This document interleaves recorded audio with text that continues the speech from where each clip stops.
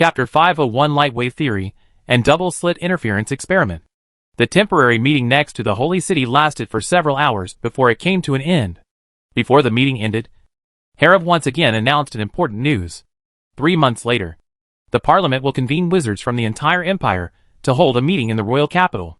The most grand academic seminar. Lin was also very interested in this. During the more than a year of attacking the empire, he did not have much time to pay attention to the development of magic. However, it can be seen from the advent of the first-generation camera that basic magic, the development and innovation of academic theories have never stopped, and have even experienced explosive growth. If nothing else, this academic seminar is bound to be very lively and can promote exchanges. The development of magic cannot just be done behind closed doors. Every achievement must be a theory that can withstand experiments and public doubts. This series of shocking news. Even after the meeting ended, the discussion among the members of the House of Representatives did not stop. Naturally, the one that was mentioned the most was the Lin mass production wizard plan. It has to be said that this magic star can always come up with some very amazing ideas. If successful, this continent will have hundreds of thousands more wizards in just a few years. Speaker Lin, I wonder how much of the construction and research of the magic network has been completed now. Do we still need manpower? And when will it be available for use? Tick asked enthusiastically after walking out of the conference room. The temptation to break through the current level and become a great wizard is too great. He is not the only one who is very concerned about the construction of the magic network. Many counselors left their seats and eagerly came forward to have a close relationship with Lin, the magic star. Although according to Lin, after the construction of the magic network is completed, every wizard can join in and experience a higher level with the help of its power. But anyone with some brains can imagine that the computing power of the magic network must be insufficient. Otherwise Lin would not have said anything about limiting the number of spells cast by new wizards per day. There are at least 5,000 third-ring wizards waiting to be promoted in the empire. Everyone wants to acquire more computing power and understand the power of the great wizard. There is bound to be a first-come, first-served problem. No one wants to be the one waiting, and they don't know what year they will have to wait in this queue. Therefore, it has become particularly important to please Lin, the founder of the magic network. To put it bluntly, it is just a matter of a word from the other party to use computing power to help him get promoted. Lin was also tired of dealing with the enthusiastic crowds and flattery from everyone. He never liked such hypocritical interactions. If it were a magic debate, he could talk to these hundreds of congressmen for 3 days and 3 nights without stopping. The general construction of the magic model has been completed. Recently, I am developing a magic that allows every wizard to connect to the magic network anytime and anywhere. The results should be available within 3 days. Lin responded to everyone's inquiries succinctly. In fact, he could directly connect to the magic network through the ring of secret magic. However, doing so was too obvious and could easily make people suspicious. So he used magic projection to transmit consciousness. A small magic was developed specifically for the link to the magic web. Just like the magic version of the internet, magic is the transmitter. But the link is not to computers, but to the brains of wizards.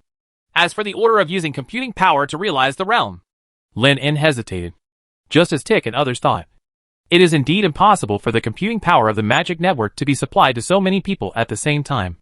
It is not easy for a 3-ring wizard to briefly touch the realm of a great wizard. Back then, intelligent brain drained the computing power of 9 3-ring wizards, allowing Lin to briefly experience the level of a great wizard. After the war, these 9 people either died on the spot or became vegetative, according to Lin's estimation, without affecting daily life. It would take at least 30 wizards of the same level to use the computing power. It would be good if 10 3-ring wizards could sense the realm of the great wizard for 1 minute every day. After all the computing power cannot be wasted here. Lin did not intend to practice favoritism in allocating these quotas. He had just become the speaker, so doing this would inevitably leave a bad impression on others. Lin quickly came up with a method that was relatively fair and could motivate everyone. Let's just judge by contribution. Whether it's military exploits, research on magic theory, or the development of new magic. It can be exchanged for corresponding performance points. And you can use your performance points to purchase the permission to use the magic network. Then how many merit points are needed to use it once? How to calculate the battle merit? A council member asked with a frown. This is something you should consider. Lin shrugged. Of course, the detailed charter must be discussed and drawn up by the parliament. And he did not have the spare time to waste time on it. He is only responsible for agreeing or sending it back for revision. Providing the blessing of computing power is only one of the many functions of Magic Network, and the rest are still under development. Lenin hopes that one day, Magic Network can cover all aspects and truly live up to its name.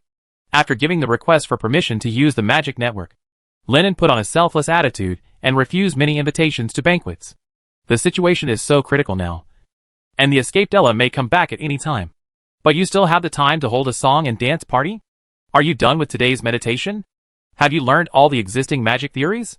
How much have you mastered calculus and electromagnetic equations? Under Lenin's 3 consecutive questions, the congressmen gathered around them had no choice but to disperse.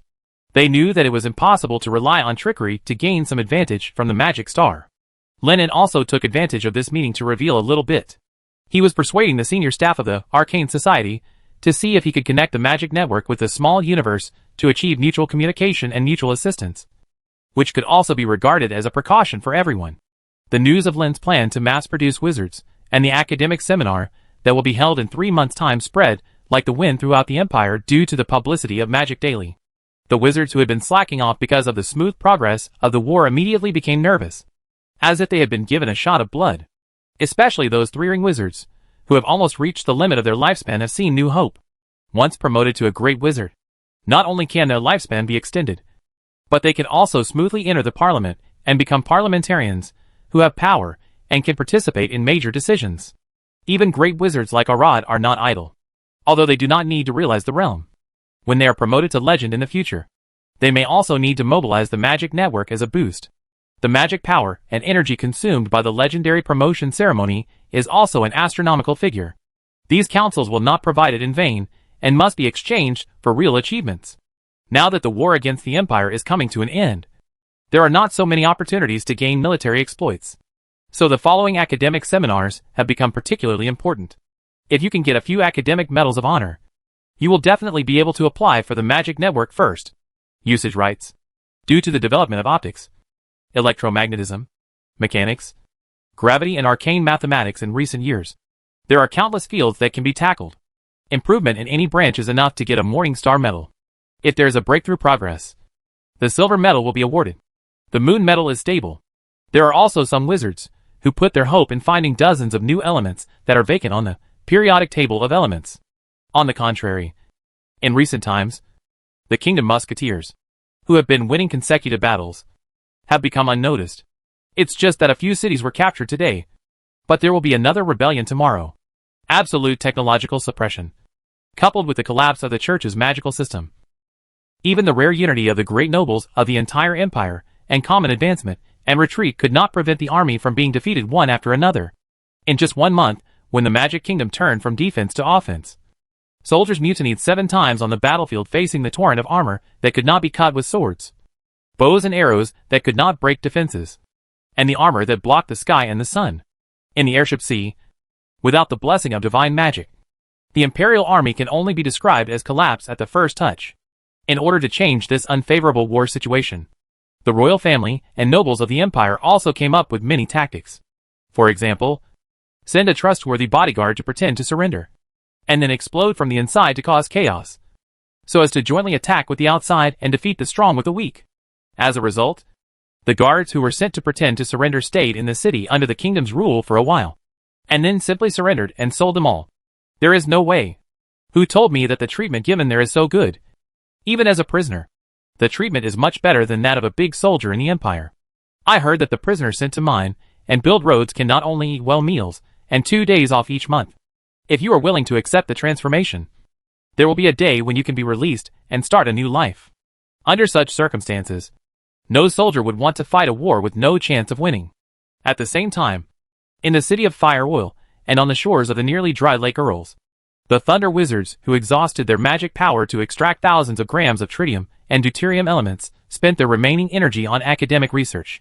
Compared with other colleagues who participated in the war against the Empire, although they avoided the risk of death by staying in the rear, they also had fewer channels to obtain military exploits. As for the hard work, of course, the smooth operation of the fusion reactor is indispensable for their tireless efforts. This Lake Earls, which is about to be ionized, is the best proof. It's just that when the merit is shared among so many people, less can reach everyone's head. It is not easy to stand out and successfully get promoted to the Grand Wizard or the Legend Wizard. Fortunately, being in a safe zone is not without its benefits. And it also means having ample time and resources to pursue academic pursuits. Having mastered thunder magic, they have a natural advantage in the research of electric and magnetic fields. However, Jeffrey, who is also proficient in thunder magic, did not choose to spend his energy on electromagnetism because there are too many people who specialize in it. I must find another way. And he is even more interested in studying optics. What is light? According to the past knowledge of wizards, light may be an extremely small element that cannot be seen by the naked eye. It is said that this hypothesis originated from a great wizard who studied optics. When he was taking a bath one day, light shone in through the window. Through the thick fog, he saw granular light. But Jeffrey doesn't think that this is just a natural phenomenon caused by light shining on the floating dust. The cloud chamber built by Speaker Lin can well explain this phenomenon. There was another point that made him more firm in his guess. That is, the diffusion phenomenon of light is completely inconsistent with the so-called elemental theory. This must be wrong. Jeffrey felt that he had touched the door to the truth, and his ambitions expanded rapidly. You must know that optics is a very critical field. As a magic star, Lin even promised that whoever can understand the nature of light will be nominated for a Corona Medal. With this achievement, he can become the first among several speakers to be promoted to legend. Teacher, experiment number 35 has been set up. While Jeffrey was fantasizing, several wizard apprentices spoke carefully, and 7 experimental devices were placed in front of them. Each experimental device is equipped with a laser emitter, which can emit 7 different colors of light, including red, green, blue, orange, and purple. There are several baffles behind the transmitter, and holes of different sizes are drilled in the middle of the baffles. Jeffrey walked to the experimental table and observed the scattering phenomenon of light after passing through the holes in the partitions very carefully. Within a few minutes, his brows were already furrowed. Puzzled, when a beam of light passes through a hole with a wider diameter, the path of the light will show a very standard cone shape, which is very consistent with the common sense that light propagates in parallel paths. But when passing through a very narrow gap, it is another situation. The scattering range of light has obviously increased. Not only does a cone with a diameter larger than the original beam range appear behind the baffle, but also the surrounding shadows. A faint ring-shaped aperture appeared. Jeffrey pondered for a long time. He held a white paper in his hand and filled it with the rules summarized from previous experiments. 3 places were highlighted and circled, which was certain. First, monochromatic light cannot be further divided. Second, the same medium refracts light of various colors to different degrees. Third, all colors of light have diffusion phenomena and will not disappear due to the weakening of their intensity. Now is the time to explore the 4th key point, which is also the most critical, and to study the phenomenon of light diffusion in depth. Jeffrey's hand was tightly holding a quill dipped in ink, but he could not move for a long time. Teacher, would you like to add a few more holes on the baffle? A wizard said out of the blue. What they have been experimenting with before has always been a single-hole baffle. What if it were replaced with double-hole or even 3-hole baffles? We can also change the round hole into other shapes, such as triangles, rectangles, etc. Maybe we will make new discoveries. Another apprentice also suggested. Jeffrey suddenly felt his eyes light up. But he hadn't had time to try these 2 points yet. Then give it a try. Chapter 502 The Photoelectric Effect and the World Fluctuate. After Jeffrey spoke, the apprentices immediately got busy. With the help of magic, it is easy to make simple improvements to the baffle, and it can be completed in just a few minutes. The baffle changed from 1 hole to 2 holes, and its shape changed from round to square, when the intense beam of light flew out from the transmitter and penetrated 2 extremely small gaps. Everyone present showed a look of astonishment on their faces, because 9 relatively clear rectangular light spots appeared on the black wall behind the hole. The light spot in the middle was the brightest, and the brightness of the light spots on the other 2 sides decreased in sequence. Why are there so many light spots? The apprentice who suggested it just now was stunned. If light really travels in a straight line, then after a beam of light passes through 2 holes at the same time, there should only be 2 corresponding shapes on the wall. The light spots and stripes are the same as the holes, even if the light is refracted after hitting the object. Such a strange phenomenon should not occur, not to mention that the brightest light spot is actually located in the center of the 2 holes, which is completely contrary to common sense. This discovery also made Jeffrey feel extremely surprised. He had vaguely realized something in his mind, but he couldn't think of the key point. It's like water waves. A short wizard next to him murmured to himself. Geoffrey was stunned for a moment, then turned his head, firmly grabbed the wizard's collar, and asked excitedly, "Water waves? What water waves?" The short wizard was startled by Geoffrey, who suddenly became extremely excited, and stammered in response. "It's just the ripples of water. Teacher, show me again. The water wave you just mentioned. Now!" Geoffrey released the wizard, used Mage's hand to pull a basin and put it on the table, and spoke excitedly said. The short wizard did not dare to neglect it all. He took a double-hole baffle from the laboratory and placed it in the basin. He left it there for a few minutes until the water flow in the basin completely calmed down. Stretch out your hand and touch the water. Like this. Under the gaze of everyone, waves of water spread from the finger in all directions, and soon hit the gap in the baffle. After the vibrating water wave passed through the gap, it immediately split into two new ripples and began to spread in a semicircular shape with the gap as the center. Since the two gaps were very close together, the water waves generated quickly collided with each other and began to interfere, cancel or merge with each other. It's the peaks and troughs of the waves. So that's it. That's it. Geoffrey understood the moment he saw the water waves, and a look of extreme surprise appeared on his face. No wonder he felt familiar just now, because it is very similar to the ripples produced by using force field magic to stir up time and space. At this moment, he seemed to have seen a corona medal waving to him. Teacher, what is going on? The faces of the apprentices beside him were full of confusion. They didn't understand it at all, and they didn't quite understand why Geoffrey became so excited. The excitement in Geoffrey's heart could not be suppressed, and he immediately explained to the apprentices. You can think of the ripples spreading on the water as light, and it's easy to understand. The water waves create ripples on the calm surface of the lake. Some places will bulge, which are called wave crests, and some places will sink, which are called wave troughs. If two ripples of equal intensity appear at the same time like just now, they will interfere with each other when they meet. When the crests of two ripples meet, the resulting interference wave will become stronger than before. And when the troughs of the waves meet, the water surface will be sunken deeper due to the superposition of the two troughs. In addition, there is another situation when the crest of one wave meets the trough of another wave, and the two cancel each other out. The same is true for light. When a beam of light passes through two cracks, it will also interfere with each other.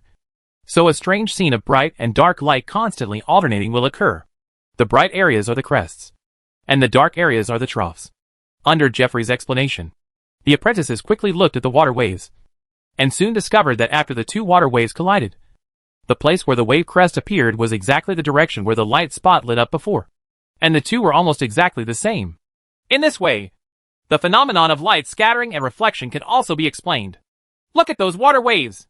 After colliding with an object, the force will be partially weakened and then bounce back. The more Geoffrey talked, the more he felt that his light wave theory was absolutely perfect and could completely explain every natural phenomenon of light. So light is by no means composed of tiny light elements. Its essence is a wave, just like the ripples produced by stirring space and magnetic fields. It is a continuous and indivisible existence, Geoffrey said categorically. Concluded, this is definitely a research result that is enough to shock the entire magic world and decipher the nature of light. The wizards and apprentices who gathered around Geoffrey were equally excited. You can imagine what kind of storm it will cause when they present this theory at an academic seminar 3 months later. Their teacher Geoffrey will undoubtedly be able to obtain a Corona medal, and their support staff may also be able to obtain it, a Morning Star medal as a reward. This is a great honor.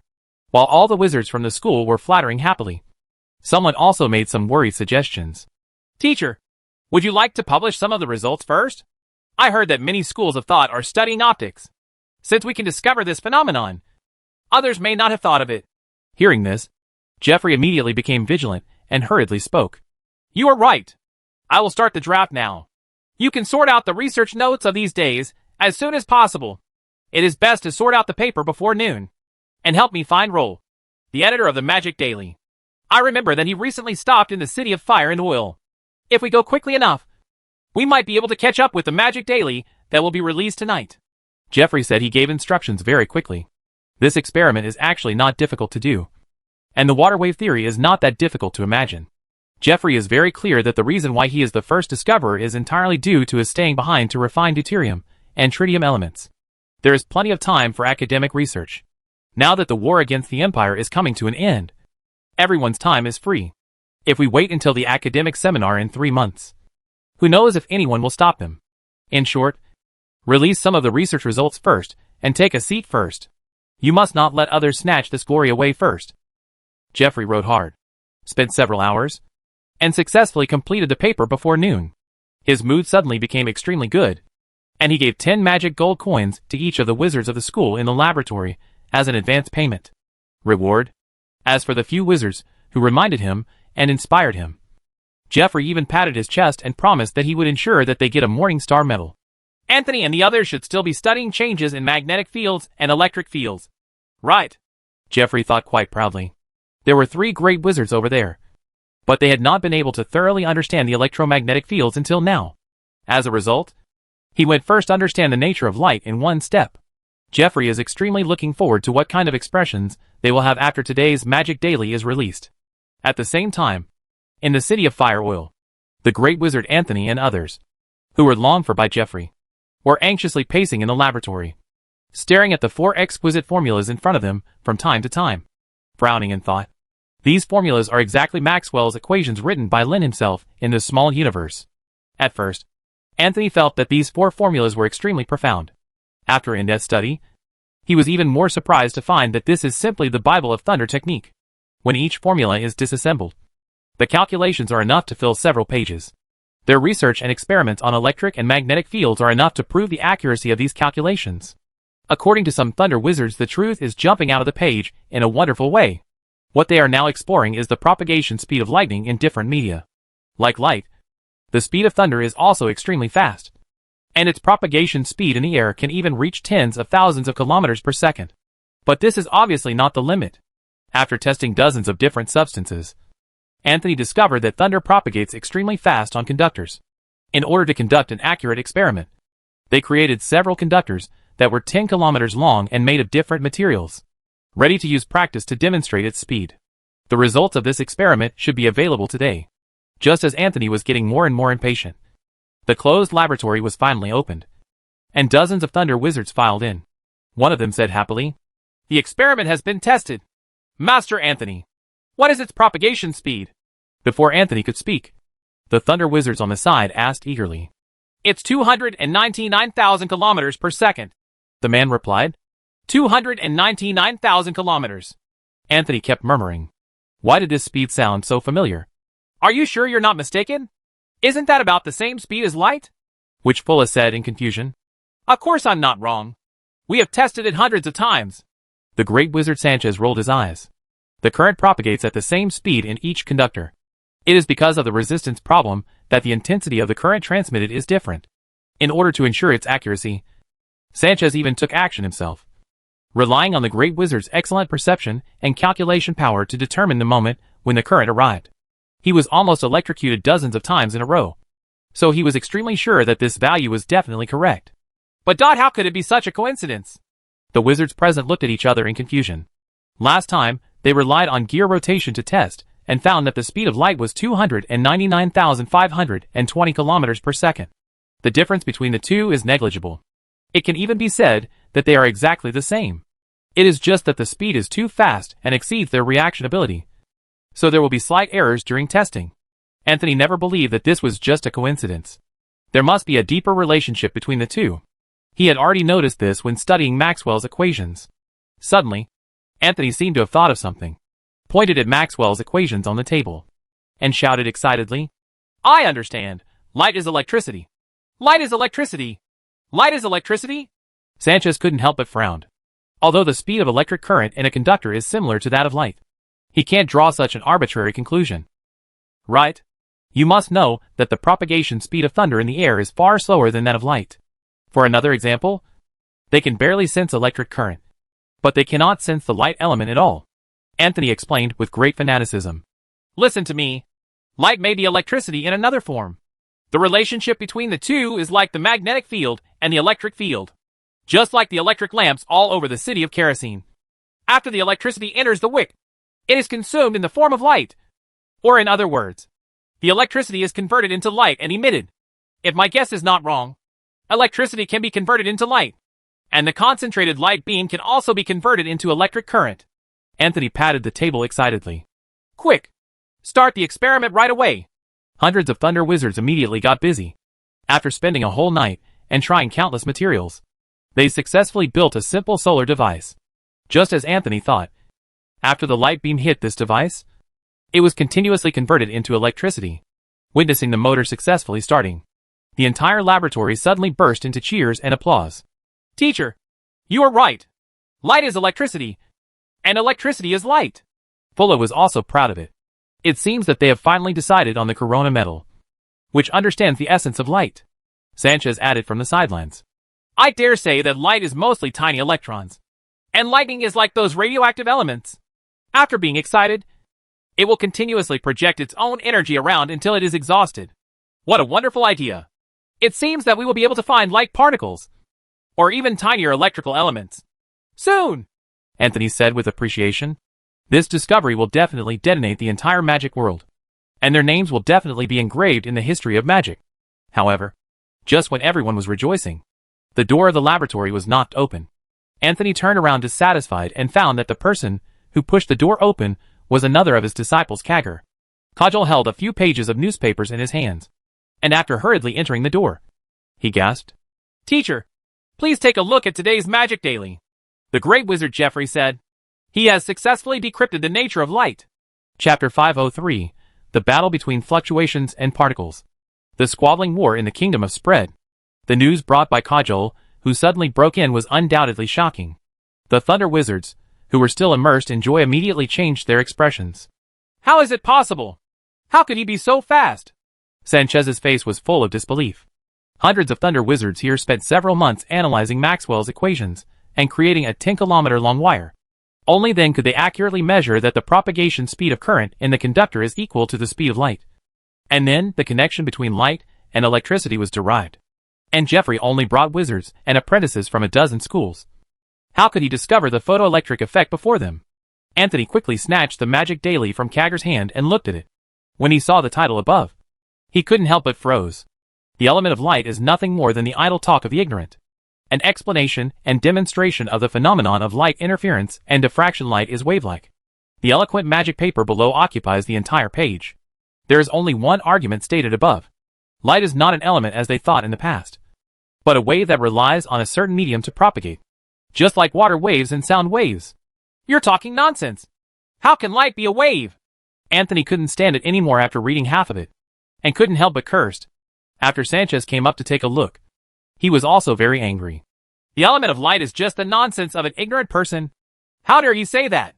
Just a minute ago, they were delighted to have discovered the photoelectric effect, thinking that photons were smaller electrons. Now they were just one step away from finding a real light element. Now Jeffrey suddenly jumped out and said that the element of light does not exist at all. That is all false. In fact, light is a continuous wave and not a particle. How can everyone accept this? It's like slapping them in the face in public.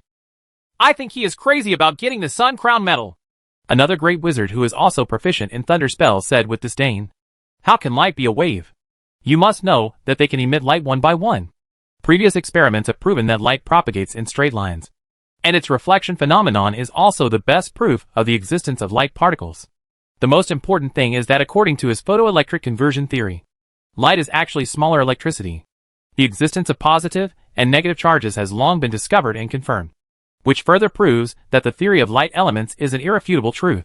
"Don't worry, everyone. Jeffrey is just sensationalizing. When we publish the photoelectric conversion theory tomorrow, the so-called wave theory will be a complete joke." Anthony quickly calmed down and said. Sanchez also nodded. He was just a clown who was destined to be exposed. It was indeed not worth their efforts. A group of Thunder Wizards no longer paid attention to the nonsense in the newspapers, and went back to organize their notes, preparing to publish part of their research in the next 2 days to kill Jeffrey. At the same time, the theory of wave theory of light also spread throughout the Magic Kingdom with the publication of Magic Daily. Although in recent years, there have been more than a dozen new newspapers in the kingdom, and Magic Daily no longer has the monopoly position it once had, but as the mouthpiece of the Parliament and an authoritative newspaper officially recognized. Its influence is still the same, not to be underestimated. Almost every official wizard who is keen on magic will regularly purchase a Magic Daily, because it often records some novel and interesting magic papers, as well as the cutting-edge results of today's magic theory. As soon as Jeffrey's light wave theory was published, it attracted the attention of many wizards. Because this theory is very complete, Jeffrey used the operating principles of water waves and sound waves to explain in a simple and easy way how light is transmitted in the form of waves, and used this to explain the interference and diffraction phenomena of light. What is even more convincing is that this paper directly provides a detailed experimental demonstration method. It only requires a baffle with 2 holes poked out and a beam emitting device. It is very simple. Even those wizards who do not know thunder and light magic can make several concave and convex lenses and use focused sunlight to complete this experiment. For this kind of experiment that can be completed with a little effort, there are naturally countless wizards who have tried it themselves. According to the Magic Star, practice is the only criterion for testing truth. The theories told by others are naturally not as reliable as those derived from personal experiments. It was this simple experiment that made Jeffrey's wave theory famous, because they are so similar. After the light penetrates the 2 gaps, the interference fringes that emerge are indeed exactly the same as the directions of the crests and troughs generated by the water waves. Could it be that light is really a wave? This question has emerged in the minds of more and more wizards. In the past, the understanding of light was entirely based on various conjectures. Even the legendary speaker could not sense the existence of this thing until Lin In, who is a magic star. Okay. An experiment to calculate the speed of light has revealed a corner of the mystery, just as the wizards in the kingdom gradually recognized this statement. On the evening of the 3rd day, the photoelectric effect and light particle theory jointly published by Anthony and others came out, which shocked people. Light turns out to be electricity, and electricity turns out to be light? In the explanations of these thunder wizards, light is a high-speed, extremely fine particle flow, and electrons are composed of these light particles. So the propagation speeds of the 2 are highly consistent. The reason why electricity emits light is because when lightning is excited, it begins to emit its own energy in the form of light, just like radioactive elements. This is undoubtedly completely contrary to the wave theory proposed by Jeffrey. But Anthony and others also gave strong evidence they successfully developed a photoelectric conversion device. The material used is silicon. As long as the silicon plate is irradiated with light of sufficient intensity, current can be continuously generated. This theory perfectly explains how laser magic works. If light is fragmented electricity, then when a large amount of light is injected into the electrons outside the nucleus, its energy will surge, jumping to a higher orbit, and then the excess energy will be emitted directly in the form of light. A group of thunder wizards also gave the light element a new name, called photoelectrons. He even bluntly stated in Magic Daily that the technology of internal combustion engines and generators has lagged behind. So why go to such trouble? In the future, a huge silicon panel will be placed over every city to directly use the almost endless sunlight in the sky to generate electricity. Isn't it perfect? After explaining the photoelectric effect eloquently, Anthony personally wrote a lot of pages to refute Jeffrey's wave theory. What is a wave? It is the process of propagation of vibration in a certain medium. For example, if a stone is thrown into the water surface will be directly displaced. Then the water molecules in front will push away the water molecules in the back, and the force will be transmitted. This means that the transmission of waves must have a medium, whether it is sound waves or water waves. But light is different. It can transmit in a vacuum of nothing. So the light wave theory is complete nonsense. What bullshit optoelectronics! After getting the new issue of Magic Daily, Jeffrey's face suddenly darkened. Just 2 days after his wave theory was published, Anthony and others came up with a theory of photoelectrons to undermine it. In his opinion, this was completely out of jealousy and malicious academic suppression. After all, he alone led a dozen apprentices to complete the research on the nature of light. So it is normal to make people jealous. However, out of caution, Jeffrey still asked his apprentices to conduct the photoelectric experiments recorded in the Magic Daily. After going back and forth for more than an hour, several apprentices cautiously reported, "Teacher, we have tried it. It seems that light can really generate electricity, whether it is multicolored light or monochromatic light, as long as the intensity is enough. It can produce electric current." Jeffrey couldn't help but froze and frowned. Could it be that light is really electricity? Ever since the Magic Star's galaxy orbit element model was proposed, the existence of electrons has been confirmed. It is like a planet orbiting a star, moving in a circle around the nucleus. If light is electricity, it should be a particle rather than a wave. There was a slight wavering in Jeffrey's mind, but he quickly reaffirmed his idea. Wave theory is absolutely an indisputable truth. After all, the results of the experiment are there. regardless of whether you are a wizard or not, or whether you are proficient in electricity and optics. You can perfectly replicate this experiment as long as you build an experimental bench. As for the so-called photoelectric effect, Jeffrey thought that it might be just the normal mutual conversion phenomenon of photoelectric energy. Rather than saying that it is photovoltaic power generation, it is better to say that the silicon plate is generating power. Burning wood can also make a fire. Could it be said that wood is fire? Thinking of this, Jeffrey asked a wizard from the school to stay in the city of Fire Oil and invite several great wizards he had made friends with. Now his wave theory has been maliciously suppressed by jealous people. It is difficult for him alone to maintain the authority of the wave theory, and more people need to come forward to stand up. About 3 days later, Jeffrey teamed up with several great wizards to publish new research results on wave theory, and added corresponding patches. The vacuum field created by their current capabilities is not completely empty. There may be some subtle elements that they have not discovered yet. Or space itself is the medium of light. For example, the disturbance caused by force field magic uses space as the medium. In addition, in response, Jeffrey also wrote a whole page to refute Anthony's particle theory. If light is more fragmented electrons, then a large amount of light gathered together will definitely produce a magnetic field. As a result, he tested it on the vacuum test field he created together with several great wizards. The gathered beam did not produce the expected magnetic field phenomenon at all. As soon as these remarks were made, they directly hit the photoelectric effect proposed by Anthony. After all, electricity generates magnetism, and magnetism generates electricity. This is the underlying logic that every Thunder Wizard knows. Public opinion in the kingdom has also reversed again, and more people are beginning to believe in Jeffrey's wave theory again, because the results of the experiment are there and cannot be faked. What should we do now, teacher? After reading the new issue of Magic Daily, Fulla was also a little panicked, especially after doing some urgent experiments and confirming that the concentrated light beam could not generate a surrounding magnetic field. She even more panicked. Anthony kept pacing in the laboratory, thinking about what went wrong with his photoelectric effect and why the light beam could not produce a surrounding magnetic field. Could it be that the energy of a single light particle is not enough to generate a magnetic field? Sanchez said thoughtfully. It's also possible that the magnetic field produced is too weak for us to detect. It's possible. Anthony nodded. In short, more experiments are needed to prove this point. Under Jeffrey's criticism, everyone was very motivated, trying to find any evidence in favor of particle theory. After several days of painstaking research, Anthony did not find the magnetic field effect of the light beam, but released another killer weapon. They developed a particle theory that explains the phenomenon of light diffraction. According to their conjecture, electricity is composed of a large number of photoelectrons. The moment the electricity is excited, it explodes like a bomb, throwing all the light particles inside in all directions. It's just that there are too many divergent light particles, and they are too dense, so a wave-like phenomenon occurs. Moreover, these light particle clusters containing sufficient energy may also explode and spread again. For example, if they encounter an impassable gap, this pseudo-wave property will not disappear until it becomes a single particle state.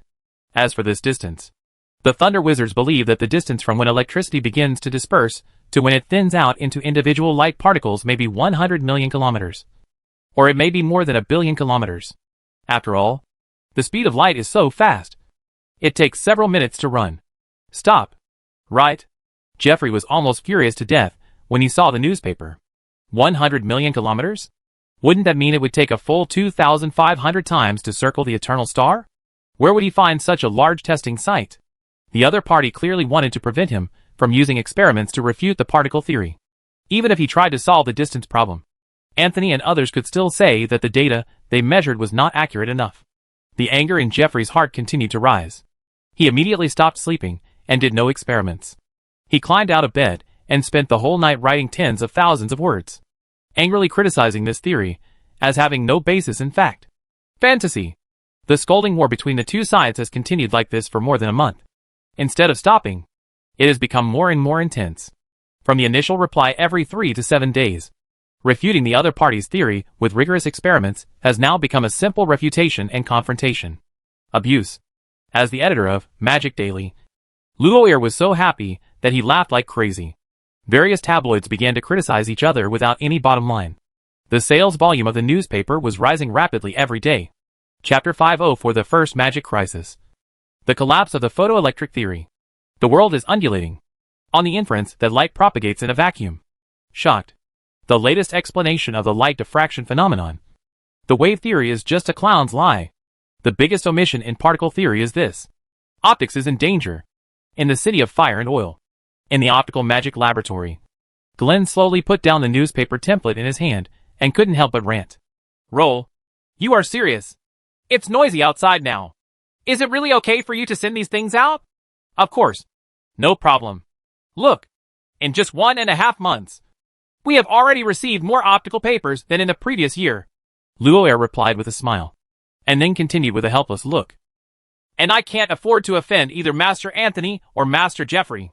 I can just post whatever they write. Roar said that at most he was responsible for coming up with an eye-catching title and polishing it a little bit. Glenn was speechless, but he had to admit that competition was indeed the biggest motivation for magic research. Over the past few days, wizards who support the particle and wave theories have conducted extremely detailed studies on the various characteristics of light and have come up with a large number of conjectures. Some conjectures are completely unreasonable and illogical, but there are also many theories that are supported by experimental evidence. As long as these arguments are confirmed, you can get a Morning Star or even a Silver Moon medal. Seeing that Green had fully understood his difficulties, Roar smiled and took the template in his hand, then handed it to the assistant on the side, asking him to speed up printing. Yesterday they printed a total of 900,000 newspapers and distributed them to all the cities under the kingdom and newly occupied cities. They were all sold out within a few hours, which shows that they were not printed fast enough. By the way, Glenn, I heard that Master Sanchez, one of the founders of the photoelectric theory, visited you in person last night. Is that true? Roar suddenly asked in a gossipy tone, and he picked up the pen unconsciously, as if looks like he's always ready to record. Thinking about it with your feet, you can tell that Master Sanchez must want to win over Glenn, the famous developer of light-focusing magic. If you agree, it will definitely be a big hit. Although Glenn is only a 3-ring wizard, he came up with a shocking plan to measure the speed of light with a 1,000-faceted mirror at the last academic seminar, and accidentally created the light-gathering magic, and obtained the magic of that person. The potential influence is no worse than that of a great wizard. When Roar asked about this, Glenn couldn't help but smile bitterly. In fact, it was not just Sanchez. Several wizards, who advocated the light wave theory, also came to him and explained the superiority of the wave theory to him in detail. However, there was no answer from either side. Firstly, they don't want to be involved in this dispute. And secondly, both theories have unexplainable optical phenomena. For example, the light wave theory explains very well the dispersion, diffraction, interference, superposition and other effects of light, but is very weak in explaining the photoelectric effect and pinhole imaging.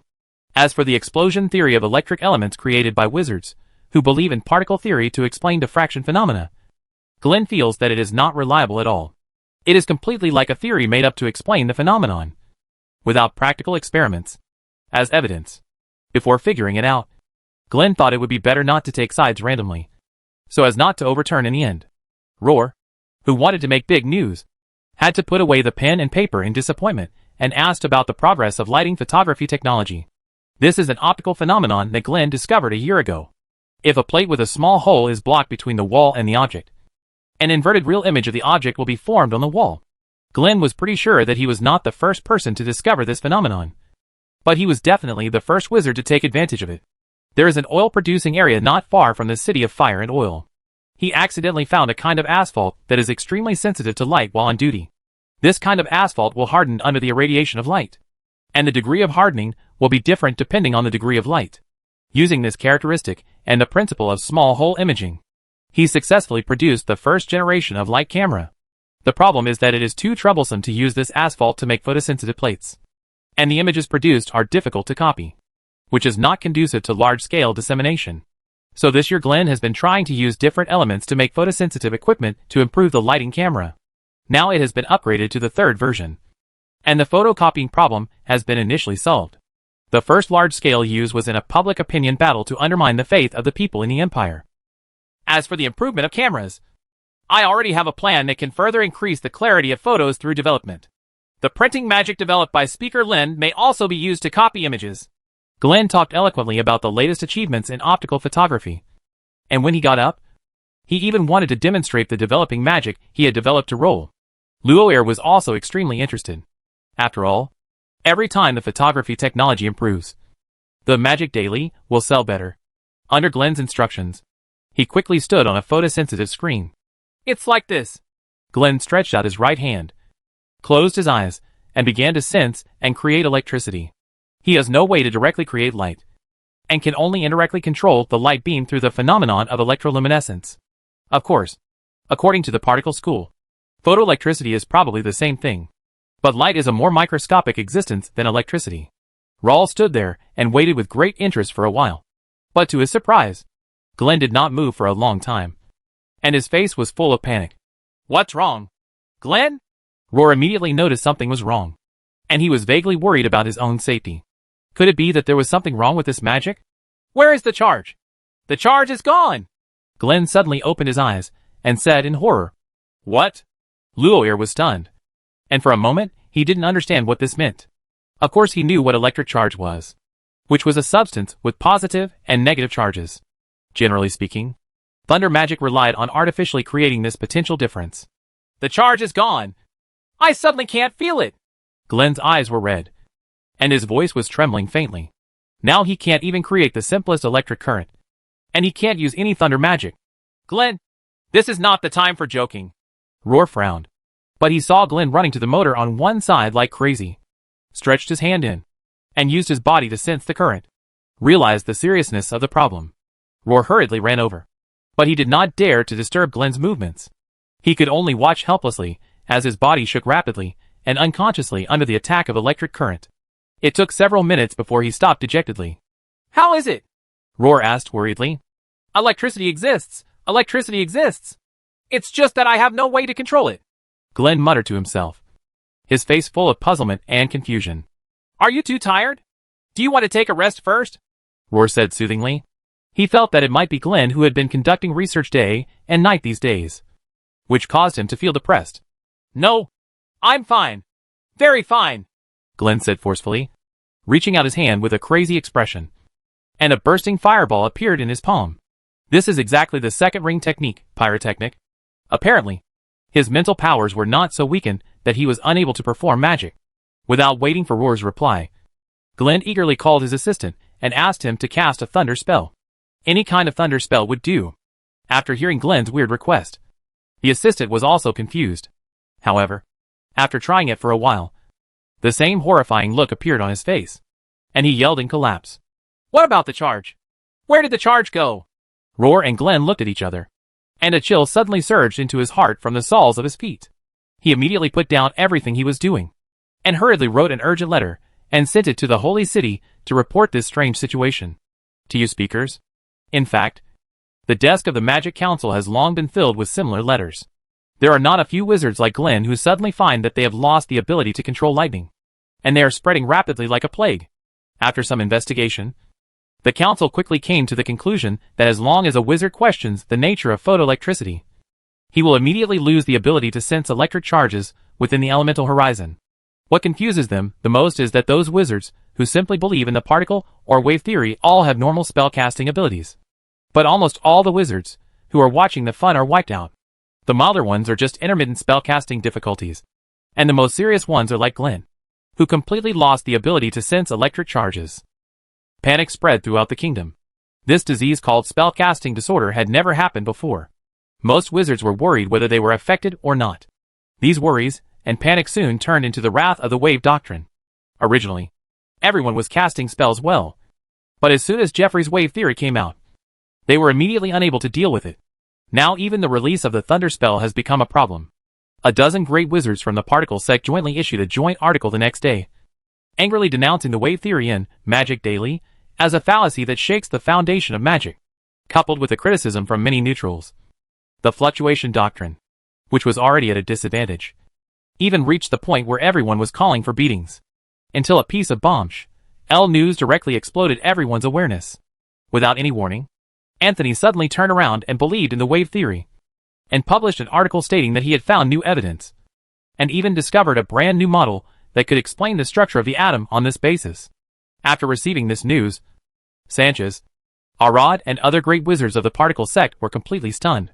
They were about to take advantage of this opportunity to strangle the wave wheel in the cradle and return magic to orthodoxy. As a result, Anthony discovered the photoelectric effect. The number one hero actually rebelled. Is Anthony crazy? Sanchez jumped in anger.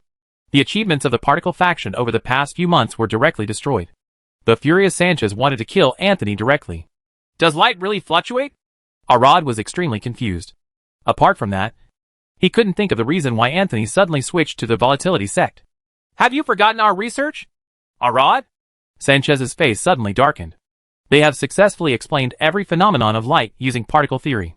And now only a few decisive evidences are left. What's more, Anthony also boasted that he had found a new model to explain the internal structure of the elements. This is simply crazy. You must know that Speaker Lin's star orbit element model has been recognized by all wizards, and can only be described as perfect. Any wizard who sees the orbital model will recognize without hesitation that this is the ultimate form of the elements. Also, photoelectricity is integrated into one body. Could it be that the electrons inside the element also fluctuate? Sanchez never believed in this absurd theory. But the impact of Anthony, the proposer of the photoelectric effect, S rebellion was still terrible. A large number of wizards, who believed in the particle sect, were shaken, and instantly lost the ability to sense electric charges. This dispute, which has spread more and more widely, has vaguely exceeded the boundaries of debate, and has naturally attracted the attention of Herav and others. Even Lin, who is immersed in studying quantum theory, received the report. Is there any obstacle in casting? After listening to Philip and others' description, Lin was also quite surprised. He did not expect that the dispute between particles and waves would lead to such serious consequences. Master Dean, are you okay? Philip couldn't help but ask. Now nearly half of the people have lost the ability to sense electric charges. Of course it's okay. Lennon raised his eyebrows. Surrounded by lightning. This was the lightning spell, electromagnetic barrier. Seeing that the magic star was fine, Philip and others breathed a sigh of relief. You must know that nearly half of the wizards have lost the ability to cast corresponding spells. Many wizards, who support the theory of light particles, even gave this spellcasting obstacle a new term called the fluctuation plague. Which means that the wave theory is the source of this magic crisis, and will spread like a plague. After some thought, Lin vaguely guessed the cause of this magical crisis. Although the electrotherapy induction method developed by Anthony gives wizards the ability to perceive and control electric charges. To put it bluntly, this is just a trick, and their understanding of electricity is very limited. It's like a child who has reluctantly learned to walk and run by relying on muscle memory. Now two people suddenly appear and argue with each other, insisting on telling the child whether it is more scientific to step with the left foot first or to step with the right foot first when walking. Science. Which leg nerve should be controlled? And what is the most appropriate step? Directly confused the child who could run away. And now he can't even walk at all. Chapter 505 Anthony. No one knows Maxwell better than me. Lennon calmed down, recovered from the suspicion about the spellcasting obstacle, and asked with a slightly worried voice. What does the council think now? Have they thought of a way to stop this riot? Philip shook his head helplessly. In fact, the parliament was now in chaos. Such a sudden loss of the ability to perceive a certain element had never happened in the history of magic. It is said that Speaker Vittorio convened a lot of them and conducted physical and mental examinations on them. No new findings have been found yet. The only thing that is certain is that all of these people have questioned the nature of optoelectronics. And many of them have even directly participated in discussing the wave particle debate and published several papers in newspapers. After Philip paused, he continued to speak. Nowadays, many wizards who support the particle theory suggest that the wave theory be banned to prevent the spellcasting disorder from continuing to spread. Members of Parliament are also considering this suggestion. After all, the impact of this dispute is too great. This weird spellcasting obstacle has made many wizards feel scared. Even several speakers have expressed their opinions about this. Worry. Although the main force of the church has already collapsed. Ella, who has fled outside the territory, is always a great threat. The thunder spell is now a very critical force in the entire magic system. It has great advantages in the transmission of information. The derived electromagnetic field is also an important factor in restraining nuclear power. That's why the speakers asked me to ask for your advice, Philip said cautiously. No, you must not do this. Tell them that I am clearly opposed to banning the fluctuation doctrine. Len objected directly. We are not a church and cannot stop normal research and discussion on magic. Besides, it's too late to ban now. After nearly 2 months of disputes, coupled with the manipulation of the two schools to win over each other and support each other. Nearly 70% of the great wizards and the schools they led were involved. In addition, those who were originally watching the fun. In the end, they suffered an inexplicable disaster from the Thunder Wizard and a frightening spellcasting obstacle, which made this dispute known to everyone. Even if they openly ban the wave theory, they can't stop the wizards from conducting research in private. So it's better to let them debate openly. The collision of ideas can also help break the rules. However, Lynn also asked Philip to reply to Parliament and let them manipulate public opinion to slightly control the intensity of the dispute to avoid large-scale bloody conflicts. This is not impossible. There have been many conflicts caused by academic disputes in the history of magic. For example, more than 20 years ago, the debate about the origin of the fire element almost caused the two opposing schools to merge. In the end, the great wizard Arad relied on the newly developed six-ring magic, fire element Storm, to defeat him in a duel. Only by defeating the opponent can the opponent be convinced.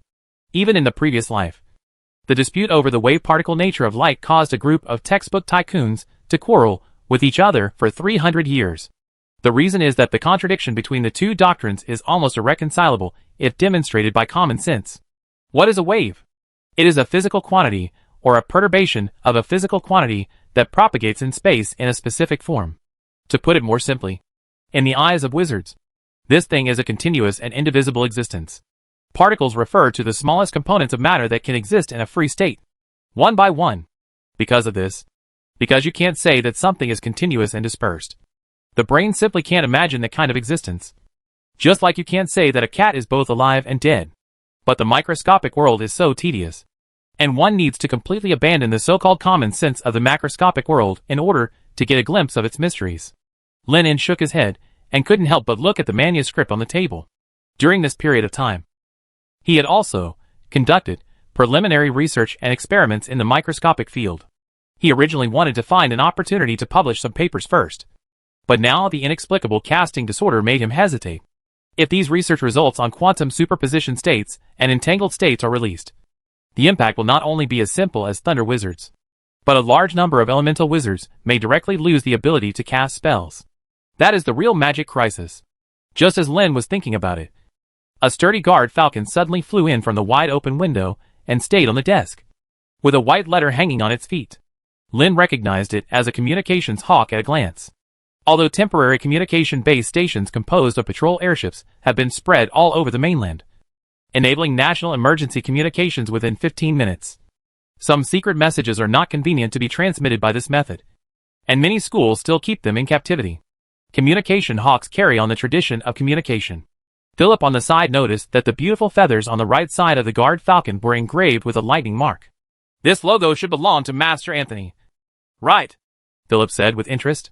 In recent days, the founder of the electrotherapy induction method and the proposer of the photoelectric effect has become famous. As a leading figure in the light particle theory, he actually turned around and believed in the wave theory, which made many wizards who were watching the fun dumbfounded. Philip is also more inclined to the light particle theory, and he really can't understand why the other party suddenly made such a crazy move. Maybe the truth lies in this letter. Lin then took the tightly sealed letter, and after passing the identification magic on the envelope, he unfolded it and read it. In this letter, Anthony elaborated on their research on electric and magnetic fields during this period, and stated that he had cracked the fourth equation of Maxwell's equations and derived an amazing fact from it. Light is an electromagnetic wave with a unique frequency, and successfully used this method to create light. No wonder, Lin smiled. He could imagine Anthony's emotions of collapse and surprise. Now that he understands that light is electromagnetic waves, it is not incomprehensible that he suddenly chooses to embrace wave physics. In addition, in the letter, Anthony also flattered him fiercely, saying that these research results were derived based on his Maxwell equations and calculus formulas, and then euphemistically stated that he had discovered a new explanation. The model of the internal structure of elements may be very subtly different from the star orbit formula he proposed before. Of course, Lin knew that this subtle difference was probably a huge difference. The purpose of Anthony's letter was obviously to test his tone. I'm probably worried that I might object or even use my influence to block him. So I asked him his opinion first. Lin shook his head in a funny way. After thinking for a moment, he wrote a reply letter, affirming Anthony's research results in the field of electromagnetism and expressing his support for the other party's proposal of a more novel atomic model to explain microscopic phenomena. At the end, I considered adding the hint that light and electricity do have certain wave properties, but the particle characteristics they exhibit cannot be ignored. Philip, who was extremely curious, quietly glanced at the content of the letter, and then his pupils tightened. He happened to see the last sentence Lin was writing, and his heart was shocked. Is it possible that the dean also supports the wave theory? On the other side, Lin had already placed the envelope and tied it to the communication eagle's foot. Seeing this, Philip hurriedly said goodbye and left. However, he was still a little uneasy after walking out of the door. If he wanted to use electromagnetic communication magic, he would discuss it with some of his friends. However, this time the spell failed. Philip opened his eyes suddenly.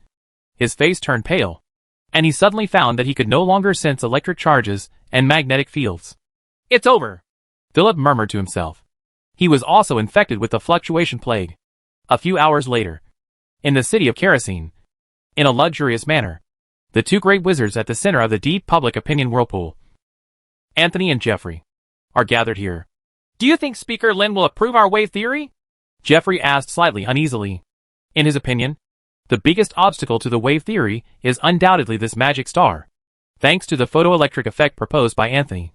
These two things are tied together, plus someone's sudden idea to re-improve the model of the internal structure of the elements using the wave theory, which is consistent with some of the magic proposed by Speaker Lin.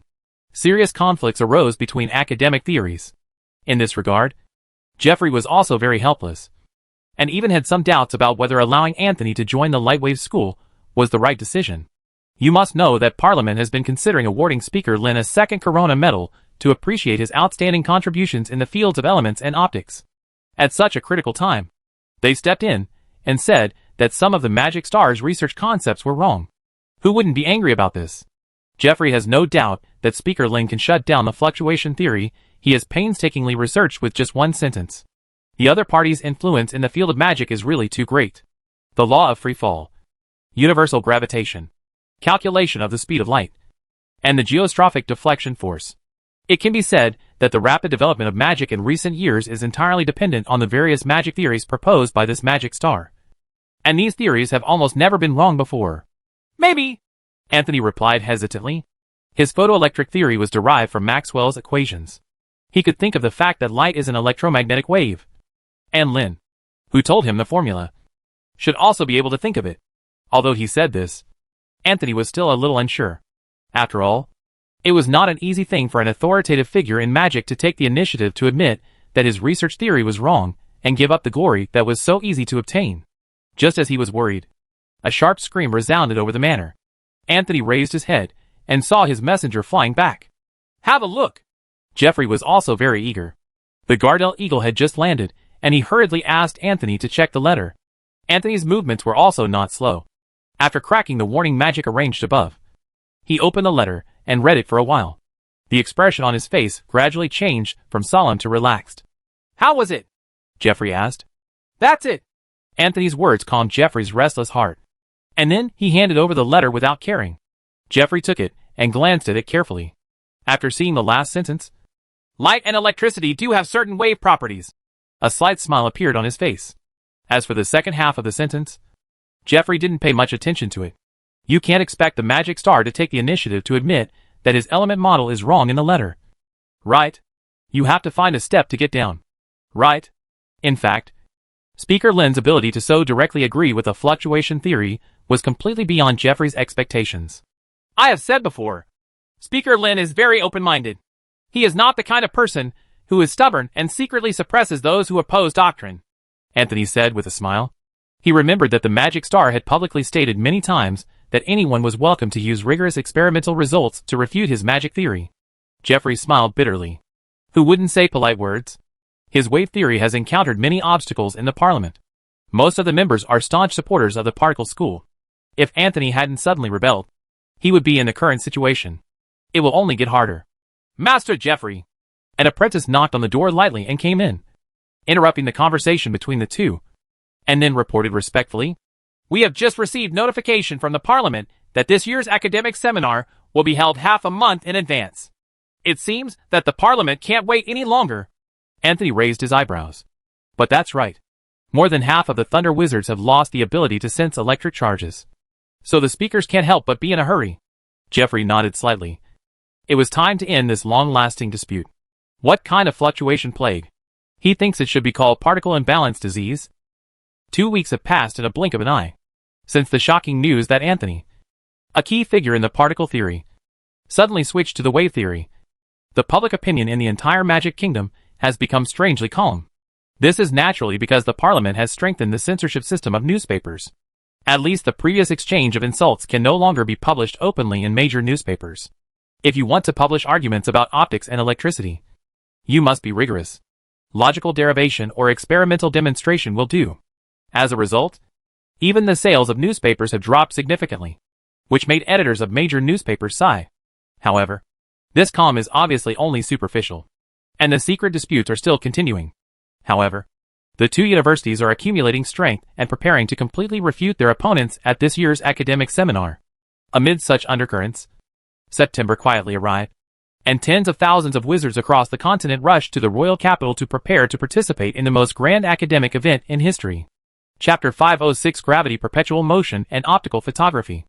In September, the cool autumn wind slowly blows away the heat of summer. After several months of fighting, the entire eastern, central and southern regions of the empire have been occupied. According to the most optimistic estimates of the Parliament, the war against the empire will be completely over in 2 months at most. At the same time, the railway tracks were also repaired section by section, like a large crisscrossing network, covering every major city in the eastern region, and will expand to the entire empire in the future, which also facilitated the holding of this academic seminar. A magic train full of passengers drove out of the unbuilt platform with a loud whistle and headed towards the royal capital at an extremely fast speed. The rolling wheels kept running over the rails, making rumbling sounds, and the carriages were shaking faintly. But this sense of novelty was enough to make people ignore these slight discomforts. The middle-aged wizard Sean, who had just sat down with his apprentice, saw the dense bushes outside the window quickly disappearing from the field of vision, and couldn't help but sigh. What an amazing alchemical creation! The train under them is more than 70 meters long, can carry nearly 1,000 people, and travels at a speed of 100 kilometers per hour. It is said that it only takes 9 hours to get from the center of the empire to the capital of the Magic Kingdom.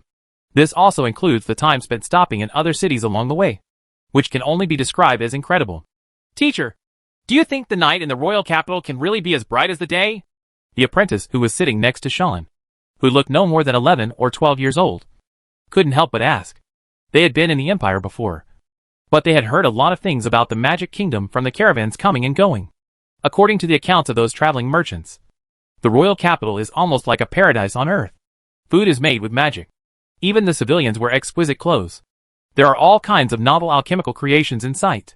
Travel is not a carriage, but a driving one. Plant a steel behemoth that spits smoke from its back. In comparison, the imperial city they were in was simply a cesspool. Even the holy city before its collapse was no exception. Apart from the floor space, everything else was far inferior. Of course. Sean smiled and explained. I heard that it was the work of Speaker Lin, the magic star. He'd bound the powerful power of thunder into a light bulb and used electricity to create light. The young apprentice fantasized about such a scene. In a daze, the sky suddenly darkened. The train entered a long and dark tunnel. At the speed of the train, it took more than 10 seconds to rebuild the sky. Day. Such a strong change in light and darkness surprised the wizards in the carriage. Sean, who was leaning against the window, curiously looked through the window. Behind him was a huge mountain. It's the Peak of Despair. Despiel. Sean quickly identified it. This is the second tallest mountain in the empire, and it got this name because of its steepness. This train actually passed directly through the mountain. No wonder the surroundings suddenly felt dark. Under Sean's gaze, there was a huge tunnel running through the front and back of the mountain, which looked quite spectacular. He remembered that the kingdom's musketeers had only arrived here 3 months ago. What kind of power could hollow out an entire mountain in such a short period of time? Hundreds of wizards in the carriage were also talking about it. And one of them, a gorgeously dressed witch, said proudly, "The one who created this tunnel was the Sunfire Cannon. It is one of the greatest alchemical creations currently owned by the council. It blew through the mountain with just one blow." Did Sean and the others, with expressions of astonishment on their faces, blast through the Peak of Despair with one blow? What kind of powerful force can do such an exaggerated thing? Many wizards also questioned it, thinking that this must be hearsay and exaggerated. Maybe it was dug out bit by bit by the great wizards using magic. The witch curled her lips and did not continue. A peak of despair was nothing. The entire holy city was destroyed in the battle between the speakers and the false god. This sunfire cannon was originally used to deal with the remaining legions of the empire. As a result, the nobles performed worse than the others. The battle collapsed at the first touch, and there was no need for this powerful weapon. On the contrary, we encountered a lot of troubles when building roads, especially in the central region of the empire, which is full of high mountains. If we build roads in a detour, it will undoubtedly be time-consuming and laborious. So Speaker Vittorio suddenly had a whim and used the idle sun flame cannon directly on the road construction. One shot can be said to open mountains and destroy forests. It is not easy to use. Sean did not have the slightest doubt about this witch's words, because he heard that the legendary wizards in the kingdom used a powerful magic to create a land of death that spread for more than 10 kilometers, which was obviously more exaggerated. The 9-hour journey was not too far away. After the excitement of riding the train for the first time gradually subsided, the train slowly stopped at the platform of the royal capital. It's already evening. The witch who spoke before stood up and walked out of the train first, and then the others followed. Sean did not act immediately, but took out the best blue robe from the suitcase and put it on. Then he took a deep breath and stepped out of the train with his assistant and apprentice. "Welcome to the Magic Kingdom!" A loud and enthusiastic voice sounded in everyone's ears. The one who spoke was naturally Theodore, who was responsible for welcoming the train. He was holding a long list in his hand, confirming each person's name one by one, and then guided them to the ride location. "This way, gentlemen, please." Sean was walking among the crowds, holding his suitcase tightly with one hand, which contained his life's research results and the purpose of attending the academic seminar. The young apprentice beside him was looking around. Everything in this city was new to him. He saw the beautifully decorated train platform, the wide, clean and slightly crowded bustling streets, the strangely shaped and fast alchemy cars that shuttled on the road, and the alchemy workshops with billowing smoke. Even the masonry of the platform beneath my feet was as smooth as a mirror. When I stepped on it, I couldn't help but feel a sense of guilt for destroying a work of art. Before the afterglow of the setting sun completely set, bright lights lit up from the tops of the pillars erected on both sides of the street, dispersing the coming darkness in advance. Inside the oval-shaped lamp is a filament that has been heated to the point of appearing incandescent, vividly demonstrating what it means to trap lightning in a light bulb. In my ears, the soothing singing sounds came from nowhere, and the melodious tune seemed to contain some kind of special rhythm, which made people intoxicated. "Who is playing music here?" an alchemist asked curiously. There was no band playing music at all nearby. "Ha ha! This is the music played by the wind, played by magic," Theodore explained with a smile. In view of the fact that the church's holy city is resounding with loud hymns all day long, this kingdom's capital city, as the face of the parliament, certainly cannot be at a disadvantage in this regard. There is nothing strange about it.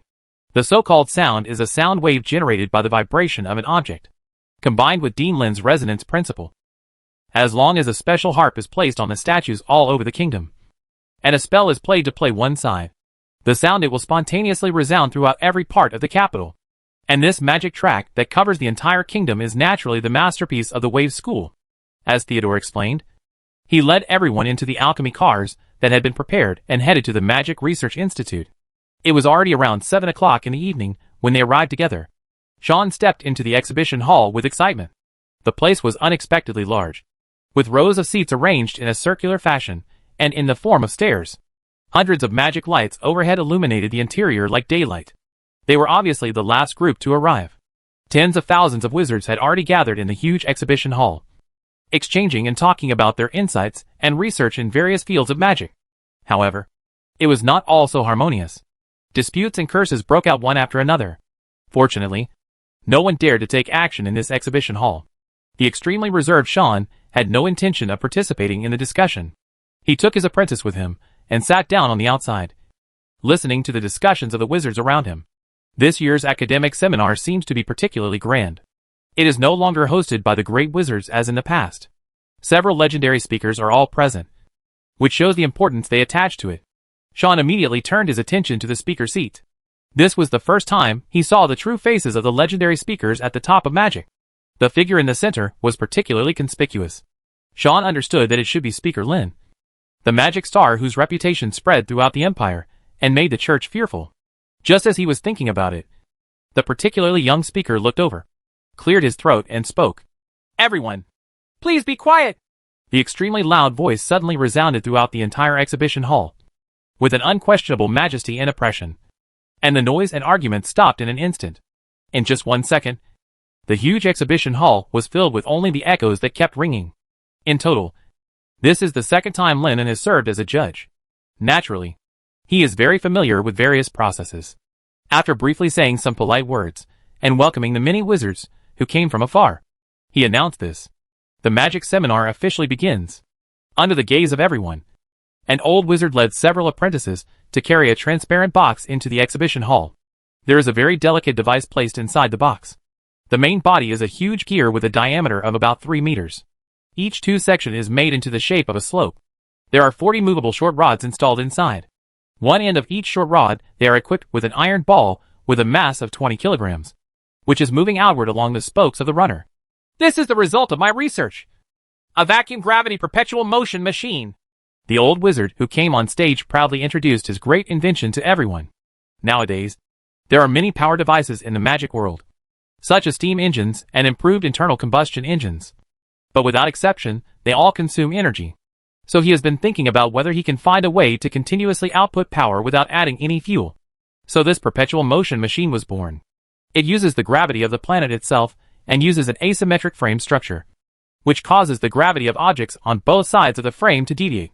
The heavier side pulls the lighter side, producing repeated mechanical motion, in order to eliminate the influence of external forces as much as possible. He also specifically begged a great wizard to remove the elements inside the device, so that the instrument could continue to operate. Looking at the strange perpetual motion machine in front of him, the wizards present were also quite interested.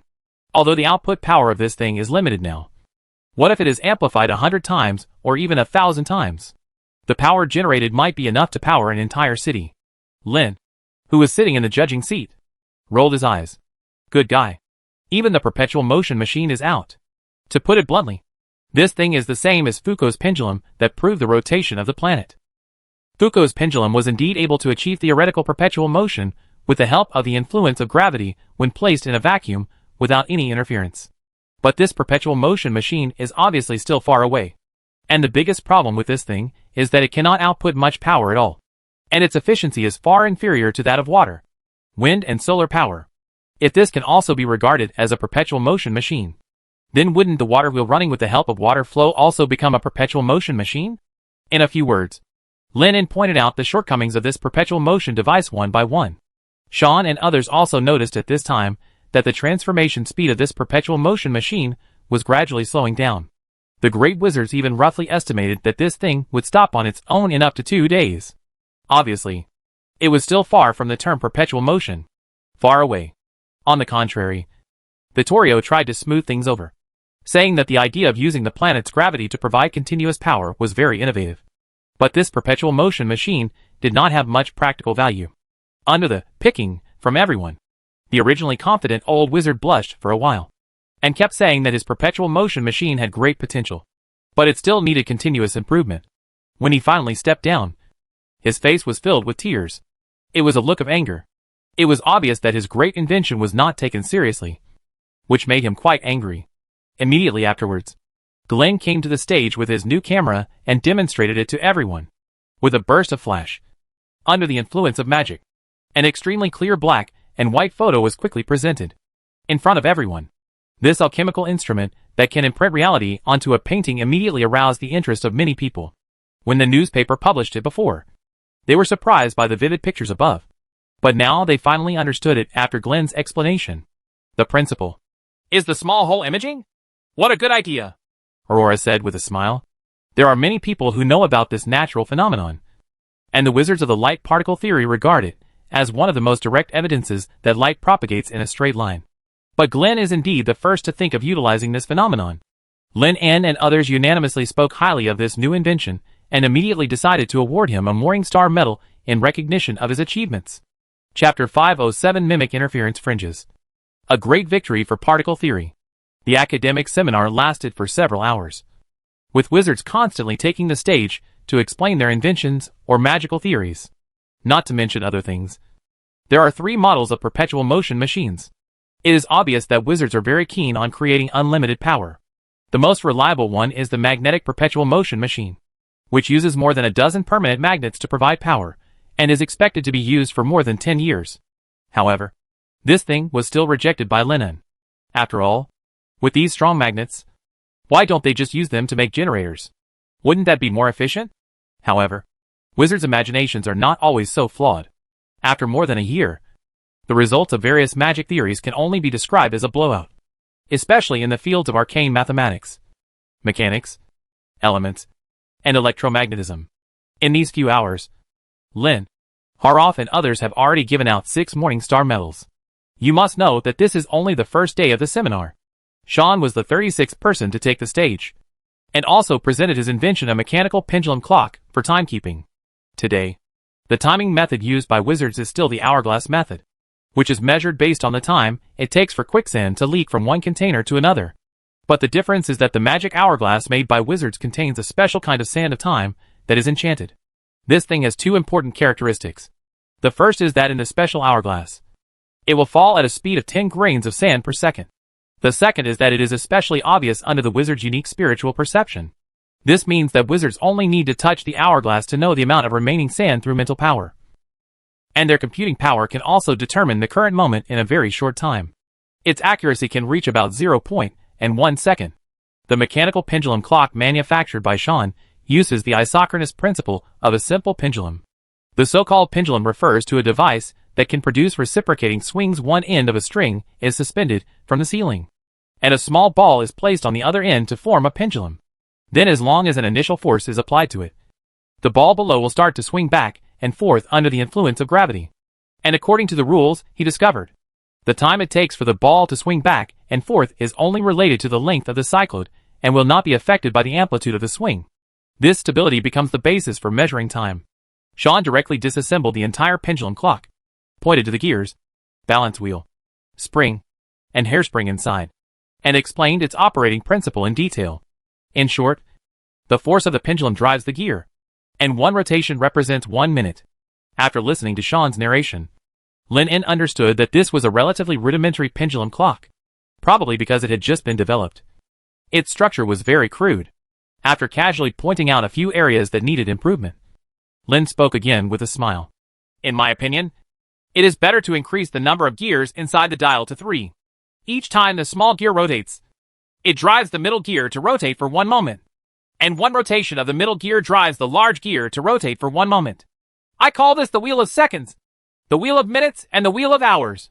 Sean paused for a moment, with a look of surprise on his face, and soon understood the benefits of doing this.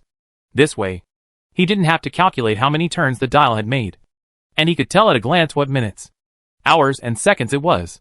Thank you for your suggestion, Speaker Lin. I didn't expect that you also have such high attainments in alchemy. Sean bowed slightly and thanked him. Before he was in the Empire, all he heard was how talented the Magic Star was in magic research. But he didn't expect that the other party was such an all-rounder. In fact, Speaker Lin is the most skilled wizard in alchemy in the entire magical world. My title as a magical creator has long been unworthy of my name. Vittorio, who was sitting on the judge's table, said with shame. Lin, who built airships, fighter planes, magic trains, and giant steel ships in just a few years, more closely fits the name of a magical creator. Although the Sunfire cannon developed by myself is also very sharp, it is just a copy of others' wisdom and the use of alchemy to reproduce final end atomic breath. Actually, my alchemy skills are very average.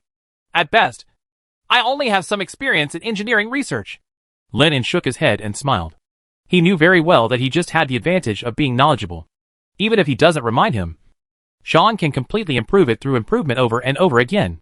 Lin quickly ignored the topic and instead discussed with Haruf and others whether Sean should be nominated for the Morningstar Medal. Several people are very optimistic about this new timekeeping method, although its accuracy is not as accurate as the magic clock. Its greatest value is that it does not require magic power, which means that even ordinary civilians can use it.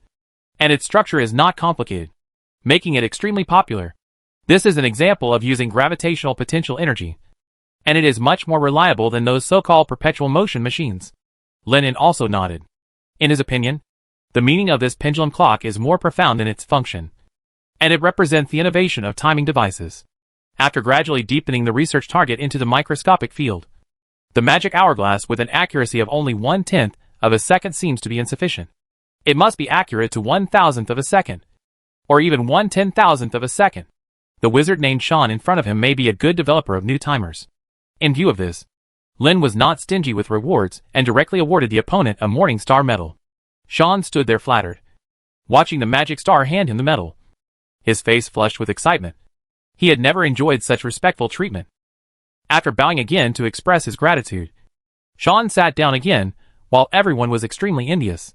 Several wizards around him even took the initiative to chat with him enthusiastically. Then the next one is Master Sanchez's light particle scattering experiment. Harib looked at the list in his hand and read out. Hearing this, the wizards present were shocked. They understood that this was the focus of this academic seminar. The theoretical dispute between light particles and waves has been going on for several months. And this is not just a simple theoretical dispute. It is about the ownership of a corona medal. And no one can give up. Under the spotlight, Sanchez stood up and walked to the booth. After bowing to the speakers, he elaborated on his theory of light particles. This is the same as those papers previously published in Magic Daily. The fundamental argument is that light is composed of particles. And there are an extremely large number of them. Even within a beam of light with a diameter of 0.1 millimeters. The light particles contained are also hundreds of millions. As he spoke, Sanchez raised his right hand and created a reddish translucent magic ball in the palm of his hand. A large number of mimetic elements were constantly surging inside to simulate the existing form of photoelectrons. At this moment, a wizard who supported the wave theory suddenly sneered and interrupted Sanchez's words. Wait a minute. Master Sanchez, you just said that light is electricity and electricity is light. You even thought that electricity is composed of smaller light particles. Candles that can be lit can also continue to glow. Does this mean that candles can continue to generate electricity? There was a burst of laughter in the huge conference room. Of course, candles could not be used to generate electricity. But some people didn't smile. And certainly not Sanchez. Instead, he sighed helplessly. I wonder if you are a wizard of the kingdom or a wizard of the empire. I come from Sertod, the city of steel, the wizard said with a steady expression. Sertod is an important city located in the eastern region of the kingdom.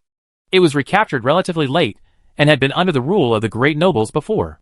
In the implicit division of wizard groups, they are at the middle and lower levels. Although everyone is a wizard, the prejudices against each other still exist. For example, wizards born in the land of wizards look down on wizards born in the kingdom, thinking that they are all barbarians who have not received systematic magic education, while wizards in the kingdom look down on wizards in the empire. Even if the parliament deliberately eliminates regional differences, such contradictions still inevitably arise. Sanchez also realized that his words might cause some misunderstandings.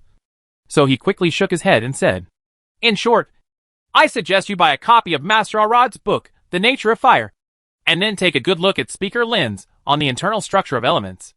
Electronic orbital model, so as not to ask such stupid questions again. What is fire? It is the oxidation reaction during the combustion of substances. If the temperature is enough, it will be a high-temperature plasma. And electrons exist inside every element. I think everyone should know this common sense. Sanchez looked at the wizard with disdain. Let alone a candle. The temperature is theoretically enough to ionize all substances. Hearing these words, the wizards who had been laughing just now felt extremely embarrassed. And the wizard who spoke was even more speechless. After Sanchez explained something, he ignored these ignorant people and continued to talk about his particle theory, based on the small hole imaging that Glenn had just demonstrated. With the efforts of the apprentices, a simple experimental bench was quickly built. There are only 3 things on it. On the left is a candle. In the center is a partition with a small hole. And on the right is a stone wall. Sanchez lit the candle, and a candle-shaped light spot immediately appeared on the stone wall opposite. But it was upside down. We can imagine that the light emitted by the candle flame is composed of countless light points. Since the diameter of the fireworks is larger than the hole, the light points from the upper part of the candle flame pass through the small hole in a straight line and will shine on the bottom of the wall. The light emitted from the lower part of the candle flame will shine on the top of the stone wall. And all the light spots combined form an inverted candle flame. If light is a wave, then it is impossible for it to show such a clear image that is upside down and completely opposite in shape and size. Sanchez said loudly. So there is no doubt that light is a particle traveling in a straight line. Sanchez's voice continued to echo in the exhibition hall, and the wizards present looked at the conspicuous candle shadows on the stone wall and talked about it. Then how do you explain the problem of light interference and diffraction? Jeffrey, who had been silent all this time, finally couldn't help but speak, and the question was the dead end of the particle sect. This is exactly the experiment I am going to do next. A mocking smile appeared on Sanchez's lips. Everything will be clear with a simple simulation. Sanchez directly asked people to remove the candle and replace the middle baffle with a double-slit one, and then created another blue light elemental ball in his left hand. Now I assume they are photoelectrons. Sanchez held up 2 elemental balls, one red and one blue, and under the gaze of everyone, shot them into the 2 gaps in the baffle. After these 2 groups of particle elements hit the hole with a smaller diameter, the protective film on the outside burst open, and the magic mimic elements inside began to spread in all directions. Since there were 2 explosion sources at the same time, and the distance was very close, many scattered red and blue elements quickly collided with each other and merged together, and the power became more powerful. The wizard in the front row suddenly stood up from his seat, staring at the stone wall. The red and green mimic elements hit the wall, leaving eye-catching holes. About 3 seconds later, the results came out. The impact points of the scattering elements were concentrated in several areas, forming 9 holes, streaks formed by impact craters. It is not that there are no pits in the middle of these stripes, but the number is relatively small. Interference stripes. These are interference stripes. Sean shouted in shock. More and more people have realized that if these potholes are compared to scattered light particles, then the areas with dense potholes are the areas with the brightest light, while the rest of the places are relatively dark. In other words, even if the light is a particle beam, light interference and diffraction may occur. Realizing this, the wizards who supported the light particle theory were extremely excited. Sanchez's experiment undoubtedly eliminated the biggest obstacle to the particle theory. For a while, cheers and applause resounded in the exhibition hall. The great wizard Arad directly read out the results and shouted loudly, "This is the victory of particle theory." Sanchez proudly turned his gaze to Jeffrey and Anthony. "I have to say, this explanation is very clever, Sanchez." Anthony couldn't help but sigh. He had seen the photoelectron explosion theory proposed by Sanchez, but he didn't expect that the other party actually carried out this experiment, even though it was just an experimental result of mimicking photons. "I'm sorry that you gave up the right path, Anthony," Sanchez said with a chuckle. "It's not too late to repent." Anthony shook his head and sighed. "Unfortunately, this theory is wrong." Seeing that Anthony was still stubborn, Sanchez frowned dissatisfied. But before he could reply, Anthony spoke again and said decisively, "Because I have found the essence of light. It is actually an electromagnetic wave." Chapter 508. Before entering the quantum realm, please throw away your common sense. Anthony's words caused the particle wizards, who were celebrating their victory, to pause. "Master Anthony, are you sure?" A wizard who supports the wave theory stood up excitedly, and then hesitated. "But how is this possible?" Obviously, even he himself was not sure about this statement. What are electromagnetic waves? It is a wave phenomenon caused by the alternating changes of electric field and magnetic field. The entire kingdom's communication system relies on the use of electromagnetic waves. So wizards who are proficient in electricity are familiar with this. Because of this, they found it unbelievable. If, according to Anthony, light is an electromagnetic wave, then when they communicate, an extremely obvious light wave should appear. To be precise, light is an electromagnetic wave in a specific frequency band. Anthony increased his tone a bit, suppressed the chaotic doubts on the court, and then explained, "And electromagnetic waves of other frequencies cannot be received by our eyes, so they are invisible." "You mean light waves are like sound waves?" Harov thought and quickly understood the underlying meaning of Anthony's words, because there is something similar and familiar to them, and that is the sound waves produced by the vibration of objects. Due to the limitations of the human ear, it can only hear sound waves with a frequency of about 20 to 20,000 Hz. Once it exceeds or falls below this frequency, it cannot be heard. As for this Hertz, it refers to the measurement of the number of repetitions of periodic changes per second. It is described in detail in The Secret of Sound Principle of Resonance, written by Lin In. It is said that it is based on the death of a member of the Arcane Society who studied sound waves, named by scholars. "Not bad." Anthony nodded. "According to my experiments, the frequency of visible light is about 400 to 700 Hz. That is to say, we can create light by releasing electromagnetic waves.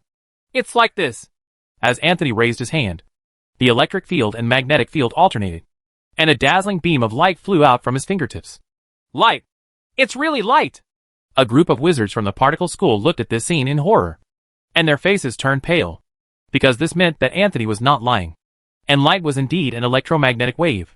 Sanchez and Arad also had expressions of disbelief on their faces. Lin was very interested in Anthony's method of using electromagnetic fields to rapidly alternately emit light beams. This meant that many steps could be saved when using laser spells in the future, thereby greatly increasing the activation speed of light magic. This is exactly what is necessary to develop magic. He only needs to point out a direction. And there will always be powerful people who can bring out new ideas. Otherwise, he alone wants to magicalize many scientific research theories and tap out their potential. That's not even exhausting. I think the speaker should be able to draw conclusions now. Right, Jeffrey said with a smile. Anthony's research is undoubtedly the most direct evidence of the light wave theory. Even Sanchez cannot change the fact that light is an electromagnetic wave. The only thing that makes Jeffrey feel a little regretful is that there is only one metal of the sun. But it needs to be divided between the two of them. Maybe it will be dismantled into several silver moon metals, so that he and the highest honor of the magic world will be separated. Missed it. Wait. Speakers, I have another question. Just as Jeffrey was thinking, Arad suddenly stood up and interrupted. If light is a wave, how can we explain the particle nature it exhibits? Jeffrey replied impatiently. These are just some side details. The facts are right in front of us. You can't deny that light is an electromagnetic wave. Right. As for the mystery of light waves, it cannot be explored thoroughly in a few months. We only need to follow the correct ideas to study it. One day these problems will no longer be a problem. Herav, who was sitting in the judging seat, also nodded. Now that he has clarified the nature of light and solved the spellcasting obstacles of the lightning wizards, it will not be too late to start research slowly afterwards. However, Arad said reluctantly, so what if light is an electromagnetic wave? How can you prove that electromagnetic waves are not made of particles? You must know that the transmission of any wave requires a medium, but electromagnetic waves alone do not. I have long suspected that it is not a real wave, but a particle. Arad's imagination immediately confused Anthony. Are electromagnetic waves particles? Are you kidding? This thing is actually transmitted in the form of a wave. However, this explanation has also regrouped the wizards who believe in light particles. After all, particle theory can explain the phenomenon of light interference and diffraction. But Sanchez and Anthony cannot explain the principle of using light wave theory to explain small hole imaging. So maybe this electromagnetic wave, it's also a particle. The large exhibition hall, which accommodated tens of thousands of people, soon became noisy, and arguments and discussions continued one after another. Herav, Aurora and Vittorio at the judges' table were all frowning. When Anthony mentioned that light was electromagnetic waves, they all thought that the dispute had come to an end. However, Allard suddenly spoke and said, this made several people hesitate. If there is no other stronger evidence to prove that light is a particle, then I think the wave theory of Master Jeffrey and Master Anthony is more consistent with the nature of light, Herav said in a deep voice. Who is proficient in force field magic? He is naturally more inclined to wave theory. After all, there are many similarities between the two. Maybe just like when they cast force field magic, space is the medium for electromagnetic waves. Vittorio nodded, also thinking that the wave theory argument was more feasible. Aurora on the side objected. We cannot draw conclusions so easily. Many properties of light are still open to question. Obviously, she supports the theory of light particles. After several speakers expressed their opinions, everyone present turned their eyes to Lin In. As the proposer of the law of free fall, universal gravitation, and the elemental orbit model, this magic star's authority in magic research is unquestionable. Under the gaze of tens of thousands of pairs of eyes, Lin looked at Anthony and spoke slowly. Your research is very correct. Light is an electromagnetic wave. As soon as these words came out, all the wizards who believed in light waves showed proud smiles on their faces. It seemed that Speaker Lin was more supportive of their light wave theory. The faces of Sanchez, Arad and others became very ugly, with the three speakers Herav, Vittorio and Lin endorsing the light wave theory. I am afraid that after this seminar is over, the light particle theory will be thrown into the trash. In the pile. This is exactly based on your Maxwell equations. A slight smile appeared on Anthony's face. Jeffrey was not surprised at all, because he had already read the reply letter from Lin to Anthony before, and he knew the attitude of the magic star very well.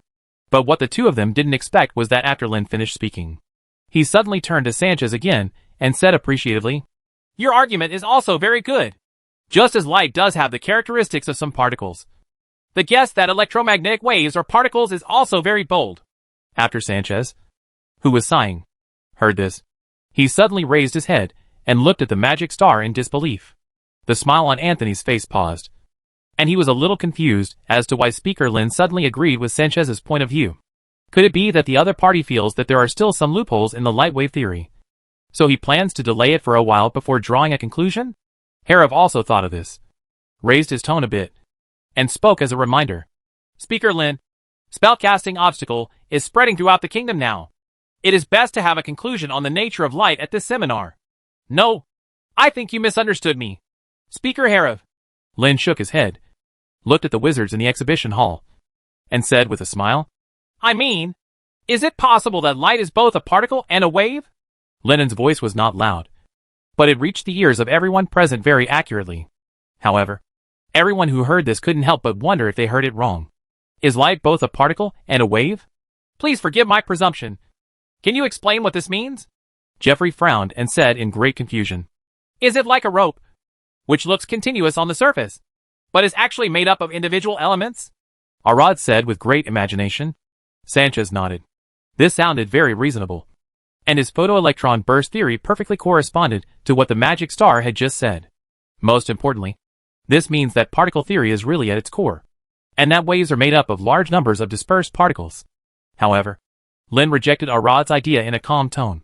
What I mean is that light has both particle and wave properties at the same time, just like what we just saw in the experiment.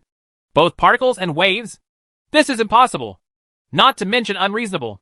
Jeffrey couldn't help but said. Some wizards from the Empire were extremely disappointed with this prominent magic star. When it was Lin's turn to speak, they were all looking forward to some amazing arguments that the other party could put forward to end this fight that had lasted for several months. The battle between waves and particles. The result now seems astonishing indeed. But its argument is completely illogical and can only be described as bizarre. A wave is a wave, and a particle is a particle. The two forms of existence are completely different. For example, they release a high-frequency shock wave that can cut a wall in half, and a high-speed impact particle can only open a large hole in the wall.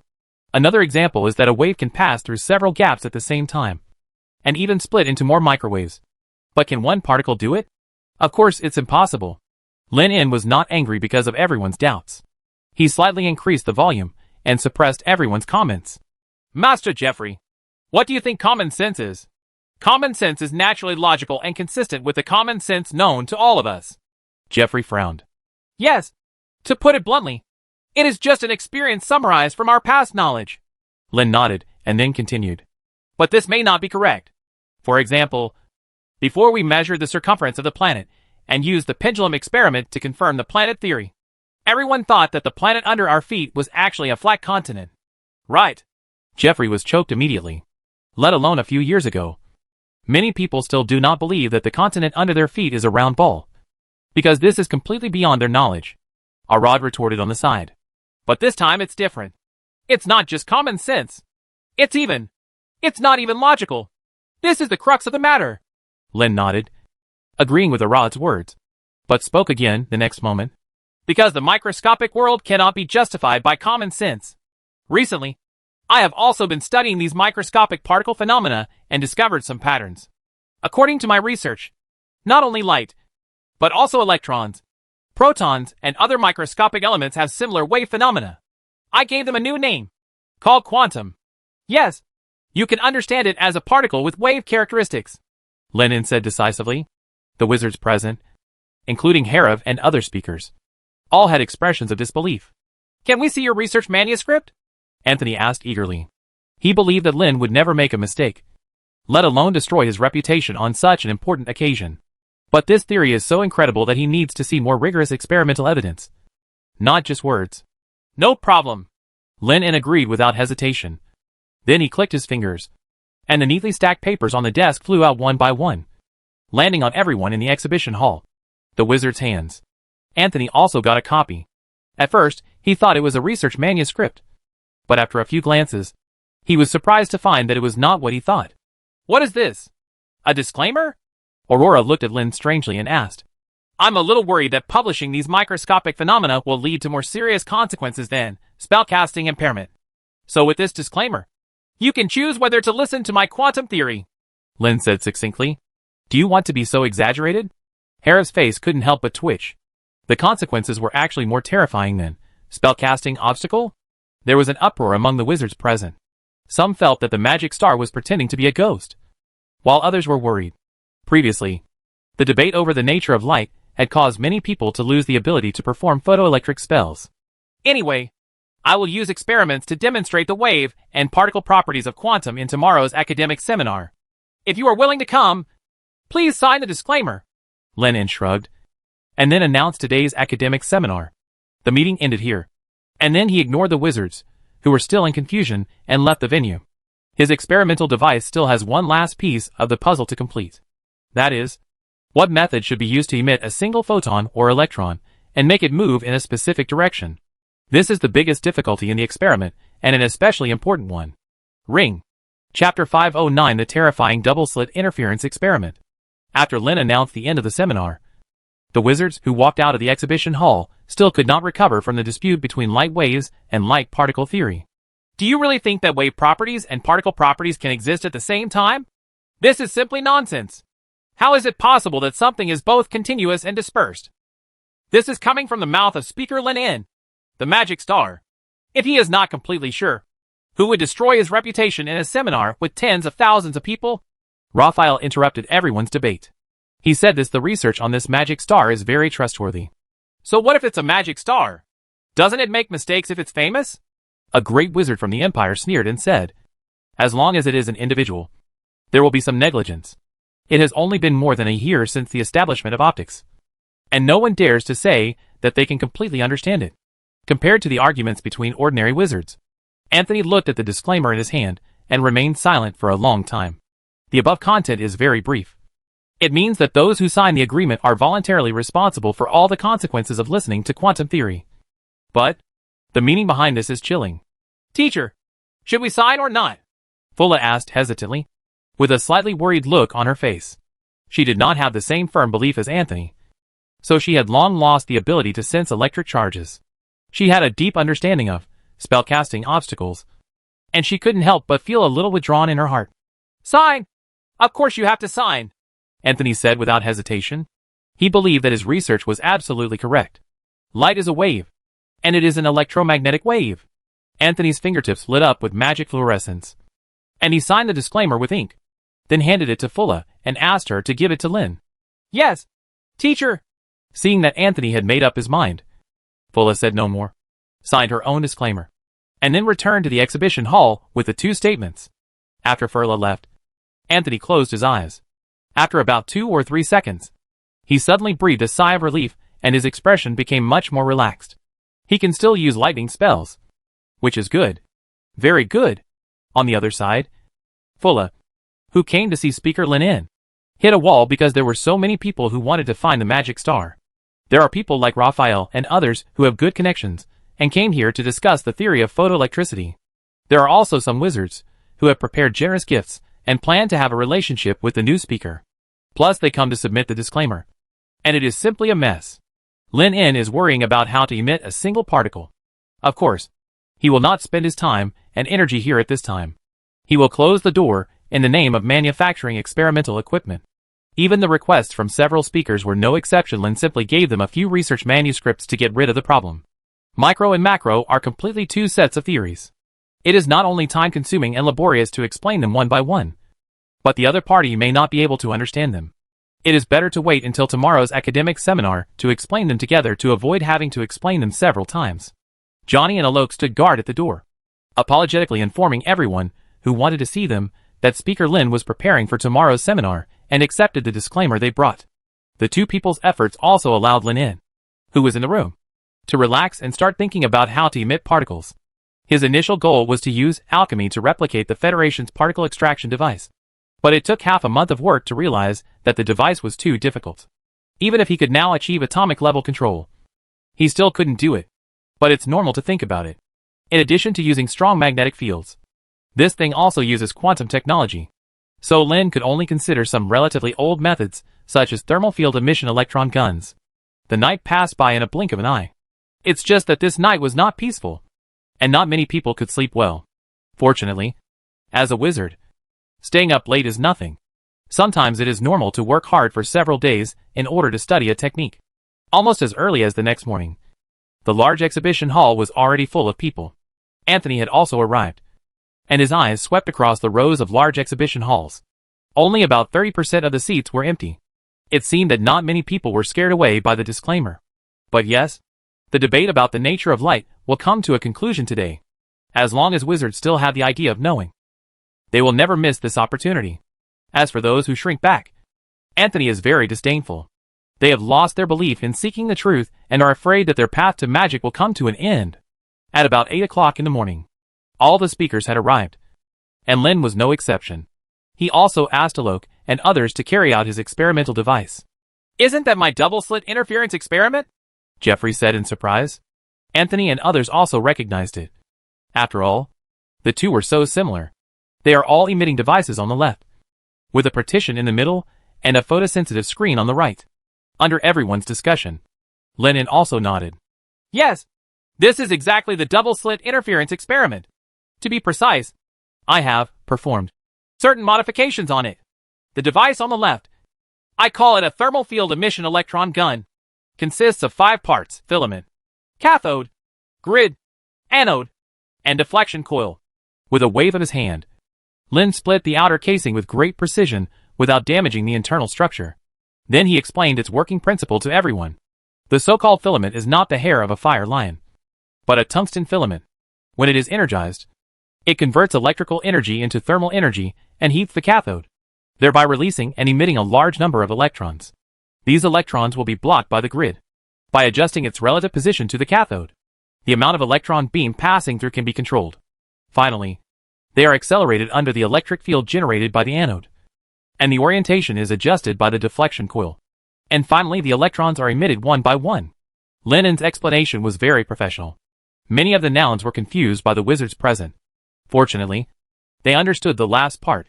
The magic star found a way to emit a single electron and prepared to use it to conduct experiments. "But shouldn't it be photons?" a young witch whispered. The voice was very soft, but none of the wizards present had clear ears and eyesight. Lin rolled his eyes. Emitting a single photon was more troublesome than electrons. "It's okay. It's all the same," Lin said with a smile. "They are both microscopic particles and have quantum phenomena." After Lin explained something, he stopped talking and looked at everyone and spoke again. "My experiment is very simple. I use an electron gun to shoot electrons into the double slits one by one, and then observe their distribution image through the special fluorescent screen behind. What do you think will happen if particles pass through the double slits?" Lin suddenly asked. The wizards present pondered for a while, and quickly came to a conclusion. Glenn was the first to speak out. "It should be like a small hole imaging, and the corresponding image should be mapped on the back. Then give it a try." Lin did not agree or reject Glenn's words, and directly started the thermal field emission electron gun. Under the attention of everyone, the tungsten wire heated up and lit up. In the invisible microscopic realm, one after another accelerated electrons hit the front at extremely fast speeds. Since the holes are very small, it is not easy to pass through them, so most of these electrons hit the partition. After waiting like this for about 5 seconds, Harif said solemnly, "It's gone!" Arad and the others stared at the photosensitive screen behind the partition with their eyes wide open. And then they realized that a tiny dot suddenly lit up. This means that Lin's thermal field emission electron gun successfully shot a single electron onto the special photosensitive screen at the rear. As time goes by, the light spots on the photosensitive screen become more and more dense. But it is not the reflection of 2 gaps as they imagined. The light spots are roughly distributed in 9 within a bar area. Although there are light spots in the remaining areas, they are very few in number. "Is this an interference stripe?" Anthony looked at the scene in front of him with a look of astonishment on his face. The rest of the wizards were equally incredible. Even the great wizards in the front row couldn't help but took a few steps closer to confirm at close range that this was not an illusion and that there was nothing wrong with their eyes. "Strange. Why is this happening?" Vittorio frowned and muttered to himself. "Ha!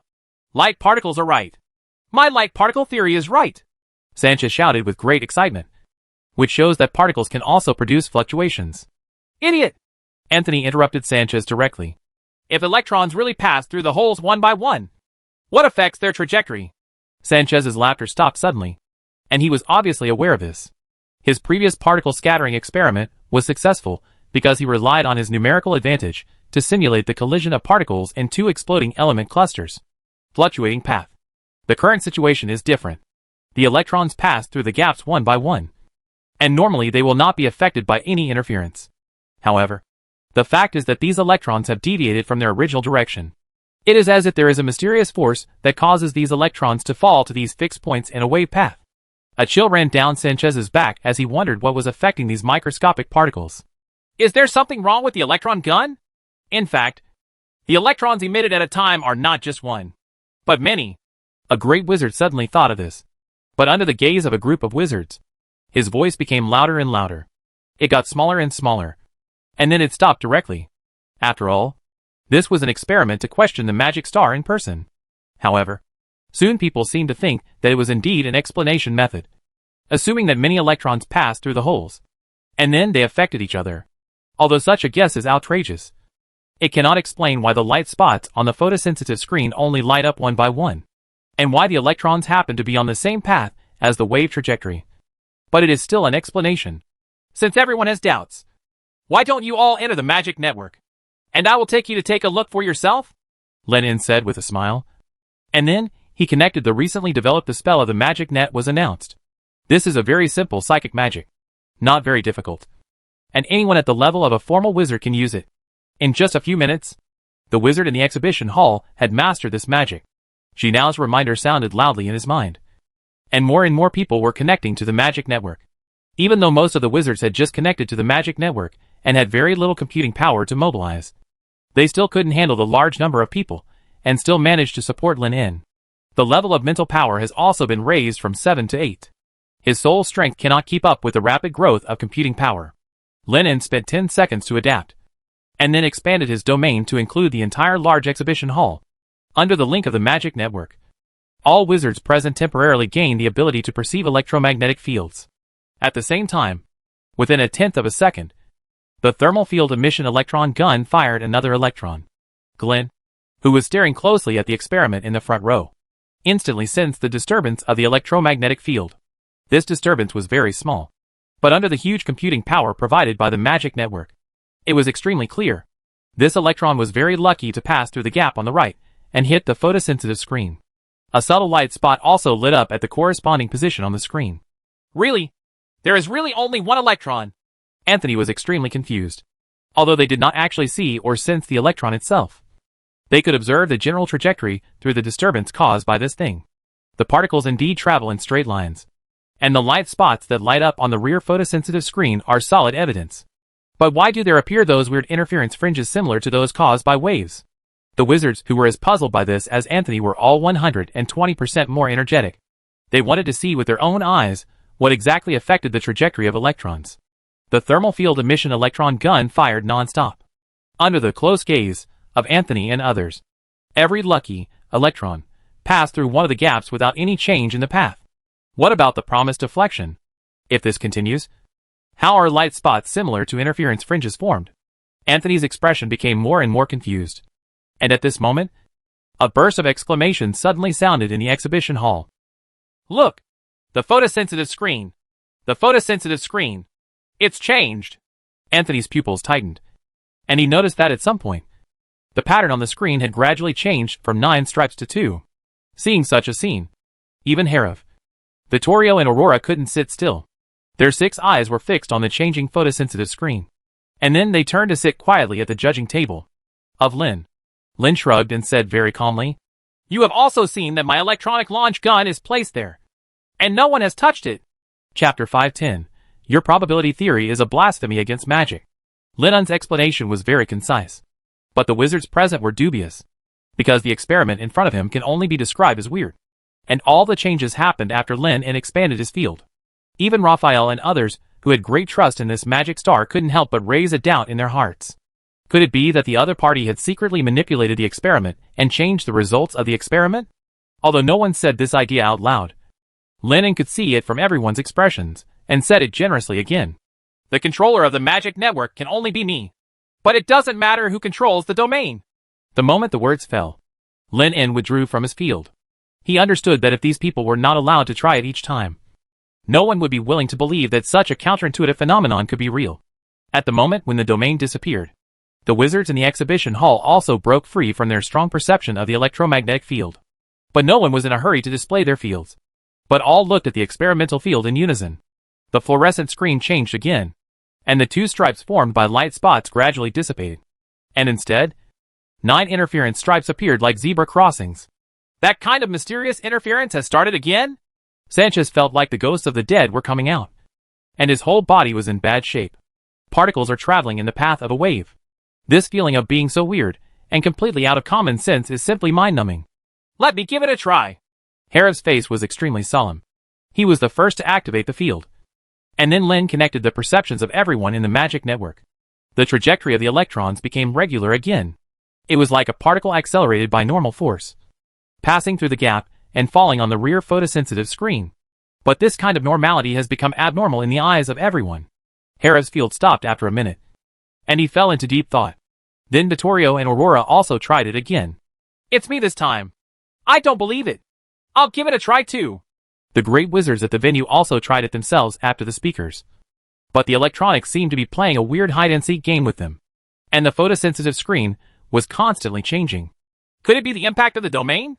Arad couldn't help but said.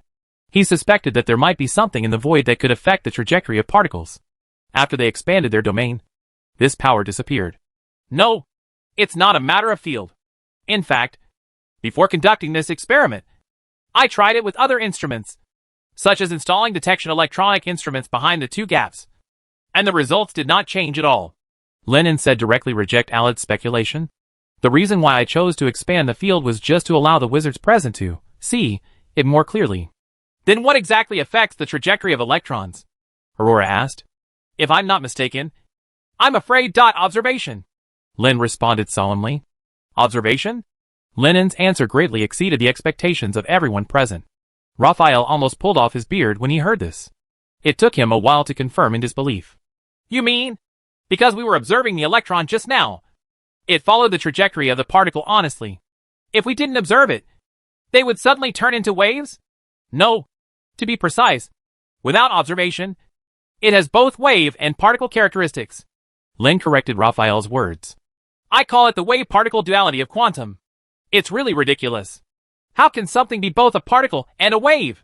A great wizard interrupted angrily, which was clearly an insult to his IQ. The wizards in the large exhibition hall also had difficulty understanding this so-called wave-particle duality. They simply could not imagine such an existence with their brains. This kind of wave is not the mechanical wave as you understand it. I call it a probability wave, Lin explained. The so-called probability wave refers to the probability that a microscopic element may appear at a certain point in space at a certain moment. For example, when an electron passes through a gap, it may fall on any position on the photosensitive screen. But it is relatively different. The probability of the words falling within the interference fringe area is greater. However, this is without observation. Once the field is expanded, and the position of the electron at this moment is confirmed, the electron will then move forward along the determined trajectory and land on the only fixed point. Then this is really... Under Lin's explanation, Sanchez's face kept twitching, and he couldn't find a suitable adjective for a long time. In the end, he could only squeeze out a few words through his teeth. It's incredible! The probability wave that Lin proposed is even weirder than wave-particle duality. This is like telling you that there is an animal whose form can switch back and forth between fish, horse, donkey, eagle and many other species. And it has all their characteristics. It can fly when it needs to go to the sky, and it can swim when it needs to go to the sea. But as long as you look at it, the shape of this thing will be fixed. If it can run, it will not fly. And if it can fly, it will drown immediately. This is simply more mysterious than the story. No, it can only be described as outrageous. Please forgive me, Speaker Lin. I cannot agree with your probability theory. There must be clear rules for the operation of this world. But we have not found it. Jeffrey stood up excitedly. The initially suppressed tone soon became louder and louder. And finally, he was almost roaring. There is nothing in this world that relies on probability. From the movement of small objects to the movement of celestial bodies, they all proceed according to specific laws. Without exception, this is almost the lowest level of magic logic. After all, the source of power for wizards is to observe, summarize, and reproduce this pattern. and then use magic mimicry to reproduce it. For example, in the past, they used magic to attack the enemy. As long as they confirmed the enemy's distance, direction, and speed, they could calculate the trajectory of the attack with excellent computing power and achieve a 100% hit. Now, according to Lin En, the microscopic particles that make up the bottom layer of the world actually determine their position by probability. Without observation, it is completely unknown whether the enemy will survive and where it can hit. Jeffrey simply cannot accept this bizarre argument. The wizards present also had similar thoughts. This was more than just lifting the foundation of magic. It was simply a blasphemy against magic. No, you are wrong. Of course, there are things in this world that rely on probability. And there are many. Lin En took out a gold coin from his arms and threw it up. For example, if we throw a gold coin in the air without any manipulation or magic interference, there is almost a 50% chance that it will land heads or tails. But no matter what, at the moment it falls completely, and before we observe it, anything can happen. The thrown gold coin kept spinning in the air, attracting the attention of all the wizards. The moment it fell, Lin En suddenly put his palms together and wrapped the falling gold coin in the center, cut off everyone's sight. Can you guess which side of this gold coin is facing up? Lin En asked with a smile. The tens of thousands of official wizards in the exhibition hall began to think. Is it heads or tails? No. It should be said that both are possible. Of course it's heads, Jeffrey said with great confidence, interrupting everyone's thinking. Although the two sides were hundreds of meters apart, with his extremely good eyesight, he could clearly see the final trajectory of the gold coin. Are you sure? Lin asked again. About how many % are you sure? Jeffrey opened his mouth and was about to say that he was 99% sure. But he soon thought that he had fallen into the trap of the magic star. So he said with a pinched neck, as long as you don't move it in any way. I'm 100% sure it's positive. He believed in his own eyes, and even more so in his own judgment. However, Lin shook his head in disappointment and removed his hands. Of course I didn't move it. It's just a pity that you guessed wrong. Guessed wrong? Jeffrey looked over in confusion. The gold coin just landed in the center of the table, in the tiny gap formed by the two wooden boards. I just forgot to mention that there is a very small chance that it will stand up.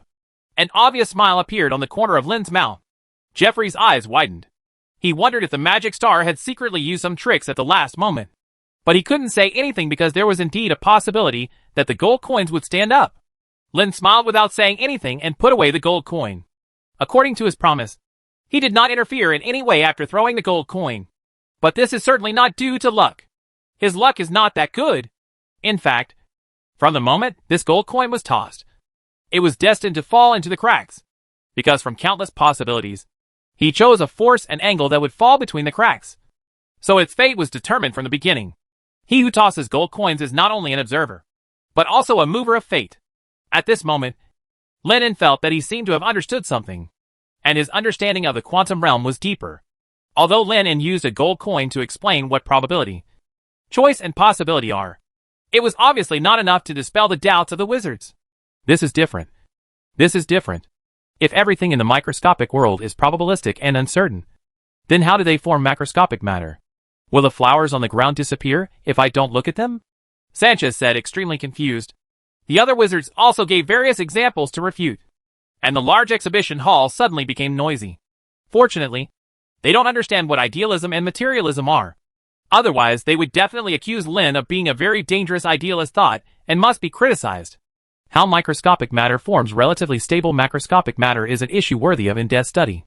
Lin nodded and did not explain in a long way, because throwing out all the arguments in one breath, these wizards may be even more difficult to accept. Lin simply stated that these issues will be addressed in his upcoming new book, The World of Probability, Quantum Mechanics. Everyone, I need to remind you that our cognition needs to conform to the underlying logic of the world, not the operating logic of the world to conform to our cognition. This is very important, Lin said decisively. The macro world is deterministic and regular. This certainty also makes it particularly difficult to understand the laws of the micro world. The so-called probability waves and probability clouds are incredible and even more contrary to common sense. But I have to say that they are indeed one of the underlying logics of how the world operates. There was once a great scientist, the most outstanding figure in the quantum field, who never believed that this world was probabilistic. But there was no doubt that he was slapped in the face regardless of the Federal's hundreds of years of in-depth research on the microscopic and mini-innovation. Or many scientific research results on quantum can prove that this world is so bizarre. No, in a way it's more bizarre than anyone could imagine. Okay, Speaker Lin, let's stop for a minute on the issue of probability waves. Let's discuss it later. At the judges' table, Herav suddenly interrupted the debate on probability waves. It's not that he doesn't want to delve deeper. In fact, legendary wizards like them are the ones who are most affected. Aurora's body on the side was even more like a wave, shaking constantly, as if it was about to collapse at the next moment. Although it stabilized after all, her complexion became very ugly. She'd lost the ability to transform her energy body. In other words, Aurora no longer dares to use this ability. Otherwise, she will not be sure whether her body will collapse or become a probability ball. Vittorio was no better. The more he thought about it, the easier it was to question the nature of magic. Compared to the probability wave, I'm more curious about the second question. Herav spoke slowly, his tone trembling slightly. How do electrons know we're looking at them? As soon as these words came out, the entire large exhibition hall fell into deathly silence. In just discussing the issue of probability waves, they have indeed ignored a very critical and even more terrifying issue, which is how electrons discover that they are observing themselves and thus collapse into a single particle. Arad once thought that it was because of the influence of magic in the field, but Lin has rejected this possibility. Does this mean that microscopic particles have self-awareness and can detect their observations, so they change their shapes?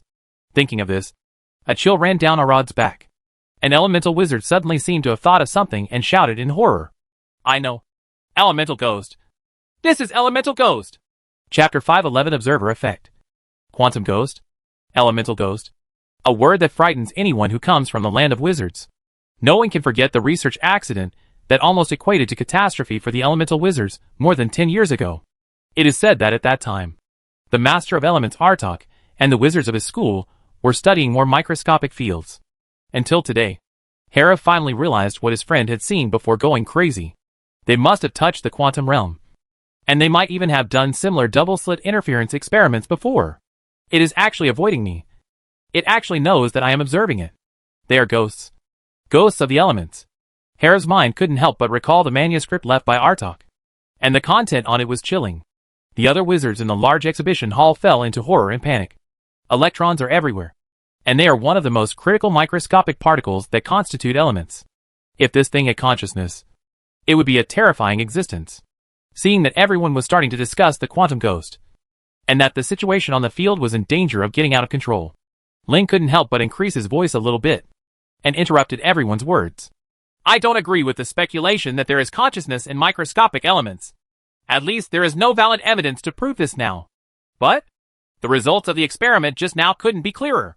It was our observations that changed the trajectory of the electrons. An old wizard said with a crazy expression.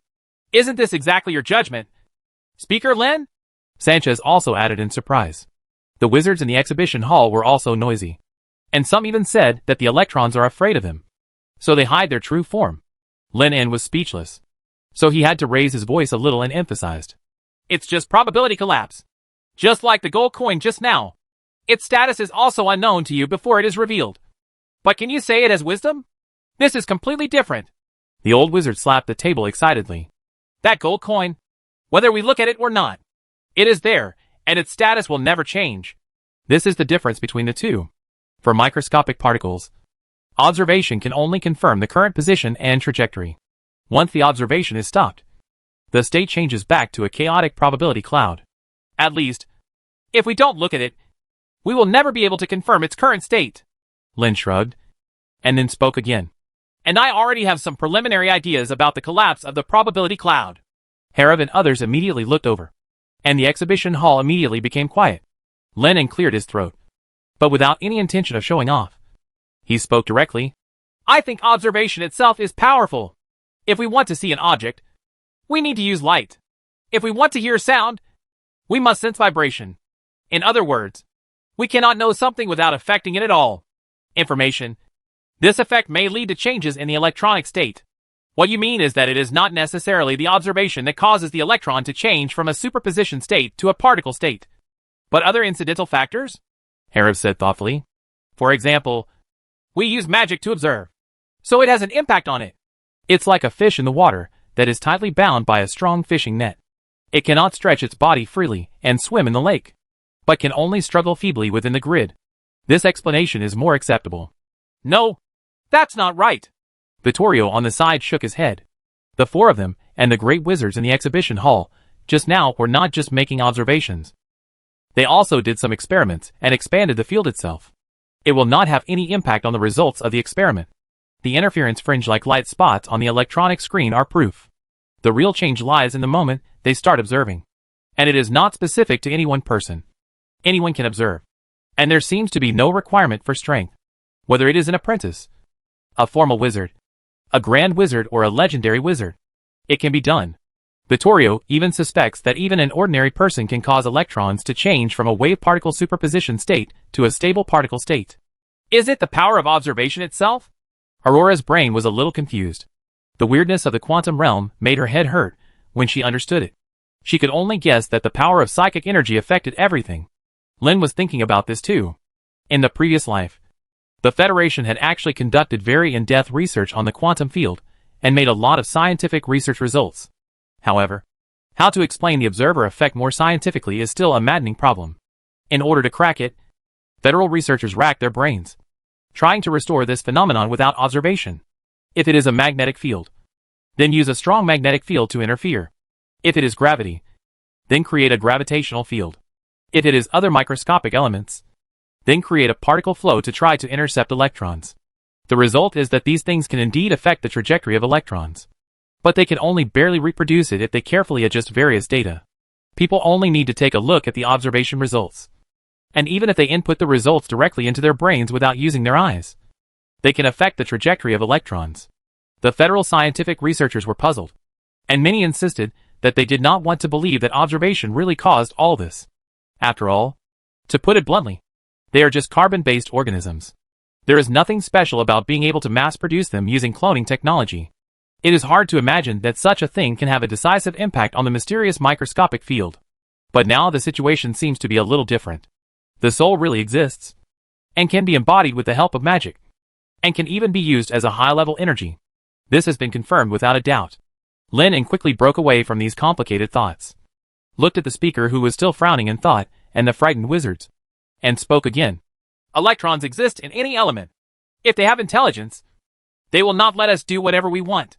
In comparison, they are more like a law. A new law. Different from the laws of the macroscopic world. Lin's words slightly eased the wizard's fear of elemental ghosts. As he said, if electrons had intelligence, they would never be so smooth when casting spells. In short, we need experiments. More experiments, Herav said decisively. Only more rigorous experiments can answer all these questions. Whether it is the wave-particle duality proposed by Lin or the probability theory, further experiments are needed to prove it. Aurora also put forward some experimental ideas. Because the emission and movement trajectories of electrons were irregular, they had no way to see electrons at a fixed time and at a fixed point during their previous observations. Is it possible to find a way to suddenly observe the electron at the moment it happens to pass through the gap, so as to observe how the electron is transferred in the form of a probability wave? You can also increase the number of gaps to 3 or 4 to see if the results of the experiment will change. Vittorio even proposed that he could build an instrument that could detect the trajectory of electrons, record the process of the double-slit experiment without anyone observing, and then check it after that. Listening to the discussion of several people, Lennon's mouth couldn't help but twitch. Good guys. This is going to be an even more terrifying delayed selection quantum erasure experiment. Lennon opened his mouth. He originally wanted to let them calm down for a while. At least it would not be too late to first understand what probability clouds and wave-particle duality are before considering these more profound issues. But after thinking about it, still kept his mouth shut. Because Herav and others are definitely not the only ones who can think of these experimental methods. He cannot stop every wizard from conducting experiments in private. If they are allowed to conduct research on their own, they may be able to come up with some sensational theories. It's better to conduct research openly. At least I can help explain some weird microscopic phenomena, so that others will not lead magic into the ditch. After a while of discussion, Herav and others did not choose to put their ideas into action now, but were ready to go back and study how to conduct the next experiment, even though they announced that today's academic seminar would be here finish. After walking out of the exhibition hall, Glenn and the others still felt a little dizzy. Lin's improved double-slit interference experiment completely shattered their previous understanding of the world. In fact, Glenn's condition was pretty good, and many wizards were still mumbling about it when they left the venue. Ghosts! Elemental ghosts actually exist. This world is fake. Magic doesn't exist anymore. Magic doesn't exist anymore. Teacher, do you really think that this world is determined by probability? Fulla said with horror. This is so weird. Anthony was also a little shaken. According to Lin En, all microscopic particles have similar characteristics, and light is no exception. Are electromagnetic waves actually particles? Or does it really have the characteristics of a certain particle? After a long while, Anthony came back to his senses, took a deep breath, and replied, as Speaker Lin said, the laws of how the world works do not necessarily conform to our understanding. But how specific it is. We still need to conduct experiments in person to prove it. Anthony did not deny the results of the test in the exhibition hall just now, but he did not completely give up his wave theory. A double-slit interference experiment is not enough to overturn the cornerstone of magic. Maybe as they study more deeply in the microscopic field, there will be many more novel discoveries that can prove that this world is still consistent with cognition. But they have ignored certain aspects before. Some key factors. There are not a few people who think like Anthony. Sanchez, Arad and other great wizards who support particle theory want to find evidence that can refute probability waves after leaving the seminar. They can never believe that this world is determined by probability, and everything must have laws. On the other side, at the seminar venue, Lin En was directing Johnny and others to put away the various instruments on the experimental table. He could already imagine what kind of commotion it would cause after Magic Daily announced the results of this experiment tomorrow. There was an uproar. Quantum theory is a subversive challenge to traditional magic concepts and will inevitably have a great impact. So he specially made a disclaimer. In any case, this difficulty and ideological obstacle must be overcome eventually. Otherwise the magic may stop here, and they will never be able to defeat the superior god. Speaker Lin. Behind him, a shout interrupted Lin's thoughts. Speaker Aurora, do you have any questions you need me to answer? Lin turned around and asked with a smile. There are naturally a lot of questions, but what I want to ask about is about the secret society, Aurora said bluntly. The expression on Lin En's face remained unchanged, and he was not surprised that the other party would ask about this. After all, he, Herav and others said before that the main body of the Arcane Society is within the Empire. Now the Magic Kingdom's army has occupied more than 70% of the Empire's territory. Even though he had made some preparations before and recruited many talented wizards to join the Arcane Society to expand the number of people, there is still a substantial problem. The problem cannot be solved. That is where the leaders of the Arcane Society, the legendary wizards, are going.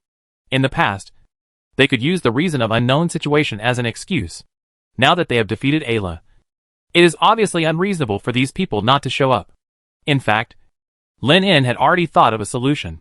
It was beyond his expectation that Aurora and others could bear to ask until now. Since it is about the Secret Magic Society, why not just hold a legendary meeting and ask in person? Although I am also a member of the Secret Magic Society. After all, I am not like teachers like Albert and Isaac. I know everything about learning, Lin En said with a smile.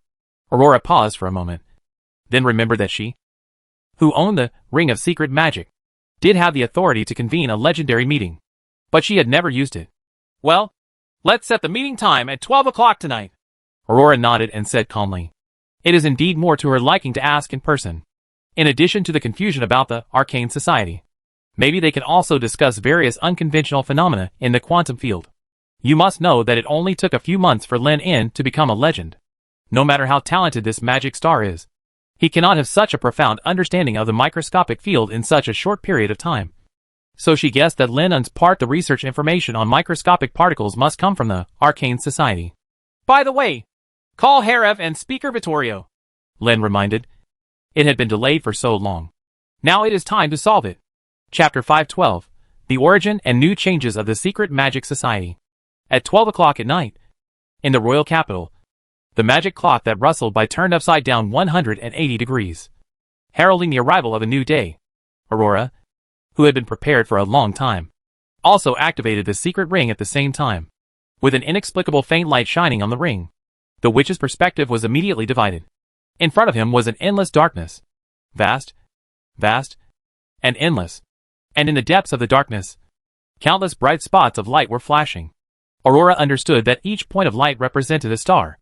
Although it was not the first time she had arrived here, Aurora was still amazed by the magnificence of this small universe, and how perfectly she could recreate the movement of the stars. The figures of Herav and Vittorio soon appeared beside them, and Lynn was naturally among them. Just after a few people arrived, the nearest light point suddenly began to expand rapidly in the dark void of the universe. The next moment, extremely bright light covered everyone's field of vision. It was the destruction of a distant star, spreading a large amount of light and heat into the empty space of the universe. After an unknown amount of time, the powerful radiation began to fade. As soon as Aurora regained her vision, she saw 4 figures slowly emerging in the void. "Welcome to Outside Time!" A low voice rang in everyone's ears, and the one who spoke was an old man with messy white hair standing on the right. Aurora naturally remembered that the other person's name was Albert Einstein. "Everyone, it's been a long time no see." Herav calmed down and greeted warmly. Due to the need to face the Imperial War, they have been busy with war preparations and promotion to legends during this period. They have not had much time to hold a legend meeting. It has been more than a year since the last time they met. What is important is that after truly completing the legendary promotion, Herav has enough confidence to face these leaders of the Arcane Society. Isaac Newton nodded, and then said with a smile, "I heard from some members of the Arcane Society that you have defeated the Empire and disintegrated the Church. It's amazing. Ella is not that easy to deal with."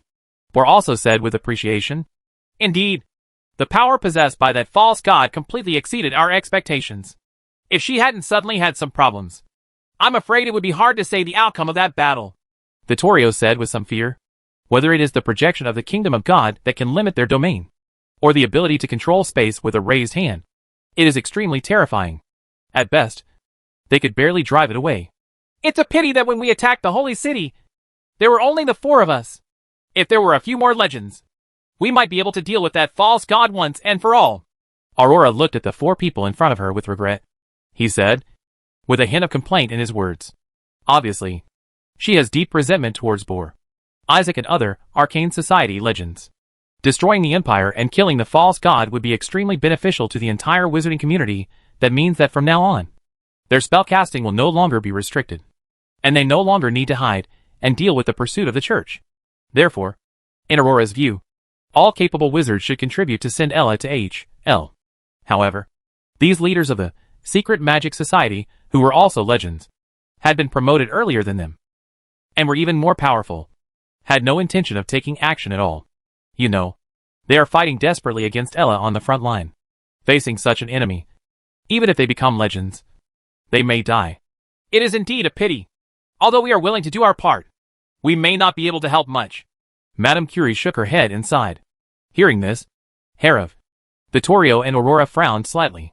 "You said before that it was not convenient to take action in the current state. Could it be that you have suffered some serious damage?" Vittorio asked bluntly. He wanted to ask this question at the beginning, but Bor suddenly pointed out the identity of their pseudo-legends. He was shocked for a moment, so he could not delve deeper. He only got a vague explanation. Isaac and others were not here, on the mainland, but after becoming a legend and understanding the power of this realm. Vittorio disagreed with this reason even more. They had already calculated the circumference of the planet under their feet, and it was about 40,000 kilometers. This distance was an astronomical figure for wizards below the level of legend, and it was far beyond the maximum limit of civilian imagination. But the legendary wizard can fly at the speed of sound. He can fly thousands of kilometers in 1 hour and reach the kingdom from any corner of the planet. 1 day of flying at full speed is enough, even including the rest time. We can arrive in a few days at most, as long as the other party wants to come. Distance has never been a problem. Unless... Vittorio suddenly thought of a possibility, and then heard Albert Einstein speak. "We have not suffered any trauma, but we cannot leave this small universe at all, because what remains here is just the aggregation of part of our consciousness. Magic power and knowledge." Einstein's words shocked Herav and others present. Isaac Newton on the side asked rhetorically like a riddler, "I think you should have some guesses about our identities." Herav, Aurora, and Vittorio looked at each other, and after pondering for a while, he spoke with conviction. "If I'm not mistaken, you should be one of the oldest wizards who experienced the Battle of Faith hundreds of years ago." This was the only possibility he could think of, because there were too many legends in the Arcane Society. 4 in total. Such power could already pose a substantial threat to the Church, and conflict between the two sides was inevitable. Moreover, the growth of any legend must consume a lot of resources, and the possibility of becoming unknown is extremely slim. Therefore, there is only one possibility. The other party did not rise in the era under the rule of the church. Combined with the words of Albert Einstein, the answer is already obvious. Only the chaotic period before the establishment of the church could lead to such a dense gathering of legendary wizards. Not bad. Isaac Newton nodded with satisfaction, and then continued following Harev's words. The sixth-ring great wizard is the limit that humans can reach, but the power of the moon god far exceeds this limit. In order to break through to a higher realm, some wizards have obtained many powers from the legacy of the moon god church. Secret knowledge has created a method to become a god, but it cannot solve the problem of the poison of faith. A large number of talented wizards became crazy and became irrational evil gods. The only solution is the relic of the moon god, a godhead. Lin controlled Isaac Newton to talk about the history of that period. Most of it was information he pieced together from the collection of books found in the church, and some of it was speculation. But in any case, this period of history has been buried in the years, and the church is cleaning up. It is obviously impossible for Ella, the only one who knows everything, to give them the answer. We did not participate in this dispute, and we witnessed those crazy years. We did not agree with this way of entering a higher realm, so we gathered many like-minded people, hoping to find a brand new way that did not require how to become a legend by relying on faith and soul robbing. Bohr replied. It seems that you have succeeded? Aurora looked at Bohr and others in front of her. Under her perception, the few people in front of her were shining like stars. It was successful, but it was also unsuccessful. Our breakthrough was not perfect and failed to solve the key energy supply problem, so it has many flaws. At this point, Bohr looked at Harev. Aurora and Vittorio continued to speak. Good thing you guys seem to have solved the problem. Harev and others turned to look at Lin. The energy supply they relied on to upgrade the legendary energy supply was the nuclear fusion furnace built by Lin. My nuclear fusion reactor and the promotion method to create a body of energy and magic are developed based on your theories. Lin also explained in a timely manner. The reason why he deliberately set up the Secret Magic Society was because he knew that his progress in magic research was incredibly fast, even completely contrary to common sense. Although there are some all-around geniuses in history, such as Newton, Tesla, Leonardo da Vinci, etc., they are good at a wide range of fields and can make extremely amazing achievements in these fields. But genius must have limits. A complete set of scientific research theory innovations cannot be completed by one person. What's more, not long after he broke through the Great Wizard, he came up with a plan to advance to legend, solve the problem that the entire wizard land had not been able to solve for hundreds of years, and had an extremely good understanding of the microscopic field. This was obviously extremely unreasonable. With the Secret Law Society as a cover and innovating on the existing basis, the whole process becomes more acceptable. Lennon was thinking while controlling Bohr to continue speaking. By the time we figured out how to break through the legend, Ella had already obtained the godhood and began to eliminate all wizards who could threaten her rule. The society we formed was also targeted, even though the method of becoming a god by faith has various flaws. Its ability to increase power is far beyond what the promotion methods we have developed can match. In order to find a way to defeat the opponent, and to find a suitable energy source for promotion, we finally chose to enter the other end of the space-time gate. Bohr said succinctly. This answer is undoubtedly beyond the expectations of Harev and others. But if you think about it carefully, it is normal. That is the beginning and end of everything, and the origin of the moon god. In the absence of a fusion reactor, if there is a place where enough energy can be obtained, it must be on the other side of the space-time gate. What exactly is on the other side of the space-time door? Vittorio asked extremely curiously. Harev and Aurora also became interested. This was also a question they had always wondered about. Bohr shook his head. Unfortunately, we didn't know this before we set off. None of the personnel sent out to investigate returned. But due to the situation at the time, we could only take the risk on our own. Everything on the road ahead is unknown and will be accompanied by great risks. We are also prepared for the worst possibility. Marie Curie added. Is this why you left this small universe? Harev gradually understood. Yes, this is a fire, and it is also a gift for those who come after you. Isaac Newton answered. We have jointly created this magic field, and left part of our will and all our knowledge here, and recruited capable and talented wizards, hoping to deduce a complete, replicable, and legendary promotion of wizards. Law. In the beginning, it was just an empty dark space. but with the knowledge and research brought by generations of scholars from the Arcane Society. The scene you see now was formed. Aurora looked around the vast space of the universe. She could imagine how much effort it took to create such a magical field where the basic rules were the same as those in the real world. Einstein, Bohr, and Madame Curie also said a few words each, and completed the existence and settings of the Arcane Society as bodies of knowledge and consciousness. They cannot leave this small universe, and can only make deductions based on existing knowledge. The iteration of knowledge needs to rely on the members of the secret society who have been recruited. And they also need to use computing power on weekdays. Maintain the movement of the mimetic universe and stars. It only appears briefly before and after the world undergoes changes. For example, a star is dying, or it senses a call from the outside world. Before, the secret magic society has been dormant and unwilling to have a large-scale conflict with the church because it is completely meaningless. If you can't find a way to advance to legend, it will be almost impossible to completely defeat Ella and destroy the church. It will only expose yourself. Bohr finally explained. It took her off, Aurora and Vittorio, a while to sort out all the information, and all their dissatisfaction and complaints about Bohr and others were instantly wiped away. After all, the other party really has no way to take action. Being able to show them the path to legend is the limit of what can be done. It seems that Lin is the one chosen by you, Aurora said thoughtfully. Isaac Newton nodded. His talent in the field of magic is extraordinary, and he is also the most likely person to deduce the legendary promotion method. So I suggest that he try to go to the rumored wizarding land. Maybe he can find some help there and obtain more novel knowledge. Hearing this, Herav and the others looked a little embarrassed. The land of wizards has developed for hundreds of years without interference from the church. As a result, magic theory is still very backward compared to the Arcane Society. On the contrary, it was the emergence of Lin that brought new changes to the land of wizards. Chapter 513. Do you know how many galaxies there are in the universe? Please forgive us for our previous offense. And thank you for your help.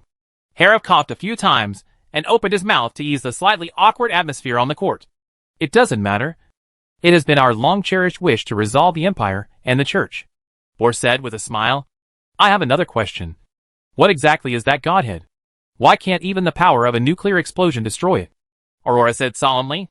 The only thing that can withstand a nuclear explosion is more microscopic forces. Albert Einstein answered.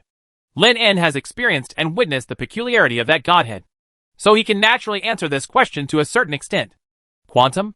Vittorio murmured this word coined by Lin, and thought of the double-slit experiment they had witnessed in the morning, which could only be described as weird. Before, he was thinking about whether to let go of the exploration of the microscopic realm first. Now it seems that not only cannot he take his time, but he must also obtain new breakthroughs as soon as possible. It is best to find a way to destroy the Godhead. Then who killed the powerful moon god? Hera was even more confused about this question. Ella spent hundreds of years ruling this continent to gain faith, in order to seize control of the Godhead and replace the moon god Diana. The power possessed by the other party was evident, and it was definitely more powerful than the Ayla they had faced.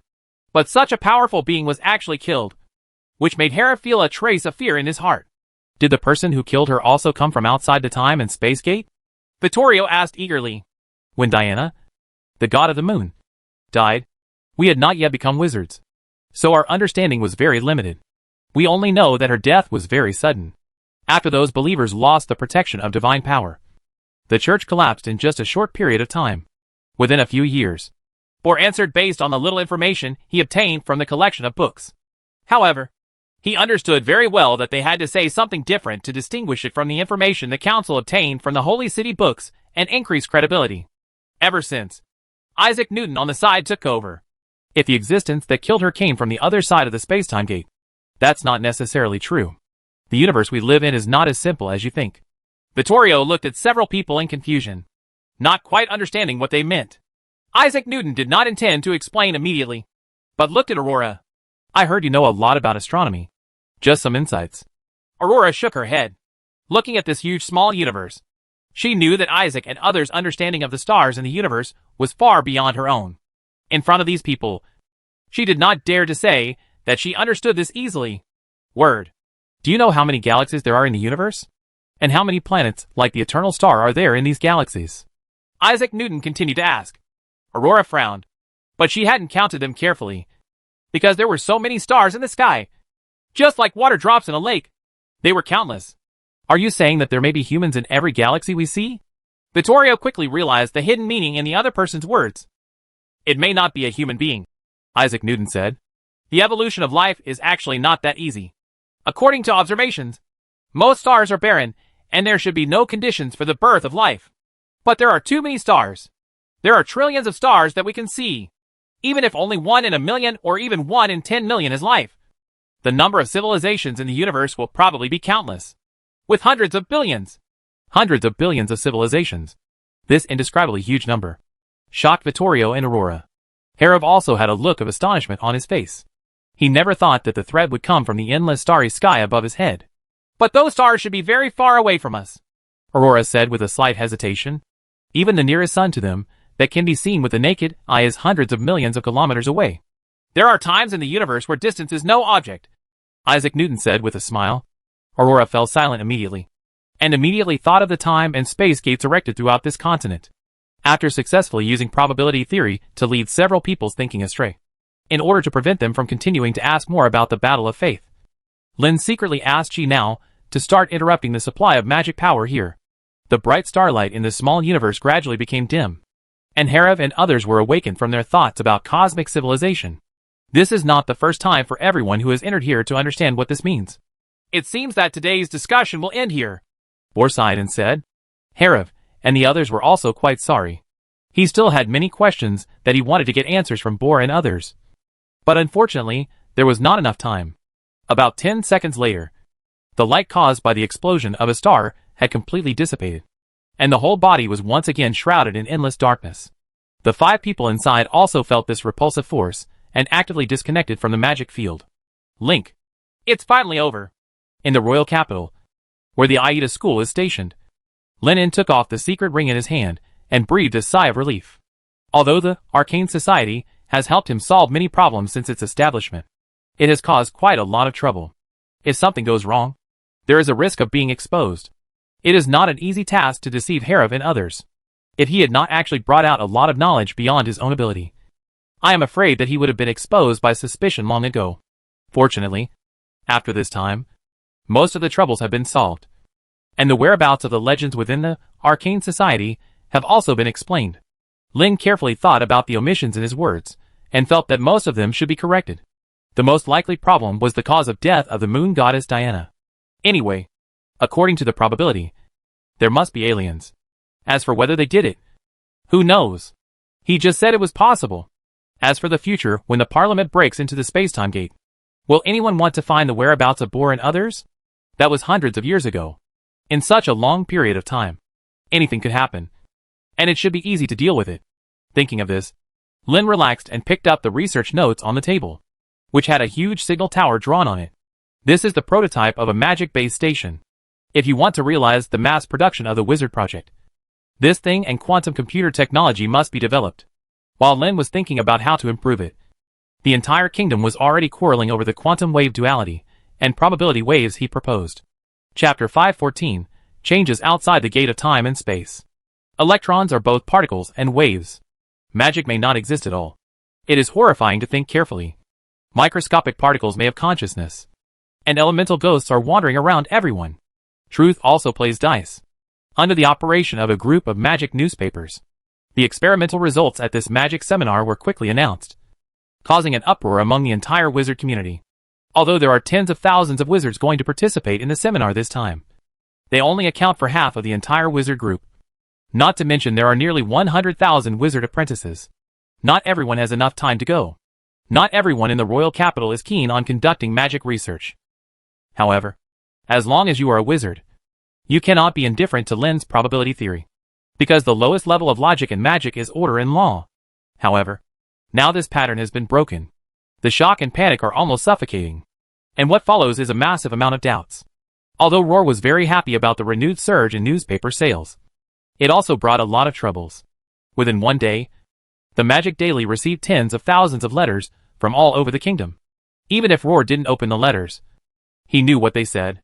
It is nothing more than refuting and insulting the quantum theory of the magic star. It is the fallacy that wave nature and particle nature can never exist at the same time. Probability waves violate common sense and magic logic. The assistant on the side looked at the envelopes that almost filled the room and spoke hesitantly. Sir Roar, what should I do with these letters? Are they going to be sent to Speaker Len? Judging from the messages on the envelope, only about 1/10 of the reply was to the newspaper for publication, and the rest were addressed to the adult. Who is going to deliver it? Are you going to deliver it? We are not responsible for delivering letters. Roar rolled his eyes, and then asked his assistant to get rid of these letters so that they would not be an eyesore here. Deal with it. Is this really good? The assistant glanced at Roar and hesitated to speak. If word spread, they would definitely be killed by the angry wizards. But he didn't have the courage to send these to the Magic Star's mansion, so he could only temporarily free up a warehouse to store them. After leaving this big problem to his assistant, Roar turned his attention to an important manuscript. The person who wrote the letter is naturally the person who started this magic storm, the famous Magic Star. And the title of this paper is The World of Probability Quantum Mechanics. In this paper, Len explained in detail what probability is, and re-improved the internal structure model of the elements. It is no longer the star orbit type, but changed to a probability cloud. The electrons located in the atom are not moving along a specific orbit, but are distributed around the nucleus with a certain probability. In addition, the uncertainty principle is also proposed. The position and momentum of a particle cannot be determined at the same time. The smaller the uncertainty of the position, the greater the uncertainty of the momentum, and vice versa. Below, a large number of Olympian equations are even used to express the uncertainty relationship between position and momentum. Rahl's level of mathematical Olympiad was only mediocre, and he couldn't understand the meaning of these mathematical Olympiad equations at all. But he could see one thing, whether it is the wave-particle duality of microscopic particles or probability theory. It is not the sudden imagination of the Magic Star to explain the double-slit interference phenomenon. On the contrary, he has a very rigorous theory. Let's use this paper as the layout tomorrow. After reviewing it, Roar handed the manuscript to another assistant and asked the other person to make copies as soon as possible. Outside the gate of time and space, in a desolate and silent divine realm, 100,000 Moko people were kneeling in the bushes of magic plants, blazing mushrooms, performing routine prayers. It's just that the god they call has been changed from the great moon god Diana to Ella. It's not that no one has noticed something wrong, but this has become their only hope for survival. Only by praying sincerely and offering your faith can you obtain precious food and calories. About an hour later, the prayer ceremony officially ended. Just like before, countless pieces of bread fell from the sky and landed beside them. The Moko people who were praying with great concentration excitedly grabbed the bread and ate it, thanking the great Lord for the gift from time to time. Those Moko people who did not have firm faith and did not pray sincerely were frozen in place by some powerful force. They could not move and could only watch others enjoying this God-given delicacy. Ella, who was hiding in the dark, watched all this in silence. Several days had passed since she entered the space-time gate. In addition to recuperating her injuries and merging her godhead, she also gathered all the surviving intelligent species nearby. The number of people was much smaller than she had imagined, and coupled with a lack of resources in this dilapidated divine domain, it was extremely difficult to rebuild the magical system here. Ella vaguely regretted that she had chosen to recruit back all the gods' punishment knights who had explored this place, and they had been killed and wounded in several wars with the Parliament. Otherwise, at least there would still be some helpers available. Lord of the Undead, Donatus. Ella recited the name silently in her heart, and did not dare to speak the name of God directly, to avoid being known by the other party. This is undoubtedly the biggest trouble she needs to face now. This Lord of the Dead possesses medium divine power, and his divine domain covers several planes. His strength is much stronger than that of the moon god, and he is definitely not what he is now, able to compete. The only good thing is that this plane is very large, and the blazing mushroom bush they are in is like an insignificant stone in the hills. Not very eye-catching. As long as she doesn't use her divine power to try to seize control of this divine realm, she won't alarm the other party. Of course, this is all temporary. Once the Lord of the Undead successfully infects the elements of the entire plane with divine power, no matter where they are hiding, they will be exposed instantly. The time left for her is very limited. Ella kept thinking about countermeasures, and soon came up with an idea in her mind. Although she does not dare to appear in front of the Lord of the Dead now, and due to the moonlight problem, she cannot return to the time and space gate. There is still no chance. Ella, who possesses part of the memory of the moon god Diana, is very clear about how attractive a new plane is to gods. Not to mention that it is a very huge and vibrant world. Only by driving away the tiger and devouring the wolf can she have a chance of survival. Chapter 515 Don't teach yourself quantum mechanics before you overestimate your capabilities. A week later, at the academic seminar in the royal capital, tens of thousands of wizards gathered here to discuss today's proposal, the issue of the issuance of magic medals. Generally speaking, this is just a formality. Except for a few exceptions in history. Wizards who are nominated can achieve corresponding glory. But this time it is a little different. Because there is a very important magic theory that has been pending. And that is the quantum theory proposed by magic star Lin. If it is correct, it will definitely win a Corona medal in one fell swoop. No, even the mere Corona medal is not worthy of its status. Because that means that the entire foundation of magic has to be torn down and started all over again. It is precisely because quantum theory completely violates their previous logical and magical theories that most wizards are unwilling to believe that it is true, and strive to find evidence through experiments to prove that this theory is extremely absurd. Lennon had explained the principle of the thermal field electron launch gun in detail, and there were not a few great wizards who could reproduce it. It's just that this spontaneous research competition was extremely fierce. In just 1 week, 8 of the more than 60 great wizards who were deeply studying the quantum field have gone crazy. That's right. 8 people went crazy in 7 days. There was also a great wizard who fainted from anger. His research project is how to capture an electron. As a firm supporter of particle theory, the great wizard Mori believes that if he can capture an electron and put it in a palm-sized special container, he can prove that particle theory is the absolute truth. When you encounter opponents, just show it and say, look, the electron I captured is right there. A proper particle. This is not difficult to imagine. Because Lin's thermal field electron emission gun already provides a method to create a single electron. All he needs to do is to grab one of the electrons. As for the thing that restricts electrons, Mori originally planned to use a gravitational field to capture it. But with the level of force field magic of the Great Wizard, there is no way to trap such a microscopic thing. So the only option is to use electromagnetic fields. However, it was not that easy to put it into practice. After failing hundreds of times, Mori finally figured out the trap. It took him several more days. And with a combination of luck and full observation, he finally managed to pull it out, trapping an electron in it. Then Mori was very excited and called thousands of wizards to admire his masterpiece together. However, when everyone arrived, he suddenly discovered that the electrons he had finally captured were missing. It just disappeared out of thin air into this cage that was supposed to trap electrons. No one knows the reason. But there is no doubt that this electronic show has turned into a complete joke. Mori's luck has also run out, and the on-site demonstration of capturing electrons has repeatedly failed. In the end, he doubted this thing. He is consciously playing to fool himself. A farce was staged in front of everyone. The humiliated Mori fainted from anger on the spot, and has not yet woken up. Morley's electron has also become another substantive proof of the weirdness of the quantum field. So far, no one knows whether the electrons trapped in the trap actually exist. His end was even pretty good. Some wizards who studied the wave-particle duality in depth directly lost the ability to cast spells. In view of these bloody lessons, Congress had to issue a temporary emergency declaration to halt all current quantum experiments. Lin also suggested to the outside world through Magic Daily that all future research on the microscopic field must be conducted with corresponding guidance, so as not to ponder alone and plunge into a dead end. For a time, a new term spread in the Magic Kingdom: overestimating one's own capabilities. It means never study quantum mechanics on your own. However, in the eyes of those wizards who firmly oppose probability theory, this has undoubtedly become the magic star building a moat for his own theory. As a result, all research on microscopic theory must be guided and approved by the other party.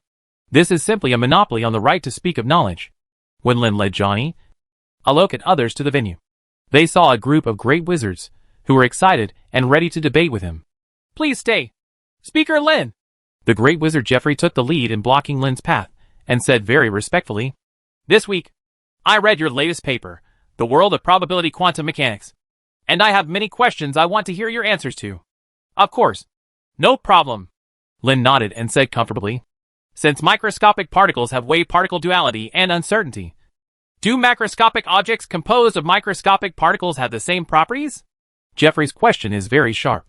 In his opinion, this is the biggest loophole in quantum probability theory. If the properties of quantum are really so chaotic, wouldn't things made of microscopic particles be even more chaotic? However, reality is not like this. Real matter is very stable, and will never exist just because they don't look at it. "Of course not, yes." Lin replied decisively. If it's not, then how can you prove? Jeffrey was about to continue talking, but he soon realized that the magic star seemed to mean yes, not no. The other wizards, who were waiting for Lin's denial, also had expressions of astonishment on their faces. It took them a while to calm down, and a look of extreme surprise suddenly appeared on their faces. Since you said that macroscopic matter also has fluctuations, don't we also fluctuate? A wizard said with a sneer. With all due respect, you can't even give a single real-life example. Speaker Lin. Indeed, it is not easy to give an example. That is because the volatility of macroscopic matter is not obvious, and it is very small compared to its mass. Lin nodded first, and then waited for the excited Jeffrey when someone opened his mouth to argue. He spoke again with a smile. Any macro element, even at the atomic level, is composed of a large number of microscopic particles. I believe you have demonstrated through experiments that microscopic particles can interact with each other. You mean that because they are affecting and interfering with each other, their shapes are fixed? It shows the characteristics of particles? The greater the mass, the more stable the state? Arad said in surprise. That's not wrong to understand. Lin picked it out. The essence of energy interference is actually wave stack. This involves the theory of quantum entanglement. Lin did not intend to elaborate on it. He looked at the wizard who spoke before and said with a smile, I can't give you the example you mentioned. But if you want to calculate your wavelength, you only need a formula. Chapter 516 Everything has a wavelength. Thanks to the Alliance leader Lily for the reward of 110,000 starting coins after the sword left. Calculate a person's wavelength? The wizards present couldn't believe it. People can also be volatile? Jeffrey had an expression of disbelief on his face. Even though he was one of the founders of the volatility of light, he did not dare to say such a weird statement that humans have volatility. Lin seemed not to notice everyone's surprise. Using his hand as a pen, he casually wrote a few symbols in the void, which are the famous de Broglie's wavelength formula. The calculation formula is extremely simple and clear at a glance. It can even be said to be incredibly simple. Lambda equals h/p. The symbol lambda is the wavelength. P, they are very familiar with it. It is momentum, the product of the mass and speed of an object. The only thing strange is the h. This is a quantum constant. Like the gravitational constant, it is a fixed value. 6.626 times 10 carat minus 34 joules per second. Lin explained. Hearing the word quantum constant, the wizards at the venue who were keen on studying the microscopic field immediately showed a look of understanding. This is a concept that Lin mentioned in his paper, The World of Probability Quantum Mechanics, published in Magic Daily, when he elaborated on the research on the particle nature of radiated light and electromagnetic waves. Electromagnetic waves are electromagnetic fields that propagate in the form of waves. But when they interact with charged particles, they will show a discontinuity in energy and momentum. So this magic star assumes that its emission and absorption are not continuous, but part by part. Then there must be a minimum value. This value is the quantum constant, the smallest amount of energy that can be divided. The translation of the entire wavelength calculation formula is that the wavelength of an object is equal to the quantum constant divided by its momentum. With the calculation power of the Great Wizard, it only took Anthony 1 second to calculate that the wavelength of an adult moving forward at a normal speed is about 10 carat minus 37 meters.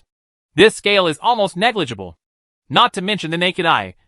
Even the perception of the legendary wizard would never be able to touch such a scale. But this quantum constant should be just your hypothesis. Jeffrey was not convinced by the wave formula that Lin presented. After all, isn't it nonsense to use a hypothetical thing to prove that your theory is accurate? Before Lin could speak, Alok couldn't help but explain. This is not a hypothesis. It is the highest achievement of the Dean's research on electromagnetic waves and thermal radiation. We have found a way to emit a single light quantum. This wavelength formula is correct in calculating the wavelength and frequency of light and electricity. 100%. It can even predict where microscopic particles may appear, almost perfectly matching the experimental results. Listening to what Alok said, Lin also had a smile on his face. Once it comes to the quantum field, Planck's constant becomes something that needs to be confirmed first, because there are too many formulas related to it, and it is also the speed of light, the universal gravitational constant, the third thing that can be called a physical constant. Unfortunately, due to limited conditions, Lin could only measure the value of Planck's constant by replicating Joseph von Pfeif's rotational geometry device, and the accuracy was not high. If you want to continue to improve the accuracy, you may have to rely on a particle collider. Anthony and others were shocked when they heard that Alok said that they had found the light quantum. Why were previous double-slit interference experiments conducted with electrons? That's naturally because they can't emit photons one by one. Some staunch wave wizards even believe that photons do not exist at all. This thing has been determined to be electromagnetic waves. It's a wave, not a particle. But if Alok is not lying, it means that this conclusion will be overturned. Waves also have the characteristics of particles. On the side, Arad noticed another more exciting news and spoke excitedly. You just said that you can predict the landing location of microscopic particles? The wizards present also reacted. And even the three speakers Harav, Aurora and Vittorio could not sit still. Due to the many weird characteristics in the microscopic field and the small size, there is no way to measure it to any extent. Even the gravitational deformation amplification method previously used to measure atoms has failed. So until now, there is completely blank data on the shape, mass, trajectory, and other information of quantum particles. For example, in the double-slit experiment, they didn't know where the next electron might appear, or even whether it would land on the fluorescent screen. This is also the biggest problem currently facing the study of microscopic particles. All its characteristics seem to be chaotic, and no clue can be found. If you want to talk about predictions, of course you can, Lin laughed, and then explained. It's just that this is not the precise prediction you think it is. It should be called a probability cloud distribution map. It is almost impossible to make an accurate single prediction of the existence position of a certain quantum at a certain moment, because the Federation has used countless experiments to prove that this thing is truly random, and not pseudorandom, that circulates according to certain rules. But if more than 100,000 electron emissions are carried out, the accuracy of this probability cloud distribution model can reach more than 99%. Just like flipping a coin in your hand, as long as it is flipped enough times. The number of times it will land with heads and tails will always approach 50%. So every microscopic particle is constantly throwing dice to decide where it will appear next when it is observed. Jeffrey really couldn't understand it. Doesn't this consume energy? Why not the other way around? Maybe energy needs to be consumed when the probability collapses. Lin shrugged. This strange yet reasonable statement left Jeffrey speechless. Allard and others are thinking about the wavelength formula and probability cloud model proposed by Lin. They have not yet confirmed the authenticity of the latter through experiments, and cannot evaluate it for the time being. The former is perfectly in line with what Lin just said. The more microscopic an object is, the weaker the volatility it shows. After all, the greater the momentum of P as the divisor, the smaller the value of the final wavelength is, and the more insignificant it is compared to its own mass and volume. Only quanta that are also in a microscopic state will show particularly obvious fluctuations compared with their mass. In other words, this conclusion itself is deduced from this formula. Allard, who was deep in thought, soon thought that this wavelength formula and probability cloud model might be one of the entry points for studying the quantum field. Wait, aren't they here to oppose probability theory? Arad suddenly realized this. Damn it. I almost got caught by this magic star. Chapter 517 Lin's Quantum Cat. Although Lin threw out light quanta, wavelength formulas and probability cloud models one after another, all the wizards present were caught up in thinking about these theories. But after all, many people still remember their purpose of coming to surround this magic star. That is to say, the few pieces of magic foundation left under the impact of quantum theory. Arad knew very well that if they could not defend Lin today, in the future the wave-particle duality and the elemental probability cloud model would be recognized by the Parliament and become the most mainstream magic theory. The magic tower built of order and regularity in the past will also collapse. Thinking of this, Arad turned his head and motioned to Boulder beside him. Now it's time for him to take the field. The great wizard named Bold nodded, then clapped his hands, and several apprentices lifted out a huge, fully enclosed cage. This is the gift I prepared for you, Speaker Lin, Boulder said, pointing to the cage. Lin glanced at it. Such a large size also made him somewhat curious. There is a camel beast inside. Of course, according to your quantum theory, it is probably a camel beast that is both dead and alive, Boulder introduced with a smile. Inside this cage, he releases a delayed lethal toxin, and a robust camel usually faints and dies within 6 to 10 hours. And now it has been 7 hours. It may be dead or alive. So we can say that it is now in a superposition state of both dead and alive. Right, Boulder said proudly. The wizards present laughed. This is of course impossible, even without observing them. They knew that the camel beast in the cage must be in only one state, either dead or alive. It must be said that Boulder's metaphor of the opposition between life and death to describe waves and particles is very appropriate. Because logically they cannot coexist. A living thing cannot be both alive and dead. And an object cannot be both a particle and a wave. Allard and other great wizards turned to look at Lin, extremely curious as to how the magic star would answer this pointed question. The proud expression on Boulder's face gradually faded away, and he felt vaguely uneasy in his heart. He began to think about whether this big gift he had sent would offend the new speaker too much.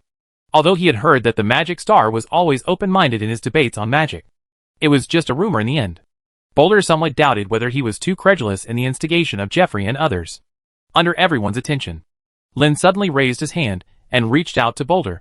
Just when a group of great wizards were wondering if the magic star was angry, they saw that he just patted Boulder on the shoulder, and then spoke appreciatively.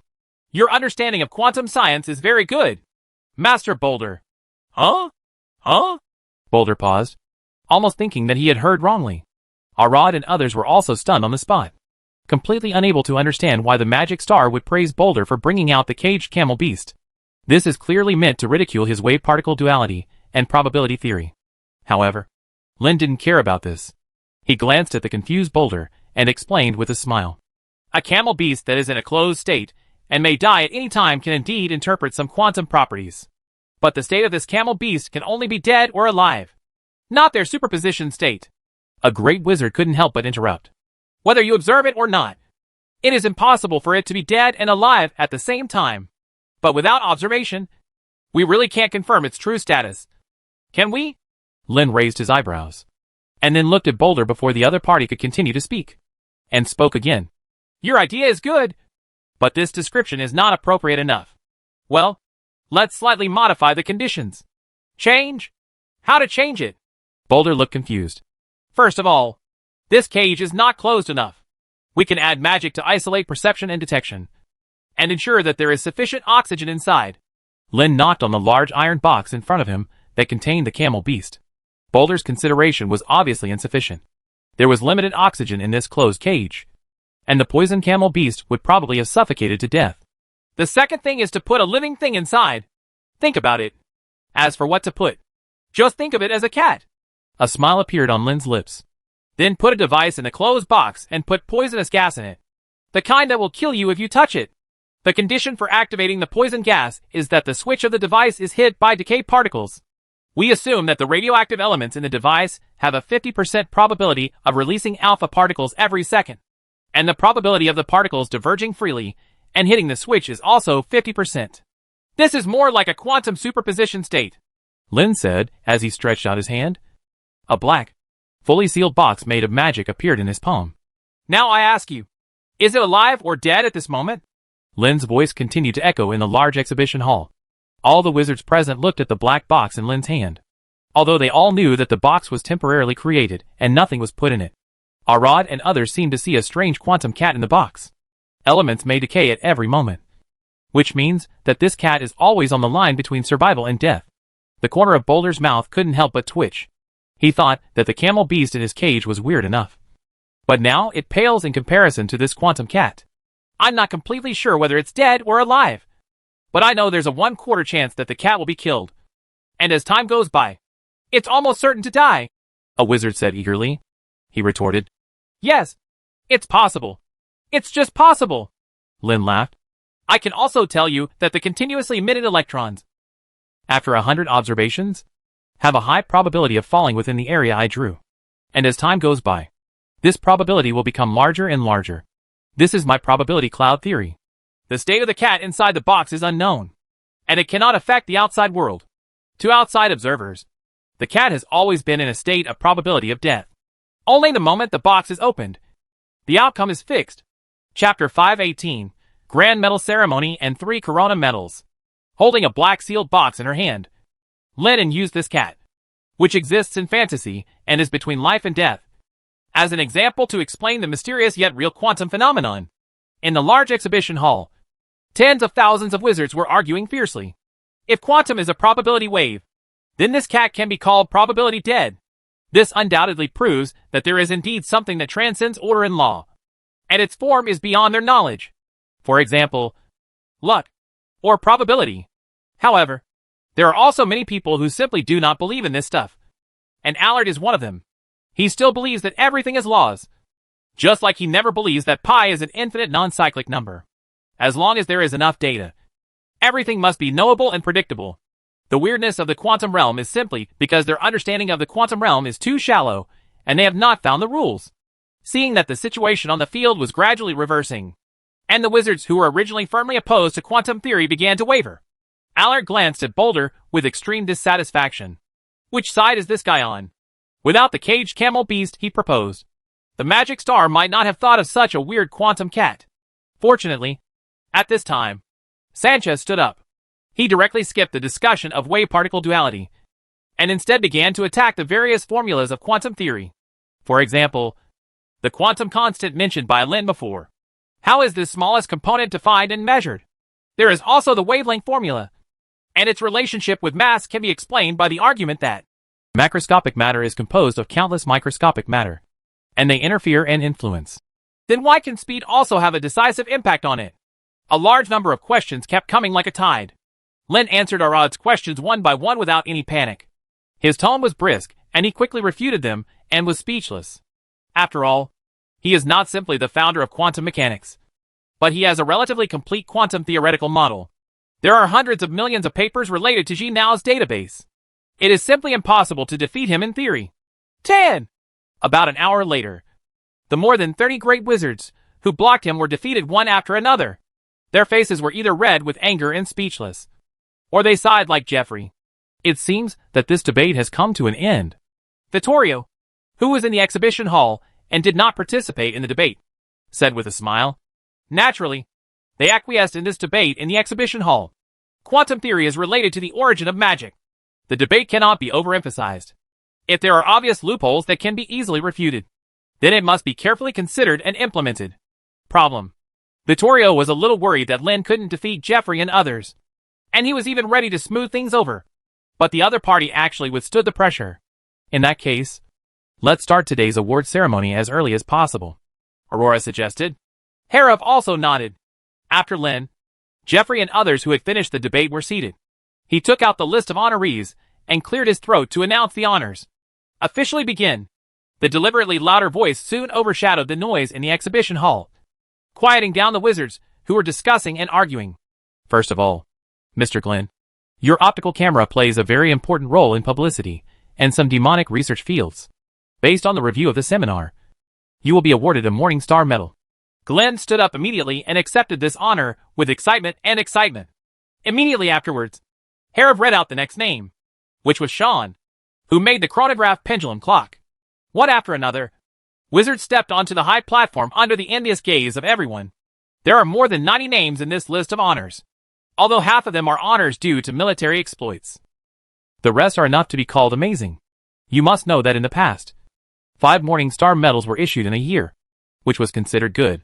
This time, more than 40 medals were issued, which is equivalent to the accumulated number in the past 10 years.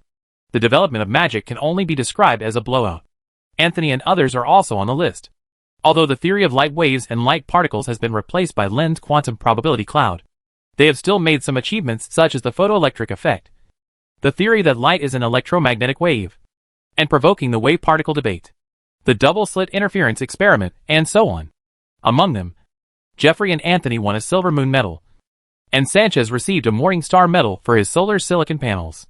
The most unlucky one is Arad. Originally, he was full of confidence in his elemental scattering experiment and thought it was the most important evidence to defeat the volatility sect. However, it turned out to be a joke. This was also the reason why he tried to refute Lin in the debate just now, which involved the ownership of at least one Silver Moon medal. There is no doubt that he failed and did not obtain any magic research results. In addition, Arad and Anthony stayed in the City of Fire Oil to conduct research, and only had a little hard work to defend the city and extract tritium and deuterium elements. Arad sighed secretly, but it was a pity that just 1 week was not enough time to make an alchemical instrument to monitor the movement of electrons and see how the particles pass through the 2 gaps at the same time. Otherwise, he felt that his scattering mimetic wave theory was still a little bit complicated.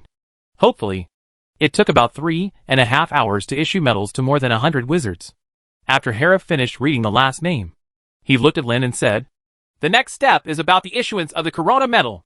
Speaker Lin's contribution to the Magic Parliament must have been witnessed by everyone.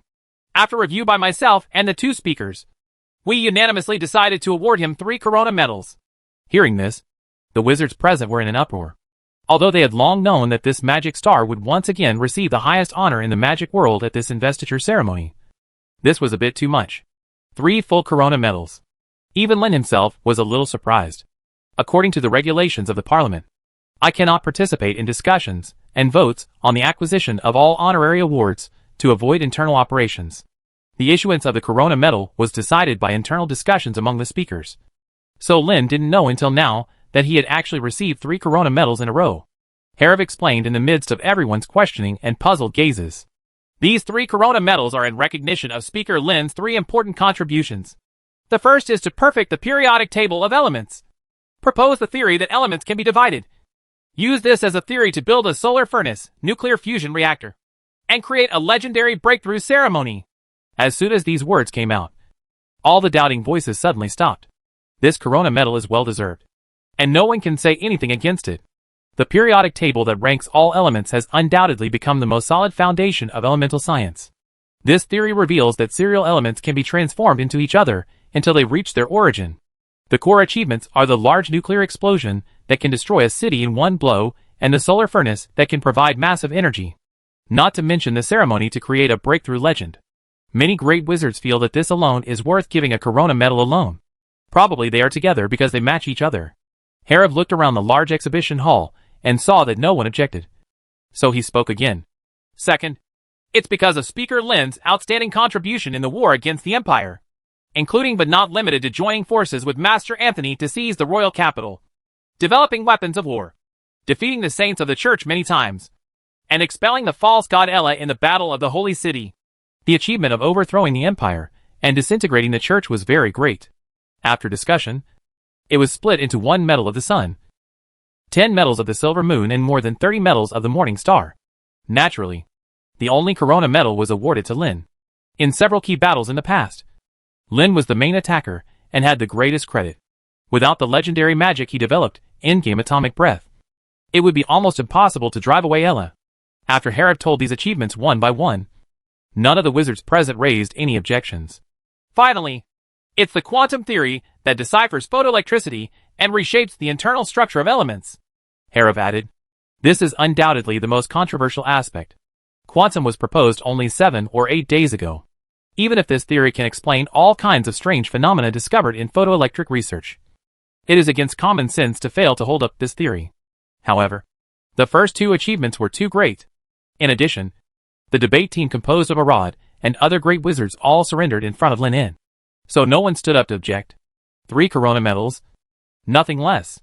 In fact, if we had not considered that the Corona medal is the highest award in the magic world, issuing too many would affect its scarcity. Given Lin's merits, it would be normal to issue 2 more medals. Vittorio and others even considered whether to create a more advanced award on top of this, such as a lifetime contribution award or something. Under the gaze of tens of thousands of pairs of eyes, Lin Inchi stood up and walked towards the high platform. Herav very solemnly took a box made of mithril and opened it. Inside were 3 medals made of dark gold. The front and back were engraved with the logo of the Parliament and the Tower of the Sun. They were also an alchemy item. Props. When facing evil Mage Merc, Lin In relied on his strong protective ability to support Herav and others. However, with his current strength, this level of protection has little effect. In comparison, Lin In was more curious about what kind of material this thing was made of. It was said to come from outside the gate of time and space, and could carry very powerful power. He had not tried using it before because there was only 1 sample solution to analyze it. Herav didn't know that at this moment. Lin was considering whether to melt these metals, the highest honor in the magic world. Together with Aurora and Vittorio, they each took a medal and wore it personally. On Lin's chest, there was thunderous applause in the vast exhibition hall.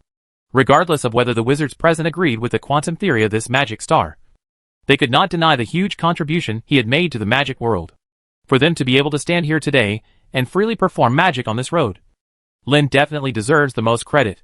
Especially those wizards who are young and have lofty dreams look at the high platform, full of enthusiasm and longing. The legendary deeds of this magic star have long been spread throughout the kingdom. In just 3 or 4 years, he has jumped from a 3-ring wizard who was hunted by the church and had no choice but to flee to the wizard's land. He became the star of magic that attracted much attention, the legendary speaker at the pinnacle of parliamentary power. After completing the award ceremony, Lin looked at the tens of thousands of wizards in the exhibition hall, gave a brief acceptance speech, and said that the parliament would never treat anyone who has made outstanding contributions unfairly, as long as they have the ability, dreams and hard work.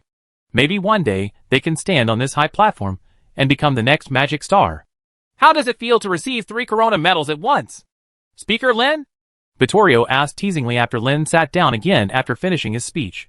You know, in the entire history of magic, only 10 Corona medals have been awarded in total, counting the medal for proposing the law of gravity. Lin alone received 4. It's not bad, Lin replied with a smile. He actually doesn't think much of these awards, because his name is already famous enough. But he still needs to receive the award. After all, this honor can inspire other wizards to work hard on research. What really makes him happy is the joy of spreading knowledge and being recognized.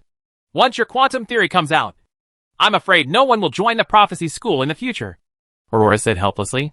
Elements and predictions are undoubtedly most affected by probability clouds and wave-particle duality, because the prophecy school believes that everything is predictable. But now everything is a probability. Then prediction naturally becomes a joke. Lennon raised his eyebrows, but did not reply. He had actually read a lot of books on the prophecy school, which explained the entanglement between astrological changes and personal destiny.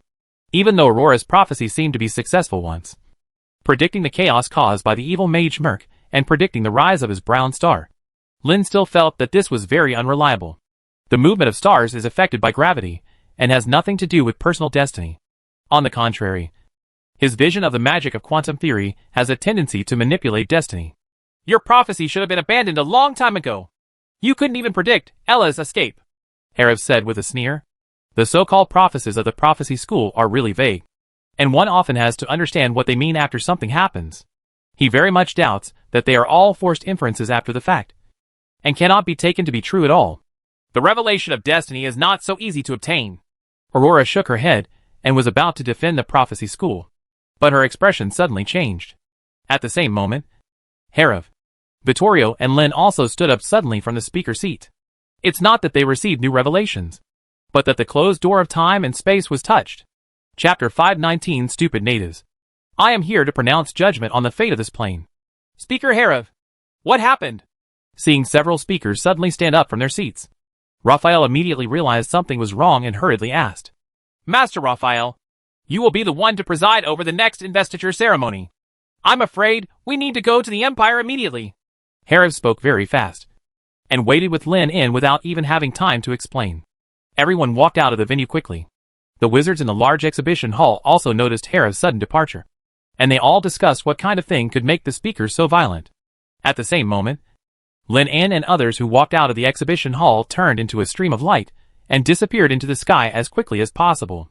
If they weren't worried about causing panic, they would have been ready to fly out from the window of the exhibition hall. The time and space gate in question was located in an cave outside the City of Steel. When the city was captured, Lin did not know this information. It was not until after the Holy City was captured that he found out from the records of a large number of secret books seized. Relevant records. This time and space gate was out of service before. They then added a few more insurances, and now one of the warning magics has been triggered. In about half an hour, Lin, who was the fastest, arrived in the mine first, and Herav and Vittorio also arrived a few minutes later. Aurora was the slowest, taking 45 minutes, due to the cognitive fear caused by quantum theory. She did not dare to use the energy body to rush along like Lin and others. Fortunately, Aurora had obviously been aware of this flaw a long time ago, and temporarily developed an alternative magic to meet the needs of flying and rushing, which was barely able to reach subsonic speeds. Fortunately, it seems that the situation is not at its worst yet. Aurora breathed a sigh of relief after entering the mine, because the protective magic set up in this area still existed and had not been destroyed. Then, Aurora looked towards the center of the mine. The space-time door has become restless. The space-time node that was originally shrunk to only 1 centimeter in diameter has now expanded dozens of times. A large amount of magic power continued to pour out of it, and the vortex kept surging, as if something wanted to squeeze in from the other side. The forbidden magic arranged here has also been activated a long time ago. Rune chains extended from the domain, surrounding the expanding space-time gate. They tried to push it back, but their effect was limited. Did Ella do it? Aurora's eyes were fixed on the surging vortex of time and space, as if she wanted to see through the scene on the other side. I don't know, but it's very possible. Vittorio's expression was particularly solemn. It has been several months since the last battle in the Holy City. A rough calculation shows that even the most serious injuries should have been healed. While speaking, Vittorio was not idle. Standing only 15 meters away from the node, controlling the protective array in the entire mine, Herav on the side built a force field magic with a range of several meters outside the spacetime gate, forming an area isolated from the inside and outside. Lennon also had a condensed water ball in his hand, which contained a large amount of tritium and deuterium elements. In the past few months, although he has not yet developed quantum-level magic, he has once again perfected the hydrogen explosion magic, especially its power and release speed. Judging from the results of the Battle of the Holy City, it seems that hydrogen explosion alone cannot kill Ella. But it does not mean that it is useless. Every time her body is destroyed, her condition will become weaker. In the end, even he ran away inexplicably. And this is the only way to threaten Ella at the moment. Damn it! Be careful. The opponent suddenly increased his strength. Vittorio's face suddenly became very ugly, and these words were almost squeezed out of his mouth. Under the control of the rune lock, the spacetime vortex, whose expansion trend gradually slowed down, seemed to have received some kind of help, and its volume instantly increased several times. Herav and Aurora were extremely nervous. Lin En was even considering whether to throw the fusion bomb in his hand directly into the spacetime gate. If the other party could come from the other side, then he should be able to throw the thing over too. In addition, he can also choose to wait for the opponent to arrive before attacking, and cooperate with Herav's force field magic to restrain the energy of the nuclear explosion and explode it in a very small area, just like they did when they defeated Ella last time. There is probably only one chance, and a fusion bomb will consume more than 70% of his reserve energy. Once the attack fails, it will be difficult to get another chance. While Lennon was hesitating, a black thing suddenly surged out of the spacetime gate under the cover of magic power. It was extremely fast, and almost rushed out of the barrier of the rune chain in a flash. However, how could the few people who had been prepared allow it to escape? The black thing quickly plunged into the force field magic laid by Herav on the outside. Aurora also took action at the same time, and beams of tight laser grids swept across from all directions. Only then did Lin see clearly that what rushed out of the spacetime gate was not the false god Ella they imagined, but a black one. Crow? However, this was obviously not a normal crow, because it actually evaded Aurora's laser grid. Its body directly turned into a black stream of light, and passed directly through the gaps in the grid. Energy? Lin's pupils narrowed, because energy is one of the most important characteristics of the legend. The next moment, a crisp crow sound resounded in the dark mine. The crow, which was only the size of a palm, spread its wings, and each feather glowed with a golden light. Then, black feathers glowing with golden light flew towards everyone like a storm, but were soon deflected by the force field magic and smashed towards the surroundings of the mine, creating streaks on the hard cave wall. Deep pit. So weak. Lin En shook his head and put away the fusion ball that was ready to go. Judging from the inability to break free from the shackles of the force field magic and the power of this blow, the opponent was not having the power to threaten them should be just a pseudo-legend. Is it a monster from the other side of the spacetime gate like Mudo? Vittorio and others also breathed a sigh of relief. But their movements did not stop. After the crow flew out, Vittorio increased the control of the protective formation and redirected the activated spacetime gate node to blocked up. Herav and Aurora also cooperated to confine the crow from the other side of the time and space gate to an area of less than 3 square meters. Let's burn it for a while first, and then take it back and take a look later. Wisps of scorching immortal flames appeared around Lin En.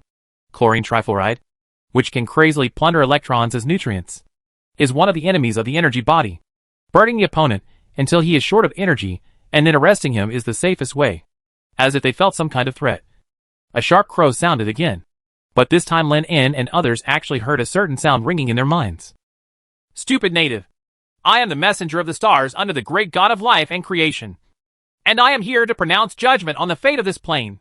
This is by no means a common language, but they are surprisingly able to understand it. Lin paused for a moment, with a surprised look on his face. This turned out to be a legendary creature with intelligence. Star messenger? You clearly look like a crow, Herav said with a sneer. God of life and creation. What is this? Is it Ella's new title over there? Aurora frowned. She was even more concerned about this title, which she had never heard of before. The dark crow seemed to be stimulated by something, and its high-pitched crow became more and more sharp.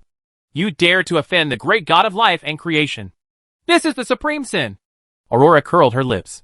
She had never been interested in gods, but she was secretly wary. The black crow, who claimed to be the messenger of the star, reprimanded several people for their offense, then raised his head and spoke arrogantly. Stupid natives! I was ordered to deliver a warning. The plane you are on has been targeted by the brutal killer, the enemy of all life, and the lord of the undead, Donatus. It won't be long before everyone they will all return to death and nothingness, and you will have no chance of survival. Of course, if you are willing to surrender to the great God of life and creation, then I will guide you in how to resist the Lord of Death, the black crow said proudly. Hearing this, several people present couldn't help but look at each other and frowned. They had previously prepared the space-time gate to target Ella, but they did not expect that the so-called Lord of Death suddenly appeared. Hera pondered for a moment before speaking. Donatus, Lord of the Undead, what power and abilities does he have? And why would he invade our world? He is the leader of hundreds of millions of undead souls, and has conquered and slaughtered several planes, the black crow said in a high tone. Don't think how powerful your power is or how special your world is. In fact, every few years, a plane will be captured by a god in the main world and become their divine domain. Your world is just insignificant. It's just that one. Hera and others all had horrified expressions on their faces. They couldn't imagine what kind of existence the main world the other party mentioned was actually capable of capturing and merging other worlds. Then how big is your so-called main world? Lin asked abruptly. The star messenger paused obviously, and then spoke quite proudly. Even if I fly at the fastest speed, I can't fly to the end in 1,000 years. You can't fly to the end for 1,000 years. What a vast world is that? Hera couldn't help but take a deep breath. Lin was not very surprised, because judging from his performance just now, this so-called star messenger was really too slow. Even if it flies at the speed of sound for 1,000 years, its diameter will only be billions of kilometers. It sounds scary, but when calculated, it is the distance between the farthest planet and the sun. Looking at the large galaxy where they are located, it is as small as a grain of sand. Can such a main world also capture the universe in which it exists? But the premise is that the year the other party talks about has similar meaning to the year in his mind. The dark crows are still bragging about the magnificence of the main world, where there are countless creatures and many gods. Although the god of life and creation is not the most powerful one, there is no doubt about his greatness. Your world was discovered and captured by the moon goddess Diana.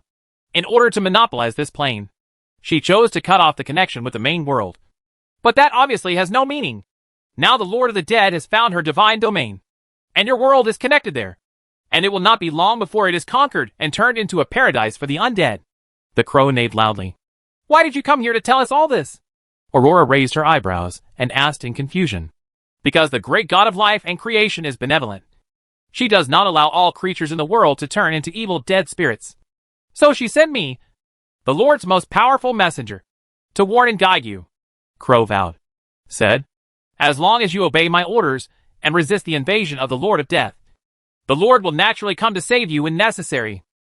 In that case, why didn't she just kill the Lord of the Dead? Hera said with a sneer. He didn't believe that such a good thing could happen. Moreover, this so-called star messenger was easily subdued by them. If the Lord's most powerful messenger is at this level, then the God of life and creation is not much stronger. Ignorant natives! The war between gods is not as simple as you think. It is an interdimensional war. The black crow showed an extremely disdainful expression on his face, and then continued arrogantly. Okay, I have explained my purpose. Now hurry up and remove your magic and welcome the messenger of the great God of life and creation. Hera and Aurora looked hesitant. They did not cancel the magic, but did not dare to act rashly. They were quite afraid of the so-called main world, and the God of life and creation in the crow's mouth. No, in my opinion, it's better for you to stay in the cage. Lin suddenly took action. Under the surge of magic power, the black crow's body suddenly turned into a vacuum area, followed by a fully enclosed cage made of black. The eternal fire burned brightly outside. You dare to offend the messenger of the great Lord. You will definitely regret it. The sharp crow sounded in everyone's minds. But as the cage was completely sealed, the sound soon stopped abruptly. You treat it like this?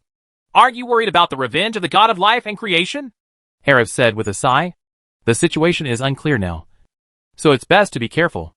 Do you really believe what that crow said? Vittorio said with a sneer. I think it might have been sent by Ella to confuse us.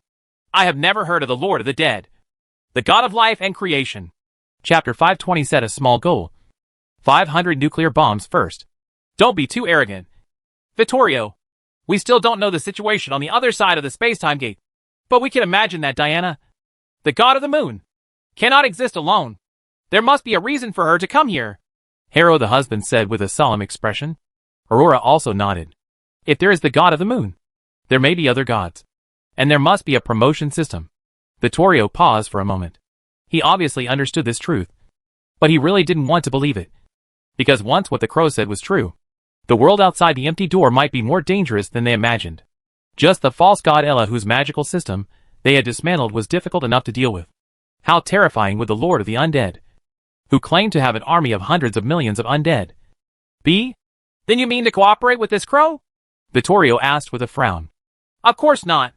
It's absolutely impossible for us to accept its command and control just based on the other party's words.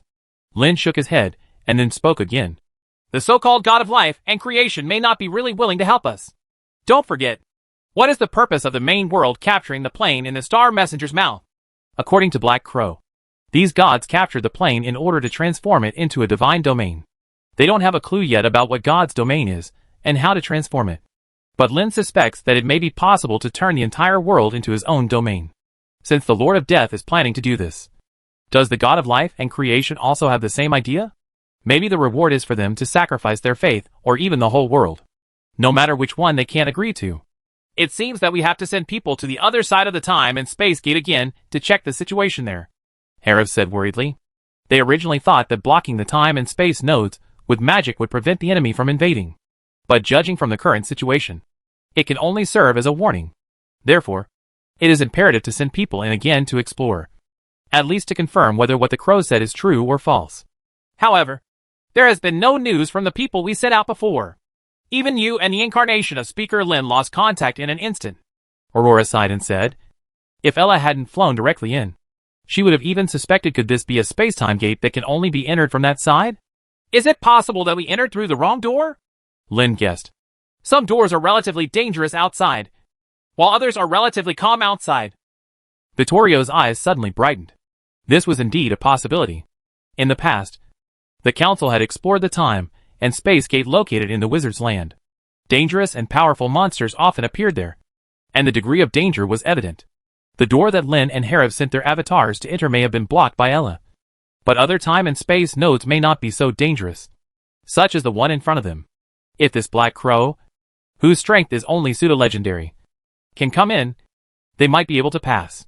Although they were thinking this way, none of them had any intention of taking action in a hurry.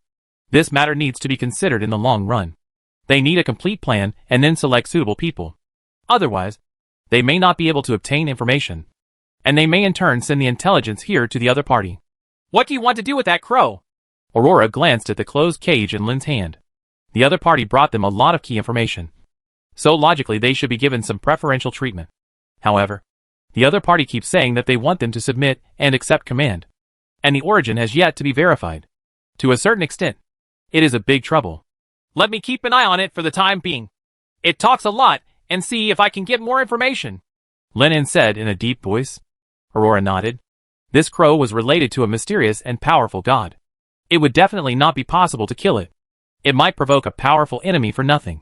She couldn't just leave it alone and let it wander around in this world.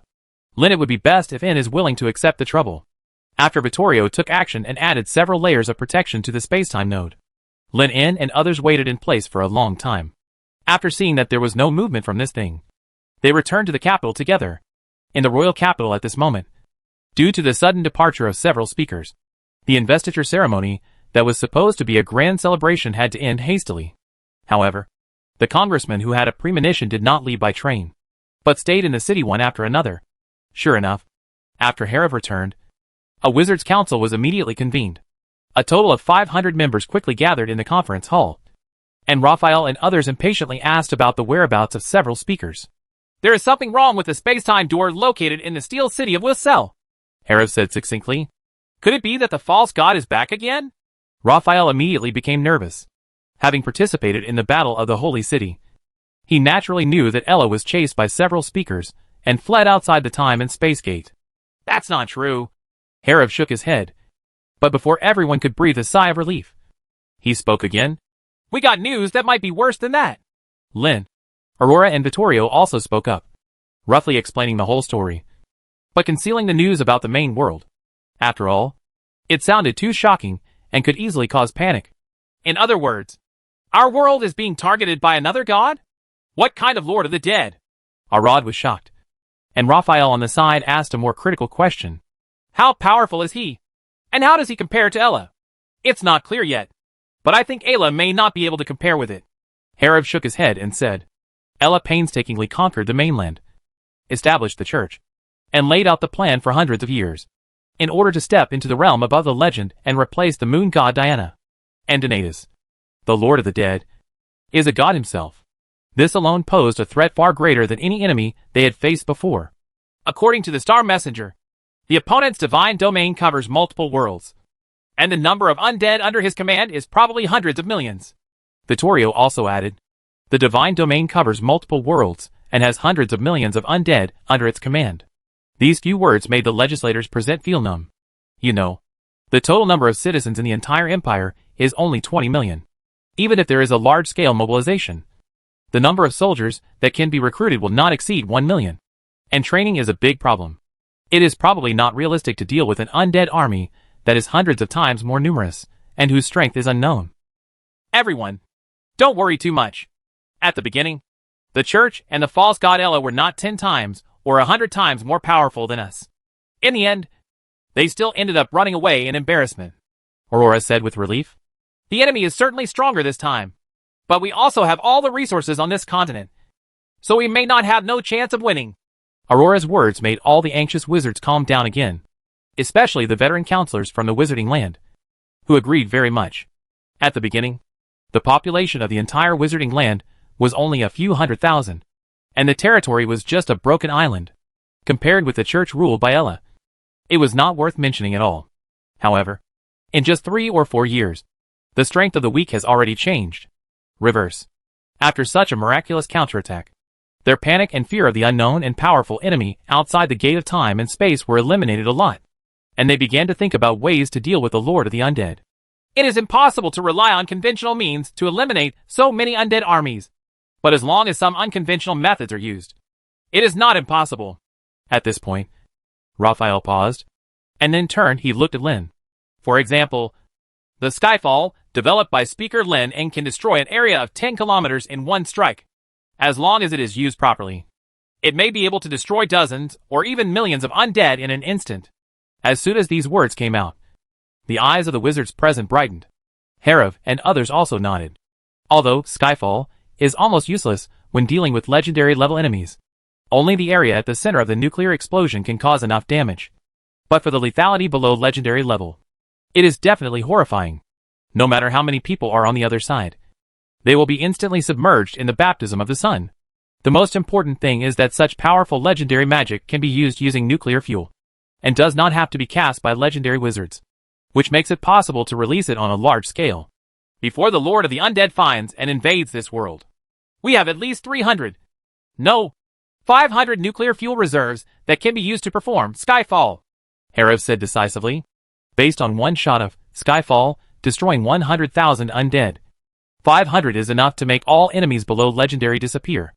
If conditions permit, Herav even wants to cleanse the world outside the door of time and space. The only problem is that to cast Skyfall once, you need to consume at least 15 kilograms of uranium-235.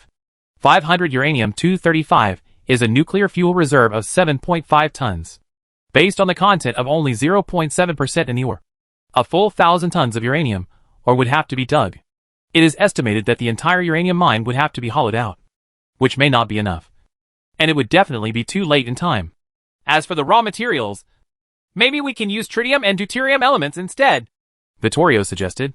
The use of fusion bombs is safer, more reliable, and more powerful than fission bombs.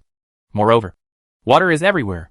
If the magic circle for extracting raw materials can be optimized to greatly improve its efficiency, It is not completely impossible to produce raw materials that can release hundreds of hydrogen explosions. Then you will be responsible for the improvement of the extraction circle. Speaker Vittorio, treat it as the most important thing. No matter how many people are needed or what method is used. The nuclear reserve must be increased as soon as possible. The more, the better. Okay. This is the most important and powerful force we have at the moment, Harif said solemnly. Hearing this, a group of wizards who were proficient in thunder spells smiled bitterly. They thought that after the war against the Empire was over, they would no longer have to work hard to extract raw materials from water every day. It has to last for quite some time. The last time it suffered was Lake Eris. But this time, I don't know which lakes will be evaporated dry. However, for the remaining members of Congress who do not need to do these boring jobs, the reserve of 500 nuclear weapons is simply not enough. Some even think that it is better to reserve more than 1,000 nuclear fuel to be safe enough to blow up all their enemies to death. If 1 is not enough, then 10. If 10 is not enough, then 100. As long as the effect is large enough. The Lord of the Undead can always be said to H.L. A great wizard said confidently. He believes that there are no enemies that Skyfall cannot defeat. If there are enemies, they must not be numerous or powerful enough. Seeing that many congressmen present were caught up in the enthusiasm for nuclear explosion baptism, Lenin shook his head and couldn't help but remind him. We'd better not place all our hopes on a single spell. Our opponent is a god, and the opponent may not have the power to deal with this magic. Improving conventional power is equally important. For example, after he used the large nuclear explosion technique and final atomic breath, the church immediately took precautions and took many targeted measures. Ella also came up with a way to rely on force field magic to resist this technique. Legal means. Therefore, in his opinion, nuclear explosions must not be launched easily. A suitable time must be chosen to eliminate as many enemies as possible at once without giving the other party too much time to react. Yes. In addition to nuclear fuel reserves, we also need to increase the high-end combat power of the Parliament as soon as possible. Aurora nodded, not blinded by the powerful nuclear power. No matter how powerful the magic of Skyfall is, it is still not as flexible as the living legend. In the past few months, the extracted tritium and deuterium elements have been enough for 4 people to be promoted. It's just that the issue of promotion sequence still needs to be discussed.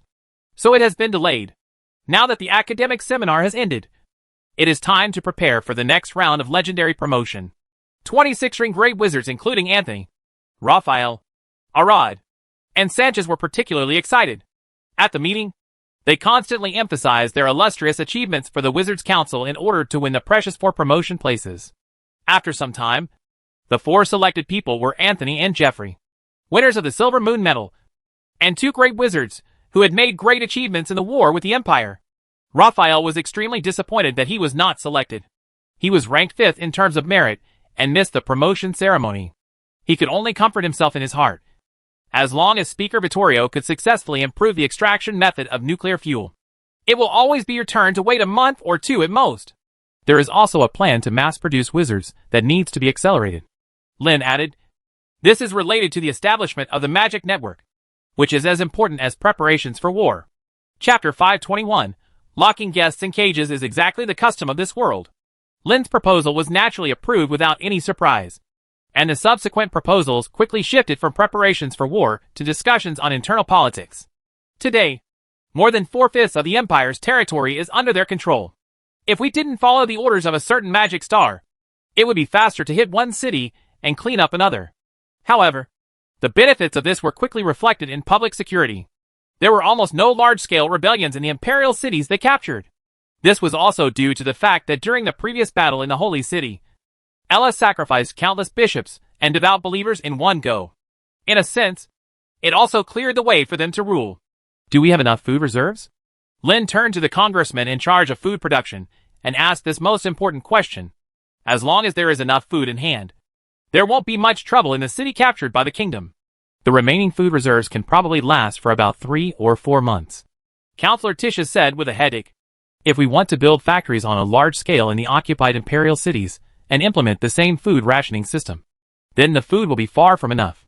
The people of the kingdom consume more than twice as much food as the poor people of the empire in a day. After all, white bread noodles are not mixed with wood chips and grass. Although they had long expected that there would be a food shortage after regaining the empire, So they started stockpiling in advance? But the Empire's 20 million people meant 20 million mouths, which was not easy to feed.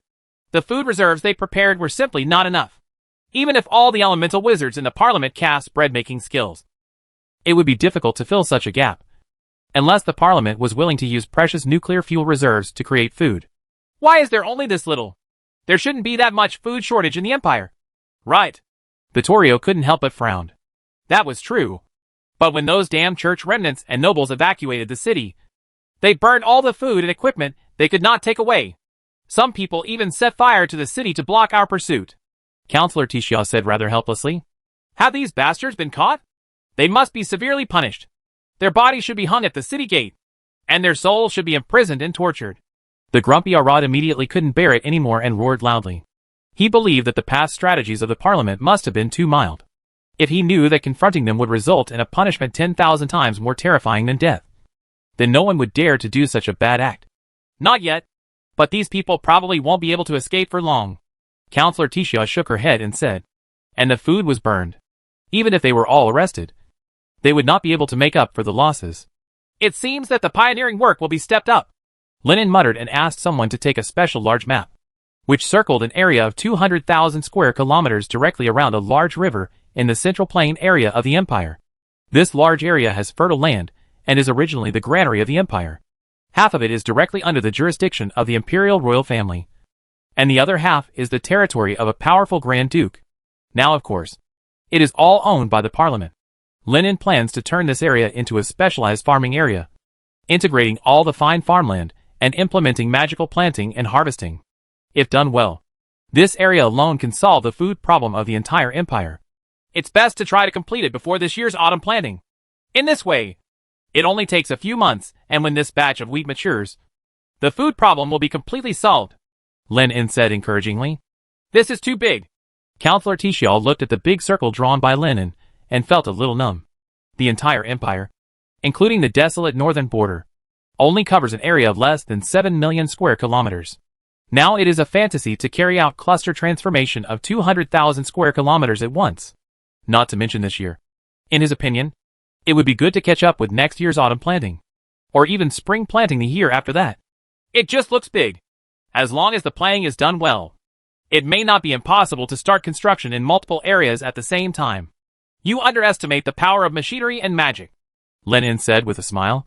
They don't need to cultivate the land manually. A group of farmers holding hoes to cultivate the land is a thing of the past. The agricultural cultivators of the Kingdom Alchemy Research Institute have already been developed into the third generation. Not to mention that a large number of armored vehicles were produced before the meeting.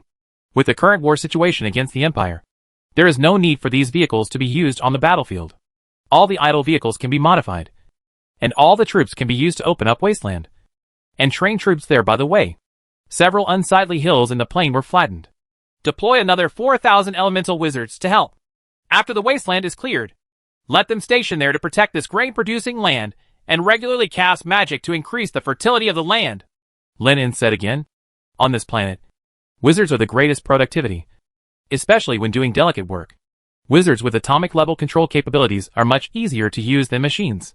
In this way, we should be able to barely complete the reclamation before autumn planting even if we only achieve half of the goal. The wheat produced will be enough to alleviate the problem of food shortage. As for the past few months, we can only consider collecting some emergency supplies from merchants. Anyway, the establishment of workshops in various cities must not stop. They must quickly promote reforms to free the people of the Empire from the inefficient and old production methods of the past, so that they can take advantage of their huge population. However, Lynn's idea was very good, but Vittorio rejected it. 4,000 wizards are too many. We need manpower elsewhere. The council can only send 1,500 people there at most, even though there are currently 20,000 official wizards in the Parliament. The problem is that manpower is needed everywhere now. First of all, each newly occupied city in the Empire needs powerful wizards, who are proficient in management to be stationed in them. And they can cooperate with the locally selected affairs officers to stabilize the situation. Secondly, many alchemy workshops require formal wizards as senior workers to produce some precision components. Finally, there are many wizards in each school who are engaged in magic research. It is impossible for them to force these people to put down their work and go to cultivate land. Then let's replace it with 1,500 formal wizards, and 3,500 wizard apprentices with more than 10 years of schooling. Lin En had no choice but to settle for the next best thing. These wizard apprentices with rich spellcasting experience only need to obtain the magic network. With the blessing of computing power, it can also be used as a formal wizard. By the way, I remember that the church has a magic called Rain of Grace, which can make plants grow quickly. How about we copy it and improve it? Lin En suddenly thought of this. Although the clergy of the church have limited cultural level, they have developed many interesting magical skills over hundreds of years of accumulation. And Rain of Grace is one of them. After a full half-day of discussion and refinement by members of the House of Representatives, the Magic Kingdom's first half-year plan was officially released. In the final analysis, there are 8 words: stabilize internal affairs and prepare for war. I just hope that the so-called Lord of the Undead can discover the space-time gate later and give them more time to prepare. Lin thought that maybe he could ask the crow again after he went back to see if he could get some new information. After today's meeting, Lin En returned to the manor in the royal capital without stopping, and then partially opened the cage, changing the cage wall from a completely sealed cage with no gaps to a neatly arranged column shape frame structure. However, at the moment when the shape of the cage changed, a black stream of light immediately flew out of it, trying to get out from the gap in the frame that was less than 1 centimeter long and wide. But why didn't Lin guard against this? He built a force field magic on the outside of the cage, compared with the cage on the surface. This was the basis for trapping the opponent. The Black Crow tried several times in a row, but when he found that he could not escape at all, he became so angry that he kept jumping around in the cage and making all kinds of unpleasant curses. You stupid native! How dare you offend the messenger of the great God of life and creation? Your soul will be enslaved by the Lord of the Dead, and our world will turn into a lifeless death because of your stupid actions. Prison! Lin didn't mean to refute. He just leaned on the chair and listened to the crow's curses comfortably. After being detained and tested with words before, Lin En discovered that apart from verbal threats, the crows seemed to have no way to deal with him. Lin thinks there may be 3 reasons. First, this universe is not completely connected to the so-called main world.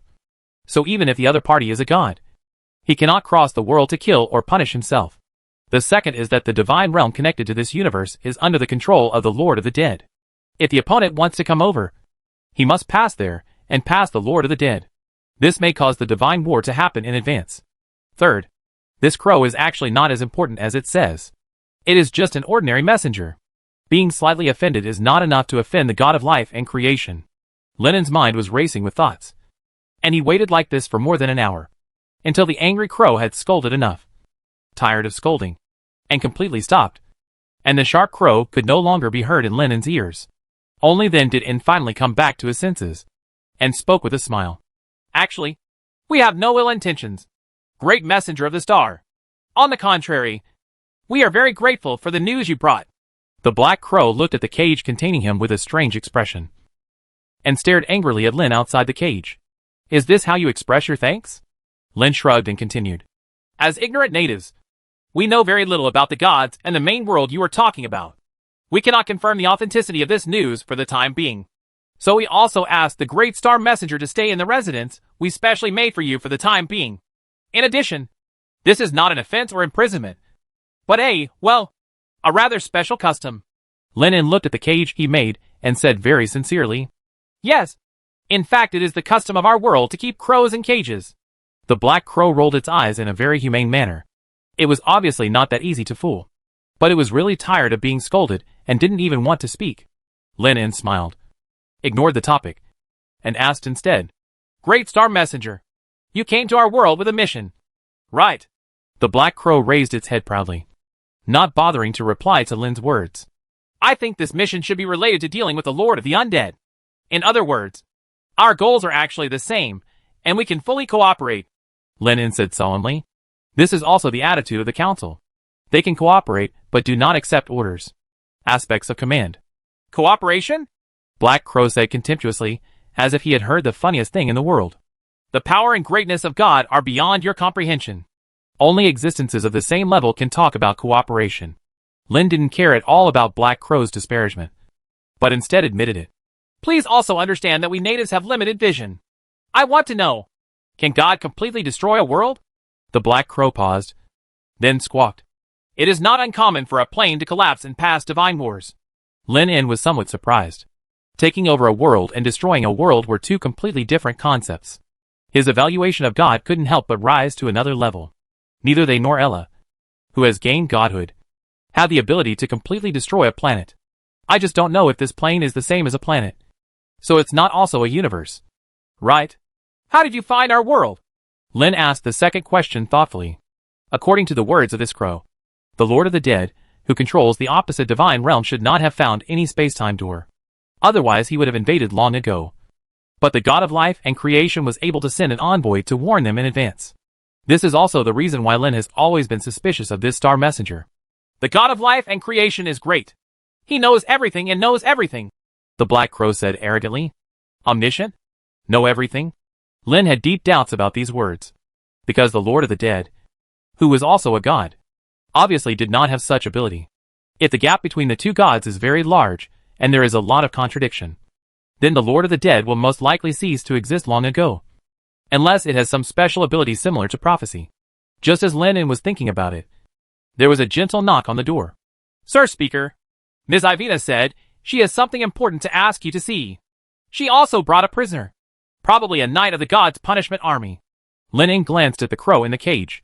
After thinking about it, he had no intention of imprisoning it again, and said directly, "Let her in."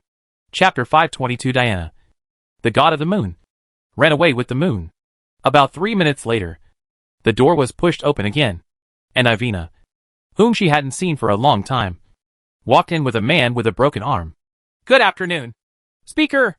Ivina bowed her head slightly, and saluted very respectfully. Compared with the restraint and uneasiness of the last meeting, the girl seemed much more natural. And the most important thing was that her eyes no longer had the blank look in the past. The man with the broken arm also lowered his head in fear. He originally wanted to kneel down. After all, the person sitting in front of him was the speaker who was in charge of the entire Magic Kingdom. His status was about the same as that of His Majesty or the Pope. But when Ivina did not without doing this, the whole person froze in place, not knowing what to do for a moment. "Good afternoon, Ivina," Lin said with a smile. "It seems you have figured it out. You are right, Mr. Speaker.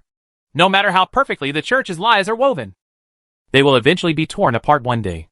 Ivina's face was covered with dust, but her voice was very clear. During her stay in the kingdom, she did not receive much preferential treatment. Instead, she underwent transformation together with the captured church clergy and the Imperial Legion. During the day, she repaired roads in the city and built buildings for the poor under supervision, house, and cram in basic knowledge at night to get rid of feudal superstition.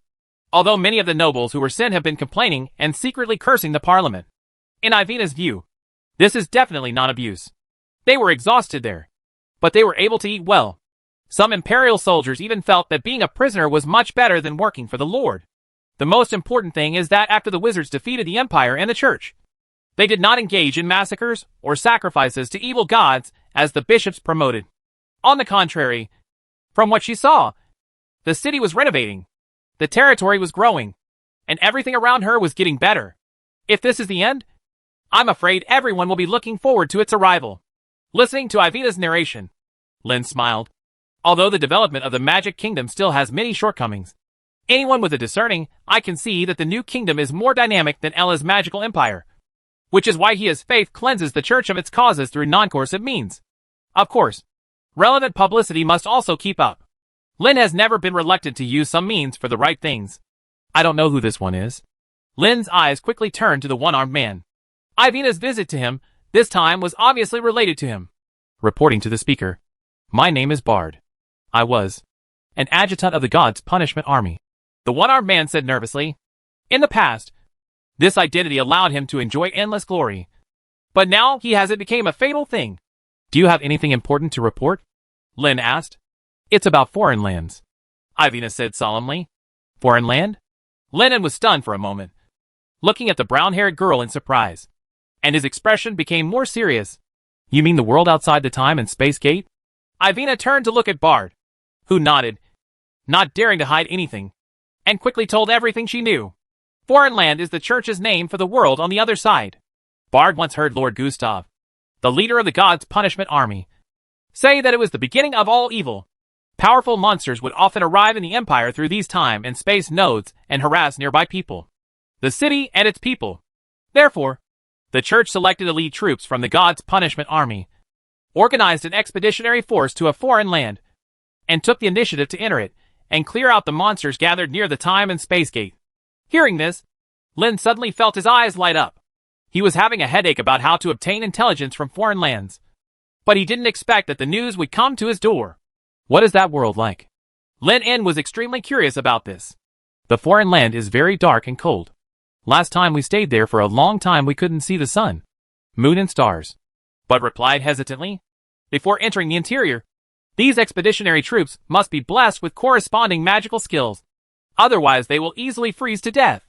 However, even if adequate preparations are made, it is still extremely dangerous there, and every clearance operation requires a large number of casualties. Can't you see the sun?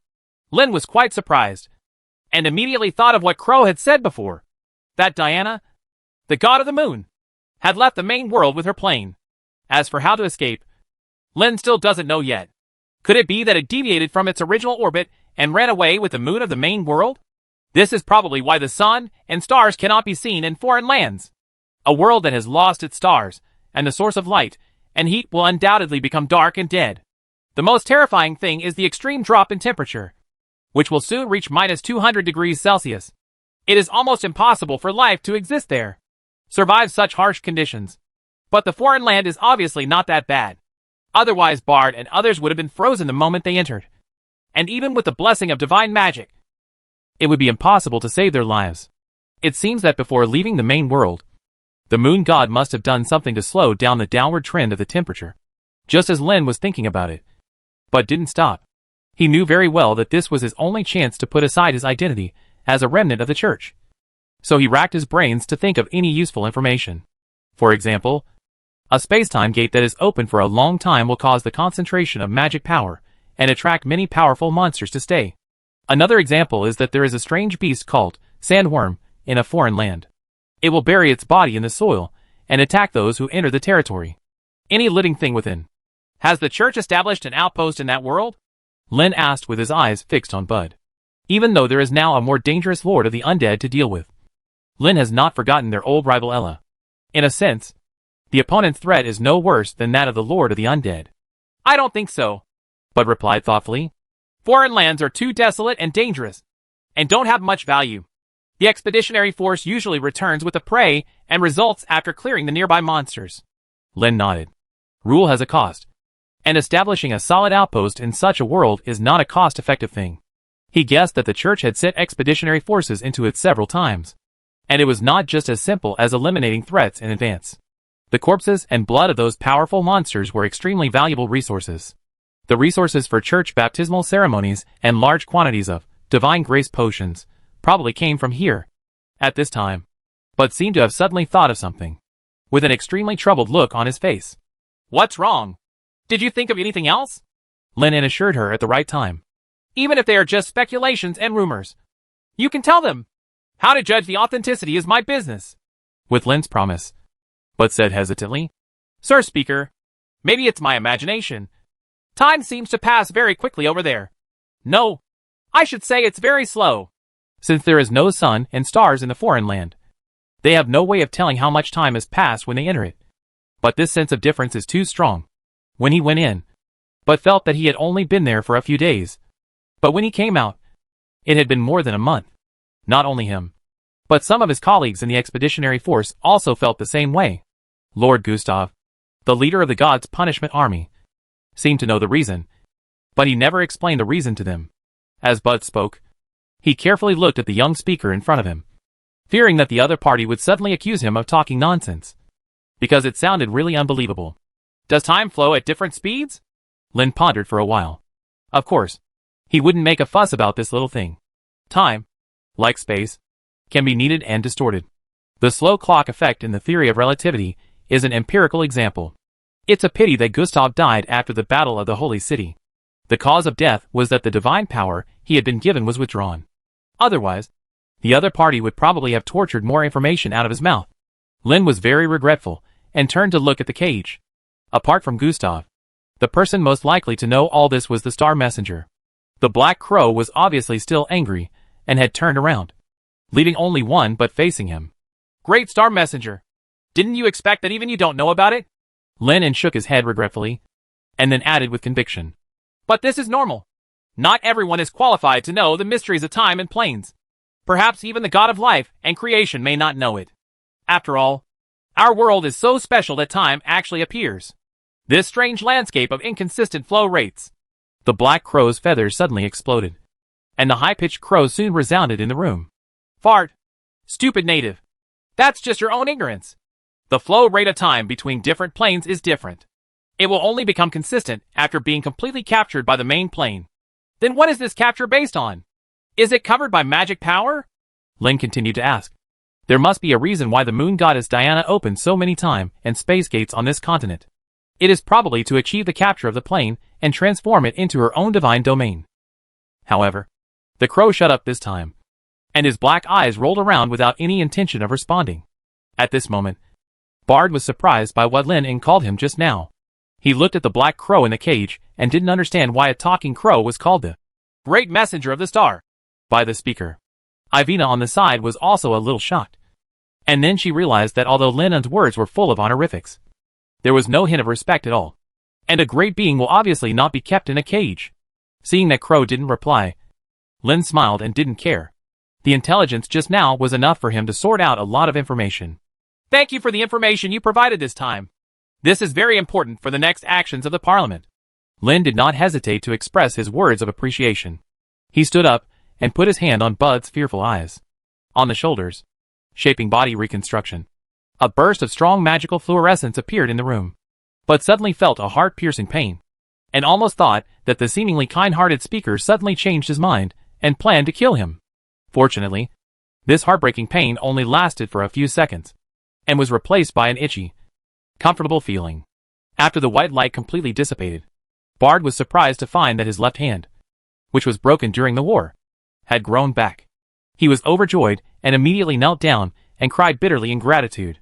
After Lin expressed some relief, he asked Bud to retreat first, and then looked at the brown girl. You did a great job. Ivina, you are free from now on. The word freedom is undoubtedly all, which means that they ended their labor, atoned for their sins, and became free citizens of the kingdom.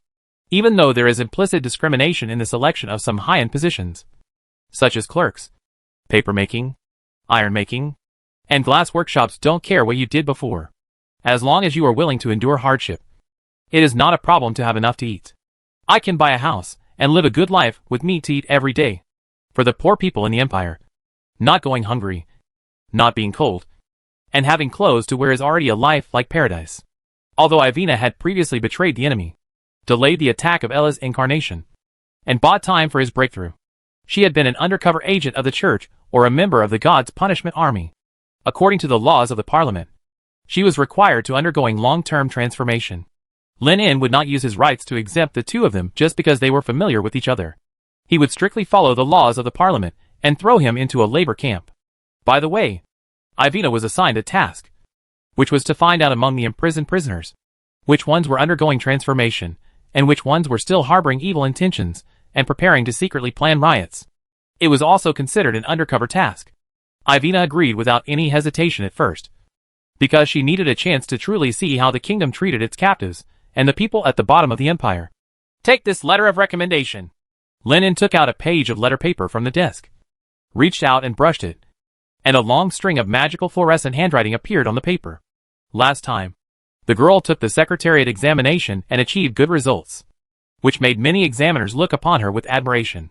However, due to identity issues, she failed to pass the examination in the end. Now that they have been in the labor camp for several months and have taken the initiative to bring them information about foreign lands, a certificate of surrender is enough. If they block the other party's future due to identity issues, it seems that they, the higher-ups of the Magic Kingdom, are too reckless. It also serves as a reward for the girl to promptly report this important discovery. Facing this precious letter of recommendation, Ivina hesitated, bit her lip and spoke. Sir Speaker, can I exchange this for another request? It depends on what the request is. Lin put the recommendation letter aside and asked with interest. I want to find someone. Ivina looked at Lin and said seriously. My brother Lot. Chapter 523. You must have experienced the higher scenery. Right? Ivina? Lot? Lynn paused for a moment. It was such a nostalgic name. He is my brother, the eldest son of the Pedrell family. He has brown hair and is probably shorter than you. He was born in the seaport town on the border of the dukedom of Nordland in the Empire. Ivina kept telling her brother Lot's story. Information. Ever since that night when the fire filled the harbor town. This had always been a knot in her mind. After that, whether she joined the God's Punishment Army or entered the City of Fire Oil as an undercover agent, she never gave up her plan to find Lot. But the progress was not smooth. The only information she knew was that her brother might have participated in the conflict in Harbor Town, perhaps leading the Empire by boat and heading to the Holy Land for wizards overseas. She asked a few professors at the college in a roundabout way, and found out that a few years ago a ship did arrive from the Empire at the port of Yetta in the Land of Wizards. In fact, many wizards know this, because Speaker Lynn, who is a magic star, arrived in the Land of Wizards through this ship and brought innovation in magic. But in everyone's telling, the name Lot never existed. At first, Ivina thought that her brother might have used a pseudonym, but Philip, who was responsible for teaching elemental science, clearly told her that there were many people who arrived at the wizard's land by boat. But there were only 2 wizards for Speaker Lynn and a witch named Joni.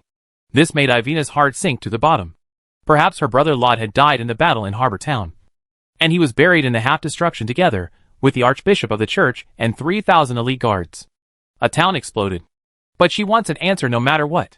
You must know him. Right? Speaker? Ivina asked with the last glimmer of hope. Of course. Under the girl's surprised eyes. Lynn nodded. Then, before Ivina could continue to ask, Lynn spoke with emotion. Almost 4 years have passed in the blink of an eye. I think you have experienced higher scenery over the years. Right? Ivina? These words were undoubtedly a bit abrupt and even confusing. But Ivina understood them, and looked at Lynn in disbelief. Although several years have passed, Ivina still remembers every word someone said to her that night. Outside Harbor Town is the Nordland Territory. And outside the Nordland Territory is the Seeka's Empire. And there is a wider world outside the Empire. In comparison, everything he hysterically pursues the knighthood of a fallen nobleman in a village can only be described as ridiculous. But only she and Lot should know these words. Brother? Ivina looked at Lynn in front of her. Her eyes almost widened, and her voice was slightly trembling. The girl's gaze was like a scanner, scanning every part of Lynn's body carefully. The hair color is right. The figure is right, but a little taller. And the face is a bit off. But this may be because 4 full years have passed. Only, how can this be? Ivina simply couldn't believe the speculation that came to her mind. After all, her brother was weak and mediocre, with almost no merit.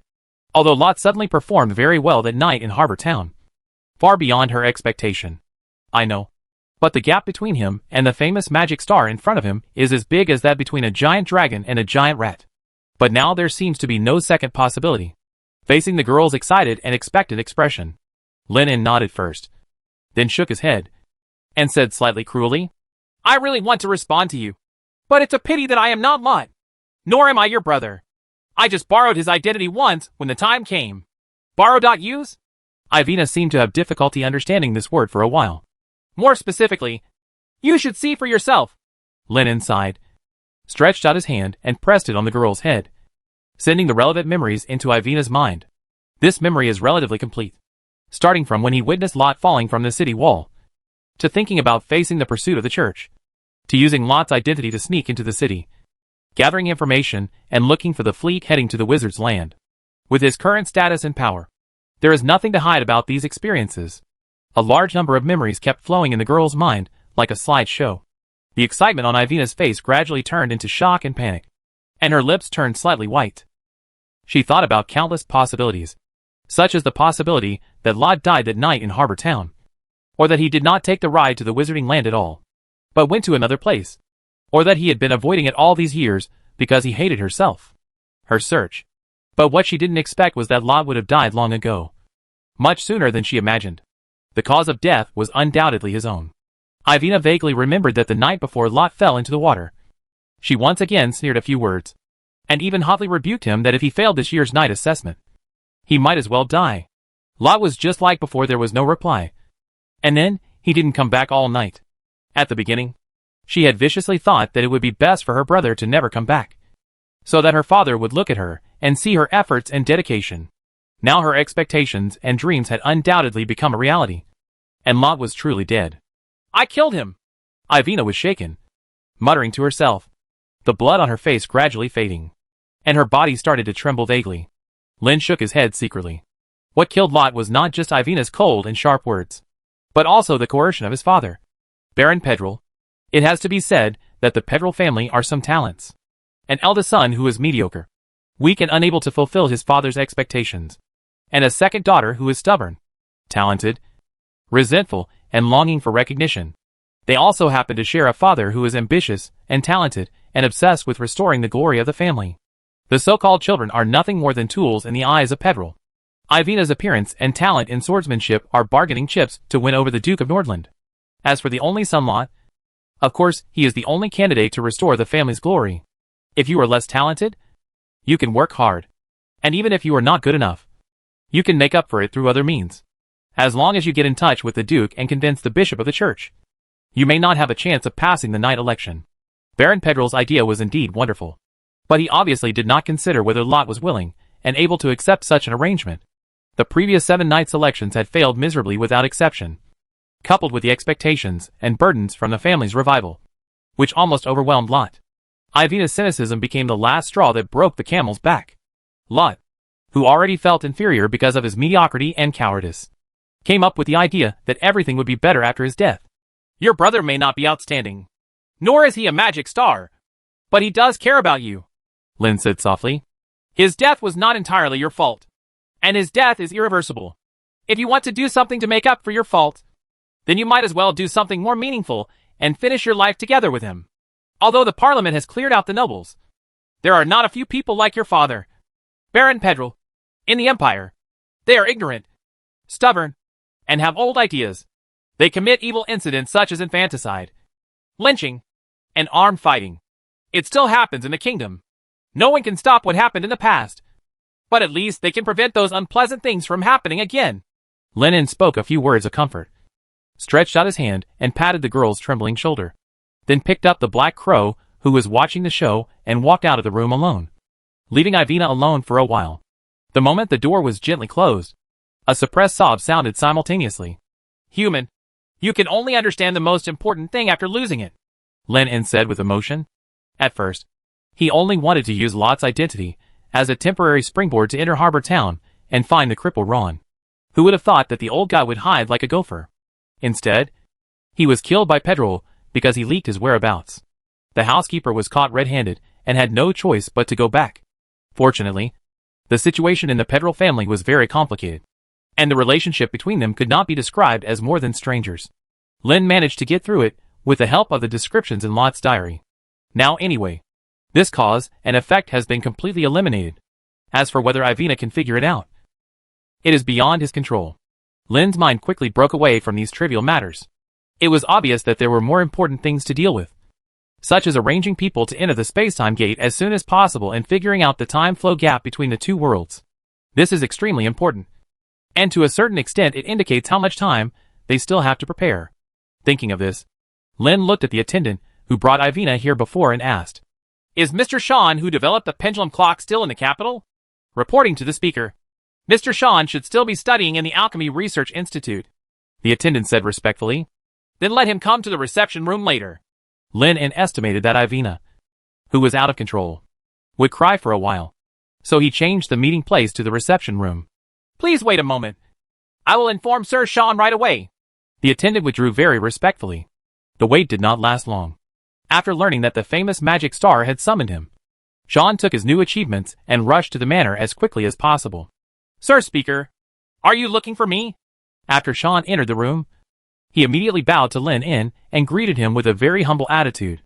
"Yes, there are some things that require your talents." Lin nodded and pointed to the seat beside him, indicating that the other party could sit down and chat slowly. "I'm happy to serve you, Mr. Speaker." Sean sat down on the chair a little cautiously. He knew that neither his talent nor his strength would be able to catch the eyes of this magic star, if he was the only special one. The first is that he invented the pendulum clock. The other party came to me specifically this time, most likely because of the improvement and subsequent popularization of the pendulum. Sean is very self-aware and brought his results ahead of time. A special pendulum clock about 40 centimeters long. This is a new and improved work after I took your suggestions into consideration. It adds minute hands and hour hands, as well as the functions of telling time and adjusting the date. Sean kept explaining to Lin the features of the new pendulum clock. Function. The reserved look on his face suddenly disappeared. Lennon took the pendulum clock and looked at it for a few times, and found that apart from its somewhat crude appearance, it was almost a complete finished product. Your pendulum clock is very well made. I think every city, town, and even everyone will use such a convenient timing device in the future. Lin En did not hesitate to express his words of appreciation. Sean was naturally overjoyed, and was soon immersed in the grand prospects created by this magic star. However, Lin En suddenly changed his voice. But I am looking for you this time, because I hope you can continue to improve the timing device. Its accuracy is still lacking. It may be enough to cope with ordinary situations, but if it is used in some necessary in terms of precise timing magic experiments, it is difficult to play a role, especially if you want to accurately evaluate the difference in time flow rate on both sides of the spacetime gate. Neither a pendulum clock nor a magic hourglass can do it. Lin's words pulled Sean out of his complacency.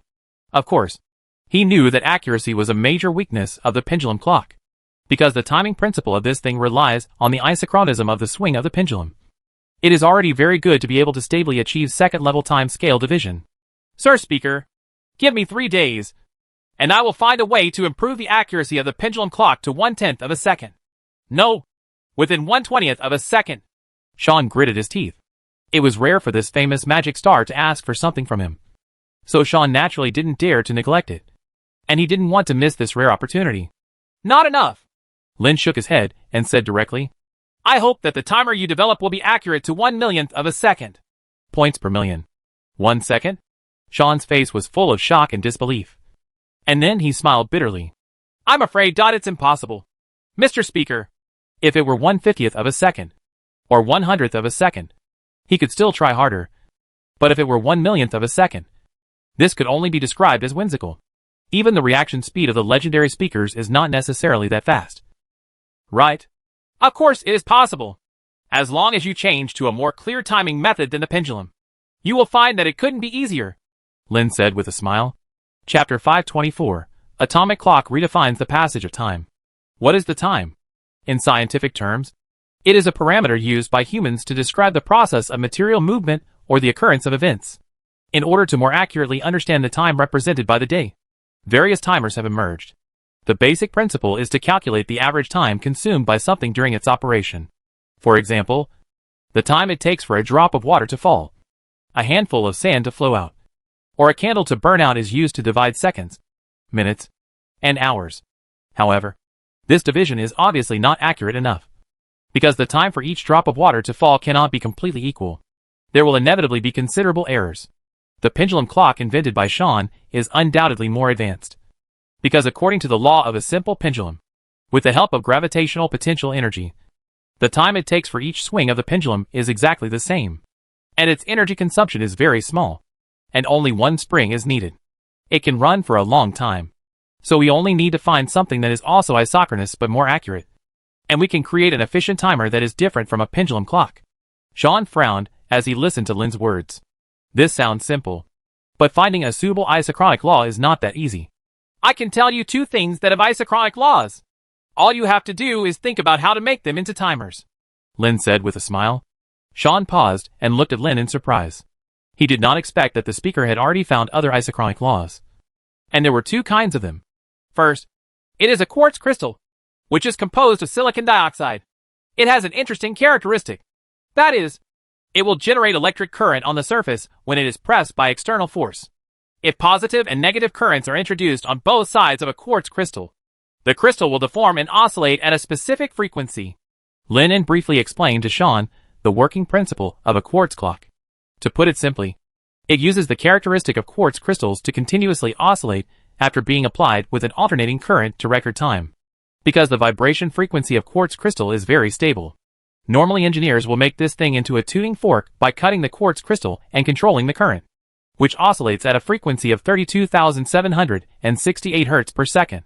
If each vibration is used as the benchmark, That a quartz clock made using this principle can divide time into 32, 786/1/32 seconds. Of course, the upper limit of the amplitude and frequency of quartz crystal is far more than that. And it is not impossible to have enough technology to reach the level of 100,000 or even millions per second. After Lin explained the principle of crystal vibration, Sean immediately became excited. Having made a pendulum clock, he naturally realized its important role in timing, especially in terms of accuracy. It simply beats the pendulum clock. You can expect that your invention will be eliminated before it is implemented. Sure enough, the insight and knowledge reserve of a legendary speaker were not comparable to that of a formal wizard like myself. The eager and excited expression on Sean's face quickly turned into a look of helplessness, and he spoke with a wry smile. Now that you already have ideas and plans, why not just make this quartz clock? Lennon has found the most important law of crystal oscillator isochronism, and there is only one problem left, which is how to record every vibration of the crystal. He didn't think this problem could be difficult for Lin. A magic star. Because of this answer, even I can think of it, since quartz can carry electricity. Then just work on electromagnetic signals. I have always believed that professional things need to be done by professional people, Lennon said with a smile.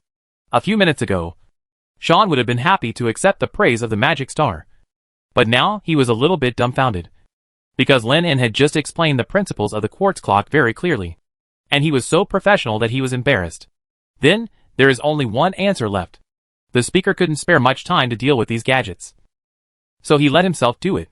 Thinking of this, Sean didn't know what expression to make for a moment. If he could complete the production of this quartz clock, he would undoubtedly be able to obtain another Morning Star medal. This is another timekeeping innovation compared to the pendulum clock, allowing wizards to accurately identify very small time scales. However, even with such glory, the other party threw it to him without caring. It took Sean a while to adjust, and he nodded in agreement with the magic star's request. After all, this was a good thing. The most important thing is that if the quartz clock was manufactured and invented by someone else, then the Morning Star medal he received for making the pendulum clock would most likely be questioned.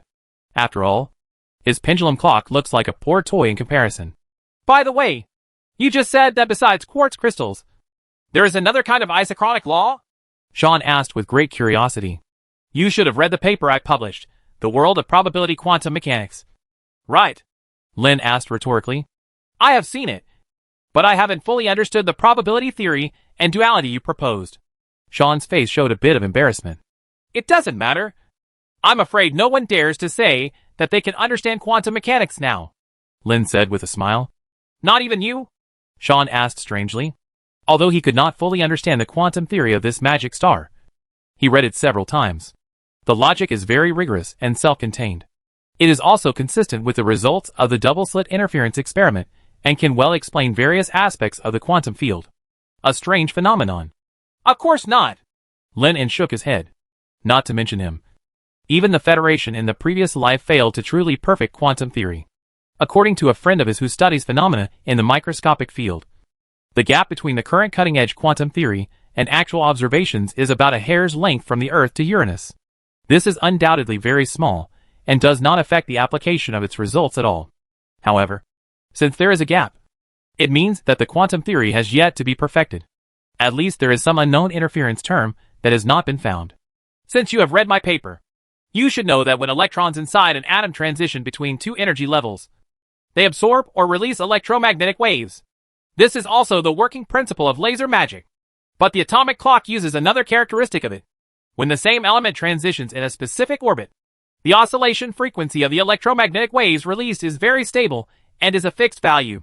For example, the frequency of electromagnetic oscillation produced by rubidium atoms can reach more than 1 billion times, which means that with sufficient technology, it can be divided into billionths of a second. Lin kept talking, and Sean, who was listening on the side, was already dizzy. Using the vibration frequency of electromagnetic waves generated by atomic transitions to time, the speaker's imagination really made him feel ashamed. It's just a clock. Is it really necessary to build such a large array and measure it so accurately? Perhaps sensing Sean's thoughts, Lin opened his mouth to explain. For macroscopic fields, it is naturally not necessary to use an accuracy of 1 billionth of a second. But if it involves experiments and observations at the atomic level or even the quantum level, it is very necessary. Considering the issue of confidentiality, Lin did not say that the new timer would be used to measure the flow of time, but only used quantum experiments as an explanation. I recommend 3 elements here: hydrogen, rubidium, and cesium. You can experiment with them one by one, Lin suggested. Speaker Lin, I can still think of a solution for the quartz vibration detection device, but I'm afraid I don't have the ability to make this atomic clock. Sean felt that the speaker in front of him really thought too highly of himself. He is just a little formal wizard, and the principles of atomic clocks involve laser emission, the internal structure of elements, and even quantum theory. He feels confused even when he hears it, let alone how to make it. How do you know you can't do it if you don't try hard? You can take my handwriting to the Magic Research Institute for help. If you have any questions that even they can't figure out, you can always come and ask me, Lin encouraged, and then asked Sean to get the quartz clock out first, and then slowly study the atomic clock, and try to complete it within a year. As long as he succeeds, his name will definitely leave a mark in the history of magic, and time will be redefined because of these achievements. Under Lin's wonderful prospects and repeated assurances, Sean couldn't help but feel excited. Being able to get guidance from the speaker at any time was undoubtedly a very attractive condition. After hesitating for a while, Sean agreed. Give it a try. But there is no guarantee that an atomic clock will be built. After watching Sean leave, Lin couldn't help but smile on his face. In this way, a necessary matter was solved again. The quartz clock was okay, and he could make it in a few days if he wanted to. But the craftsmanship of the atomic clock was very complicated, and it was definitely not something that could be made with the current level of craftsmanship in the Magic Kingdom. But fortunately, they have a miracle called magic, which can make up for the lack of materials and craftsmanship. All they need is to constantly come up with ideas and conduct experiments. This is undoubtedly a very time-consuming task. Lin, who became the speaker, naturally would not do everything. Otherwise, he would be exhausted. Sean was the person he chose. It is not difficult to discover the law of the pendulum. But according to Sean's description, he intuitively felt that the time of each pendulum swing back and forth was very close to each other during some kind of replica pendulum experiment, which was not as logically expected. It decreases linearly like that, and then is verified experimentally. This keen insight is the best help for invention and creation. After Lin sorted out his thoughts, he didn't stop for a moment and asked his attendants to inform Harif, Aurora, and Vittorio that he needed to hold an internal temporary meeting. After several speakers arrived, Lin recounted in detail what he had learned from Bud and Crow. Does the time flow rate in the two worlds differ? This is a rare piece of good news, Aurora said happily. Before, they generally believed that the war might break out within 3 months, or even within a month in extreme cases. Now it seems that there will be more time than expected. Then several people discussed how many people should be sent, and which time and space gates should be entered for exploration. This number cannot be too many or too few.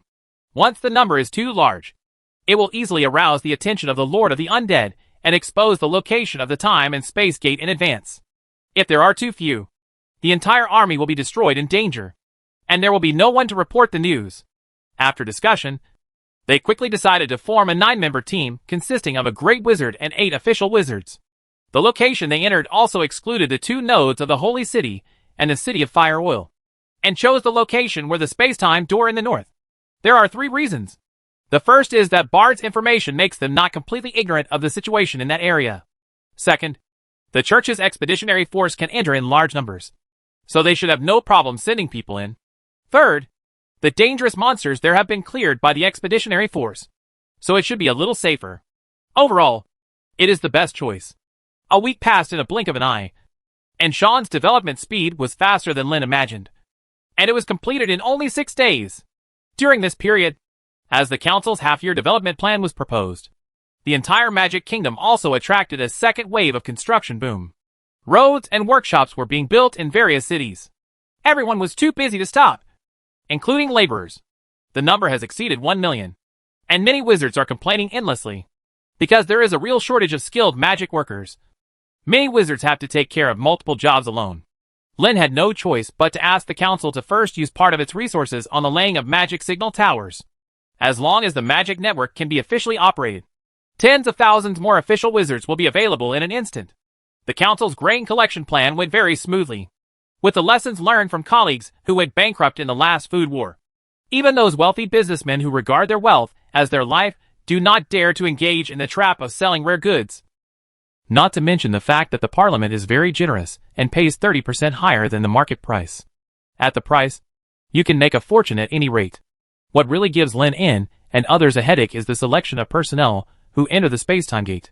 This group of people is called an exploration team at best, or a death squad at worst. The wizards who enter need to be prepared for unexpected situations and being unable to return. If they are discovered or captured by the Lord of the Undead, they must take the initiative to trigger as a backup. Kill everyone present on both the material and soul levels to prevent the other party from getting too much information about this side. Therefore, each candidate was required to be trustworthy, alert, decisive, and willing to sacrifice. It was not until 7 days later that these 9 people were selected based on the principle of presumption and voluntariness. On the day of departure, Lin dropped the research project in his hand and went to see several people off in person. Chapter 525 Foreign Exploration Team. Speeding all the way in the form of an energy body. It took about 40 minutes to reach the Northern Territory from the royal capital. This spacetime was not in a mine, but in a valley. However, like other places, due to the large influx of magic power, the entire area was transformed into magic crystals, making it look shiny. In order to provide the logistic supplies for the crusade, the church also set up a camp and some necessary measures here, which now makes it easier for the Parliament to manage it after it accepts it. Master Raphael, I didn't expect you to lead the team this time.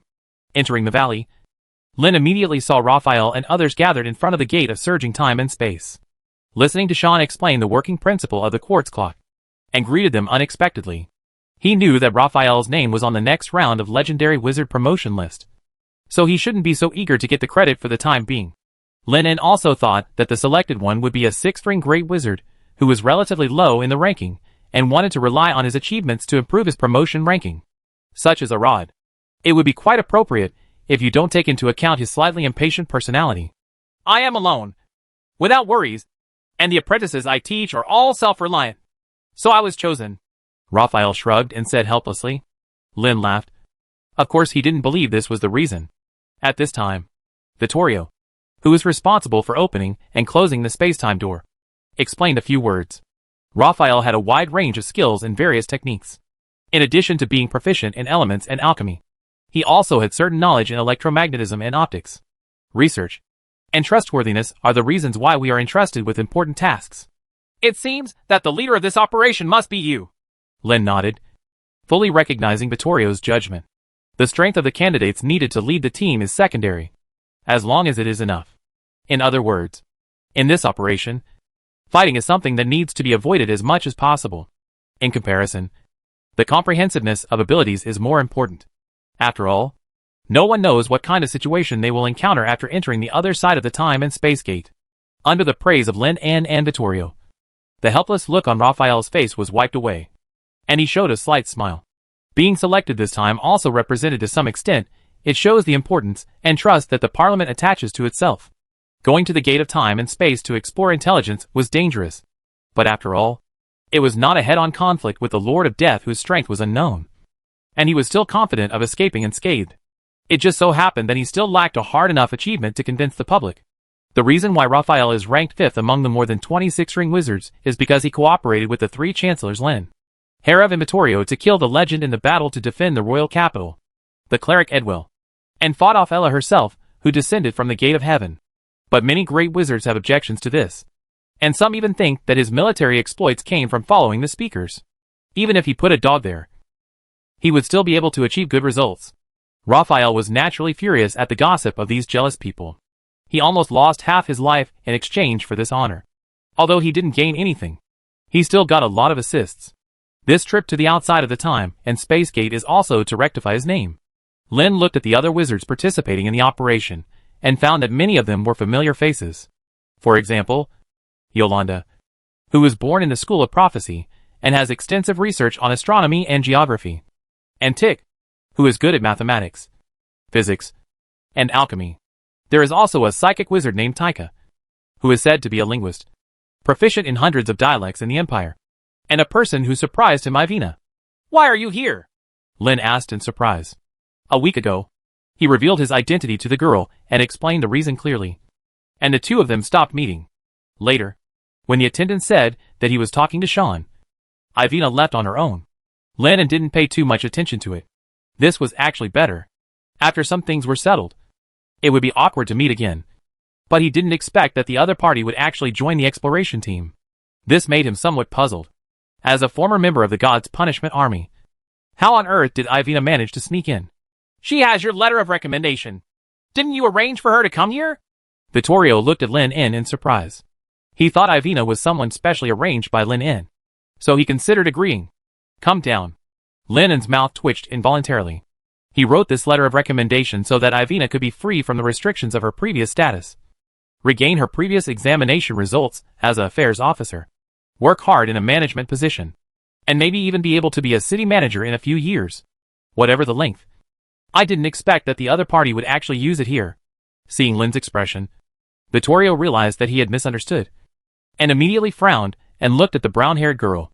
Under the pressure of a legendary wizard, Ivina showed no fear or panic at all, and her face remained calm as she explained. I heard Bard talk a lot about things outside the time and space gate, which may be of some help in this operation. And like Master Raphael, I have no worries. Even if I die accidentally in time and space, there won't be any negative impact outside the door. Lin In shook his head, sensing a hint of self-destruction in the girl's words. Raphael, who was innocently causing trouble, suddenly turned dark. His previous statement that he had no worries was just a joke. He felt that he was still a very important person. After his death, apart from other things, his friends and the apprentices should all be crying. However, he was dissatisfied. So Raphael gave a rare word of help. Her strength and speed are very good, which is what this exploration team lacks. She may be able to deal with some emergency situations. Although Ivina holds Lin's letter of recommendation, she has also gone through selection and ability testing. When undergoing the test of combat power, Ivina killed 3 official wizards who joined forces by herself. Such combat power is considered to be the best even among the 3-ring-shaping wizards who are proficient in close combat. They also need a force that specializes in the physical body, so that if they encounter interference with spellcasting during exploration, they will not be helpless. Seeing what Raphael said, Lin stopped saying anything. Since this was Ivina's own choice, he couldn't interfere. Instead, he looked at the surging spacetime door and asked, Have you tested it? Is there an upper limit to its expansion range? Can it accommodate the incoming and outgoing substances? Where does the energy to maintain it come from? Lin's questions are undoubtedly many and critical.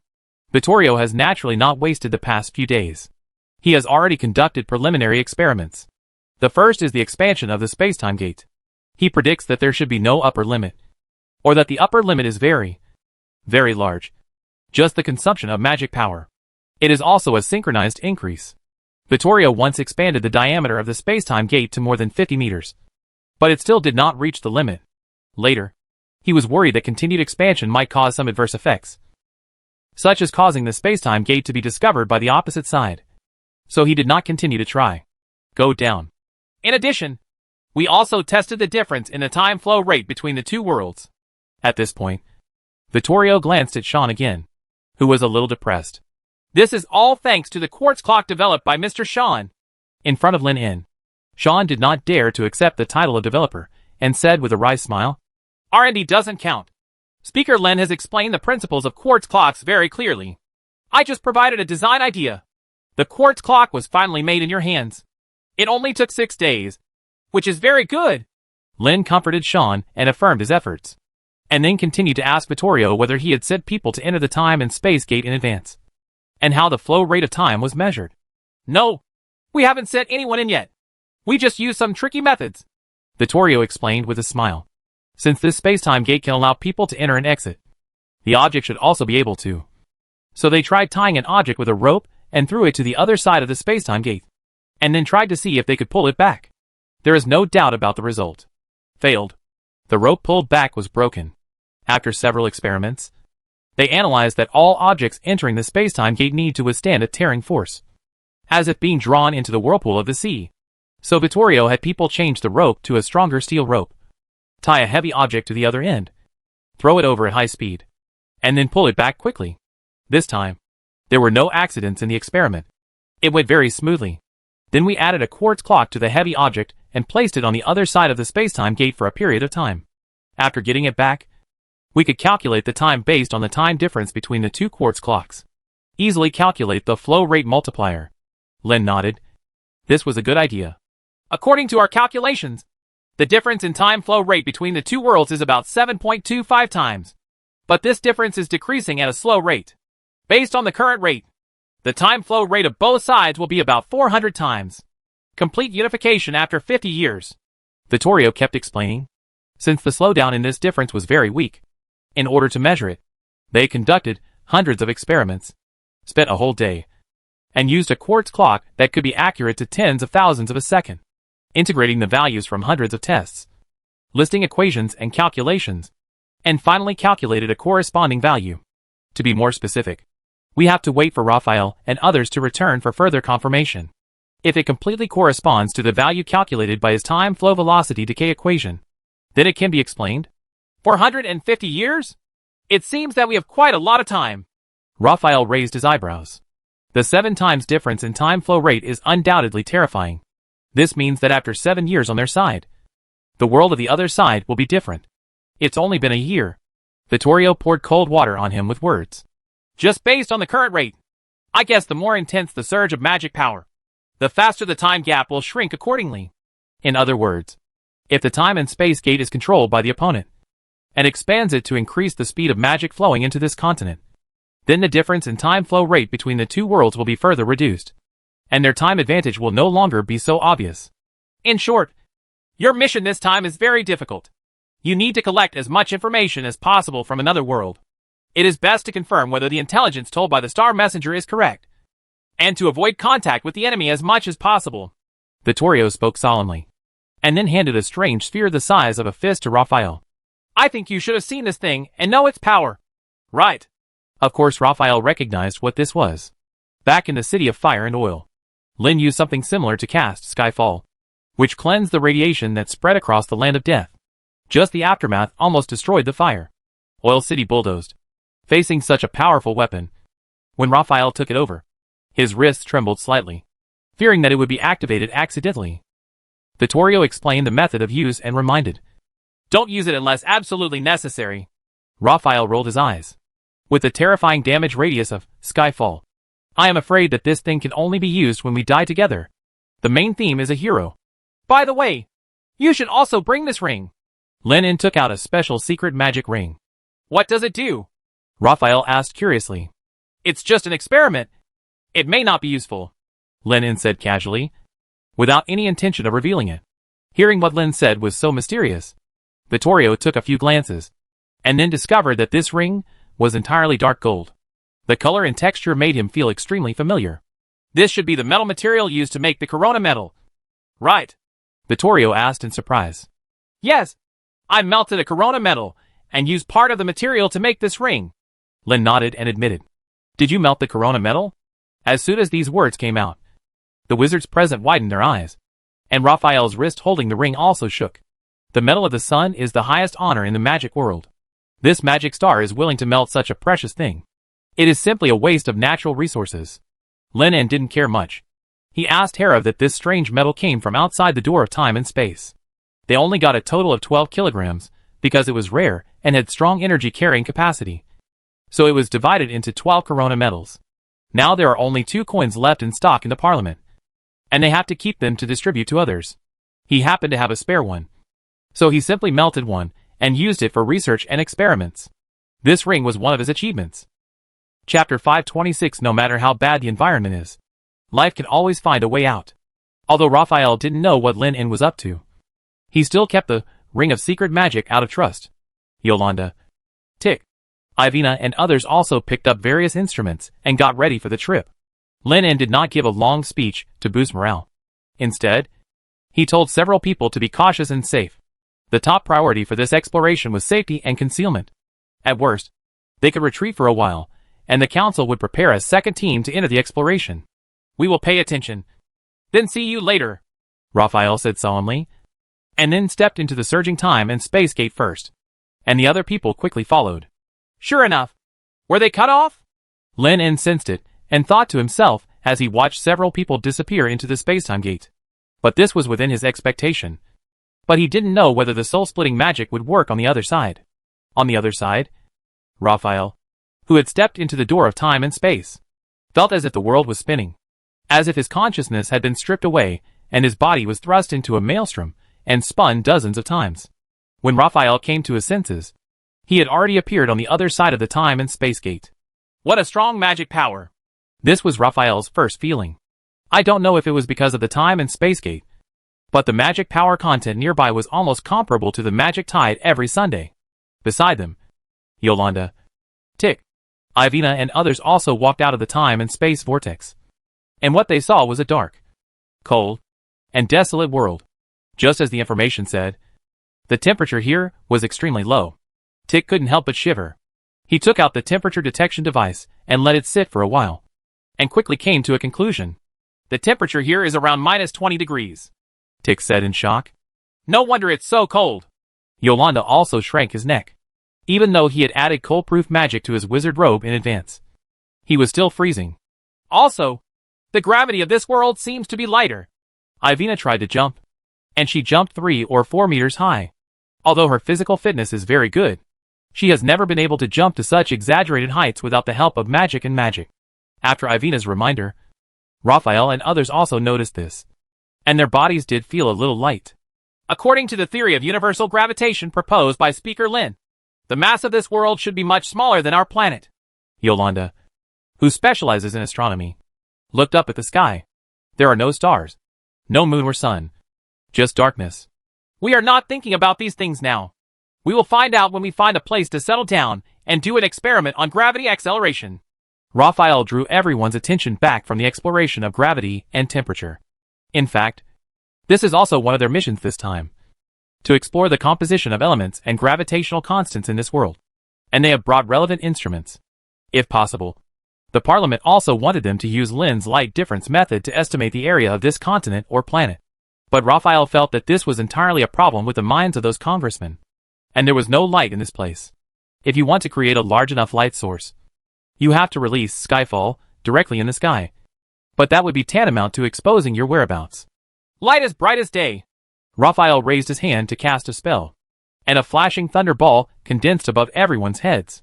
The continuously emitting fluorescence immediately dispersed all the deep darkness nearby. Only then did everyone realize that the space-time gate here was also erected in a valley. Probably because the church's expeditionary force had carried out a massacre of nearby monsters not long ago. There was a smell in the air. The smell of blood and stench. Very good. The magic can be used smoothly. Raphael breathed a sigh of relief. The thing he was most worried about did not happen. He suddenly felt more confident in his heart, and then looked at the psychic wizard Taika and the team. Taika nodded and opened his loose wizard robe. Ivina's pupil shrank, because the opponent's wizard's robe was actually filled with black bats that were as big as half a palm. Is it a magic bat? Several wizards immediately recognized it. This is a kind of weak monster that likes to suck blood. But it is usually sent out in groups. Without the help of wizards or magicians, 100 methods can slaughter an entire town. However, this psychic wizard brought the magic bats here specially. Obviously not to let them fight. This kind of monster can use echo waves for positioning in foreign and dark environments. It is undoubtedly an excellent detective helper to reduce the possibility of their exposure. Yolanda on the side also took action and put his hand on the ground. He was selected into this exploration team not only because of his knowledge of astronomy, but more importantly because of his ability to sense ground vibrations. In an unknown world, the more investigative methods the better. Otherwise there will be some oversights. Such as now. Yolanda's expression changed immediately as he touched his hand to the ground. And he suddenly shouted in shock. Underground. Underground. At the same moment, a warning sign surged in Ivina's mind. And then, the solid ground beneath her feet suddenly collapsed. And an abyssal mouth full of fangs emerged from the ground and bit her. Coming. The blood-red eyes flashed with cruelty and murderous ferocity. Ivina had already jumped high into the air, facing the incoming maw of the abyss. The girl's expression remained unchanged. She then drew out the slender blade from her waist and stabbed back, with extremely precise precision, into the other party's red eyes. Hot blood and green juice spurted out together, and after falling to the ground, they were frozen into pieces of fine ice crystals. Along with this, there were bursts of roars mixed with pain and anger, and the body was 2 meters thick. Swinging wildly, it plowed out ravines on the solid ground like a ground drill. Ivina used the reaction force of the opponent's body to pull out the blade and retreated to a safe area. However, there was more than one giant worm that attacked them. An unlucky wizard was also targeted. But he obviously did not have Ivina's excellent reaction speed, and was directly swallowed by the giant worm that emerged from the ground. Damn it! Raphael's face was extremely ugly, and he cursed angrily. The flashing thunderball above his head immediately shrank into a ball, and then a strong laser beam flew out, drilling the worm out of the ground. Root cut off. The huge body of the worm fell to the ground, but it was still twisting violently, kicking up dust all over the sky. Tick and others immediately rushed forward, trapped it with magic, cut open the body of the giant worm, and rescued the unlucky wizard. Thanks to being swallowed in one gulp, the wizard was not bitten to pieces by the worm's fangs. In addition, the rescue was timely, so there was nothing serious, except that the whole body was covered with green body fluids. Seeing that the other party was fine, Raphael was relieved. If there were attrition as soon as he entered the foreign land, or if the other party was too seriously injured and needed to be sent back, then he would be embarrassed. Ivina on the other side also cooperated with Yolanda and others to kill the worm that attacked her, and remove some of the limbs and blood of the sandworm, and sealed them for research. This should be the sandworm in the intelligence. I didn't expect this thing's actions to be so secretive, Raphael said in a solemn tone. He originally thought that something with such a large size would have some warning signs even if it was moving underground. But in the end, he was not even aware of it. No, I think they should have been waiting here to hunt, Yolanda explained. When he used detection magic just now, he discovered that these two worms had been hiding underground. It's really insidious. He has learned to wait in front of the door of time and space, just waiting for others to step through the door. Tick looked at the dead sandworm, who was dismembered, and said with palpitations, if he had been stared at just now, it was him who got hit, and he was not completely sure that he could avoid it. Tick even suspected that these giant worms had the ability to distinguish the strength of their prey, because the best time to take action was when they had just come out of the time and space gate. But the opponent did not take action, probably because the first person to step in was Raphael. Sandworm did not have the ability to kill him, so he could not hold back until he noticed the slight vibration caused by Yolanda's detection magic. Realizing that they had been discovered, launched a sudden attack. Anyway, we must be more careful next. Raphael was 120% vigilant, and then looked at the psychic wizard Taika, asking about the status of the magic bat's exploration. Everything is normal for the time being. Several monsters were found 2 kilometers away to the west. They don't look very strong, but it's best to avoid them. Taika truthfully told everything he saw through his spiritual eyes, but he paused quickly, with a slightly surprised look on his face, and hurriedly reported his new findings to Raphael. Are you sure? Raphael was also a little strange. After thinking for a while, he spoke again. Then let's get out of here first. Yolanda and others nodded, and after checking that the instruments they carried were still valid, they left the valley together.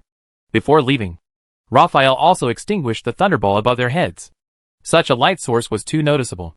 Fortunately, in this valley, the church had sent expeditionary forces several times to kill the monsters gathered nearby, and the noise caused was much greater than theirs. But it was not necessarily the case after going out. With the departure of the 9 people, the valley once again returned to its previous tranquility. About half an hour later, 3 short figures wrapped in animal skins trotted over from the outside of the valley, with a clear target of the 2 dead sandworms. The 3 of them moved with extraordinary proficiency. They quickly swung the bone knives in their hands and cut open the body of the worm. After draining the green juice on the surface, they cut off the inner film, revealing the brownish flesh underneath. The juice of the sandworm is very corrosive, and only a small part of the meat inside the whole body is edible. However, due to its huge size, it is enough for a small tribe to eat for a week. With the skillful movements of a few people, it took only 20 minutes to separate all the meat from the body. As for the part of the body that was submerged in the ground, they did not move, because digging requires a lot of time, and every second they stay here is extremely dangerous, because at any time a powerful monster may smell the smell and come looking for it. In this godforsaken world, greed and death usually go hand in hand. If you want to survive, you must be careful enough. Several short figures wrapped the separated flesh with film torn from the body of the sandworm, and dragged it away before leaving. However, the way out of the valley was blocked, and a shining thunderball was speeding toward a few people at extremely fast speeds. A sharp shout rang out from the mouth of the leader, and the other 2 men dropped the pieces of meat they had worked so hard to peel off without hesitation, scattered and ran away. It's a pity that their speed obviously cannot be faster than lightning. The flying electric ball quickly exploded, and the flashing arc spread quickly like a spider web, covering the surrounding area of 100 meters. The one who took action was the figure hidden by polarizing magic. Raphael turned back again. He was holding an equally short figure in his hand. This was a sentry. Several magic bats flew down from the sky and landed on the shoulders of the psychic wizard Taika. He had already discovered the 4 people hiding outside the valley just now. However, he did not know the identity and purpose of the other party, so he did not take action rashly. After receiving the news, Raphael didn't want to alert the enemy. The distance between the 2 parties was too far, and it would be difficult for the other party to stay with just a few magic bats. So he pretended to be unaware and waited for the other party to make the first move. But what Raphael didn't expect was that the 3 people were not targeting him, but the 2 sandworms that had been killed in the valley. "Are you here for the food?" Raphael glanced at the scattered film bags, feeling a little more clear in his heart. "They all seem to be children?" Tick stepped forward, looked at the dwarfs, who were twitching from the electric shock, and said in surprise, "No, it should be a halfling." Raphael corrected. He had seen Lydia many times and knew a little about the halflings, so he recognized her right away. "Are they the aborigines here? Or did they accidentally step into the time and space gate? Or were they driven in by the church?" Yolanda guessed one after another. What surprised him most was that there were halflings who could survive in such a desolate place. Survive in the world. There is no sunshine here. There is very little water vapor in the air. And there are many dangerous monsters. The most important thing is that the opponent's strength seems to be pitifully weak. "Don't underestimate every species. No matter how bad the environment is, life can always find a way out." The speaker was a plastic wizard, having analyzed thousands of species of living things. He naturally understood that under the trend of the desire for survival, life can how tenacious. Chapter 527. The 2 ends of the Spacetime Gate and Jet Fighters. "What should we do with these people, Master Raphael?" Yolanda asked. The captured halflings looked very thin, and with their short stature, they looked like children from poor families. They were staring at them with frightened expressions and kept screaming, "Squeak!" There seems to be a certain pattern. Yolanda guessed it was some kind of language they didn't understand. "Leave it to you, Taika." Raphael looked at the psychic wizard, who was communicating with the magic bat. Taika immediately stepped forward and grabbed the head of one of the halflings, and used memory retrieval. The remaining halflings were all stunned. Their faces turned pale, and their shouts became even more intense. About 5 minutes later, Taika opened his eyes again after exploring his memory, and the halfling's unintelligible words gradually became clearer. "Let Maka go. Humans! Otherwise the High Priest will not let you go.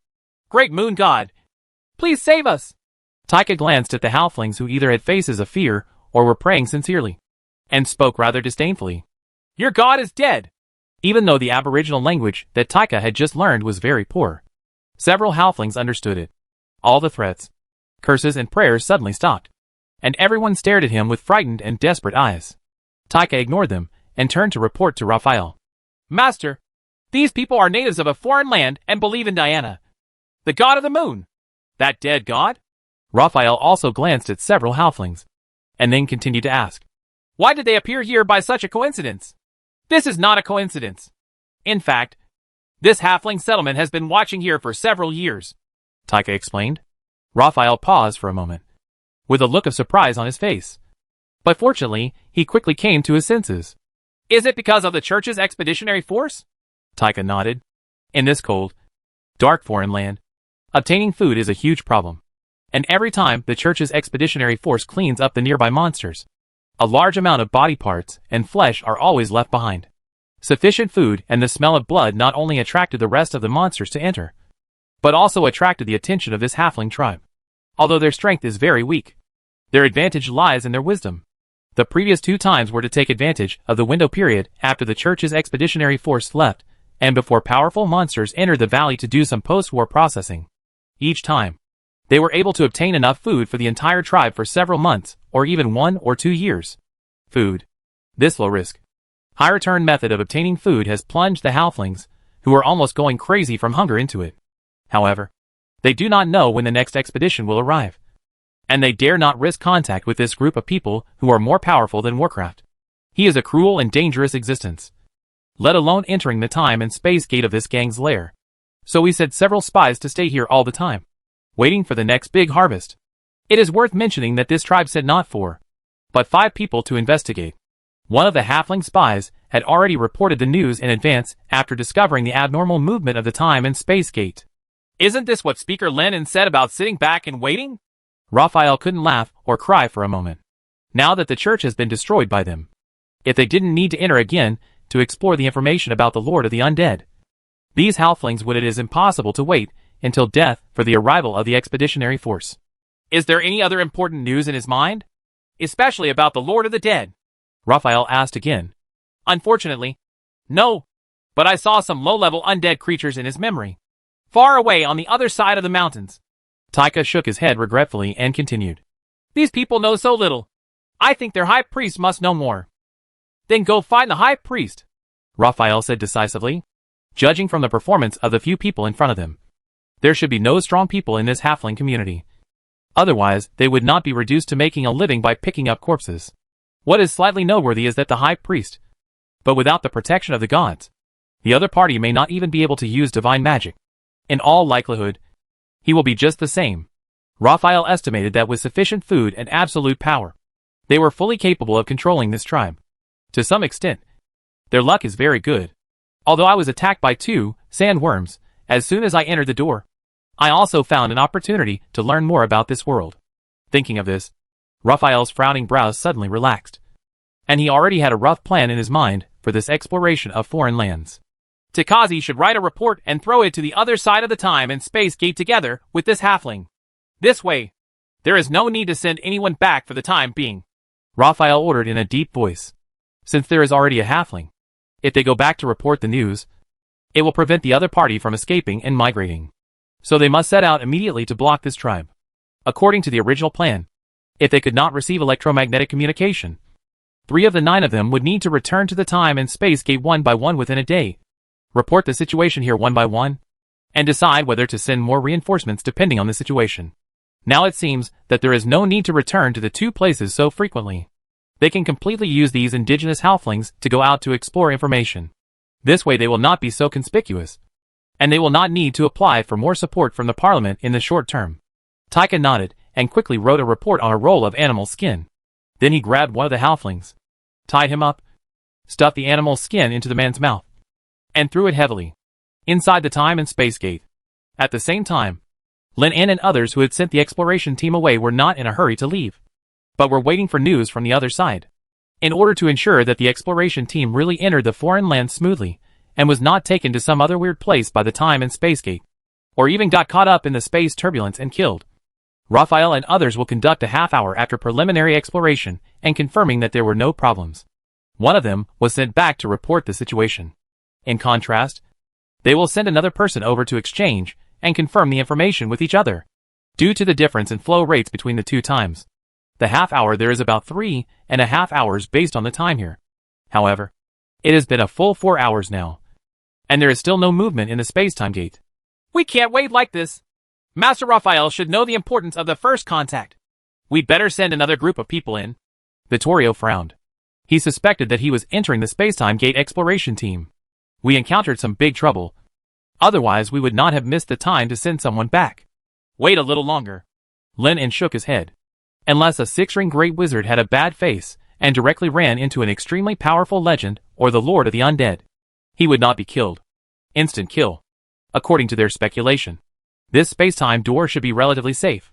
Although the rest of the members of the exploration team are not very strong, they are more comprehensive. They have almost all the elements including detection, treatment, melee combat, long-range combat, magic, and technology. If they really encounter something that they cannot deal with, they will completely defeat it. You can return to the space-time gate. 15 minutes. If there is still no movement after 15 minutes, we will send a second group of people in, Lin En said solemnly. Vittorio nodded and waited patiently. As time passed by, the numbers on the quartz clock were constantly changing, and the wizards present were extremely anxious. 15 minutes arrived quickly, and just when Lin En began to wonder if Raphael and others had really encountered something unexpected, the surging time and space gate was activated again. Here we come! Vittorio's expression immediately became serious, and golden rune chains surrounded him in all directions, surrounding the area near the space-time gate. Lin En was also ready to take action at any time. After all, the time does not match the agreement. No one knows what will happen next. It may be that Raphael sent someone back. Or it may be an invading enemy. While everyone was watching, a bound figure flew out from the surging spacetime gate, and was then tied up again by the rune lock. Vittorio became increasingly dissatisfied with Raphael when he discovered that the person who came out of the time and space gate was not a member of the exploration team, but a prisoner who had lost the ability to resist. This should be a halfling. Lin recognized it immediately. He had had a lot of contact with Lydia and others, so it was naturally impossible for him to admit his mistake. Then he also saw the animal skin in the other person's mouth. Paper pages are difficult to preserve, and may be torn into pieces by the spacetime gate. Electromagnetic wave signals cannot communicate across the two realms, so the exchange of information can only be recorded on the hard Warcraft leather. With a thought in Lennon's mind, under the influence of Mage's Hand, the animal's skin quickly expanded, with encrypted text written using magic power on it. Taika recounted what he saw and heard after entering the spacetime gate in as concise words as possible. For example, the other side of the spacetime gate was also a valley, and the temperature was about 20 degrees below zero. Another example is that they were attacked by 2 sand insects as soon as they entered, and they also discovered several indigenous people monitoring them. They wasted a lot of time dealing with these troubles. In addition, they have now set out to surround the halfling tribe. At this time 1 day later, they will send people back to report more news. 1 day there is just 1 week after their world, so there is still plenty of time. Very good. It seems that things are going very smoothly. After reading these encrypted messages, Vittorio nodded, and his previous dissatisfaction with Raphael disappeared. When you discover that you are being watched, you can't send people in and out rashly. It is normal to delay some time to solve the problem. Lennon was considering who should be sent to exchange information inside the time and space gate. Taika said in the letter that they did not need too many manpower for the time being, but the MPs could not really send some useless people in. How about we also send a few halflings there? Vittorio suggested. Since the halflings are the indigenous people there, it is naturally more convenient to act in this capacity. Len nodded. This was also his idea, judging from the information Taika extracted from the captives' minds. Although this tribe is a believer of Diana, the moon god, most people do not seem to be so firm in their beliefs. But after thinking about it, it was right. It has been a long time since the death of the moon god.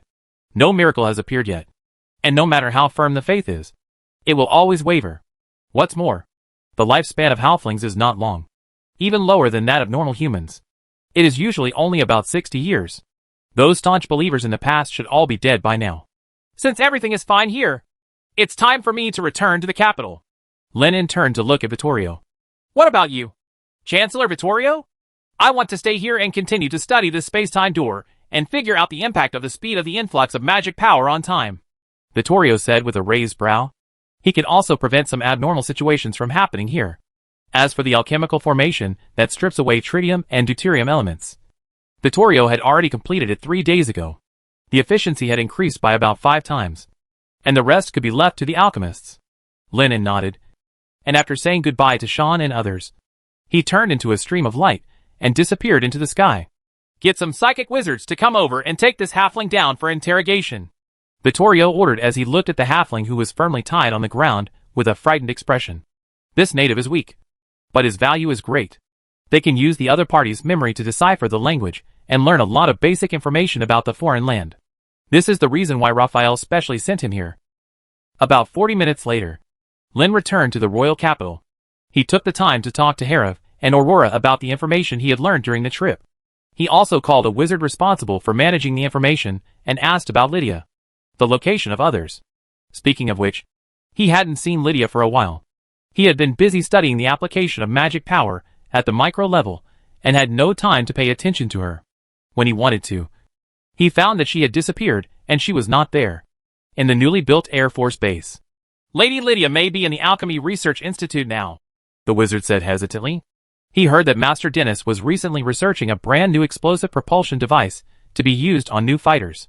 In the past few months, there had been several accidents, and the Parliament had received many letters of complaint. Explosive propulsion device? Len suddenly became interested. This is going to be a jet plane. No wonder Dennis didn't even attend this year's academic seminar. Chapter 528, Big Bricks Fly. Dennis's explosive propeller. An hour later, Len, who entered the Magic Research Institute in the royal capital, was warmly received by Tim, the vice president. After Vittorio left, He temporarily took over as the dean. When he learned that Lin was here to see Dennis, Tim was even more bitter. Speaker Lin, you better give Master Dennis some advice this time. Originally, his propeller plane was doing well, and the upper limit of the maximum speed was constantly mentioned. The results were very gratifying. The maximum cruising speed is almost close to 400 kilometers per hour. But I don't know why I went crazy and suddenly turned around and wanted to research an explosive propulsion device. Originally, the Alchemy Research Institute was supportive of Dennis's new attempt. But as a result, Dennis' explosive propulsion device, just like its name, exploded. In the past year, there has been no quiet day in the research laboratory assigned to Dennis. There have been constant explosions, and the laboratory has been blown up. Although unexpected situations are common when doing magic research, the frequency is too high. Not only did the continuous noise seriously disrupt the research of other wizards, personnel injuries were also a big problem. There were more than 60 official wizards injured, and more than 100 apprentices were injured. You must know that the kingdom is short of manpower now, and it is tempting to break every official wizard in half to use them. Many people have multiple jobs. The injury of a large number of wizards will not affect the progress of a project. Listening to Tim's constant complaints, Lin was quite surprised. Even if he was studying jet aircraft, they wouldn't explode at such a terrifying frequency. Now even he was a little unsure of what Dennis was doing. It was a large workshop with a very simple construction, with only one frame there according to Tim. There was no need to do too much decoration, as long as the walls were strong enough. It was useless to build it too beautifully. It might explode one day. Tim's idea was undoubtedly very insightful, because as soon as the two of them walked to the door of the workshop, a violent explosion came from inside. The door burst directly, and a strong explosion shock wave greeted them. A sharp metal fragment was mixed in the shock wave and flew towards them at an extremely fast speed. However, the moment it reached them, the speed of the metal fragment suddenly changed from extremely fast to extremely slow, and finally hovered in the air. Lin reached out and held the fragment in his hand, then stepped in. The interior of the entire alchemy workshop looked smoky. The surface, walls, and ceiling were all pitted under the influence of the aftermath of several explosions, and the original appearance was no longer visible. Sure enough, Tim followed Lin and walked in, shaking his head. If Dennis had not made outstanding contributions to the improvement of steam engines, internal combustion engines and propeller fighters, which gave many congressmen a glimmer of hope in his new achievements, this dangerous research and development project would have been stopped long ago. Due to the explosion that just occurred, the entire alchemy workshop was in chaos. Fortunately, the accident happened not once or twice, and no one was injured this time. Speaker Lin? An alchemist soon spotted Lin and Tim entering the door. After learning their purpose, he immediately notified Dennis. The two of them didn't wait long. After receiving the report, Dennis quickly brought people over. Everyone looked disgraced, but their expressions were extremely excited. Dennis, who saw Lin and Tim, pulled their sleeves and said with great joy, Hurry! Hurry! You are here just in time! My research is successful! My research is successful! Tim, who was about to make a mockery, swallowed the words that came to his lips and turned into a look of surprise. Could it be that Dennis had really researched that explosive thruster? Overjoyed, Dennis took the two of them to the inside of the workshop and showed them his new achievement. A propeller about 2 meters long and 40 centimeters in diameter. It's just that the middle half is rolled outwards, like a twist. The explosion just now obviously came from here. Is this what you call success? Tim pointed at the severely damaged thruster in front of him, and said with a strange expression, Of course it was a success. You know, this time it ran for a minute. A full minute. Dennis's voice rose several degrees, and his voice was trembling with excitement. This time it didn't explode directly, but it started to run. It was a breakthrough from 0 to 1, which showed that they were very close to the finished product. I'm afraid there's still a long way to go. Tim was speechless. What could 1 minute be enough for? This is simply a waste of precious human and material resources. Dennis ignored Tim's intention at all. While directing the halflings and alchemists to inspect the thrusters and sum up their failed experiences, he kept explaining the design concept of the new thrusters to Lin. Traditional propeller aircraft convert engine rotational power into propulsion. As the propeller continues to rotate, the blades push a large amount of air backward, creating a forward force on the blades. But Dennis believed that the efficiency of relying on wind power was too low. And as the speed continued to increase, he also vaguely sensed the limit. So he decisively turned to research on a newer type of propulsion device. And what he wants to use this time is the shock wave generated by the explosion. This is not impossible. In fact, they have made extensive use of this power in weapons. For example, bullets and artillery rely on the impact force generated when gunpowder explodes to attack the enemy at high speed. Even internal combustion engines rely on internal combustion reaction to provide power. This fully shows that explosion is the first driving force. You're really crazy, Dennis. The fighter plane created like this is simply a walking bomb. It might be more appropriate to call it a suicide aircraft. Tim rolled his eyes. As long as there are materials that are strong enough to withstand high temperatures and impact, plus a reasonable structure that can maximize the use of this impact, it will not have any problems, Dennis said firmly. His experiments undoubtedly verified this. Compared with the violent impact of the explosion, the propelling force provided by the propeller was simply weak. Dennis pointed at each component of the thruster and introduced it one by one. This explosive propeller has 3 gas chambers inside. The first gas chamber is burned with an alchemical array that converts magic into oxygen, which will continuously produce pure oxygen. The second gas chamber is responsible for transporting pure hydrogen. They will be sent together through the pipeline at a stable speed into the third gas chamber. The 3 gas chambers are then mixed and detonated. And finally, the high-temperature and high-speed explosive airflow will be ejected from the rear end of the propeller to produce terrifying thrust. I have tested that pure oxygen and hydrogen will not produce a combustion reaction. So the first and second gas chambers are safe. And the pipes filled with gas block the return path of the explosive gas flow, so that it can only pass through the rear nozzle spurts out. Dennis explained his design concept in detail and quickly.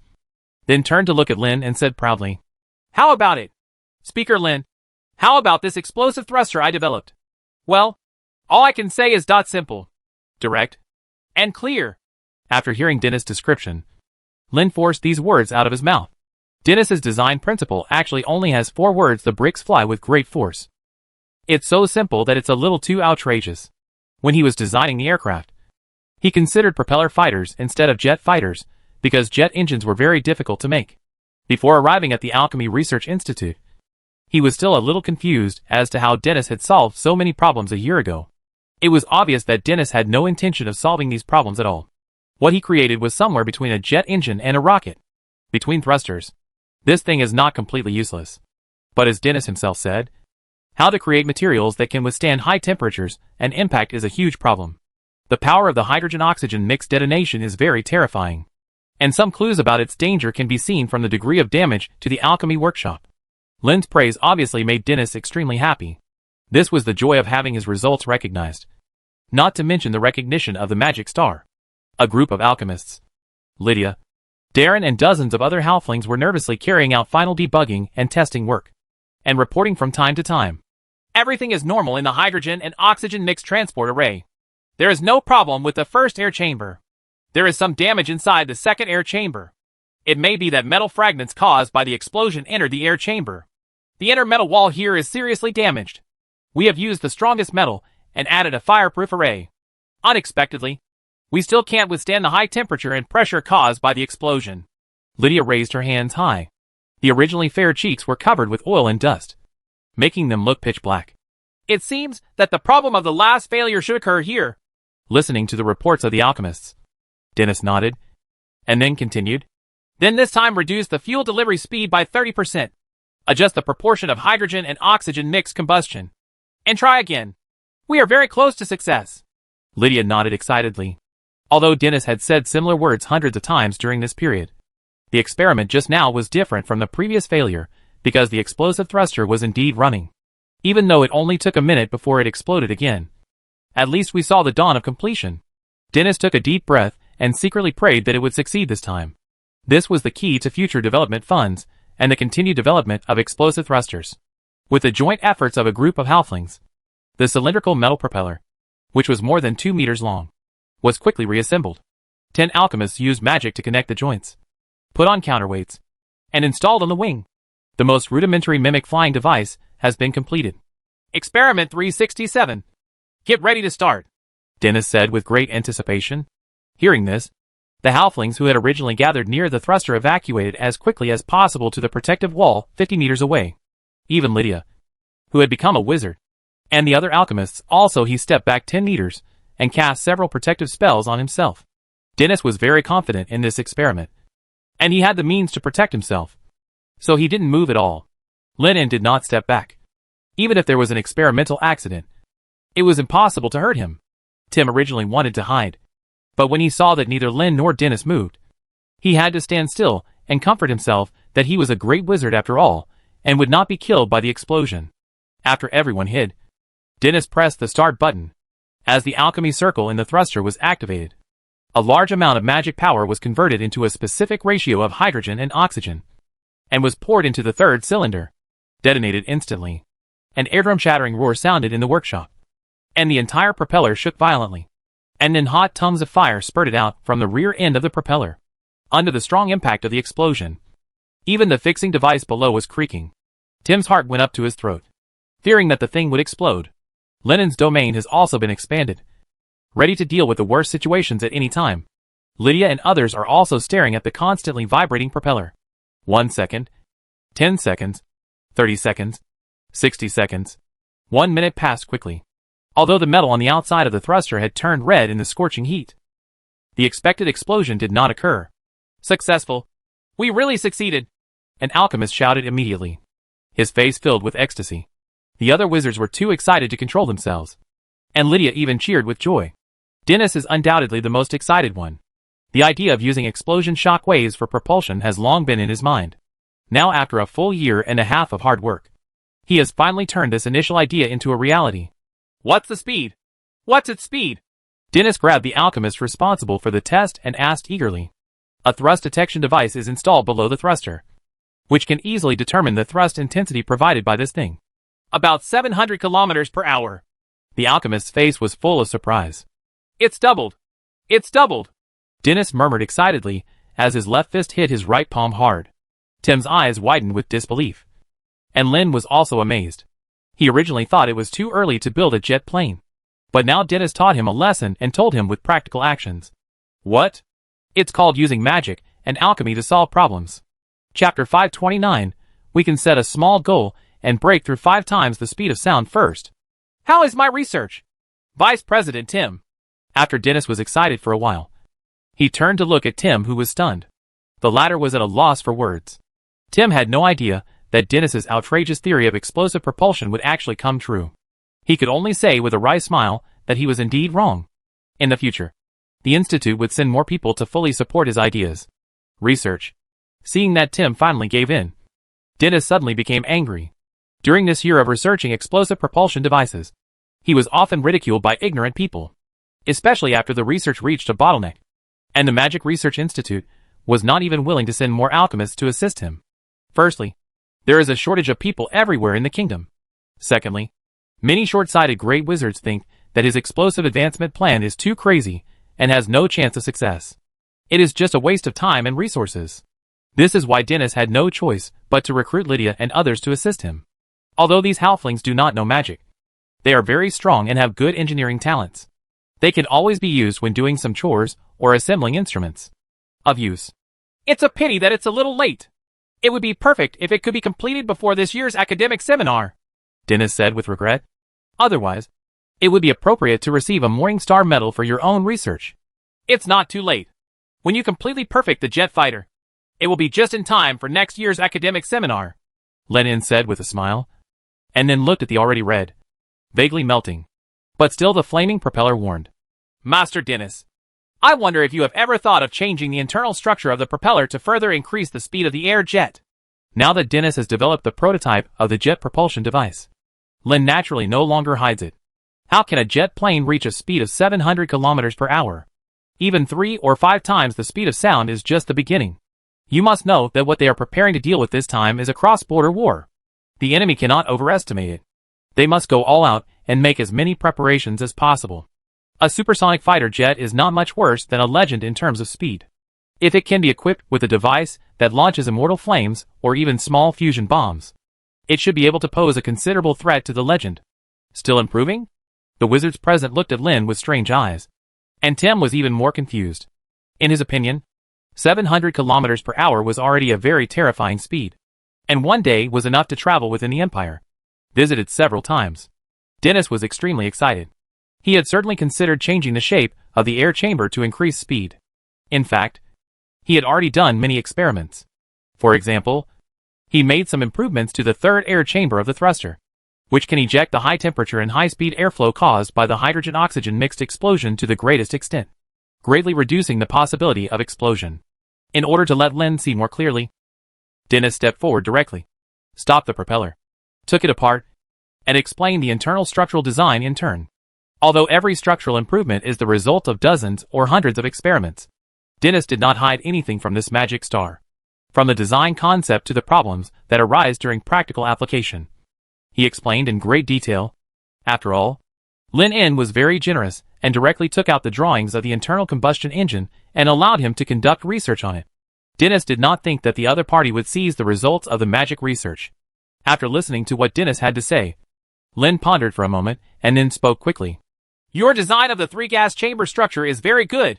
The high-purity hydrogen and oxygen cannot be ignited alone to block the return flow of high-temperature gas generated by combustion. But this is not safe enough. I suggest that you add a step of compressing the gas in the first half of the third gas chamber.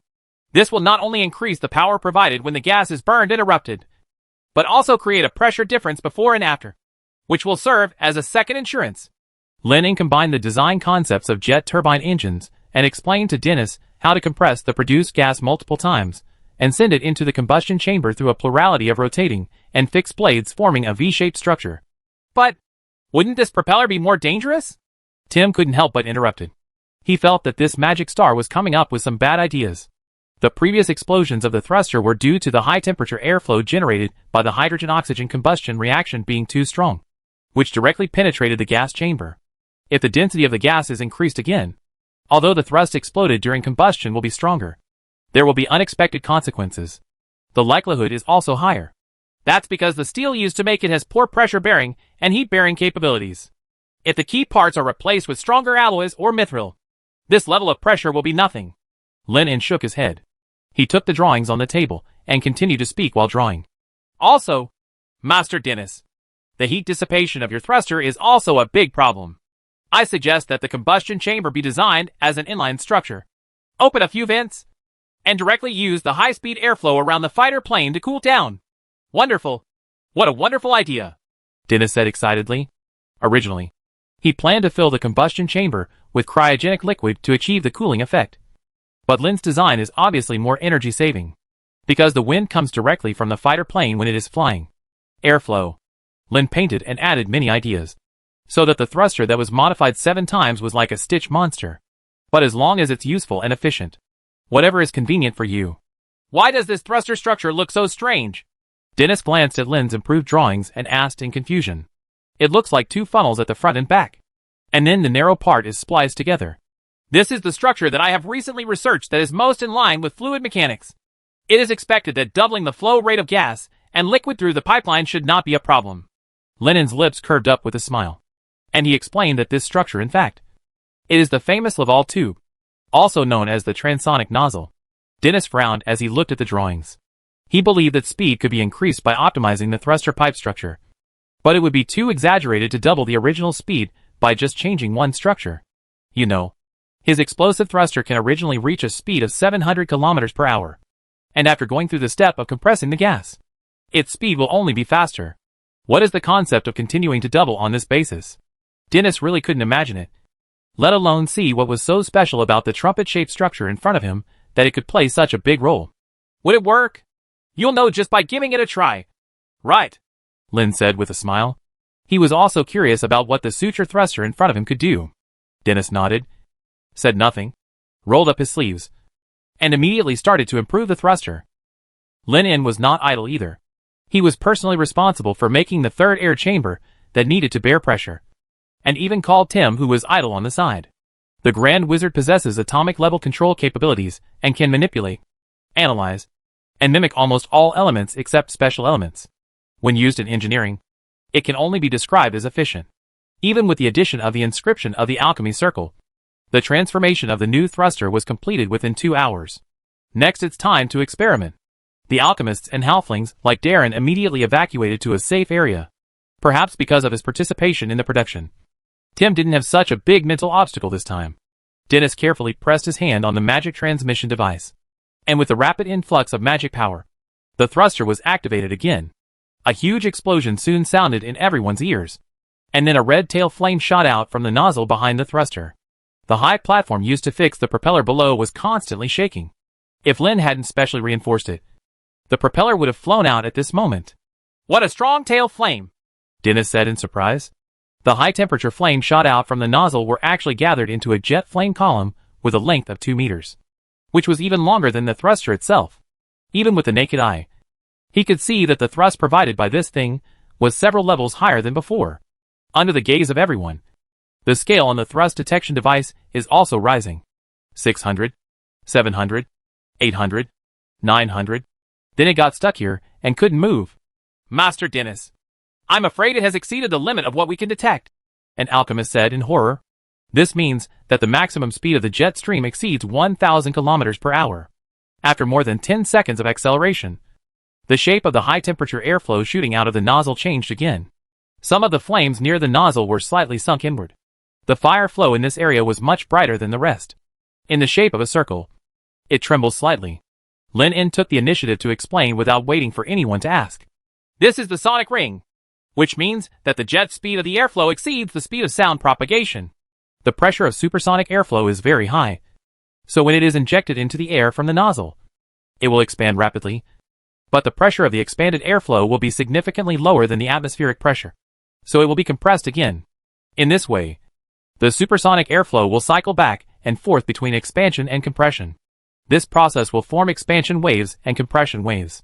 When the two meet and superimpose during the propagation process, they form rings on the propeller tail flame, which is the so-called sonic ring or Mach ring. This colorful sonic ring looks particularly obvious because the steam flow formed by the mixed combustion of hydrogen and oxygen increases the humidity of the nearby air. The appearance of a ring means twice the speed of sound. Lin En looked at the surging tail flames, but the second sonic ring did not appear. It's a pity that it still hasn't reached twice the speed of sound, but I think it should be very close. According to his expectation, after the gas compression step, the high-temperature airflow burst out during combustion can reach subsonic speed before entering the Laval tube. After 2 accelerations before and after passing through the Laval tube, it should be able to reach about twice the speed of sound. It's a pity that it was a little worse in the end. Speaker Lin, you mean that the speed of high-temperature air jets now exceeds 2,000 kilometers per hour? Tim said incredulously. Although the speed of sound propagation will vary depending on air pressure and temperature. On average, it is about 340 meters per second, which is 1,200 kilometers per hour. And nearly twice the speed of sound means more than 2,000 kilometers per hour. Tim clicked his tongue. What kind of monster were they trying to create? Even Dennis was a little unbelievable. Even though he had guessed that after their modification, the power of the thruster would definitely improve qualitatively, he did not expect it to be this fast. Dean Lin En, can you fly so fast? Lydia asked curiously. Not yet. Lin shook his head. His flying speed was about 1.5 times the speed of sound. Doesn't that mean that as long as I drive this fighter plane, even the legendary wizard can't catch up with me? Lydia said with great expectation. That's not certain. Lin laughed, thinking that Lydia was overconfident. So she poured cold water on her. Some magics are very fast. For example, my electromagnetic rail gun can reach more than 20 times the speed of sound. If it were replaced by a laser beam, you might not even be able to dodge. Lydia thought about the scene where she was flying a fighter plane and was pointed at by several laser beams, and immediately shrank her neck. Lin asked Dennis to stop the operation of the propeller, disassemble it to find out which point affected the speed of the airflow to reach the limit, and continue to improve the internal structure. You still want to change it? The corners of Tim's mouth twitched involuntarily. Such a fast speed made him feel a trace of fear, which was completely beyond his imagination. In the past, the speed of sound was a realm that only legends could reach, which meant breaking the sound barrier and breaking through the limitations of nature. In his opinion, this speed is fast enough. It's only close to twice the speed of sound, and it's far from reaching the limit of jet propellers, Lin said with a smile. For jet fighters, 3 times the speed of sound is not much. 5 times the speed of sound is acceptable, and 10 times the speed of sound is enough to make a sentence. In addition, the shape of the fighter aircraft also needs to continue to be optimized. Supersonic speed and subsonic speed are 2 completely different concepts. Fighters flying at super high speed will accelerate the flow of surrounding air, compress the gas, and form a shockwave surface on the windward side of the aircraft. Lin explained to Dennis the various obstacles that fighters would encounter when flying at high speeds. and drew the design drawings of a simple wind tunnel to simulate the airflow state during supersonic flight. Chapter 530 Graphene Shield and Mass Production of Chlorine Trifluoride. Okay, that's all I'll say about the improvement plan for the appearance of the new fighter aircraft. Lin described the SH.L shapes of several of the Federation's most advanced fighter aircraft. Of course, he used his own research on fluid mechanics as an excuse. Then Dennis and others were asked to build a wind tunnel and conduct preliminary experiments on the ground. After confirming that there were no problems, they would then consider flying the actual machine. Supersonic fighters are extremely fast and cannot tolerate any mistakes. If the appearance design is not reasonable enough, the sound barrier when breaking through the speed of sound will become a fatal blade, causing the fighter to become unbalanced and even tear the fuselage apart, causing a very horrific air crash. However, Lin has full confidence in the research and development of supersonic fighter aircraft, because he has avoided most of the problems that will be encountered in the design, which is equivalent to directly announcing the correct answer, saving decades at one's time for research and improvement. This is undoubtedly a bit of a backfire. If the Parliament was not facing a cross-border war, Lin would not directly show Dennis the most perfect hydrodynamic structure. After all, correcting mistakes is a very valuable experience. Dennis kept several design drawings drawn by Lin firmly in mind, and even Lydia and others were no exception, because the shape and structure of the aircraft on these drawings looked extremely beautiful and pleasing to the eye. It's a work of art. Tim hesitated to speak, and after a while, he said worriedly, Speaker Lin, if the speed of the fighter plane continues to increase, will the pilots inside feel unbearable or unable to react quickly during the battle? You underestimate the limits of what humans can achieve. As long as you undergo corresponding training, there is no big problem in withstanding high pressure several times the acceleration of gravity, Lin explained. Before federal researchers deciphered the genetic modification technology, supersonic fighter pilots were selected from ordinary people, since they had no problems, let alone wizards with stronger physical fitness and faster reaction capabilities. The only thing that needs to be considered is how the fighter pilot can distinguish between friend and foe while flying at high speed. At the technological level, radar is usually used to solve the problem. But this is obviously not safe enough because the other party may have some means of shielding or interfering with electromagnetic fields. Therefore, Lin plans to add a layer of insurance, using the position of each fighter plane as the base point, to build an airspace network that can sense magic, and realize real-time sharing of information, and distinguish between friend and foe through the magic network link of the intelligent brain. During the battle, the targets in the air and connected to the magic network are your own people, and the rest are enemies that need to be dealt with. In this way, you don't have to worry about the most critical issue of finding enemies. Dennis nodded, and then continued to ask, Then should we burn windproof arrays on the outer SH.L of the fighter plane as usual to slow down or eliminate the impact of the shock wave? No, there is no need for the wind protection array. This will increase the wind resistance of the fighter plane, thereby reducing the speed. Lin shook his head. Although the windproof magic is easy to use, its working principle is to create a pointed cone-shaped magic barrier in front of the constantly flowing magic barrier to separate the airflow. It is very useful when flying at low speeds, but it does not work at high speeds, because the output speed of magic power cannot keep up with the flight speed of the fighter plane.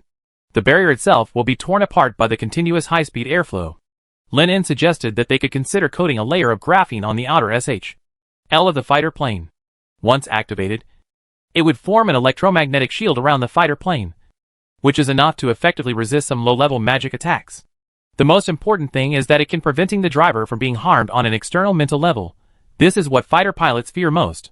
After thinking about it, Lin took a drawing, wrote a chemical formula, and handed it to Dennis.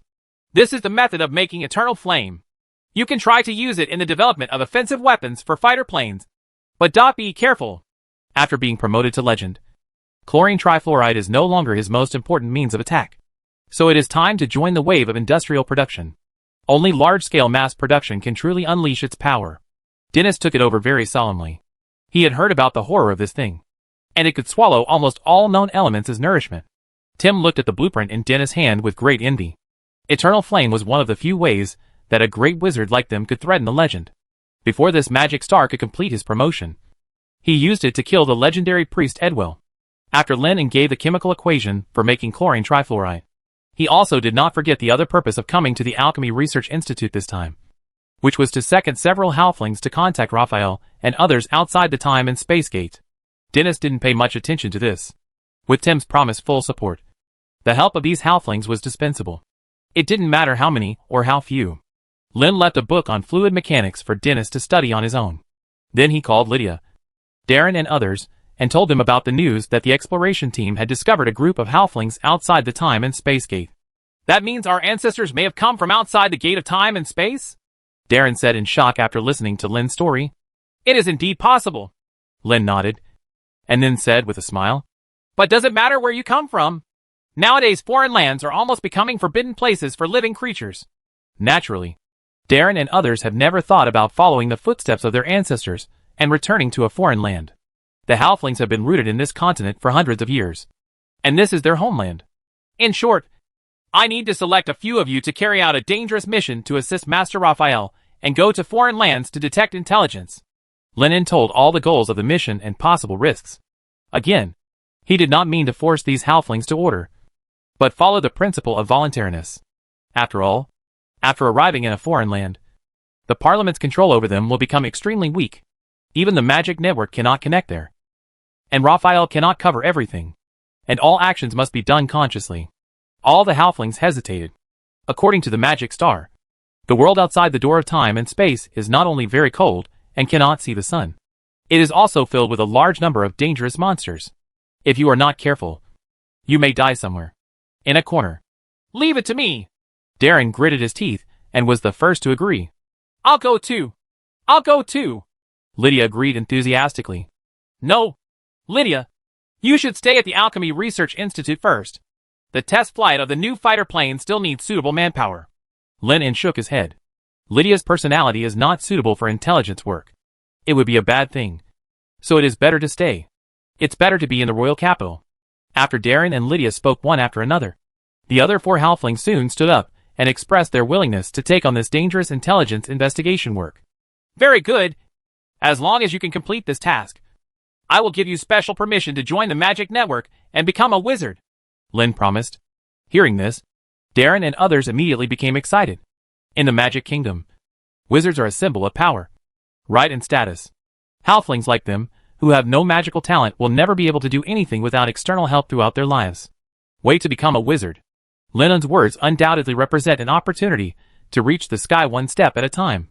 The halflings who had hesitated because of fear were annoyed and regretful. Although foreign lands were dangerous, taking risks was nothing compared to becoming a wizard. Speaker Lin, when will we set off? Darren asked impatiently.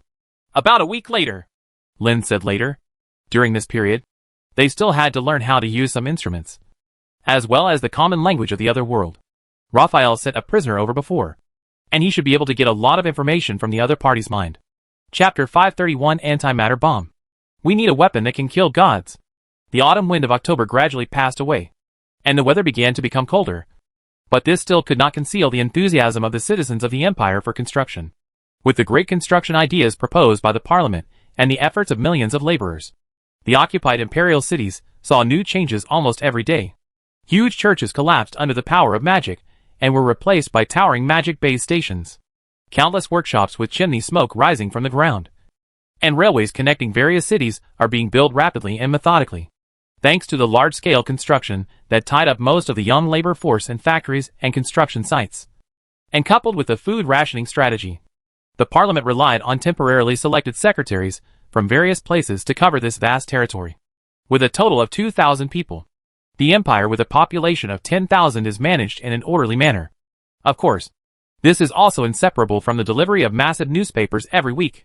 Lin In knew very well that these uneducated poor people were usually not very smart, and it was useless to talk to them about truth. So he asked Roar to adopt another strategy, which was to exaggerate hatred. The oppression, hunger, and hardship suffered by the poor in the past were all attributed to the brutal rule of the nobility and the church. Although in a sense, this is indeed a fact. Under the rush of such a large-scale construction, the second solar furnace was also officially built in the Magic Tower outside the royal capital, which also meant that the promotion ceremony of Anthony and other six-ring great wizards was put on the agenda. However, Lin did not participate, but devoted all his energy to the development of new magic. The previous battle with Ella in the Holy City made him realize the shortcomings of nuclear explosions.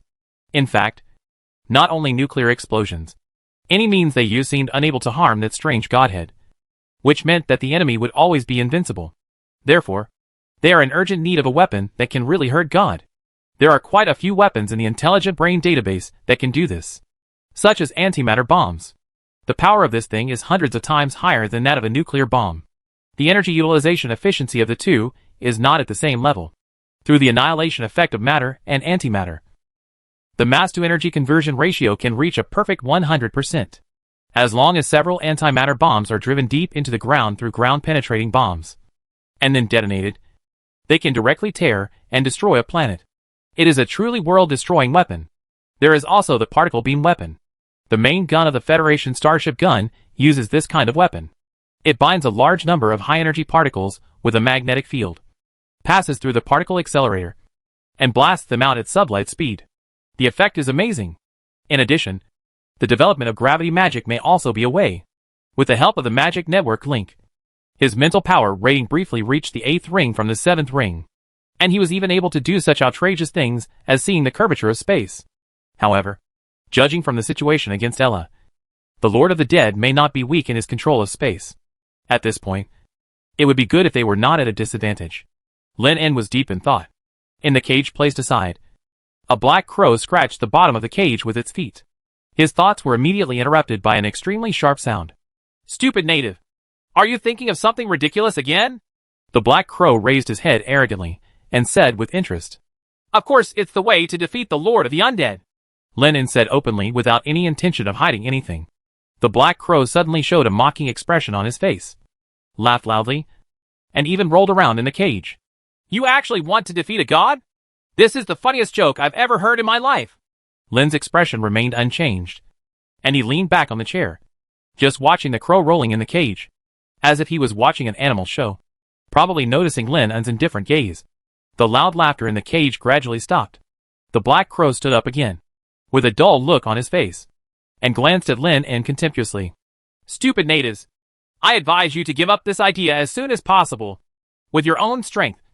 Even if you use all kinds of means, it is impossible to pose a substantial threat to a god. Only God can defeat God, and only God can kill God.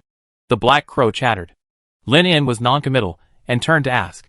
But didn't you say before that there was a way to help us defeat the Lord of the Dead?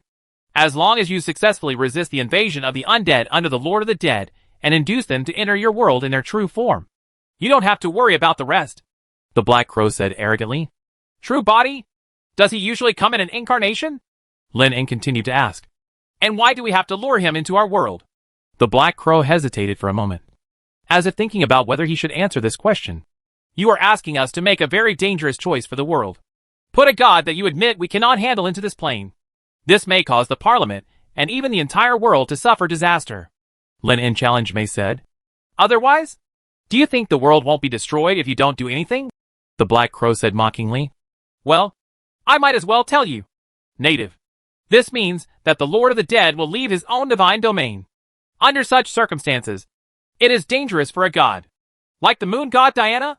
Lin En immediately thought of the dead moon god, who also left his own divine domain and arrived in this world, and then died inexplicably. The black crow also realized that he seemed to have said too much, and immediately closed his chattering mouth. Then what is the god's domain? Is it a manifestation of the expansion of the domain? Lin En asked again. Don't think about it. That is a realm that only God can touch.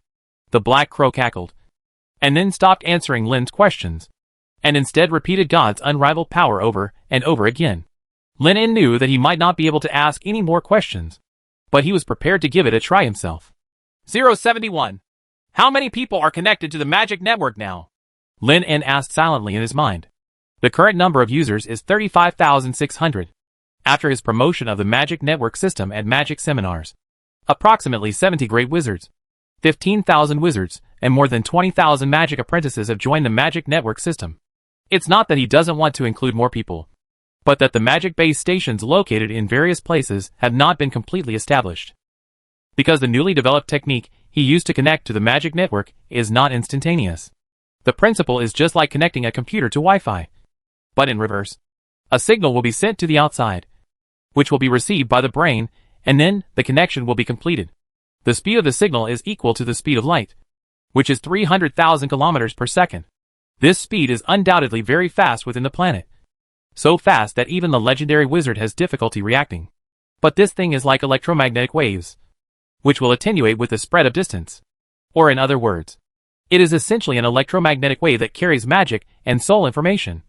So magic base stations need to be established everywhere to enhance the received signals and then resend them. In addition, there are also some very stubborn wizards who firmly oppose the implementation of the magic network. They believe that relying on external forces such as the magic network to cast spells is simply blasphemy against magic.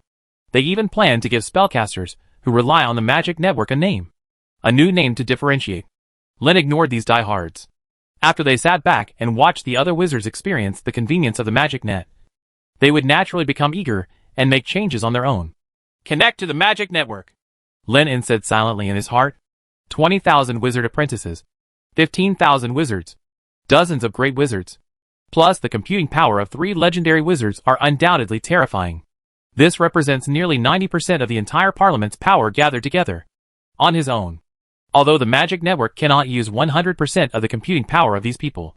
Just a part of it is enough to make Lin's mental power jump to another level. The mental power rating in G now quickly jumped from the 7th ring to the 8th ring. And then to the 9th ring. The crow trapped in the cage trembled for a moment and jumped up. He stared at Lin En, who suddenly had a surge of momentum with a look of shock and disbelief. However, he soon discovered that the opponent's power had not broken through a certain level. And then he lay back down again, his black eyes turning gurglingly, not knowing what he was thinking about.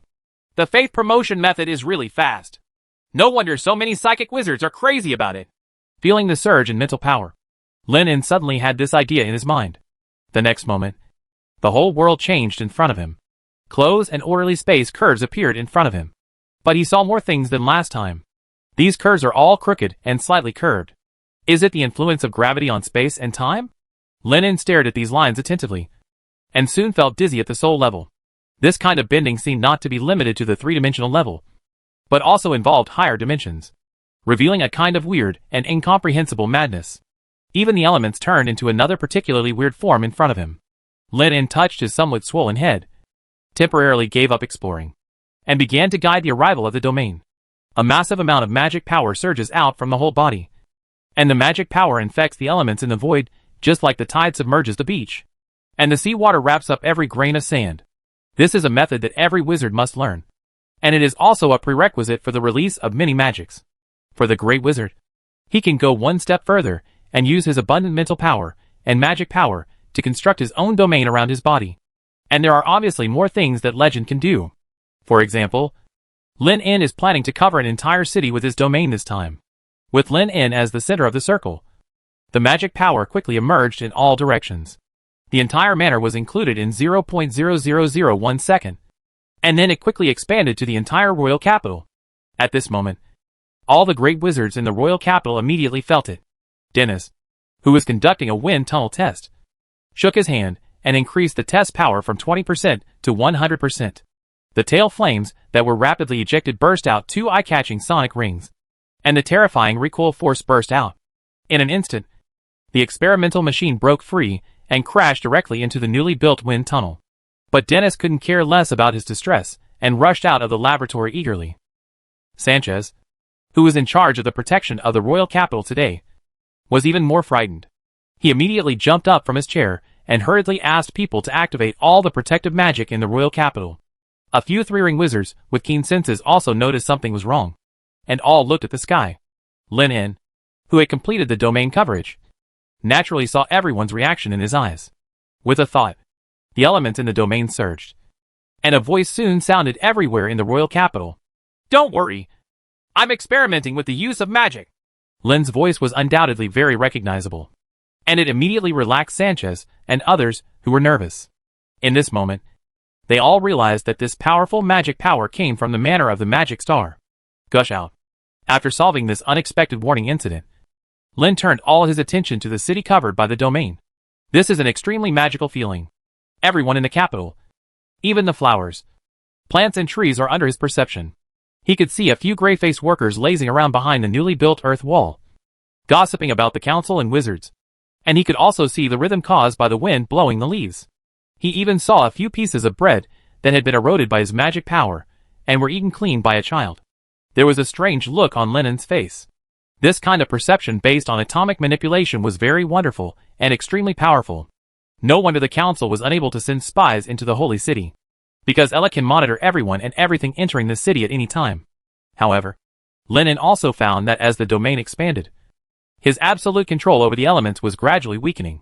This was the reason why he only covered the domain in one king's capital without experimenting to continue to increase the range. Moreover, he could not monitor the movements of those great wizards in real time, because they also had domains that could block his control and perception of elements in the surrounding area. Of course, if he wanted to, he could directly break through these people's domain protection. Is this the divine realm?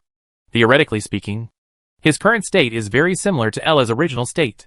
He has the mental power of the Nine-Ring Great Wizard and the help of the Godhead, intelligent brain. Lennon thought this way, but quickly shook his head in denial. God's realm should be more than just that. He felt that he had touched some key points, but something was missing. An extremely crucial thing. Chapter 532 1 is 10,000. 10,000 is 1. It is everywhere. And now I am everywhere too. What's missing? Lennon thought hard, but still got nothing. According to the detection of elements on the other side of the space-time gate by Raphael and others, the foreign land is also composed of various basic elements of hydrogen, oxygen, nitrogen, and carbon. But they are all magically transformed. Lynn even guessed that this was a plane without magic power before.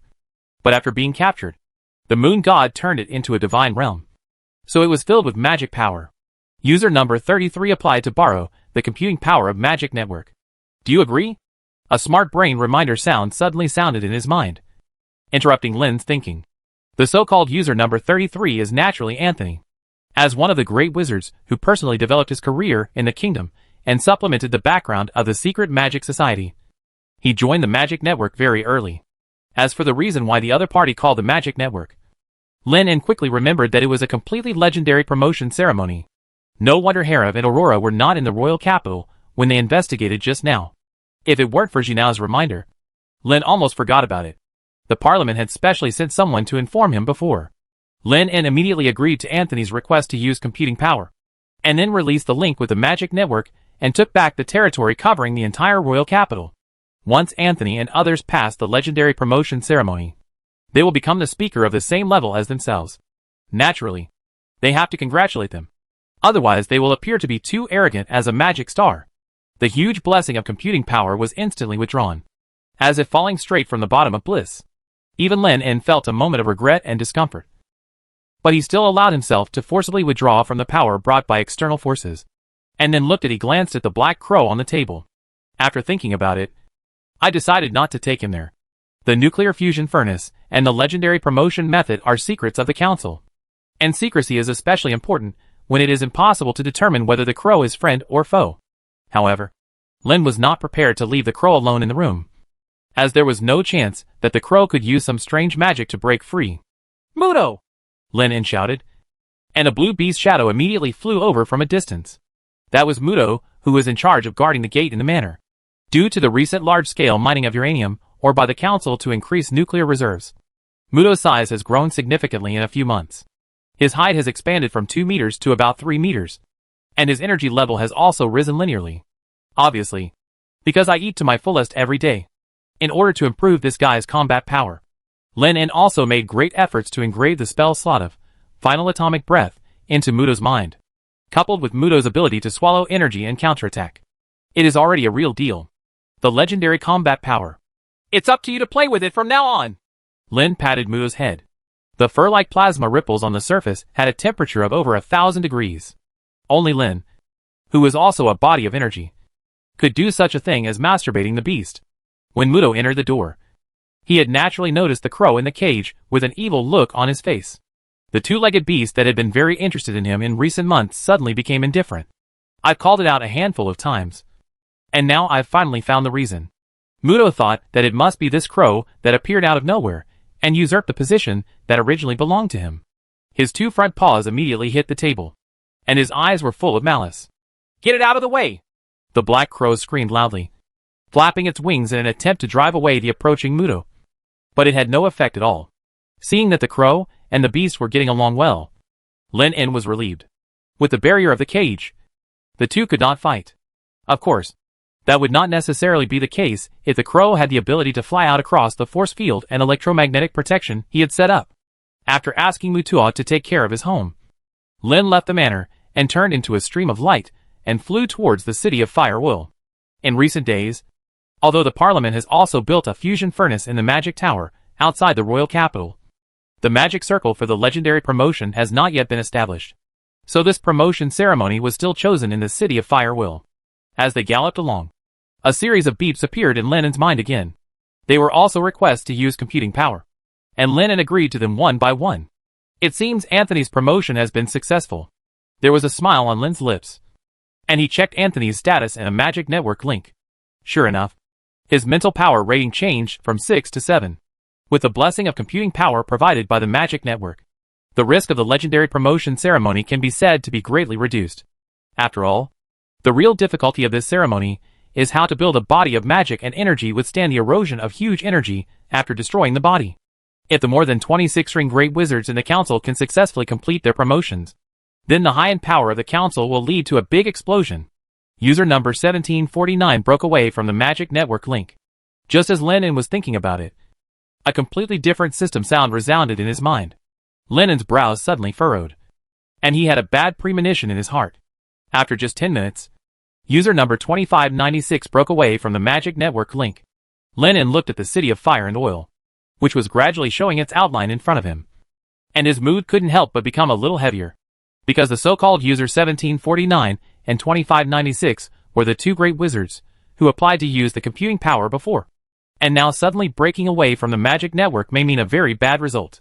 3 minutes later, Lin successfully landed over the city of Firewall. Without any delay, he walked straight into the newly built magic tower. Originally this was a manor owned by a great noble of the empire, but unfortunately the entire building complex had been destroyed by his endgame atomic breath.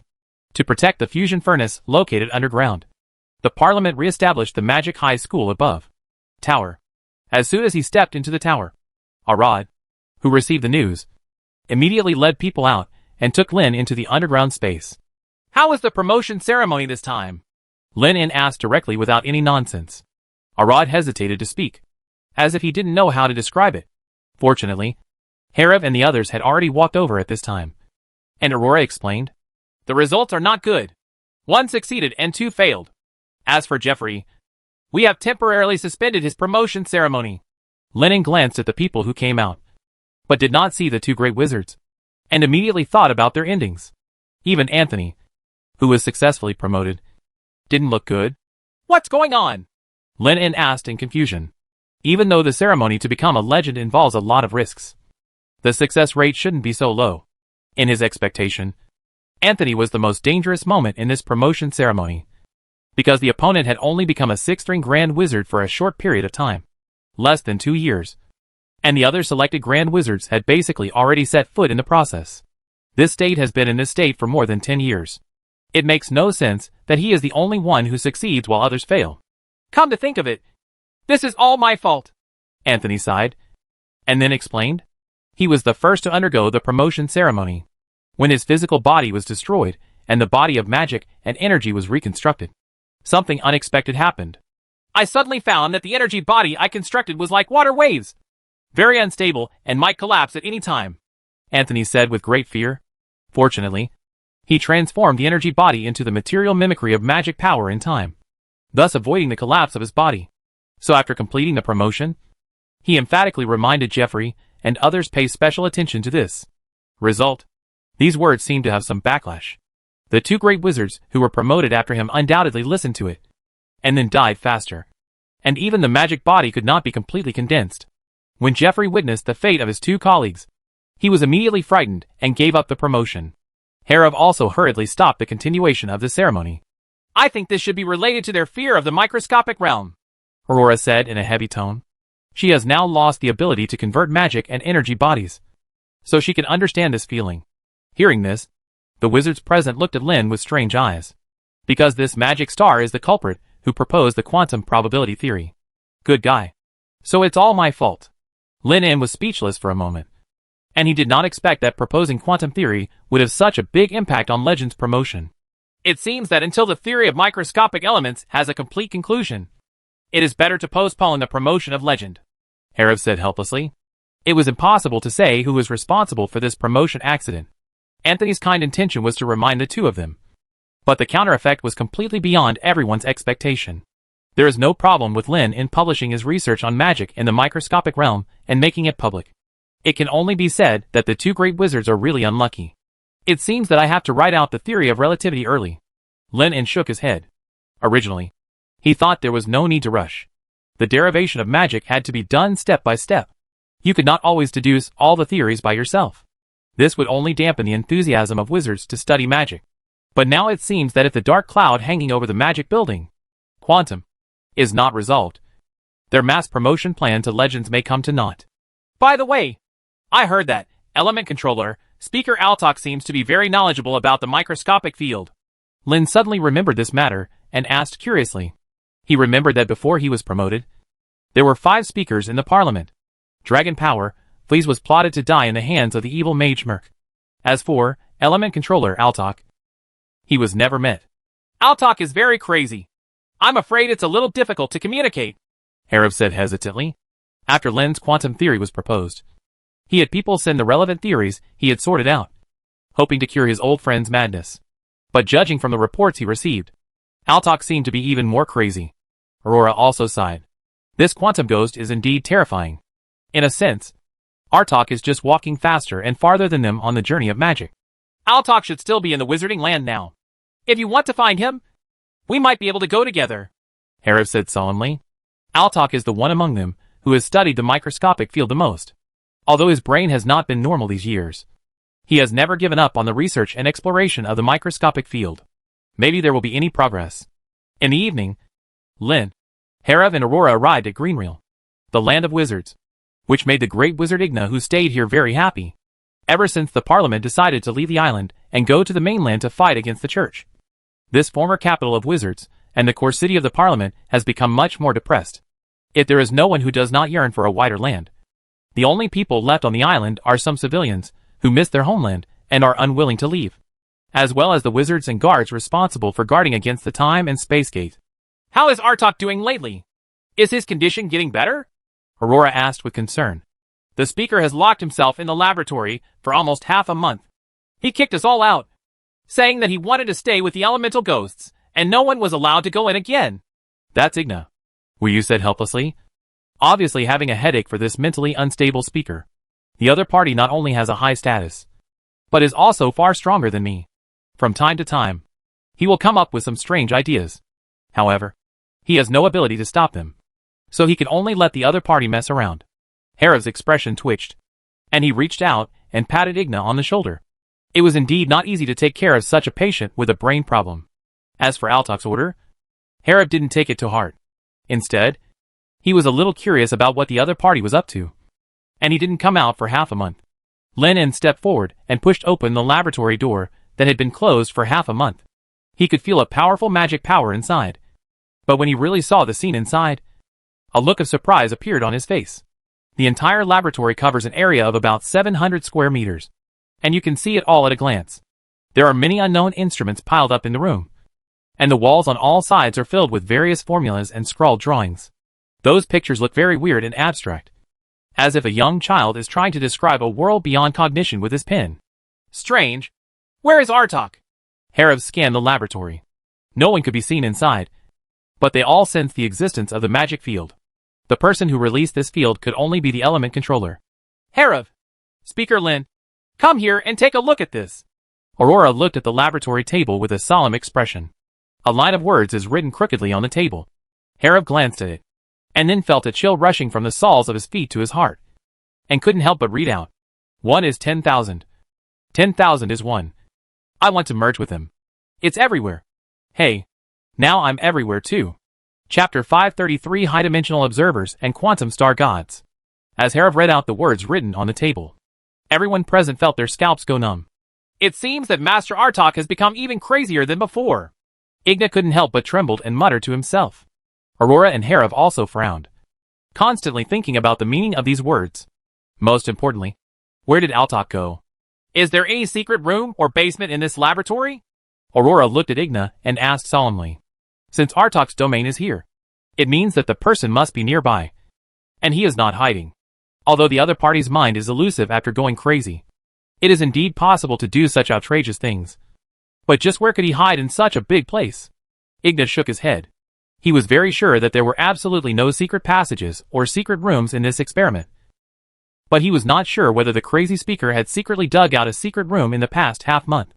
Herav looked around, used perception magic to explore, and finally shook his head. Is there a possibility that this realm is Altok? Lin suddenly said. What did you say? Aurora looked stunned. Altok is this realm? Herav was also extremely confused. And for a while, it was difficult to understand what Lin wanted to express. Lin reached out and pointed at the words engraved on the table. Not anywhere, but everywhere. Don't you think this statement is a bit familiar? You mean quantum probability cloud? Herav reacted suddenly and said in horror. After Lin proposed this weird quantum theory, Herav also devoted a lot of energy to the study of microscopic elements, especially the internal structure of atoms. If you don't observe it, the electrons inside the atom will exist in every place in the probability cloud at the same time in an incomprehensible way. But once you observe it, it will instantly freeze in a certain position. In other words, Altok is not joking. He has really turned into an elemental ghost now. Aurora's face was full of disbelief. It's very possible. Lin nodded. I guess the coverage of this probability cloud is the entire field. All the elements inside are part of Altok. This means that 1 is 10,000 and 10,000 are 1. After Lin paused, he once again made an extremely horrifying guess. Maybe we are in his body now. Hearing this, Herav couldn't help but take a breath of cold air. What kind of thing has Altok researched in the past few decades? It took Aurora a long time to accept that the field they were stepping into was the body of this colleague and friend. Igna was confused and did not understand what the speakers were talking about. Something. Chancellor Altok turned into an elemental ghost? What kind of joke is this? If this speculation is true, how is Altok doing now? Is he still alive? Herav asked uncertainly. It depends on your definition of alive. As for the more specific definition, I'm afraid we need to observe it to know. Lennon answered in a deep voice. He felt that the element controller was probably still alive. Otherwise the realm would have collapsed long ago. But the situation should not be very good. Otherwise he would not have ignored their actions of stepping into the realm and frequently calling out his name. Without any response. Aurora nodded. Having watched the double-slit interference experiment, she could naturally understand the meaning of the observation. It meant the collapse of probability waves, and the transformation of quantum from the weird form of intertwined waves and particles into particles that they could understand. State. But the question is how to conduct observation? They are now in Altok's body, looking at each other anytime and anywhere. Perhaps we can try to use magic perception to cover the entire field. Herav quickly gave a suggestion. It's worth a try. Let me do it. Lin nodded in agreement, asking Herav and the others to move away, and then close their eyes to sense it. The magic energy enveloping the spirit spread in all directions, clinging to every element in the domain like water bubbles. This time it was not a hostile battle. So Lin En did not try to seize control of the magic domain. The whole process went very smoothly without any attacks, which made Lin feel a little relieved. But nothing happened when his perception enveloped the entire field. Isn't it still possible? Aurora asked. No. Let me try again. Lin En said quietly in his heart. Unhurriedly. 071 connect me to the magic network. In an instant, the blessing of huge computing power quickly emerged in his mind, and his mental power rating jumped from 7 to 9 in just 1 second. Herav and Aurora naturally felt the strong sense of oppression erupting from Lin and Zhou's body. Their expressions changed slightly, but they soon returned to calm. They can naturally guess that this is the function of the magic network, since this thing can provide computing power blessings for Anthony and other great wizards. Lin En, as the founder of the magic network, can naturally also use other people's computing power to bless himself. As Lin En said himself, the magic network is a replica and improvement of the church's magical system. It is a milder version, but the power it exerts is equally powerful.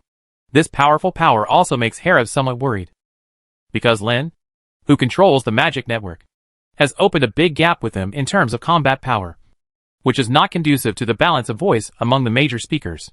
But now their world is facing threats from outside the territory, and every improvement in combat power is particularly important. It was precisely based on this that Lin En dared to show this ability in front of the two of them without any concealment. There will always be times when he needs to use the magic net in the future, so it would be good to get vaccinated now. With the experience last time, Lin quickly grasped the surge in computing power. When he started to perceive again, everything in front of him changed. The elements constantly floating in the field came to life in his perception. Lin, who was observing the movements of every element at the same time, soon vaguely saw a vague figure. A person who had been spliced together. It was like dividing a person into countless pieces and displaying them in front of him one by one.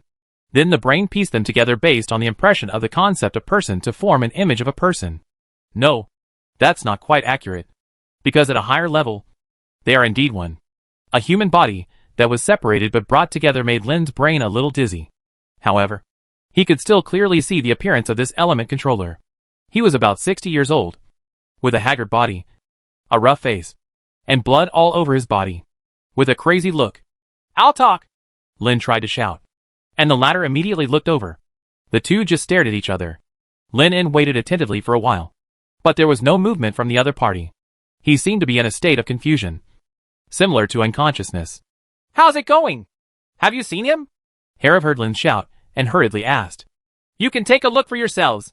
Lin nodded, and then brought Herav, Aurora and Igna closer to the magic network, and turned on the shared perception function. Several people present suddenly widened their eyes. All shocked by the bizarre sight in front of them, they saw a person who separated and then came together again. What the L has Artok turned into? Aurora felt a little creepy. Herav was also in great shock. He felt extremely dizzy after just looking at it for 2 or 3 seconds. Igna let out a sharp roar like a madman. He was just a great wizard and did not have enough computing power to perceive and construct a higher dimensional picture. So the picture presented to him was incomparable. It was fragmented and chaotic, as if there was a stick stirring crazily in his mind. Lin frowned slightly and hurriedly kicked Igna out of the magic network's perception sharing. But it was too late. Igna actually fainted with a roll of his eyes. It's just that Lin, Herav and Aurora no longer care about Igna at this moment. Because in their sights, Altok actually moved. Is it because the number of observers has increased? Lin thought this way. Her vigilance rose to the extreme, and she was already prepared for protection. However, although the elements within the magic power were constantly surging, Artok still did not attack them. But a deep laughter followed and passed into everyone's ears. Hee hee. Ha ha. Now I am also an elemental ghost. Grass. He was still really crazy. Lin rolled his eyes, and then removed the computing power of the magic network, and the whole world returned to normal again. Herav suddenly breathed a sigh of relief, and the dizziness in his brain was gradually lessening. Even though he only watched for less than half a minute, it was already too much to bear. After Aurora got used to it, she immediately leaned over to investigate Igna's situation. "How is Master Igna?" Herav asked slightly worriedly, as he stroked his swollen brain. "I'm afraid it's not good. His spirit has been severely damaged." Aurora sighed. "This is my negligence." Lin shook his head. He did not expect that Ignar, a powerful 5-ring wizard, would faint after just one glance, and then suggested, "I suggest that this memory of his be deleted directly. Otherwise there will be another crazy wizard."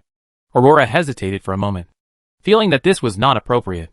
But she couldn't seem to find a better way now. Lin glanced at the unlucky great wizard with pity, and then looked at the formulas and abstract pictures written on the 4 walls, and unexpectedly saw a strange beauty. Only then did he truly realize that what was painted on the wall were several hypercubes. But Artok did not have the ability to draw things beyond 2 dimensions on a plane, and he wanted to try his best to paint everything he saw. Draw it, so he could only break down every detail and draw them one by one. Realizing this, Lin couldn't help but sigh. The reason why this element controller suddenly went crazy was probably not just because he realized the weirdness and uncertainty in the microscopic realm. He already understood the difference between the realm and the divine realm, and finally understood what the missing link was. If you want to truly transform the realm into the kingdom of God, it is not enough to have atomic-level control capabilities. You must go deep into the quantum realm. This is the secret of God's omnipresence and omniscience, because the entire divine realm is itself. Or it can be called Star God, a high-dimensional existence that completely controls a planet or a plane. No wonder the Black Crow said that even if they tried all means, they could not really pose a substantial threat to the Lord of the Dead. And only God could defeat God. Lin quickly expressed his thoughts. He was not very sure about these guesses. Only by brainstorming could he come up with a more comprehensive idea. "So, that means Artok has become a god now?" Herav said in disbelief. "We can't tell yet. We know too little about God." Lin sighed. The only thing that is certain is that Artok is no longer the same creature as them, and has become a high-dimensional being trapped in a laboratory that has gone crazy and lacks self-awareness. I just don't know how Artok transformed himself into a quantum state. However, there were obviously some serious problems in this process. Lin En felt that it was probably because of the other party's lack of godhead and corresponding mental strength. Just like those evil gods who were poisoned by faith and went crazy. They forcibly elevated themselves to a state beyond their ability to control. The correct idea should be to become a 9-ring legendary wizard to condense his divine personality, and then consider absorbing believers and how to build a divine domain. However, we can't blame the wizards for blindly tapping the magic tree. After all, they figured out the promotion system step by step, relying only on the few words left in the ancient books of the Moon God Church and the wizard's imagination.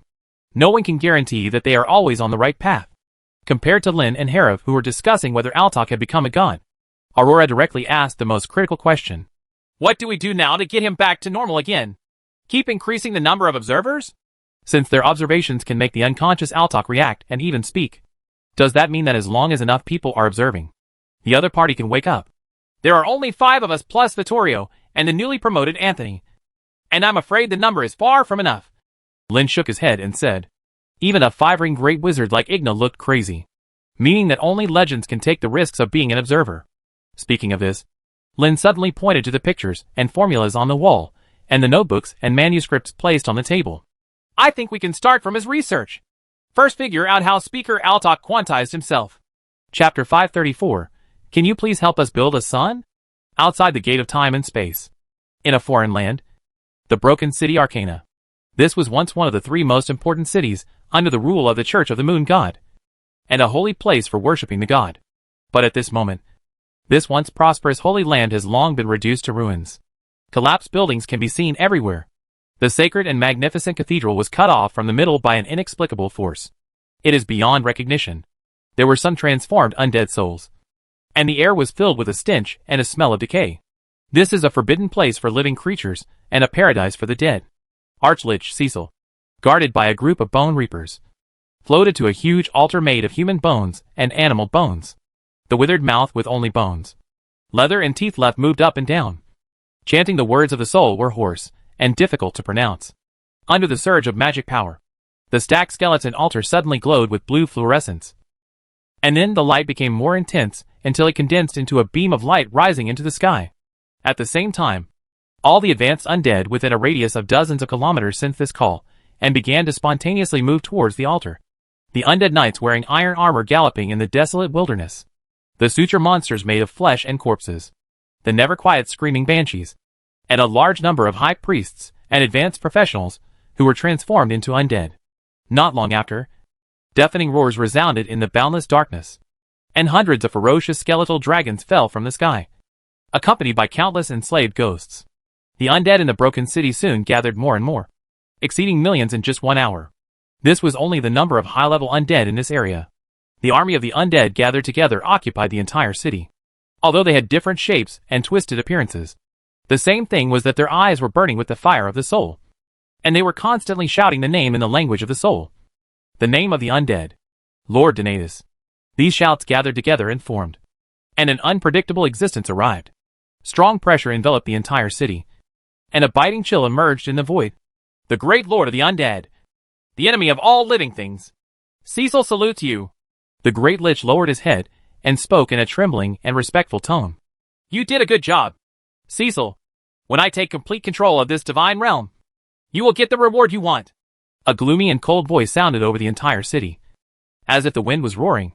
Archlich Cecil was immediately overjoyed, but he did not show it and hurriedly reported what he had discovered during this period. My lord, I guess that the moon god has probably fallen. We have slaughtered almost every city in this plane, but we have not encountered any decent resistance at all. The priests who believe in the moon god have also all lost the ability to perform divine magic. Previously assigned as the vanguard to invade this plane, Archlich Cecil refused, even though his strength had already reached the peak of legend. As a pawn in the divine war, it was dangerous to go deep into the realm of a true god. The sex can be imagined. It is not an exaggeration to say that it is a death mission, because the moon god can easily crush himself to death with just one finger.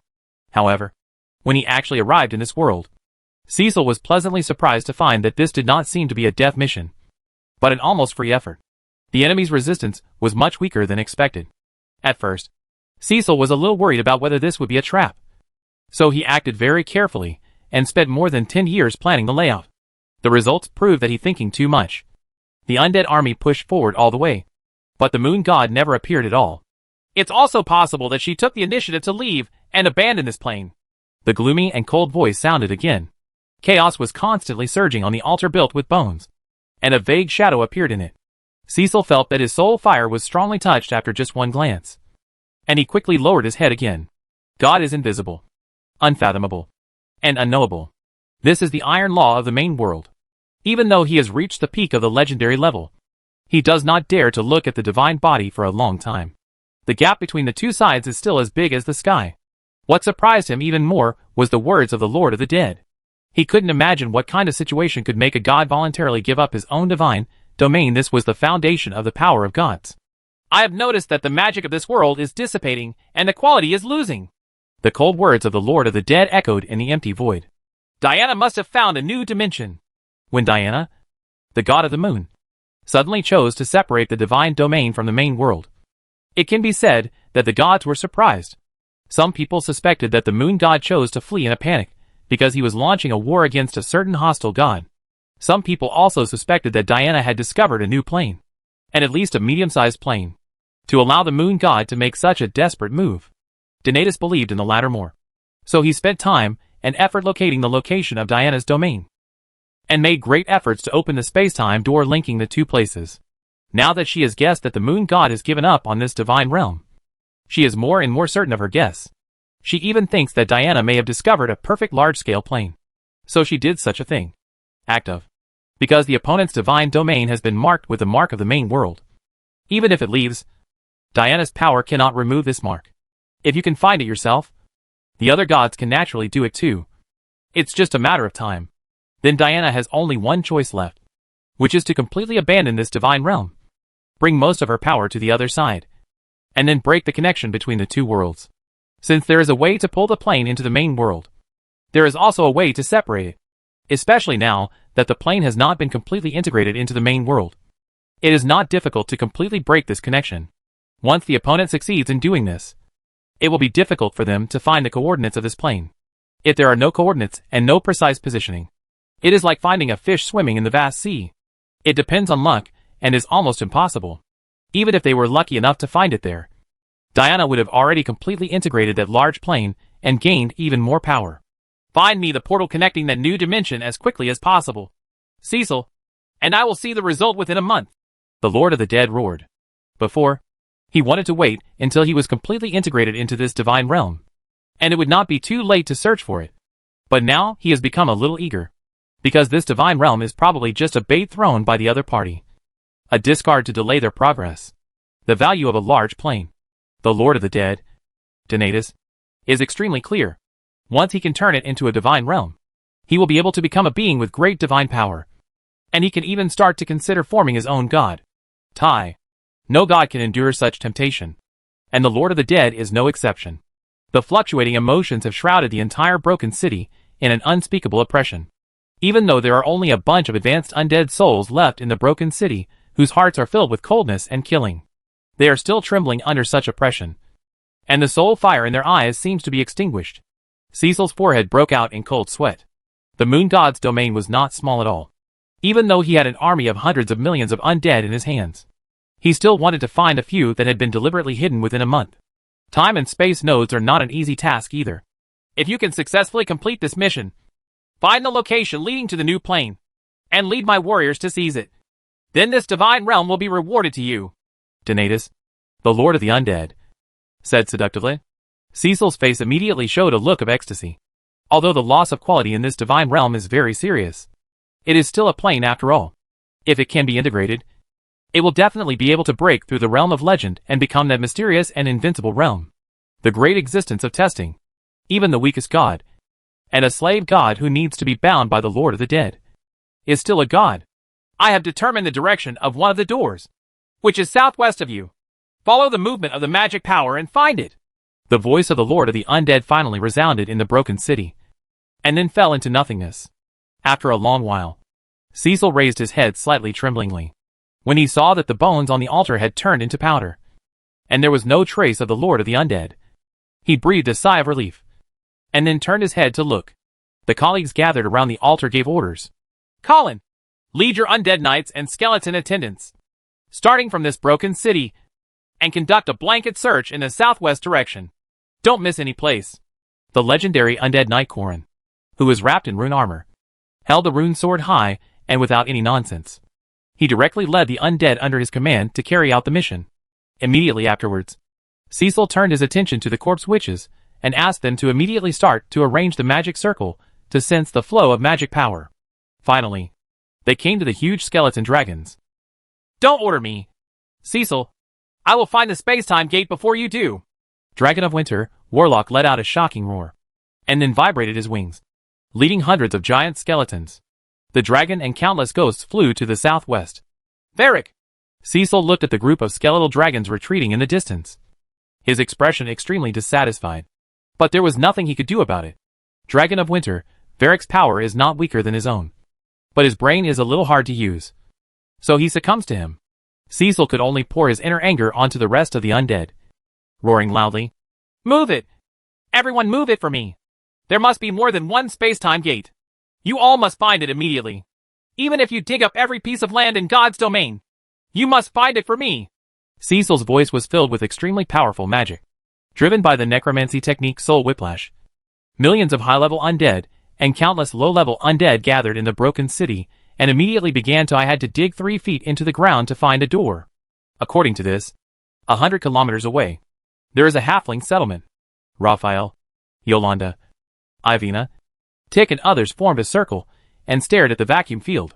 2 spheres with a size and mass that were more than 100 times different fell freely from high altitude and hit the ground at the same time. It seems that the law of free fall is also valid in foreign lands.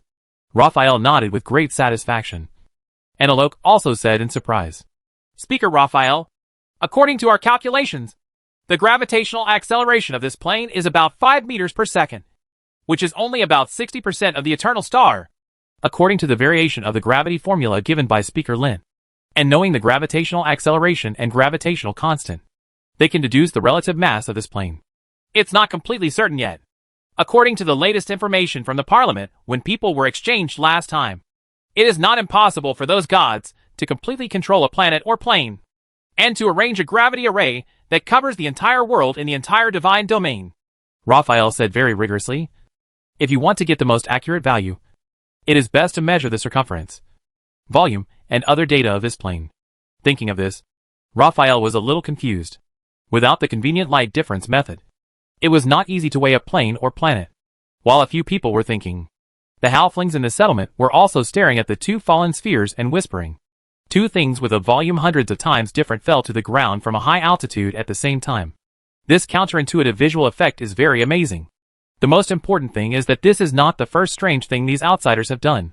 Yesterday, they also made a rotating roller and shined it with a beam, saying they wanted to see how fast the light in this world is. Maka really couldn't understand the other party's brain circuit, and he even suspected that these people were performing some kind of weird magical ritual. Can you tell us what they are doing? The halfling named Maka looked at Darren aside and couldn't help but ask. This is measuring the gravitational constant and gravitational acceleration of your world. With these data, you will know how big and heavy this world is, Darren said proudly. Calculate the size of the world. Maka's expression was very strange. In this small cave? What do you know? Darren glanced at this fellow halfling, his eyes full of contempt. After thinking for a while, he pointed to the pool beside him. For example, if you want to know how much the water in the pool weighs, you don't need to lift it all up and weigh it. You just need to scoop out a basin of water, weigh it, and then calculate the volume of the pool. Then you can accurately know the weight of the water in the entire pool. It's too heavy. But what happens even if it's calculated? Maka asked reluctantly. It's very useful. Darren raised his voice a bit. Knowledge is power. For example, Speaker Lin relied on his in-depth research on elements to create a sun. Chapter 535 How many dimensions does our world have? Son? Listening to Darren's words, Maka had a somewhat surprised look on her face. Yes. It is a very big fireball that automatically glows and heats up. No. It should be called a plasma ball. Darren showed off the little knowledge he had in his mind. The astonished looks of these natives gave him an extremely strong sense of superiority. The halflings present whispered. And Maka also remembered that she had heard this term in the tribe. It seems that a long time ago, there was a sun in this world, but Maka had never seen it. She only knew from a few words of her ancestors that it had endless light and heat and could light up the vast earth. And the light it emitted was greater than the fluorescence emitted by the jungle is 100,000 times stronger. Maka simply couldn't imagine what kind of power it was that could fill the whole world with light. You must know that in this cold, dark foreign land, light and heat are very precious resources. Subconsciously, Maka thought that Darren must be lying, but she couldn't help but have some expectations in her heart, because these outsiders did show abilities beyond expectations. For example, they can make a kind of soft food out of thin air. And for example, these people can control fire, ice and lightning, and can easily defeat powerful and dangerous monsters. The high priest once said jealously that if the moon god had not left this world, they would definitely be able to do the same thing. Of course, now the high priest has been killed directly for resisting outsiders, and his body has been turned into an ice sculpture and buried with his followers. The remaining halflings are very emotionally stable, because in this godforsaken world, it is obvious that the strong get everything and the weak choose to obey. A few years ago, when the temperature in the foreign land was not so low, there were several tribes in this area, and plundering, enslaving, and fighting were commonplace. Maka has no respect or belief in the moon god Diana, because since his birth, the tribe has never stopped worshipping the moon god, but the god has never cared about their life and death. Perhaps just like what these outsiders said. She has fallen. A dead god naturally no longer has any value, and cannot even provide a vague hope. That speaker Lin you were talking about, is he also a god? Maka couldn't help but ask. In his knowledge, God is the most powerful existence and the root of all miracles. No, he is a wizard. The most powerful wizard. Darren corrected. Wizard. Maka said this slightly awkward word. There is no such word in the tribe's language. So Darren used the common language of the eternal continent. Maka kept this imported word firmly in mind. In his eyes, wizard represented powerful power. An existence as powerful as God. Since you can create the sun, can you? Maka hesitated for a long time before gritting her teeth. Can you help us build one too? If there was a sun in this world, everything would be fine. Right. At least they don't have to worry about light and heat. However, years of experience in living in a foreign land made Maka clear that no favor came in vain. But after thinking about it for a long time, she couldn't think of anything else they could offer in exchange. Because now the survival of the entire tribe depends on the other party's thoughts. In theory, including their lives, they are the other party's property. Taking the other party's things as a condition of exchange, Maka cannot do such a thing. By the way, there is also faith. As long as you can help us build a sun, we will dedicate our faith. Maka suddenly thought of this and said firmly, freedom of thought is the only thing they have. Since the moon god needs or likes their worship, then maybe the wizards also want this. Anyway, in the past when they successfully hunted, they would perform routine prayers.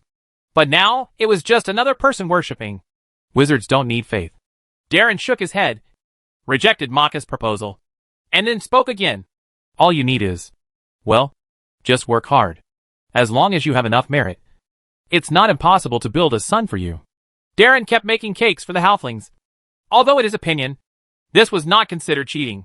Before leaving for the foreign land, Darren heard that the council was preparing to build solar furnaces in all major cities to provide continuous energy. If these halfling compatriots could really make great achievements, he felt that the parliament could not create a sun for them. Under Darren's constant encouragement, Maka and others began to imagine what a life with endless light and heat would be like. Many halflings were even more interested in the world outside the door of time and space that Darren said. Compared to the godforsaken land that is dark, dead, and full of dangerous beasts and undead souls, the vibrant world that Darren describes as moving day and night is simply like a paradise. While the halflings were talking about it, Raphael had already received the message that the people who went to investigate the outside world were back. A few dark magic bats flew in first, followed closely by alchemist Tick and a small group of halfling sentries. Tick's face was full of sorrow, but he did not speak. Instead, he couldn't help but look at the halfling natives gathered here. Raphael immediately understood what he meant, and silently unfolded his domain to wrap several people inside. and the soundproof barrier was also completed in an instant. Only then did Tick speak eagerly. Master Raphael, the situation outside is very bad right now. A large number of undead are gathering here. Did something happen? Is it possible that our position has been exposed? Raphael's expression changed slightly. Even though he had a premonition that what Tick brought must be bad news, he did not expect that it would be such bad news. Yolanda immediately glanced at the halfling natives present. He suspected that these people had revealed their information. Although after taking control of this settlement, Raphael asked the psychic wizard to set up forbidden magic in each of their minds. But it was obviously not safe enough. After all, their opponents were the ones best at playing with souls. No, I don't think they are here to catch us. Tick shook his head, because the undead did not directly surround him, but were aimlessly looking for something in the entire area, as if digging deep into the ground. Could it be that the impact of our frequent opening and closing of the space-time gate has been felt? Yolanda speculated. Raphael is also thinking about this possibility. Every time the space-time gate is opened, a large amount of magic power will flow into another world, just like an extra small stream branching off from the big river. Although the loss rate is very slow, but it is indeed possible to be perceived. How far are they from us now? Raphael asked solemnly. Less than 50 kilometers. Tick replied. The undead are scouring every possible spot, and I even saw a dragon level a hill to make sure there was nothing inside. 4 days at most, they will be able to find here, Tick added, although the search range of those skeletal soldiers has a tendency to expand. But these undead souls can't bear to stay awake, and they will find this place sooner or later if they keep searching like this. Raphael frowned and pondered for a long time. This was undoubtedly the worst possibility. We must find a way to lure them away and delay as much as possible the time for these undead souls to find the time and space node, Raphael said decisively. During his stay in the foreign land, in addition to subduing the halfling settlement and instructing them to explore information, Raphael also did a lot of things, such as placing alchemy blocks near the time and space nodes in the valley to isolate sight and magic perception. Magic circle. But Raphael didn't think that his arrangement could hide those damn skeletons. The other party would definitely flatten every place they could find without hesitation. So the only way is to attract them to another place. Since the time flow rate in the two worlds is different, every day they delay is equivalent to 7 days of profit. But this also means that they need to face a vast, powerful and dangerous army of undead. Anyway, let's send someone back to report the news first. Raphael sighed, and then looked at Yolanda, Tick, Ivina, Darren and others without speaking. Instead, let them choose who goes and who stays. Returning means survival, and staying behind means almost no life, because they must go to a place as far away from the time and space gate as possible, and the possibility of being able to come back is extremely slim. Ivina, it's up to you to go back and report, Tick suddenly said. She is the youngest person here, and deserves this only chance of life. However, the girl shook her head. She was ready to sacrifice the moment she joined the foreign exploration team. The rest of the people were also silent, and a solemn atmosphere suddenly enveloped the station. Then let's decide by drawing lots, Raphael finally agreed. This was the fairest, and there was no need to argue. In the newly built magic tower in the Magic Kingdom, Vittorio, who had just received information and rushed back from the north, was interrupted by a piece of breaking news before he could report it. What did you say? Artok turned into a cloud of probability? Vittorio almost spit out the tea he just drank, and looked at Lin Anne and others in disbelief, as if they were talking about a ridiculous jokes. Although I really don't want to believe it. It seems to be true now.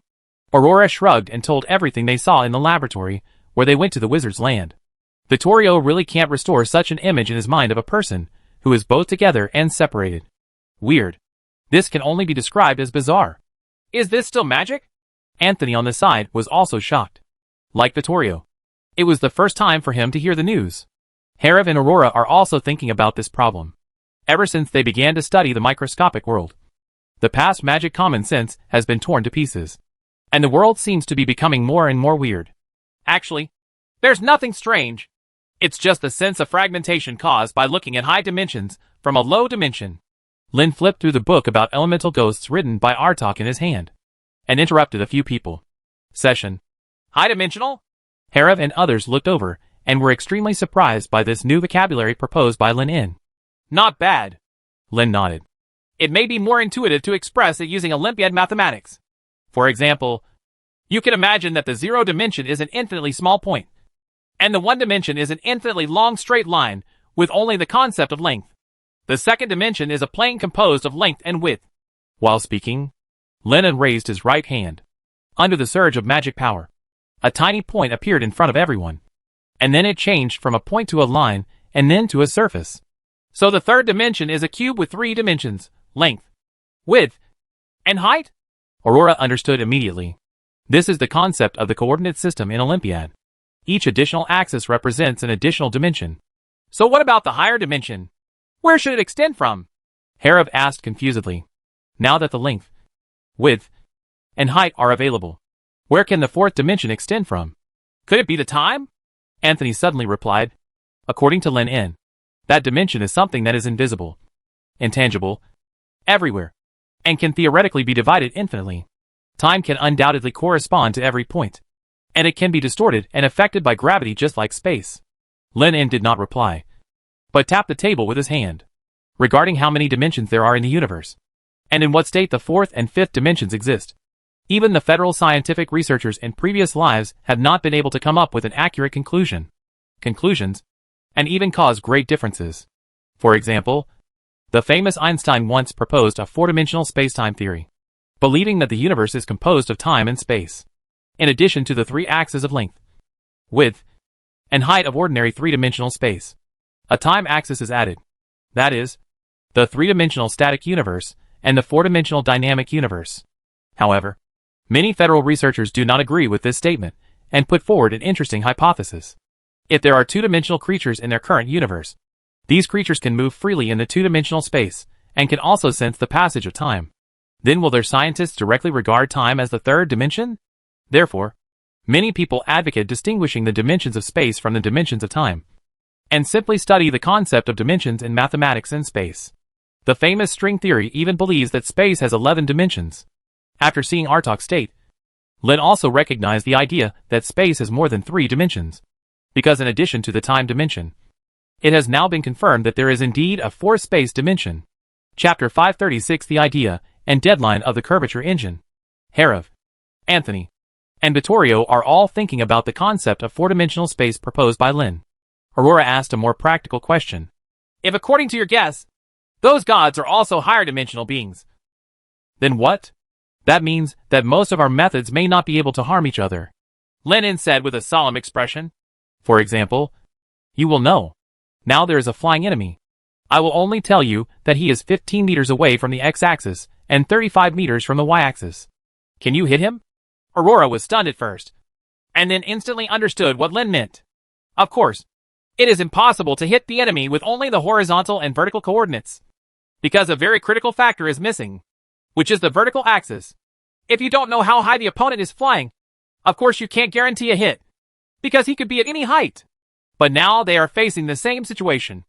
In the 3-dimensional space, they only know the coordinates of the horizontal, vertical and vertical axes, but they cannot determine the other party's 4-dimensional position at all. It would be different if we observed the low-dimensional space in a high-dimensional space. Everything about us might not be a secret to each other, Lin In said solemnly. We could also use 3-dimensional versus 2-dimensional observations as a comparison. Lin stretched out his hand and tapped on the table, using magic power to construct several weird-looking flat figures. They were as thin as paper, and their internal organs were displayed in front of everyone as if they were see-through. Lin stretched out his right hand and slapped them hard, crushing them completely. Hera's brows twitched when he saw it, and he spoke in horror. In this case, wouldn't we have no chance of winning? Aurora, Vittorio, and Anthony all looked ugly. They were powerful and not scary. But this time, they had to face an opponent they couldn't understand at all. That's not necessarily the case. Lin In shook his head and then continued. We are not completely incapable of affecting high-dimensional space. Anthony, Aurora, and Vittorio all looked at Lin in surprise, curious about what the ability the other party was talking about was. Herav was the first to wake up and spoke. It's observation. Hearing this, the other people immediately reacted, because it was through observation that they caused the microscopic particles to collapse from the state of a probability cloud. Yes, but observation alone is not enough. Then what we see is mostly the projection of high dimensions in the low-dimensional world, Lin In explained. In fact, Many scientific researchers in the previous life of the Federation speculated that microscopic particles have certain high-dimensional characteristics. So they would look so unreasonable when they only have three-dimensional perception. Because what they see is a partial projection. The magical phenomenon of quantum entanglement may also be a link in a higher dimension.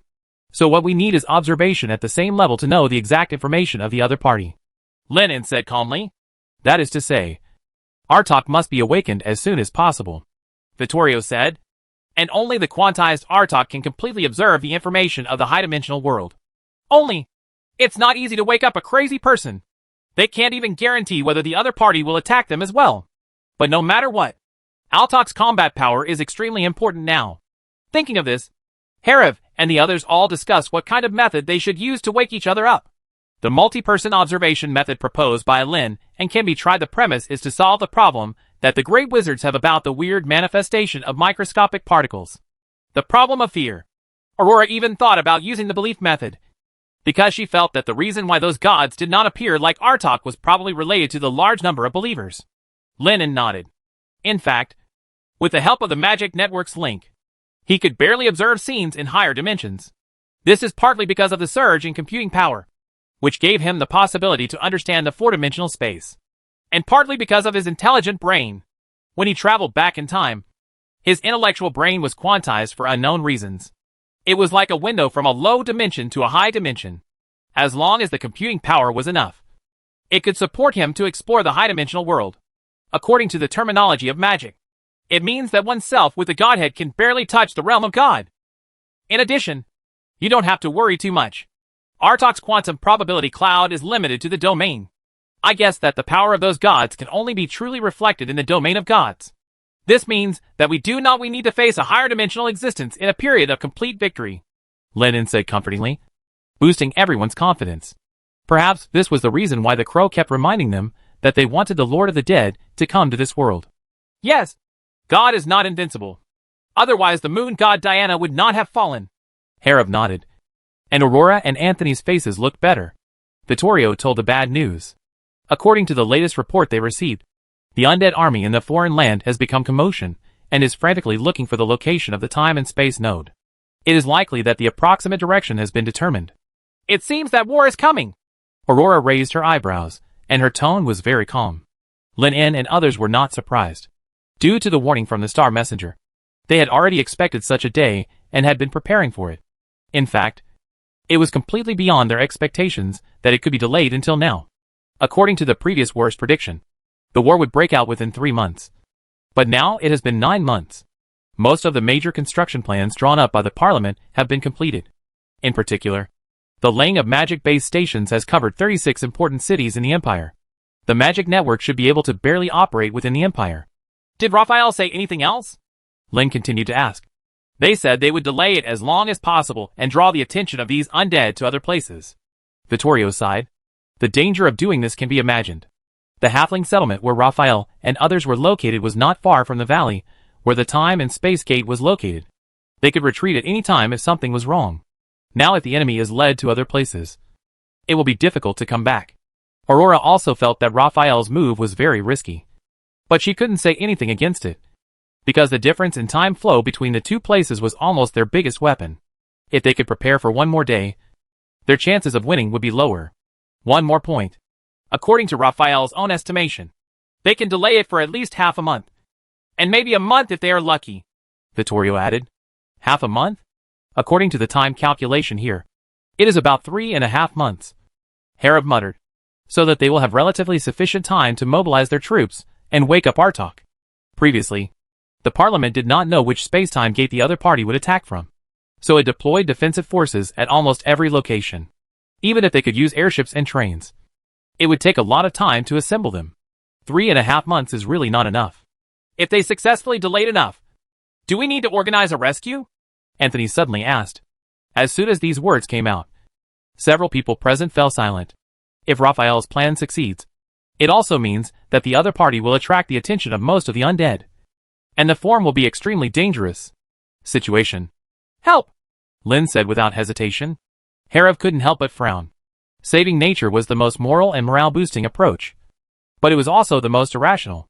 After all, the risks and costs involved were too great. It is very likely that several of their speakers will need to take action together to be able to rescue the other party with confidence, or even directly send troops deep into the space-time gate. If the Lord of the Dead has taken control of a foreign land, they will not even have the ability to resist in the face of higher dimensional beings. If one of them fails, a large number of elites will die in foreign lands, and the world will be doomed. Without waiting for the others to object, Lin continued to explain. Actually, there is no need to dispatch too many manpower. It is enough to send an airship and a fighter plane. One will clear the way, and the other will transport people. Are you sure? Aurora looked at Lin in great surprise. According to his understanding, the speed of the fighter plane can reach about 300 to 400 kilometers per hour. It is indeed very fast. But it is only for ordinary opponents. And it is not enough in front of the legend. Recently, Master Dennis has developed a new type of propulsion that can greatly increase the flight speed of fighter aircraft. Lin continued. How fast can it be? Herav asked funnily. In his opinion, it is nothing more than increasing from 300 kilometers to 5,600 kilometers. It's really fast. But it's still not enough. If nothing else, it should be able to reach about 3 times the speed of sound, Lin said accurately. Of course, the speed of sound in the two worlds is different. According to Raphael's calculations, the sound propagation speed in the foreign world is about 280 meters per second, which means that in the foreign world it can most likely reach 3.5 times the speed of sound. 3 times the speed of sound? Herav almost wondered if he heard it wrong. Even if he was flying at full speed, it seemed to be only about 1.5 times the speed of sound. Anthony, Aurora and Vittorio were also shocked. Doesn't that mean that the fighter plane couldn't even catch up with them when it was flying at high speed? The most important thing is that in their opinion, sonic movement is one of the criteria for entering the legendary realm. It is just an alchemical creation. How can it reach such a fast speed? Are you so surprised? My electromagnetic railgun can even reach over 30 sonic speeds, let alone the speed of light. Lin said funnily that even the slowest aircraft he saw in G-Now's database were calculated at several times the speed of the first universe. These old spacecraft that cannot carry out interstellar navigation can only be used as galaxies. Internal transportation was used, so crossing the speed of sound was never a big deal in Lin's mind. Listening to Lin's words, Herav and others were speechless. Breaking through the speed of sound with some kind of magic and flying by oneself were two different concepts. After experiencing the power of legend, several people had a vague idea that everyone below legend was just an ant. Now this concept has undoubtedly been broken by a fighter plane, coupled with immortal flames or even small fusion bombs. As long as a skilled pilot is able to pose a considerable threat to them. There were all trustworthy people present. And Lin did not hide the principles of the new fighter plane. So he introduced Dennis's explosive thruster emphatically. It is said to be an explosion, but it actually uses the principle of rapid expansion of highly compressed gas after combustion, and then uses the Laval tube to accelerate the erupted high-speed airflow twice, in order to generate powerful thrust and break through the sound barrier. This is like the principle of muskets and artillery. Vittorio suddenly felt his eyes light up, and immediately suggested that when the supersonic production test flight is completed, he must make an exception and award Dennis a Silver Moon medal. He can think of this with his imagination. This method of advancement is definitely a wizard of alchemy. That transonic nozzle is very interesting. I wonder if we can fly in this way. Aurora was very interested in this unique gas-propelled flight. If you have time, you can also study it. Lin has no intention of getting involved. Recently, he is studying how to speed up by distorting space like Ella did. So he has no time to think about this inefficient method of speeding up. If they can decipher it, then they may make an extremely terrifying propulsion device, which is the warp engine. Since before he traveled across time, the Federation had been pondering this new method of propulsion and had even designed the drawings. However, the problem was that they could not find a truly stable and controllable source of gravity. So they had shelved it. But with the power of magic, they seemed to have a slight possibility of overtaking in corners. Now that Dennis has produced a new fighter plane, we can indeed try the rescue operation. With one sentence, Hera brought the gradually distorted topic back on track. There's just one more thing that needs to be considered, and that is how to rescue. By then, Raphael and others will inevitably be surrounded by a large number of undead, and there may be legendary level beings among them. No matter how fast a fighter plane is, it will be impossible to rescue them. I left the backup on the ring I gave to Master Raphael, plus the nuclear warhead given to him by Speaker Vittorio. It should be enough to cope with most situations, Lin said solemnly. On the 4th, he tried it the first time he sent people to Rebel. That thing should be able to work in foreign lands. Since you have a plan, let's go with it. Harov nodded. Anthony, Aurora and Vittorio also had no objections. If there is no need to take too much risk, there is a rescuer. Naturally, people should give it a try if they have the chance. Otherwise it would be too chilling. As for the action time, Lin paused. Set it in 3.5 months. That was half a month after the foreign land, which was the shortest period that Raphael thought he could get. If they were sacrificed before then, the Parliament would be powerless. Chapter 537, Establishment of the Magic Network System and Methods of Extracting Antimatter. The internal meeting between the legendary speakers did not cause too many waves in the outside world. But some keen wizards were still aware that the war was approaching, because the Parliament made a breakthrough and accelerated the construction of various infrastructures, especially the railway network between major cities in the Empire, which was the highest priority. It was ordered to be completed within 2 months. In addition, the Parliament also transferred a large number of workers to the northern border and began to build various strong protective facilities there. The Magic Workshop also expanded its recruitment crazily, working overtime every day to produce weapons and ammunition. Nowadays, the Empire has a population of 20 million, and the number of workers alone has reached a huge number of 4 million. Various problems such as chaotic management, enslaving workers, and theft of wages have followed one after another. The most serious of these is food shortage. After all, a large number of people leaving farming also means reduced food production and wasteful land. Fortunately, with the food collected from major vendors, they can still barely meet the new year's summer harvest. The large farms covering more than half of the Central Plains ushered in an unprecedented bumper harvest under the combined effect of mechanical farming and magical fertilization.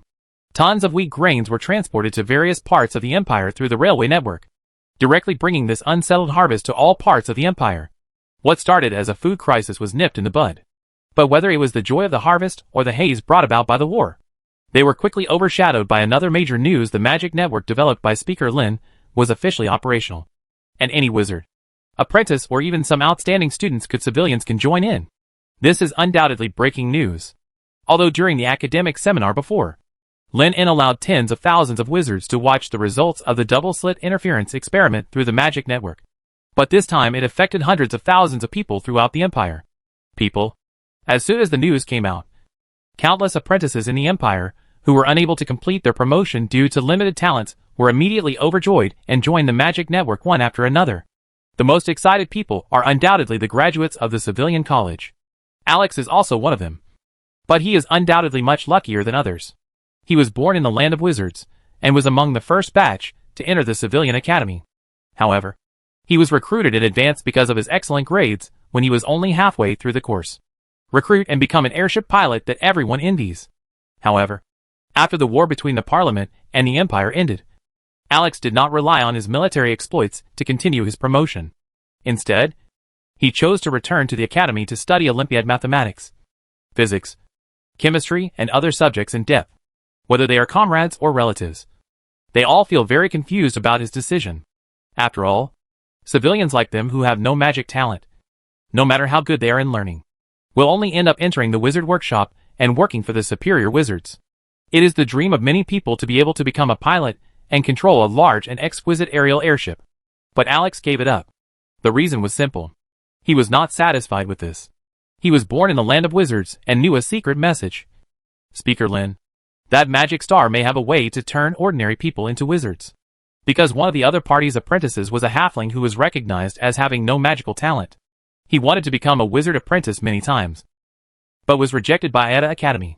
Finally, he relied on his outstanding alchemy airship to win the appreciation of Speaker Lin.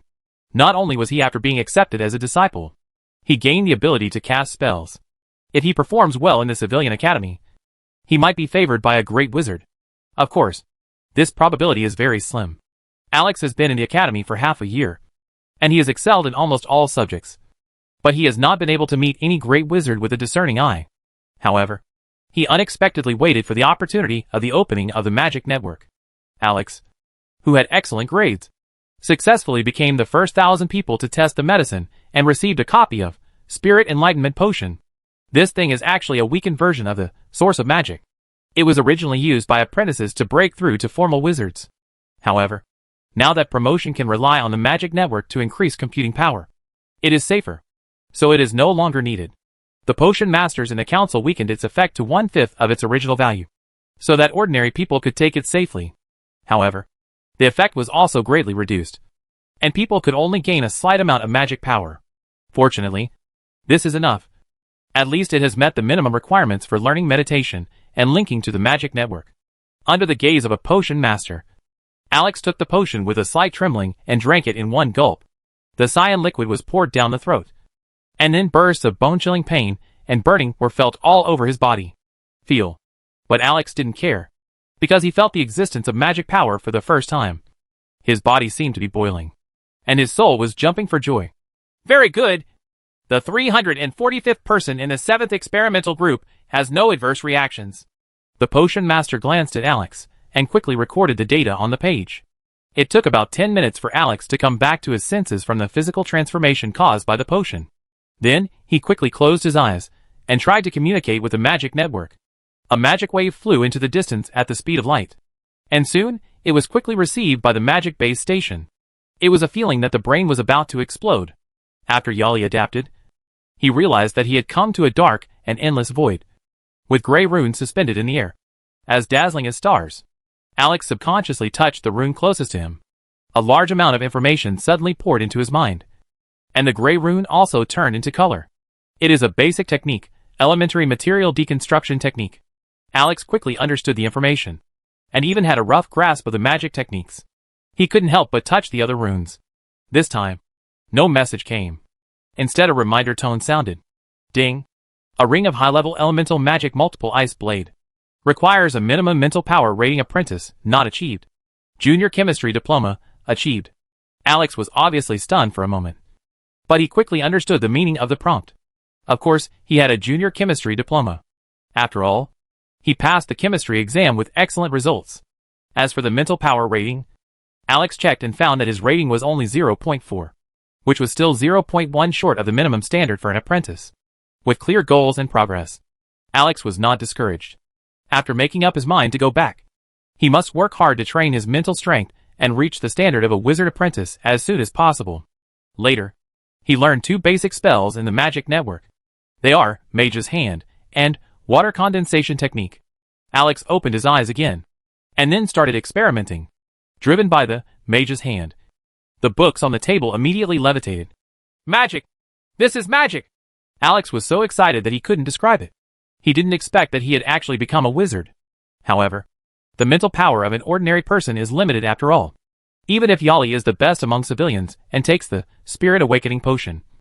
After maintaining the Mage's Hand for about 30 seconds, a message comes from the brain feeling dizzy. I quickly canceled the spell. The potion master recorded Alex's performance one by one, but looked at him with a somewhat complicated expression. Because from today on, magical miracles are no longer the exclusive preserve of gifted people. And he doesn't know if this change is good, still bad. In fact, there were many wizards who had the same grudge against the magic network as he did. There were even some radical wizards who viciously hoped that something would go wrong in the magic network built by the Magic Star. Although the Empire's hereditary aristocracy has been uprooted, there are faint signs of another revival. With the rise in status and strength and the improvement of the living environment, the theory of magical bloodline has also quietly emerged. The main idea is that wizards are noble, and their bodies are filled with magic blood, so they can control the incredible power of magic. But before this trend of thought could develop a large enough audience, it was broken by the magic network built by Lin In. The establishment of the magic network system means that even civilians without any magical talent can gain power comparable to them through learning. And naturally there is endless opposition. Fortunately, this sound did not last long and became smaller and smaller. The reason is that more and more wizards have discovered that the magic network is too convenient. Calling computing power to assist promotion is only one of the functions. You can also intuitively see your remaining magic power reserves. Test your approximate physical fitness. Assist in the conduct of magic experiments. And even assist in combat to a certain extent, but this is an advanced option. Not everyone can apply to call. According to rumors, the Magic Star also plans to continue to a communication and currency transaction functions. This made the wizards, who gradually became familiar with the magic network, reluctant to let it go. Correspondingly, the voices of opposition naturally decreased a lot. On the other side, Lin In also received the experimental report on the Spirit Awakening Potion. Have all 1,000 people succeeded? It seems that we can consider large-scale promotion. Lin thought to himself. He was not surprised by this result. It was just to let one person initially possess magic power, which was not too difficult. The only problem with large-scale promotion is the lack of materials. Each bottle of Spirit Enlightenment Potion requires the consumption of a lot of magic medicine reserves. Even if the Parliament occupies the entire continent and obtains part of the Church's magic medicine reserves, it will not. There is only enough to make 50,000 bottles. However, this time the magic net was laid throughout the empire.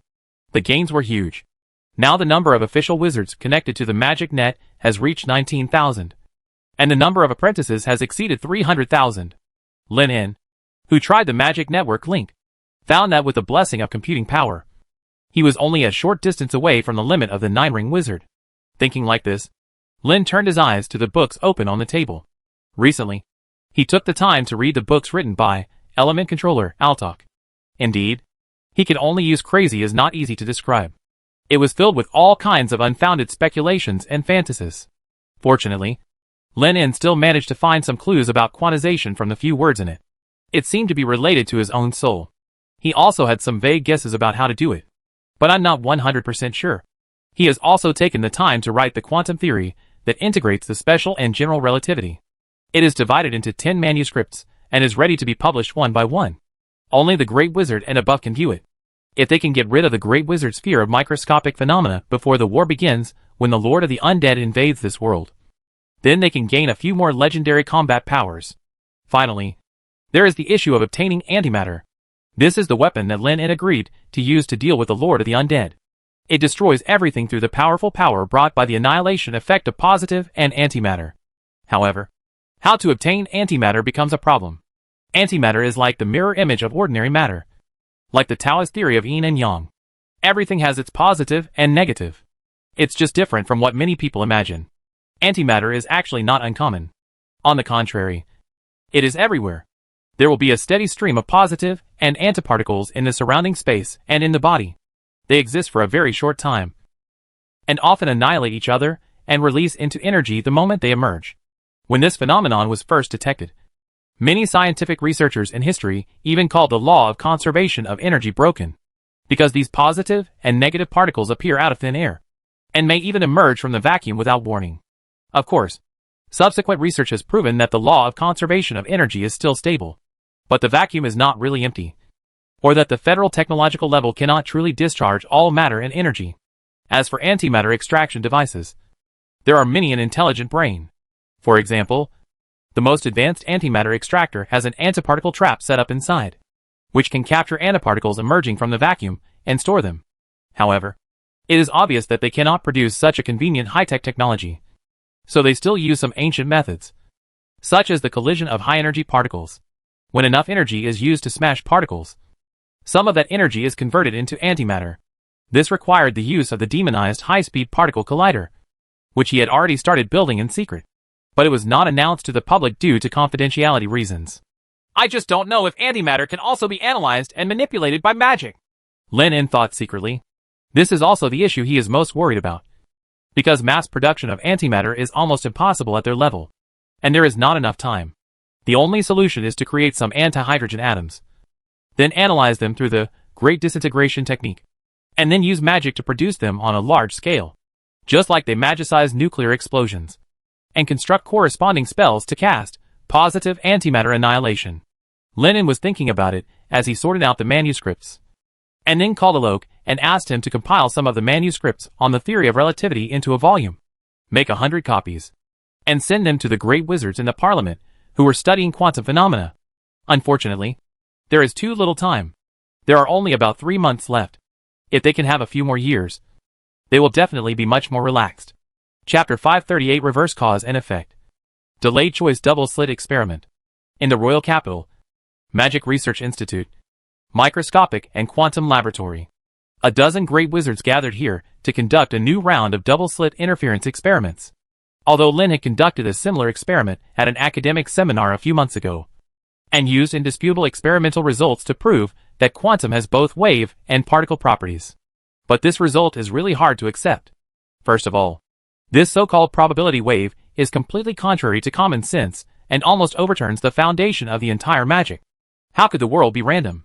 Truth can never roll the dice all the time. As for the observer effect, it brings quantum theory to a very strange situation. Human consciousness can have a decisive influence on quantum phenomena. In other words, microscopic particles are conscious and can detect their observations. This theory makes many great wizards who study microscopic theory find it incredible. So much so that many people suspect that the so-called probability waves and the observer effect are concepts fabricated out of thin air by the magic star to explain phenomena. Just like before the planetary theory came into being, they all firmly believed that the continent under their feet was flat, and that the sun, moon and stars were rotating around the continent.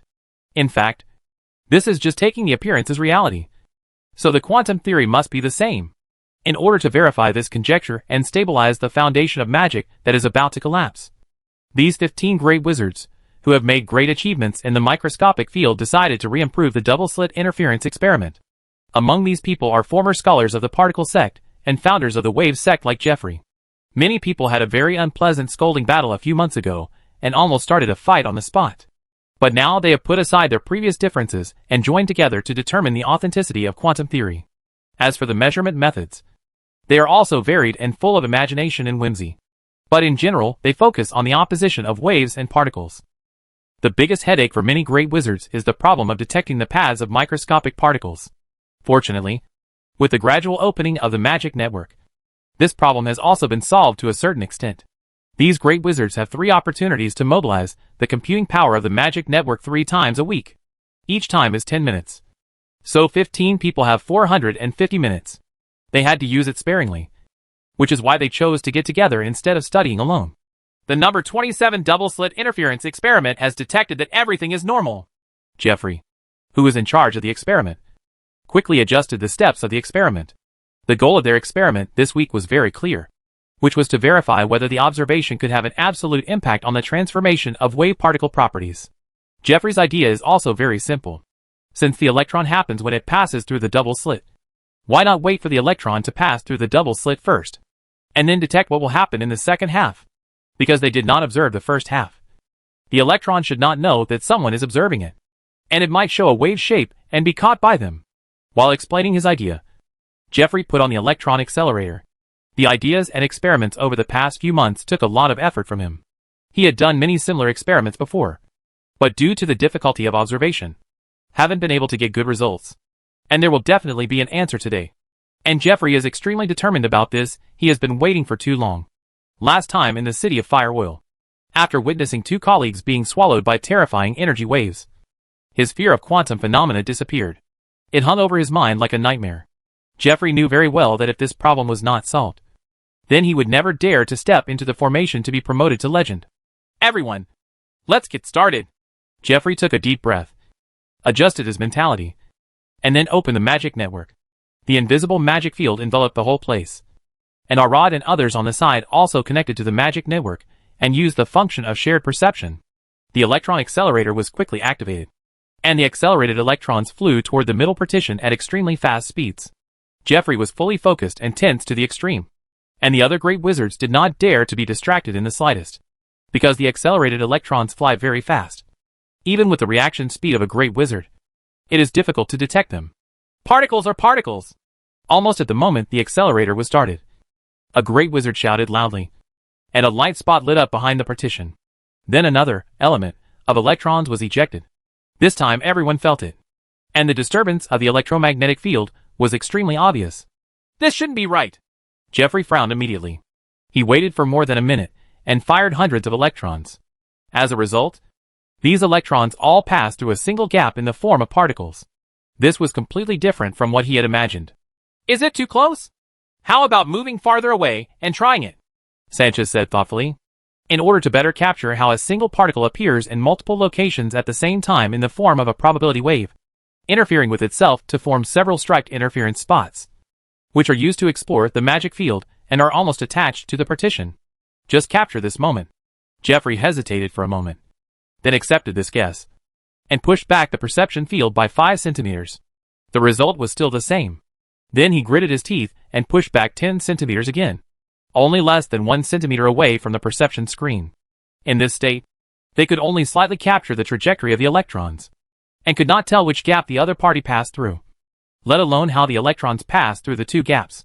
But even after reaching this level, there are still only two clear light spots reflected on the fluorescent screen at the rear, which shows that the electrons are honestly in the form of particles and have passed through a crack. Why does it know that we have set up perception magic behind us? Jeffrey muttered to himself, puzzled. Perhaps the scope of the field is too large, and the electronics sense the fluctuations of magic power. So exploration took place. Sanchez guessed again.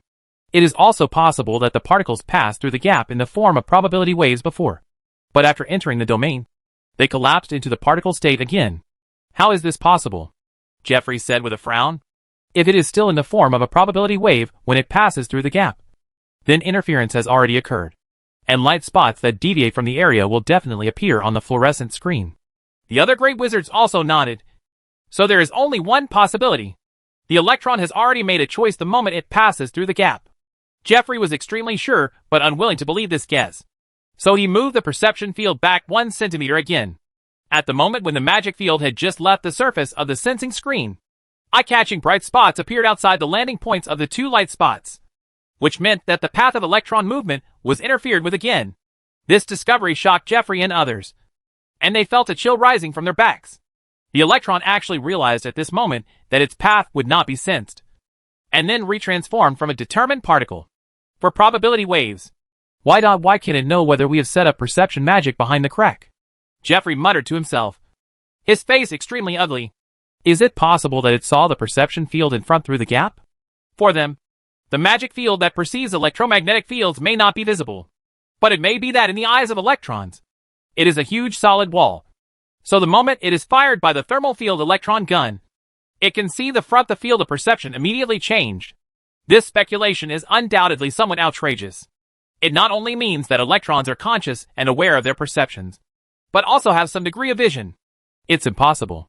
Speaker Lin N has already experimented with this. If you simply build a magic field without choosing observation, the electrons will still pass through two gaps at the same time in the form of probability waves, showing interference fringes at the rear. So it can't be a problem in the field of perception. A great wizard of the particle sect objected. Then you mean that the electron predicted in advance that we would observe it? That's why it transformed into a particle state in advance. Is that right? Sanchez yelled rather irritably. This judgment is more accurate than the electron's ability to perceive. Outrageous. This not only seriously violates common sense, but even violates the theory of cause and effect. Either electrons can see the future, or this thing can change the past. I told you a long time ago that your method won't work, Jeffrey, Allard said mockingly. In his opinion, such a strange result would appear, which confirmed that there was a serious problem with the experiment designed by Jeffrey. You can. Come here. Jeffrey gave up his position and looked at Arad with a sneer. He wanted to know what tricks the other party could do. My method is actually very simple. Arad cleared his throat and took out a box over half a meter high under the gaze of everyone. What is this thing? Sanchez immediately thought of something. Do you still remember Professor Lin's quantum cat? Arad said with a proud smile. Are you talking about the conceptual cat between life and death? Jeffrey's face couldn't help but twitch. Of course, he would not forget that weird thought experiment. Although Lennon only proposed this concept and did not actually put it into practice, it was still fresh in his memory. That's right. This is the device I modified based on the cage where Speaker Lin kept the quantum cat. I specifically asked Speaker Vittorio to solidify a magic that can monitor the trajectories of electrons inside the device. And its switch is completely random. Jeffrey suddenly felt his eyes light up, and the dissatisfaction on his face immediately diminished a lot. Now let alone electrons. Even they themselves don't know when the instrument that records the path of electrons will be turned on and off. Sanchez even proposed that they make the path long enough and twisted enough to further affect the electron's ability to judge. Arad readily accepted this suggestion and started a new round of experiments with confidence, which is bound to reveal the secret of the trajectory of microscopic particles. Half an hour later, the experiment was undoubtedly a complete success. 9 of the 15 great wizards present went crazy. Such a big experimental accident naturally alarmed the Parliament immediately.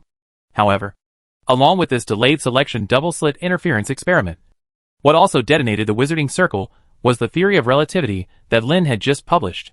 There are 4 formulas in it: relative speed formula, relative length formula, relative mass formula, and relative time formula. And the 2 most core theories, The first is the principle of relativity. All inertial reference systems are equal. That is, the form of physical laws is the same in any inertial reference system. This theory is a bit brain-burning, but it is not incomprehensible. When Lin explained the planet theory, he mentioned that any movement is relative, but the reference system is different. This time we just made some extensions. All inertial reference systems are equal, and there is no inertial reference system that is superior to other inertial reference systems. The second is the law of constant speed of light. The vacuum propagation speed of light in any reference system is always a constant value. Absurd! How can the speed of light be constant? The congressman who was studying optics couldn't help but slap the manuscript on the table. He originally thought that the magic star's quantum probability wave was outrageous enough, but he didn't expect that the other party actually proposed an even more outrageous theory about the constant speed of light. Just make a simple mental assumption, and you will know that if two people release laser beams back to back, and one laser beam is used as the reference frame, then the speed of the other laser must be moving away at twice the speed of light. This is also consistent with Lin's own reference system theory. But according to the law of constant speed of light, from any perspective, the speed of light is still 300,000 kilometers per second, and there will be no change. And those relative formulas regard the length and mass of an object as changing values. For example, a stick is 3 centimeters and weighs 1 kilogram in a static state. But if it moves, the length and mass will also change. Change has happened. The length will decrease as the relative speed increases. The mass will increase as the speed increases. And even time will slow down as the speed increases. All these changes will increase to the maximum threshold when reaching the speed of light. According to this statement, there is nothing that can be determined in the whole world. The quality and length will change. So what else is the eternal truth? What is the significance of the development of magic? The councilman roared. Said, in the research room. The other great wizards, who had received the manuscript on the theory of relativity, could not accept such a strange theory. And they all started talking. Where is Speaker Lin in now? Is he still in the capital? I request an academic conference to be held now. It is simply unimaginable that such a thing could be written by that magic star. This quantum relativity theory is completely, they are the product of mutual contradictions. Chapter 539, Everything is changing. But the speed of light remains unchanged. At noon, Herav, who received the delayed selection optoelectronic double-slit interference experiment report in the Wizards' Council, couldn't help but frown, and then shook his head in confusion. I think Jeffrey is joking. They actually said in the experimental report that photons and electrons can predict the future, predict in advance whether they will conduct observations, and make a choice when passing through the double slit, deciding whether to use particles or probability waves, formed through single or multiple slits. This is a bit too funny. It is simply as outrageous as the assumption of constant speed of light proposed by Lin in his theory of relativity. I think he didn't mean to be joking. Vittorio's expression was very solemn, and he explained in a deep voice. According to the information I received, 9 of the 15 great wizards who participated in this experiment went crazy on the spot. The smile on Herav's face immediately froze, and he stared at Vittorio for a while before confirming that the other party did not mean to tease him. Even Aurora and Anthony, who were reading the theory of relativity, were shocked, although there were not a few wizards who went crazy recently due to studying microscopic phenomena. 9 at a time was too exaggerated. Have you replicated their delayed selection experiment? Is it possible that, as mentioned above, photons and electrons can predict in advance whether the observation will occur, or even reverse the cause and effect? Herav said in surprise. This is really true. It's so amazing that it's hard to believe. There are no replicas. But when I was treating the great wizards, I probed their memories. If this memory was not modified in advance, then what was said in the report should be true.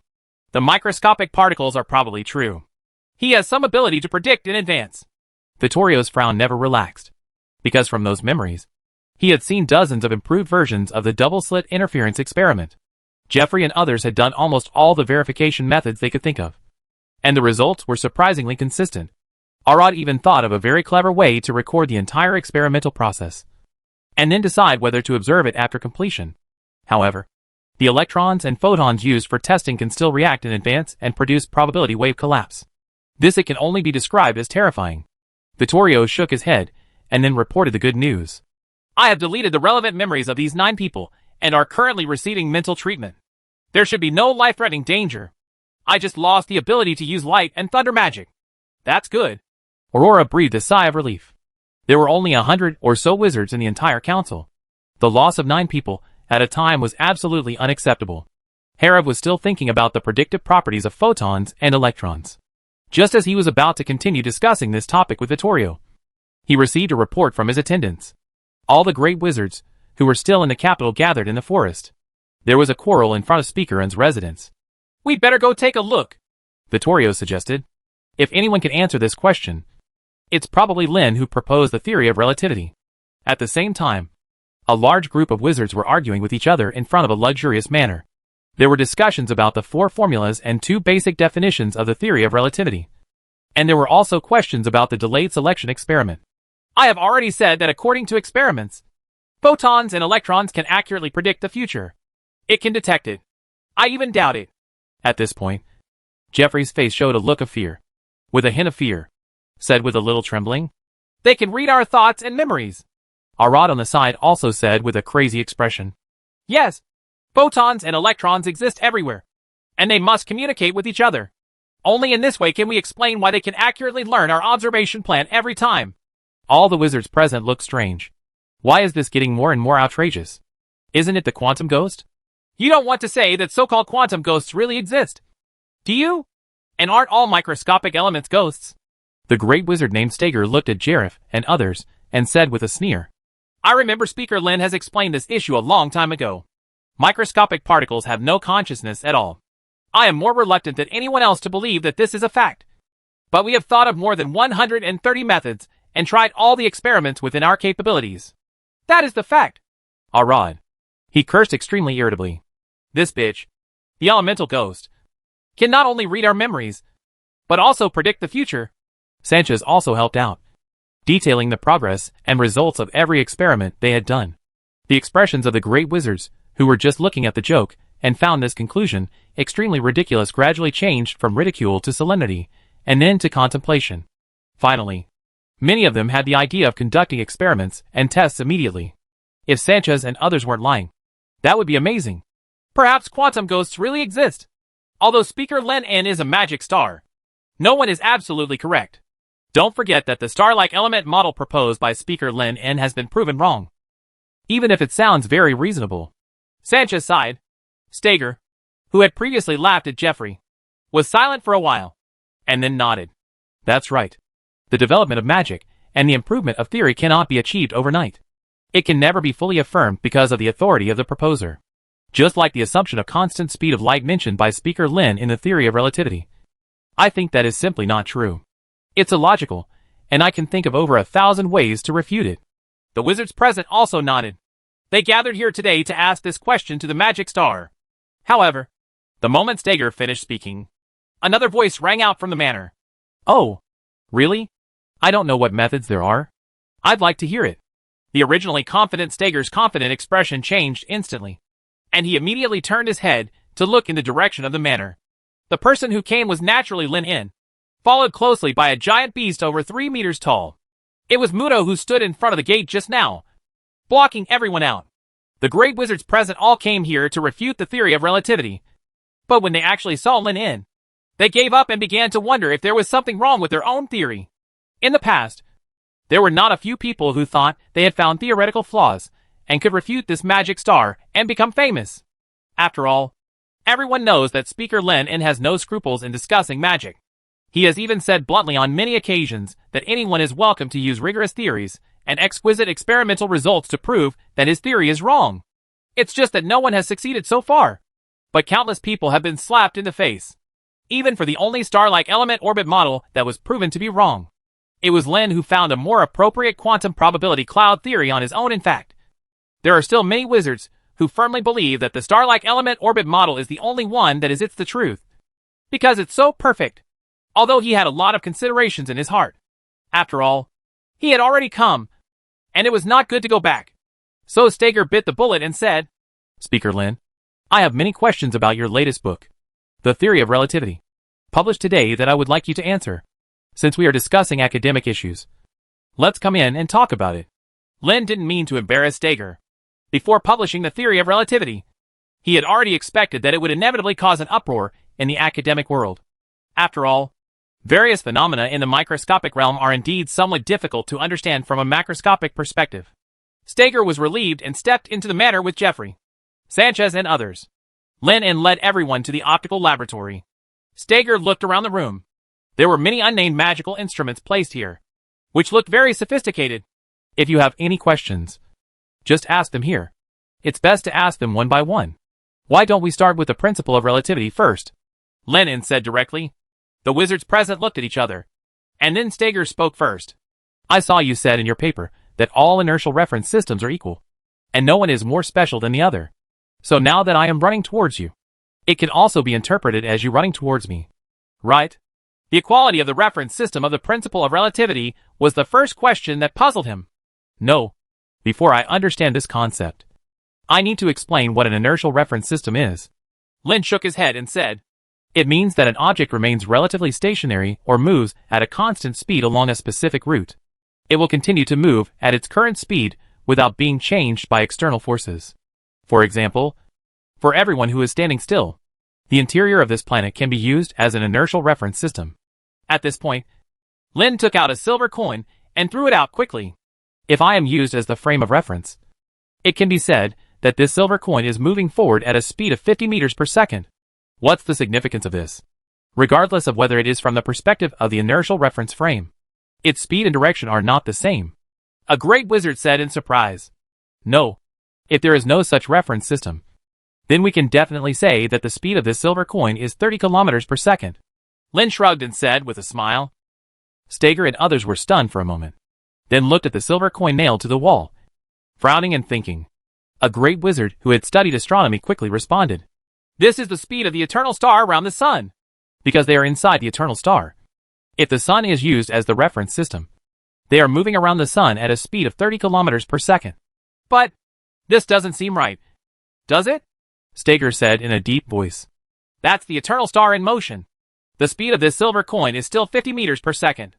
Lin asked rhetorically. Suppose you are sitting on a high-speed train. You are not moving, but people outside the station still seem to be moving away from them at high speed. Steger suddenly choked up and couldn't speak for a long time. Lin continued to explain. Without an inertial reference frame, it makes no sense to distinguish up, down, left, right, east, west, and south. For example, within the eternal star, for people in the northern hemisphere, the north is up, while for people in the southern hemisphere, the south is above. The reason why we can clearly distinguish the direction now is because gravity is pulling us to fall on the ground, with the center of the earth as the bottom. Other directions can naturally be distinguished. In just a few words, Lin explained clearly the necessity of the existence of the inertial reference system and why reference systems have equal rights. The people present were all great wizards, so it was naturally not difficult to understand. But what follows is the second question. Speaker Lin, I already understand what you mean, but please forgive me. Your theory of the constant speed of light seems to conflict with the concept of equal rights in reference systems. Steger said again. Suppose we release laser magic inside the eternal star. Shouldn't the speed of light from the perspective of the star be the speed of revolution plus the speed of light? The example given by Steger is the same as the silver coin thrown by Lin, and it is precisely using Lin's own words as a refutation. Of course, Lin couldn't be refuted by this small problem, and smiled calmly. How do you think waves travel? What are the factors that affect its speed? Steger frowned when he saw Lin suddenly changing the topic, but he still answered. The transmission of waves naturally depends on the medium. As for the speed of its propagation, the propagation speed of mechanical waves only depends on the medium and is not affected by other factors. Lin explained. For example, sound is a mechanical wave. Its propagation speed is 340 meters per second under normal temperature and atmospheric pressure. Its speed will not become faster just because you run and shout. One example is when using thunder magic. The sound may even arrive after lightning because it travels much slower than lightning and is not affected by external forces. So no matter what state you are in, as long as the medium does not change, measuring the mechanical wave with an instrument at any orientation or angle within the inertial reference system must be a certain and unchanging value. Jareth suddenly felt his eyes light up and spoke excitedly. Light is also a kind of wave, a relatively special electromagnetic wave that also has certain wave characteristics. So measuring its speed is actually measuring its propagation rate in a certain medium. Lin smiled and nodded. After understanding this, he already understood half of the mystery of the constant speed of light. although the remaining half is the most difficult to understand. Chapter 540 Our universe has a maximum speed limit. Under Lin's explanation, the great wizards present continue to discuss. If you follow this argument, then the theory of constant speed of light does have some truth. Wait! Dennis suddenly noticed a loophole and asked in confusion. Speaker Lin, if this is said, then the principle of constant speed of light should have a premise. The speed of light must be detected in an inertial reference frame to be a fixed value. If it is in a non-inertial reference frame in motion, the situation will be different. Probably feeling that such words were not expressive enough, Dennis waved and used Mage's hand to bring over a large experimental vessel, filled it with water, and then dropped a float on the water to tap it. Under the gaze of everyone, waves rippled on the calm water. Water waves and sound waves are both mechanical waves, and their propagation principles are naturally the same. Dennis is going to use water waves as an example to point out the loophole in the constant speed of light. Now let's assume that this finger is a swimming person. Dennis once again put an index finger into the water, and then faced the direction of the water waves, gradually approaching the position of the float. If he is used as a reference at this moment, then doesn't the speed of the water waves flying towards it become faster? Naturally, a person moving in the water cannot be used as an inertial reference frame. But in Lin's theory of relativity, there is no such premise. He says that the speed of light is eternal in any reference frame. This is obviously illogical. If light is just a mechanical wave, then it is true. But unfortunately its special properties determine that light is not the same as other waves. Lin looked at the confused people and explained. Don't forget that the propagation of light does not require a specific medium. It can even propagate in a vacuum. Dennis and others frowned. This is indeed the biggest difference between light and other waves. Is it possible that we haven't detected the light medium yet? Stager couldn't help but interrupted. I have already tried this experimentally. Unfortunately, this so-called medium does not exist. Lennon shook his head, and then showed everyone the beam deflection measurement cantilever he made. This is actually a modified version of the Michelson-Morley experiment. He placed a beam emitter on one end of the cantilever. When the switch is turned on, a beam of light will fly out and be split into two beams by the spectroscope in the middle of the cantilever, to two different directions, and finally reflected to the detection instrument by the reflector at the end of the cantilever. They must know that the planet beneath their feet is rotating around the sun at a super high speed of 30 kilometers per second. Assuming that there really is a medium of light in the universe, whether it is stationary or moving at a uniform speed, it cannot keep pace with the eternal star rotating around the sun. It's like the float that caused the water wave has moved. If you test it again at this time, you will find that the distance between the float and the water wave in front has become closer, and the distance from the water wave in the rear has become farther.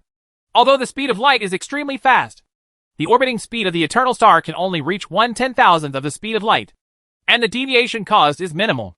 However, for a wizard with atomic level sensing accuracy, it is enough to detect these slight changes. Unfortunately, I have done many inspections. No matter which direction the light beam returns from, the position of the stripes hitting the inspection instrument will not change at all.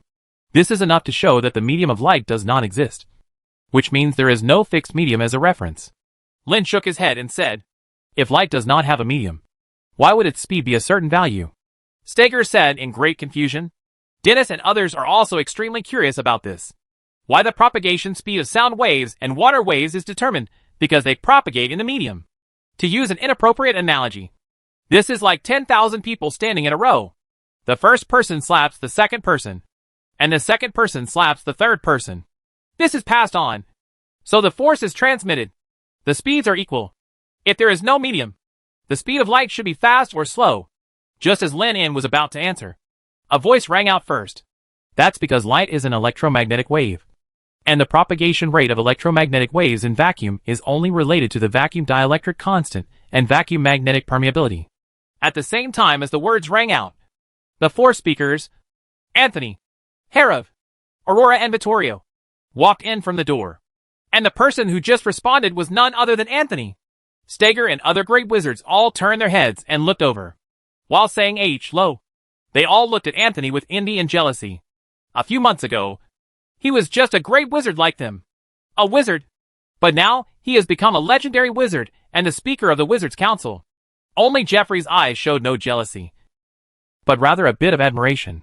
He was able to successfully complete the legendary promotion ceremony while understanding all the strange phenomena of microscopic particles, which made him feel ashamed.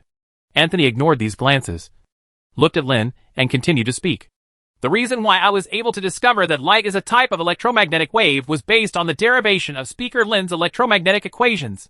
However, in Lin's equations describing electromagnetic waves, the speed of the oscillating electric and magnetic fields is only related to two directionless scalars, vacuum permittivity and vacuum permeability. At first, he even doubted whether this was an oversight by Lin. After all, any speed must have a reference. Just like the example Lin gave at the beginning. The silver coin he launched could be, it is said to be 50 meters per second. Or it can be said to be 30 kilometers per second. But the reference objects are different. Unless, as stated in the theory of relativity, the speed of light is the same for any reference object. Not bad. Lin nodded. You can understand the dielectric constant and magnetic permeability as the resistance of space to the electromagnetic field. Space resistance? Steger and others were thinking about this concept. The three-dimensional space we live in can be regarded as a membrane. The heavier the object, the deeper the depression will be in the space, which is the distortion of space and time. The same will happen with the faster object. Lin said it may be explained in the most understandable way possible. For example, if the same thrust is applied to a 1-ton object, it can only push 1 centimeter. But if it is applied to a 10-kilogram object, it will fly out at an extremely fast speed. Therefore, speed and mass must be related to some extent, and the relative mass formula is derived from this. As for why the speed of light remains unchanged in any reference object, I guess there must be an upper line of speed in the universe. And this speed is the speed of light, because light is always moving at the maximum speed that space can tolerate and cannot be surpassed. So even if you are moving away from light at a very fast speed, the measured speed of light will not change. After all, its speed has reached the upper limit of space. Naturally, it cannot be improved in any way. Lin once again put forward an extremely amazing point of view, using the insurmountable speed of light to explain why it is constant. Using a guess that is obviously contrary to common sense to demonstrate another phenomenon that is even more contrary to common sense is simply ridiculous. A great wizard couldn't help but interrupt. Steger and Jeffrey were hesitant to speak, and they did not agree with Lin's conjecture that the speed of light could not be exceeded. Even the speakers such as Anthony and Hera frowned. I don't think there is anything wrong with making bold assumptions about an unknown phenomenon and then carefully demonstrating it. Lin shrugged and explained. This is no longer a bold assumption. It can only be described as nonsense. Steger rolled his eyes. If the person who proposed such an outrageous theory had not been Lin, the magic star, he would have been attacked by a group of people by now. Lin naturally saw the confusion and doubts in everyone's eyes. The existence of a speed limit in space and the principle of constant speed of light are indeed very strange. And anyone who hears this conclusion for the first time cannot help but refute it. However, it is a fact. Like Planck's constant, gravitational constant, and strong coupling constant. It is an intrinsic property of space, and one of the basic constants of the universe. Thinking of this, Lin shook his head again and said, I should have said before that all magic theories are a summary of the laws of things. They do not need to conform to our common sense. But our common sense needs to conform to the laws. My light speed deflection experiment proves that light does not propagate through a fixed medium. No matter where it is, the measured speed of light will not change at all. This fully demonstrates the rationality of the constant speed of light. Lin's answer is undoubtedly very concise, but effective. Just like his demonstration of wave-particle duality, he deduces the argument based on phenomena. Because the facts are there, they can only use this theory as an explanation. Even so, I still can't agree with this guess. A light speed deflection experiment cannot completely confirm the theory of constant light speed. Maybe there are other factors that affect the results of the experiment. Steger raised doubts. After all, there are loopholes in the two concepts of the constant speed of light theory and the inability of the speed of light to exceed. Dennis on the side also spoke. According to the principle of speed relativity given by Speaker Lin, as long as I run after the light, then for me, the speed of the light moving away will definitely be less than the speed of light. On the contrary, as long as I run in the opposite direction of the light, then the distance between us every second naturally exceeds the speed of light. The other great wizards also nodded. They could also think of countless similar methods. The so-called constant speed of light and the theory of insurmountability are like thin paper, which can be broken when poked. Chapter 541 for light. Time is meaningless. And for electrons, distance is meaningless. Dennis' words have aroused widespread recognition among wizards. Many people have proposed their own methods of exceeding the speed of light, such as finding a reference object that moves fast enough, Or more directly, shooting two lasers forward and backward. It seems that you haven't read my theory of relativity. Otherwise you wouldn't have such an idea. Lin inside and interrupted everyone's discussion. You mean the relative formula between speed and time? Anthony suddenly asked. Unlike other wizards, who couldn't help but start questioning after reading the first half of the paper, Anthony read all the manuscripts carefully based on his trust in Lin. But he also had more doubts than others. The 4 relative formulas mentioned above were what shocked him the most. From these formulas, he saw the huge ambition of this magic star, which was to unify energy, mass, speed, and time and space to build a completely different from their cognitive power theory. Not bad. Lin nodded, and then continued to explain. The reason why we can't exceed the speed of light is that if the speed of an object changes, the time it takes will also change. According to the well-known speed formula, distance equals speed times time. Now that the speed of light has become a constant value, the only thing that changes is time. Suppose there is a beam of light flying forward now. From the perspective of onlookers standing at different positions, its speed is 300,000 kilometers per second. If you are chasing the light at a speed of 150,000 kilometers per second, then compared with the speed at this moment, for the stationary bystander, the flow rate of time has been reduced to half of its original speed. So the speed of light is still 300,000 kilometers per second for you. Lin explained with an example. In other words, the faster we run, the slower time passes? Stager frowned and asked rhetorically. Then why don't we notice it at all when we are running? Even if we get on the train, the time will not change at all. That's because the speed is too slow. Even the speed of the train is not worth mentioning compared to the speed of light. So the change in the flow of time is not obvious. Lin shrugged and answered comfortably. This is undoubtedly a good explanation for why the speed of light is constant in the eyes of any observer. But time is mysterious and constant to most wizards. At least in the universe where they live. No one has a second. Will be longer or shorter than others. But according to the theory of this magic star, the time of all people, and even all matter is relative and chaotic. Since it is difficult to measure the time flow velocity change at low speed, how can we prove this? Dennis asked confused. This is also easy to handle. According to the relative mass formula, speed and mass can be converted into each other. So there are also differences in time flow rates for large mass objects. Lin explained with a smile. Dennis was stunned for a moment, then immediately reacted and said in horror. Could it be gravity? Only gravity can satisfy the characteristics that the greater the mass, the higher the intensity, and at the same time it exists on any substance. Yes, it's gravity. Lin nodded. Time and space are integrated and inseparable. Distortion in space will naturally cause changes in the flow rate of time. I have verified this. Lin took out a quartz clock and placed it on the table, and then spoke again. I tried to create the largest gravitational field within my own capabilities and put this quartz clock into it. Now the time it indicates is about 0.03 seconds slower than the outside world. 0.3 seconds? Are you sure there's something wrong with the quartz clock? Stager had a weird look on his face and opened his mouth, but finally closed it, because it was impossible for the magic star not to consider such a simple question. He only needed to experiment a few more times to find out. It was impossible to do it every time. Something went wrong every time. The quartz clock invented by Sean has now become an indispensable experimental tool for every wizard. This thing can be accurate to 1/80,000th of a second. It has been running for several months and has never failed. Speakers such as Herav and Anthony, as well as the few great wizards who came into contact with the time and space gate, couldn't help but think of foreign lands. There is a 7-fold difference in time flow between the world outside the time and space gate and the eternal star where they are located. Does that mean that the world where the other party is located moves faster than them, so time passes more slowly? Speaker Lin, shouldn't space and time exist independently of each other? Jeffrey asked doubtfully. In his view, space is space and time is time, and the boundaries between the two are clearly defined. If the two are related, then time is constantly passing. Doesn't it mean that space is also in constant motion? Jeffrey, what do you think time is? Lin asked instead. Jeffrey frowned and thought for a while, unable to give an adequate answer for a long time. The other wizards also began to think. Lin didn't wait long before he took the initiative to explain. In my opinion, time is actually the eternal movement of matter, the persistence of change, and the performance of sequence. There is nothing magical about it. It is just a term we created to conveniently describe the state of movement of matter.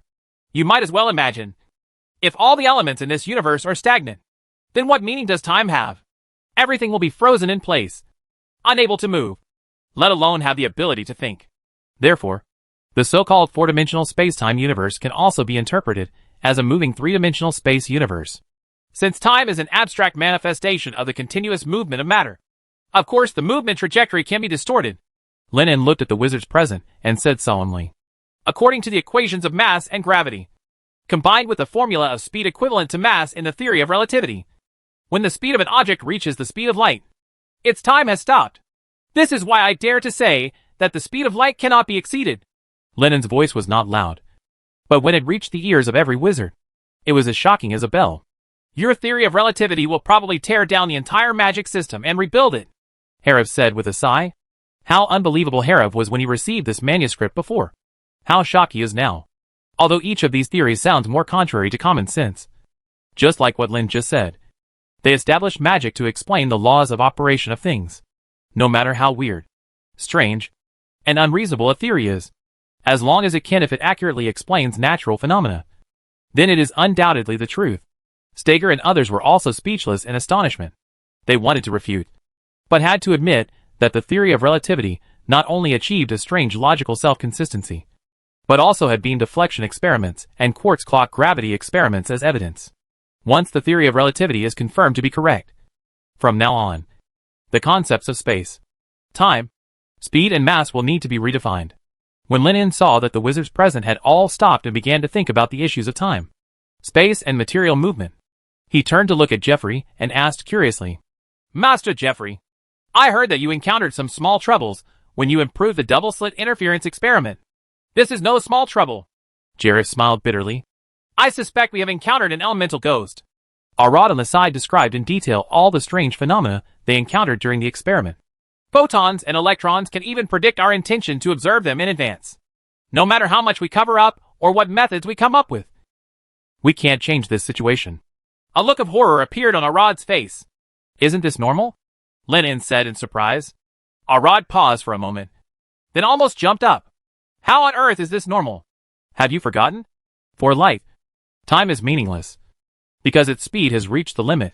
Compared to you, time is at rest. This means that in the eyes of light itself, it reaches any place in an instant. Place, Lennon said with a smile. Because time stands still, it must know whether it will be observed at the moment of launch, thereby determining whether it will collapse. So there is no prediction. Everything is magical. Arad was stunned on the spot.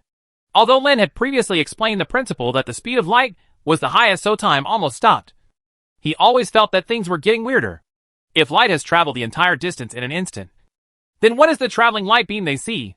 Isn't cause and effect reversed? Thinking about what Lynn said about time being meaningless, Arad suddenly fell into a daze. Jeffrey continued to ask, what about electrons? Their speed is far slower than that of light. Time doesn't stand still, right? Lynn raised his eyebrows and said thoughtfully, if time is meaningless to light, then distance in space is meaningless to electrons. As for why, you have to think about it yourself. Lynn patted Jeffrey on the shoulder and said encouragingly, without intending to reveal the secret. In fact, he himself only touched a hint of the truth and was not 100% sure. A probability cloud of free electrons can cover the entire universe, and theoretically can reach anywhere instantly. It is just a matter of probability. The reason why the electron in the element cannot do this is because it is tightly bound by the nucleus, and when it breaks away, this means that the range of its probability cloud will become extremely large. At least larger than Jeffrey's. The laboratory is much larger. The probability cloud of free electrons is also one of the few things that can exceed the speed of light. The reason is very simple. The maximum limit of the speed of light is only within the four-dimensional space-time. If it is affected by higher dimensions, it may not be possible. One example is that under the gravitational influence of massive stars, the speed of light will be significantly reduced. The reason is that the light is forced to take a detour and no longer travels in a straight line as they see. Just like an ant. There is no way to walk directly to the opposite side of the hillside in a straight line. You must first climb the high slope. Although the ant's speed has not changed from beginning to end, from the perspective of a two-dimensional observer, it has crossed that distance at an extremely slow speed. Time has no meaning to light, and distance in space has no meaning to electrons. These two sentences lingered in Jeffrey's mind for a long time, and he vaguely had a clue, but he didn't understand why. These are some experimental manuscripts that I summarized from studying the theory of relativity. If you are interested, You can take a look. Lin took out the second half of the manuscript of the Theory of Relativity and handed it to Steger and others. Lin sincerely hopes that they can figure it out and overcome their fear of the microscopic realm as soon as possible. In this way, the Parliament's mass production legend plan can be implemented. About half an hour later, Jeffrey and others, who had used magic to print dozens of manuscripts of the Theory of Relativity, walked out of the manor. When everyone came, they were full of confidence and wanted to refute this ridiculous argument. But when they left, everyone frowned and fell into thinking about space-time and mass speed conversion. Lin did not say goodbye, because Dennis suddenly reported good news to them. The first-generation supersonic fighter has been officially completed and will be ready for its first test flight tomorrow. No wonder you rarely have time to come over and argue with me.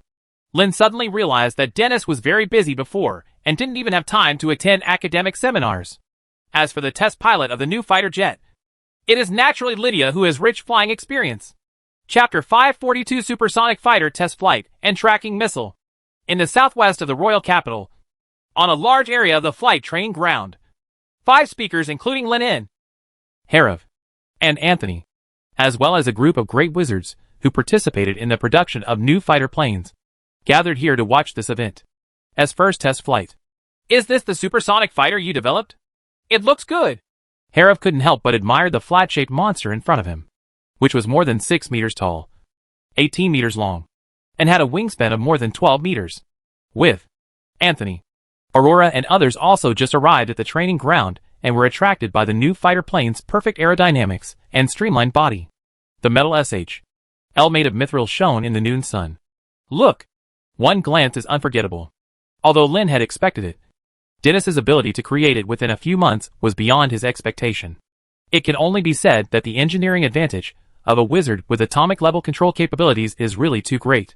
It is said that in order to create this fighter plane as soon as possible, the Alchemy Research Institute used 5 great wizards and hundreds of official wizards. Lord Speaker, Master Dennis, can we start? The halfling girl had made preparations early, climbed into the cabin, put on protective gear, and asked impatiently. Lin looked at Dennis, and when he nodded, he told Lydia to start. The wizards present also looked over, and even Dennis became a little nervous. Even though he was very confident in his creation, it was indeed the first time for a manned test flight. Buzz, with a deafening roar. Lydia pressed the start switch, and in an instant, a long tail flame shot out from the 2 huge nozzles at the rear of the fighter plane. The strong thrust caused the halfling girl to hit the seat cushion heavily at the back. Fortunately, Lydia, who had participated in the production of the fighter plane, was well prepared and did not panic. She firmly grasped the lever and maintained her balance. Under the gaze of everyone, the silver fighter jet quickly crossed the runway and took off into the sky in just 2 seconds. What a speed! Tim, the great wizard on the side, sighed and said, "This hasn't started yet." Dennis shook his head. The new fighter plane has 2 modes, subsonic and supersonic.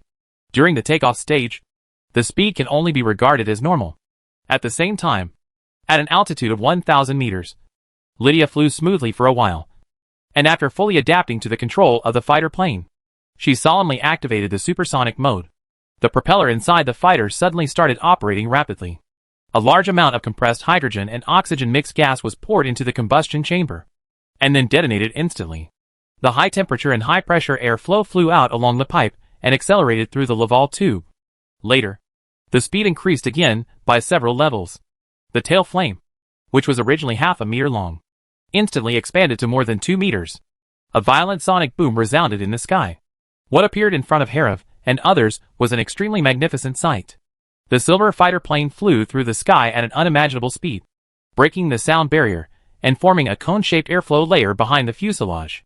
Combined with a long tail flame, it looked like a silver-white comet crossing the sky. Is this a sonic boom cloud? Tim looked at the scene in shock.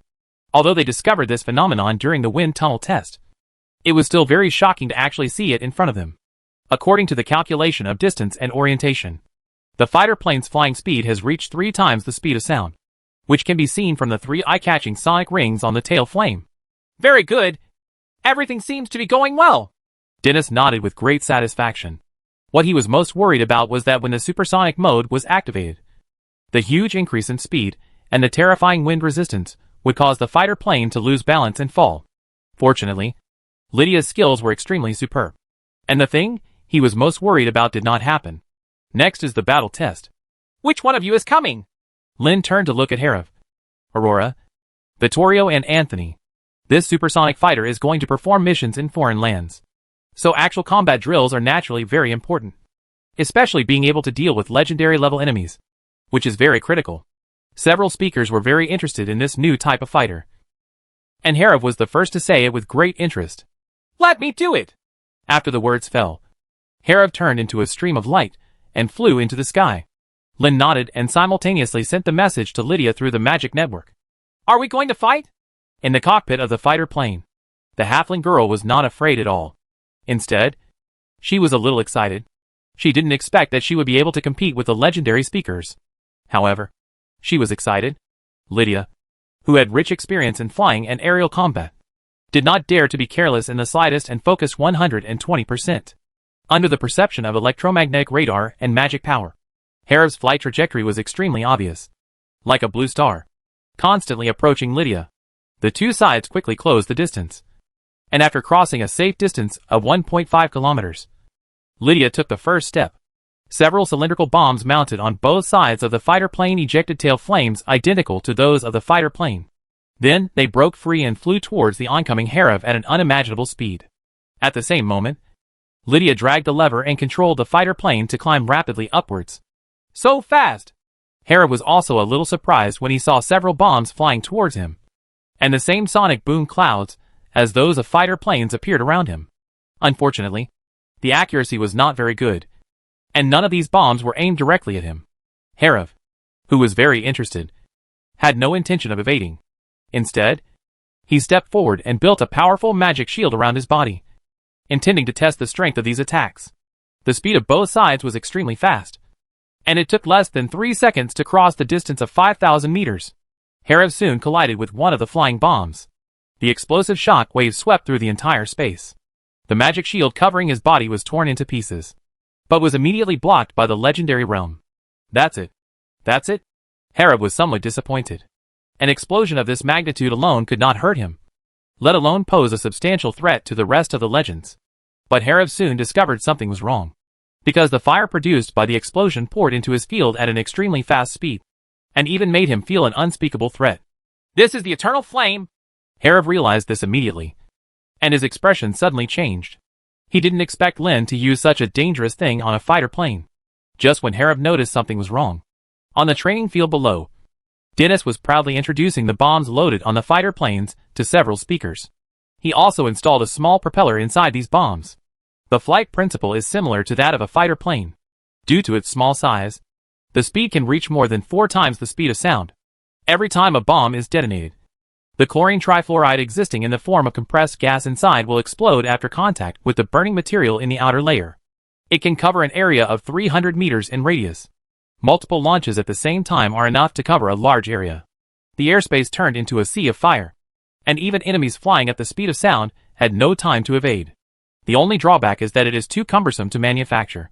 Each sonic bomb is equivalent to a small fighter plane. If materials and labor are exchanged for money, it is worth at least 500 gold coins. In other words, Lydia destroyed several thousand gold coins with this attack. Vittorio and others didn't care about the expense. If throwing a few thousand gold coins could threaten a legend, it would undoubtedly be a very cost-effective deal. Herav is too careless. Aurora couldn't help but shook her head as she looked at Herav, whose head iron directly collided with the bomb. Fortunately, although the eternal flame is powerful, to a certain extent, its characteristic of not burning anything is very restrained against energy bodies. But this is not the first time Herav has faced this thing. Even though he was caught off guard, looked a little disgraced, but still successfully escaped the fate of being swallowed by the eternal flames. It's too wasteful to use up all the bombs in one go. Once you fail to hit the enemy, your combat effectiveness will be greatly reduced. Right. Lenin frowned as he looked at the changing battle situation in the sky. He said with a frown, Dennis naturally understands this shortcoming, but it is too difficult to aim and hit an enemy at high speed. We can only rely on such a large-scale attack. In that case, why not create a bomb that can automatically track the enemy and adjust its trajectory in midair? Lenin said thoughtfully. Some psychic wizards can use magic to separate their consciousness and control huge golems. Maybe they can use this knowledge on aerial bombs. And maybe they can make tracking bombs. Lin Ying combined the principles of missiles in his previous life and told Dennis how to make the flying bomb automatically approach and detect the enemy's position, and track it through infrared induction and radar detection. Although they haven't been able to figure out computer and chip technology yet, it would be more useful to use psychic spells instead. Listening to Lin's story, Dennis suddenly felt his eyes light up, and many new improvement plans immediately emerged in his mind. If it weren't for the fact that the testing of the new fighter jets had not yet been completed, he would have been eager to start research. Why don't we just call it a guided missile? Lin said with a smile. Anthony, Aurora and Vittorio listened to the discussion between the two, and for a moment they didn't know whether to be happy or helpless. Now this new type of fighter plane is already a big threat to the legend. Once Dennis makes another guidance missiles, that will definitely become more difficult. In the sky at this moment, the battle situation was becoming more and more intense. After Herav suffered another hidden loss, he also became serious. A strong thunder net covered the entire area in an instant. However, the fighter plane flew too fast. After the previous attack failed, Lydia switched to a fighting state, keeping the distance between the two sides at all times, and using the cannon to harass them from a distance. Even though this didn't pose any actual threat to Herav, it was as annoying as a fly. There are only two ways to deal with such a high-speed enemy.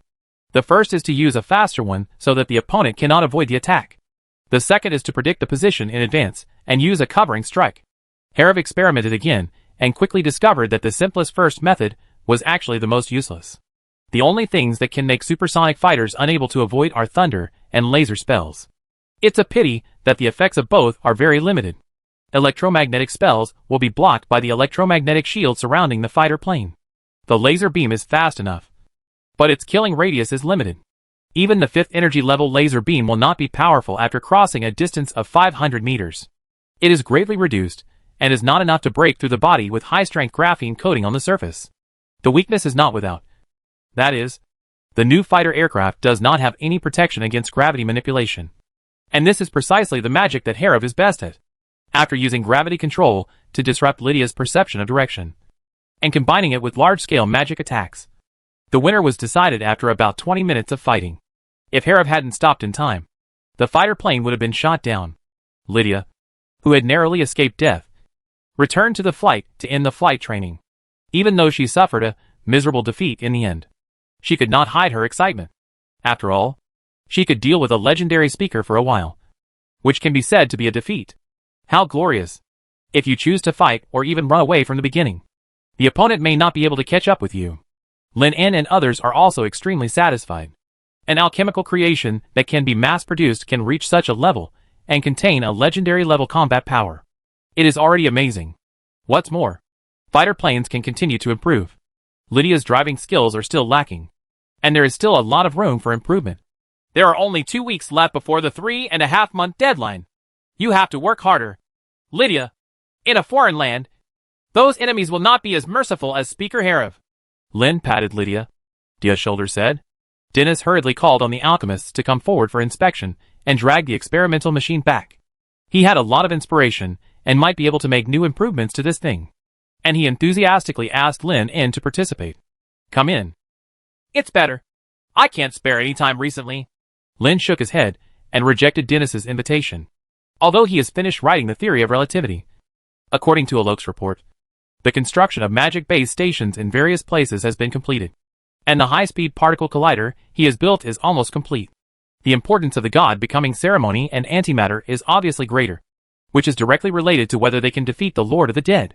Chapter 543 High-Speed Particle Collider. 2 weeks have gradually passed. According to reports from the wizards in the north, the time and space nodes are still in a closed state, and no abnormalities have occurred for the time being. This undoubtedly meant good news. Raphael succeeded in delaying the pace of the undead, as he expected, and bought them enough time. The Parliament spent 3.5 months using magic to build a 3-kilometer-long protective bunker to block the entrance and exit of the valley. It also mobilized more than 300,000 troops to station in the northern border and deployed all kinds of new weapons. They moved here and were prepared to deal with an invasion at any time. Preparations for war in foreign lands have also reached the final stage. Nearly 70% of the wizards in the Parliament have arrived at the station outside the valley. A huge protective barrier has enveloped the entire valley, and a full 15 Sunfire cannons are pointed in the direction of the Spacetime Gate. This is one of the Parliament's biggest trump cards. 1. Each Sunfire cannon can release atomic breath 3 times at its limit, and its huge power is enough to scare any legend. Even if several speakers of the parliament work together to enter this valley, they may not be able to get out. But their opponent this time is the Lord of the Undead, a veteran god who has controlled and devoured several worlds, and a high-dimensional life form beyond cognition. No one dares to say that such an arrangement can stop the opponent. It's a pity that the time is still too short to transfer all the magic crystal cannons and armored vehicles, Sanchez, who was in charge of the dispatcher, said regretfully. Although the Congress had asked people to repair the railway early, the train's capacity was limited after all, and 3 months was far from enough. In the end, Sanchez even suggested waiting for a while, in view of the difference in time between the two places. As long as Raphael and others persisted for 2 days, they could gain half a month of preparation time. Although Lin also felt that time was a bit tight. After thinking for a while, he still shook his head. Master Raphael and the other wizards who entered the foreign land have completed what they should do, and the rest is a problem we should solve. And other places also need protection. If we focus all our power here and the opponent suddenly attacks from other time and space gates, the consequences will be serious, Lin said solemnly. Sanchez thought about the scene and immediately stopped talking, then complained about the huge laboratory that Lin asked him to build in the north, where more than 1/3 of the labor force in the Congress wasted their energy.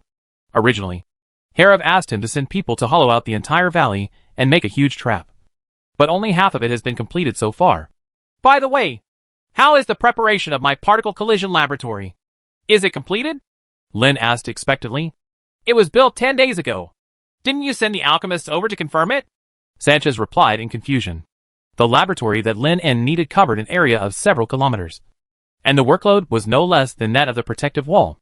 It was also very mysterious, and even he was not told what it was used for. That's because building a venue is only the first step. As for what it is used for, you will know later, Lin said mysteriously. Sanchez had to endure his curiosity, because later they would open the time and space door and let Lydia and others enter it to meet Master Raphael's exotic exploration team. They could not leave now. The wait did not last long, as a silver-white fighter plane soon appeared in the distant sky, probably to take care of the 2 airships assisting the operation. Lydia did not turn on the supersonic mode, but even so, the extremely fast speed and beautiful appearance made Sanchez speechless when he saw a jet fighter for the first time. Amidst a roar, the fighter jet smoothly completed the deceleration and landing operation, and parked on the specially built runway on the outside together with the 2 even larger airships. Dennis and others immediately stepped forward to conduct final inspections and replace the magic stones that drove the internal alchemy circle with new ones to ensure the supply of energy outside the territory.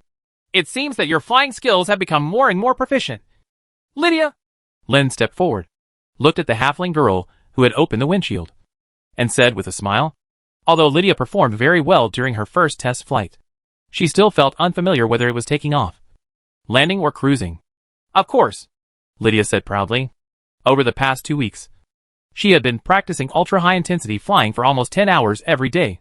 This is already very exaggerated, because when flying at 3 times the speed of sound, the body needs to withstand a lot of pressure. If Lydia had not become a wizard, and the halflings have a strong physique, I am afraid that she would have been able to survive long ago. Can't stand it anymore. Even so, you need to drink a potion to treat physical injuries after every training session. Lenin turned his head and asked the great wizards responsible for detecting the time and space gate to open the closed time and space nodes. Then he looked at Lydia again and reminded him solemnly. Be careful when you go in. Lydia, entering a foreign land will directly interrupt the connection to the magic network. Then you will have to rely on yourself. If you find that something cannot be done, exit as soon as possible. Your safety is equally important. Do you understand? Lin continued to ask. Don't worry. I promise to complete the mission. Lydia smiled and made a military salute. Lin shook his head and said nothing. He handed the 3 alchemy creations to the halfling girl and explained their effects.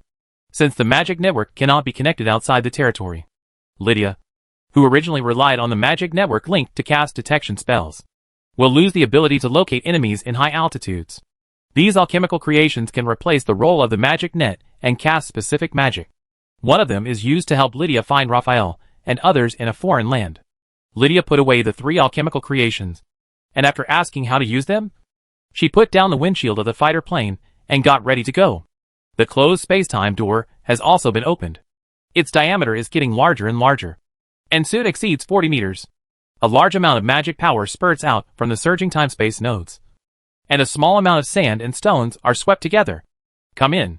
Lydia pressed the switch of the fighter's thruster and shouted loudly. Charge! A long-tail flame shot out from the huge nozzle at the rear, driving the fighter plane towards the surging spacetime gate in front. The two airships beside it also rushed into the spacetime gate while floating precariously. I hope everything goes well. Sanchez sighed quietly as he looked at the airship disappearing from sight. Once they enter the spacetime gate, the connection between the two worlds is severed, and all they can do now is wait. Lin quickly turned his gaze back and interrupted. Let's go. Take me to the newly built laboratory to have a look. It is enough that there are other people here to watch. 2 more of them is not much. And 2 of them less is not much. Not to mention that Lydia's rescue mission does not know how long it will take. If it is an hour, then it will be different. It takes a full 7 hours to get here. This time cannot be wasted. Sanchez nodded and led Lin to fly out of the valley. The collision laboratory was not far from the fortress. Firstly, it is to facilitate the transfer of personnel. And secondly, placing the laboratory here makes it easier to monitor the movement of the spacetime gate. 5 minutes later, the 2 of them stepped into the huge laboratory together, just like what they saw from the outside world. The interior of the laboratory was very simple and empty, but the huge ring-shaped device in the center attracted people's attention immediately. Sanchez's attention. It was a very long pipe with almost no end in sight. The outside was shrouded in circles made of mithril, extending to the end of the field of vision. It was still vaguely visible. Each ring was covered with rings. It was burned with dense alchemical runes. How's it going? Is this thing working? Lin looked at several alchemists who were busy and asked. According to your instructions, the electromagnetic drive array has been set up, but it has not been tested yet. The leader of the alchemists replied. Is this thing used to launch electromagnetic guns? Sanchez asked curiously. In his impression, the purpose of the electromagnetic drive array is generally to launch electromagnetic weapons. After being improved by many great wizards in the Magic Research Institute, the latest rail gun of the Parliament can easily reach a speed of more than 15 times the speed of sound. Its destructive power is very terrifying, and it can directly penetrate a steel plate with a thickness of more than half a meter. If hit on the body, there will definitely be no bones left. But even so, the launch track is only about 7 meters long. This time, Lin actually towered over such a large formation, with an electromagnetic acceleration device several kilometers long. The SH.LS fired must have such terrifying power, speed and destructive power. Lin shook his head in amusement, and then explained. This is an electromagnetic cyclotron, used to accelerate particles. Accelerated particles? Sanchez frowned in confusion. Not bad. Lin nodded. Our current understanding of the internal structure of atoms all comes from guesswork and the results of alpha scattering experiments. If we want to verify whether this conclusion is correct, the simplest way is to knock them apart and see what is inside. It's just that atoms carry negative charges at the same time, so they will repel each other when they get close. This requires extremely fast speeds to overcome this repulsion between atoms, so that they can collide smoothly. Lin explained. Of course, his real purpose was not to study the internal structure of atoms, but to find antimatter, use high-speed particles to knock elements apart, and see the structure inside. Lin's fantastic idea made Sanchez speechless, but it sounded like it was actually feasible. Lin didn't talk nonsense. Even if the field was expanded, the time to build the experimental site was too short, and even the vacuum pipeline could not be built. Then magic would be needed to replace some of the equipment's functions. The alchemists immediately got busy, using magic power to control a stream of particles into the orbit of the accelerator. Just 1 second later, Lin activated the switch with the hand of the mage. Under the influence of the powerful electromagnetic force, the particle flow began to accelerate in circles within a several kilometer-long orbit. Every half-turn, its speed will increase by 1,000 kilometers per second, and the increased speed will cause the particle flow to deviate slightly from its trajectory. Its trajectory is like a vortex spiraling outside, and the speed is also getting faster and faster. Faster. At this speed, as long as it can hit, there is a great probability of knocking the nucleus away.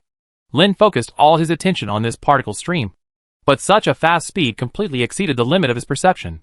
Even if he concentrated on it, he could only detect a trace of the particle stream as it passed by.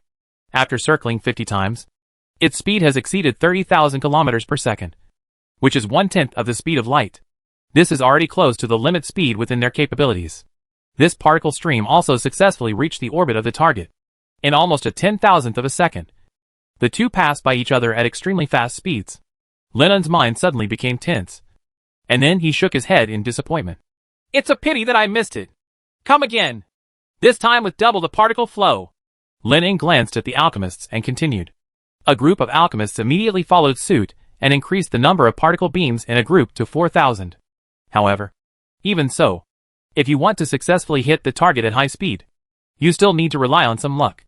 After all, both are too small. Fortunately, for wizards, capturing atoms is not a difficult task, and they have enough materials to conduct experiments. Lin was also very patient. For more than 4 hours in a row, nearly 30 failures did not waver him. However, for Sanchez and others who were already uncertain, it seemed a bit torturous, and they even began to doubt whether the method of knocking atoms apart through impact was really feasible. At this moment, Lennon's expression suddenly changed, and he quickly focused his field on the impact point. Sanchez's face also showed a look of intense astonishment. Although his perception ability was much weaker than Lin's, he used some tricky methods, which was to focus on those targets. And now one of those targets disappeared from his perception. The alchemists present were also staring closely at the impact point.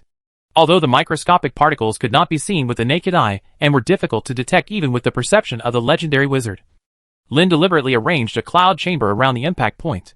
Just like when alpha radiation particles were monitored, the exploding high-speed particles shot into the thick water vapor, pulling out clearly visible fog trails. It's like a flower of fog blooming in the void. Chapter 544 Extracting Antimatter. It was knocked open. It was really knocked open, Sanchez said in great shock. All the alchemists present were also excited. They actually separated the elements. This means that from tonight on, the theory about the internal structure of the elements is no longer a mere conjecture, but has a solid basis. Lennon closed his eyes for a long time, controlling the field to try to capture the exploding microscopic particles. After about half a minute, he opened his eyes again. How's it going? Speaker Lin? Have you captured those particles? Sanchez asked quickly. He was very curious about what was inside the element. Is it composed of atomic nuclei and charged protons? As they expected? Lennon shook his head and said helplessly. No. It was too fast. I couldn't catch them. The hydrogen atoms were knocked away by the particle beam that reached 1/10 the speed of light. The wrecks that were scattered by the violent impact were equally fast and disappeared from his perception almost instantly. The most critical thing is that even though he has been promoted to a legendary wizard, and even used the computing power of the magic network just now, he still cannot directly control the microscopic elements bursting out of the atoms. Lennon's brows furrowed. It seemed that only by entering the true realm of God could he be able to control it freely. Although magic-based stations have now been established all over the continent, most wizards, apprentices and even many civilians who are extremely talented in mathematics, physics and chemistry have joined the magic network system. However, due to the short time, she now has not cracked their mental power to a high degree. On average, the computing power that can be mobilized is only about 5%, and there is still a lot of room for improvement. If he did not have strong enough mental power and magic power reserves, Lin would not dare to easily try to break through to a higher realm. After all, he was guessing based on the few words spoken by the Star Messenger and the weird quantum state of the element controller Artok. The promotion method that was tricked out may not be 100% reliable. That's why Lennon planned to get the antimatter out first, which would be an extra trump card against the Lord of the Dead. How about we rebuild a reverse electromagnetic field in the outer layer? Sanchez suggested. Since they can use electromagnetic fields to bind elements and accelerate them, why not use magnetic fields to slow down and capture these particles? Lin pondered for a while, then shook his head and said, the electromagnetic field alone may not be enough to capture all microscopic particles. For example, uncharged elementary particles such as neutrons are not affected by magnetic field constraints, but they can be directly replaced by gravitational field constraints. Distorting spacetime is equivalent to deflecting the path of particles. All you need to do is create a circular area where these particles can keep spinning. Thinking of this, Lin asked the alchemists to continue the particle collision experiment. This time was obviously much luckier than the last time. It only took 9 collisions to achieve results. This time, dozens of target elements were smashed into pieces, and the cloud chamber once again showed a gorgeous image. Mistflower. Lin was naturally prepared. Circles of invisible gravitational fields had covered the entire laboratory. With the help of the magic network's huge computing power, He could barely sense the trajectories left by microscopic particles as they crossed the force field. How is it? Sanchez asked nervously. Very good. I caught it. Lennon opened his eyes, with a somewhat joyful expression on his face. Then he stretched out his hand, and the gravitational field that spread across the entire area disappeared instantly, leaving only a small area in front of him.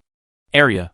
The spacetime here is twisted into a ring, and all the particles scattered from the inside of the atom are bound within this ring. What pleased Lin the most was that this time he actually captured an antiproton. You must know that although high-speed particle collisions will produce antimatter, the probability is not 100%. Next, you only need to continue the experiment and find the remaining antimatter particles. And then you can try to create a real anti-element.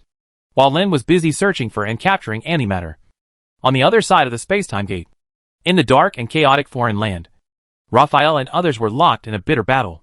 During this period of more than half a month, they successfully used the magic circle to absorb magic to simulate the flow of magic when the time and space door was opened, attracting most of the undead to the mountains.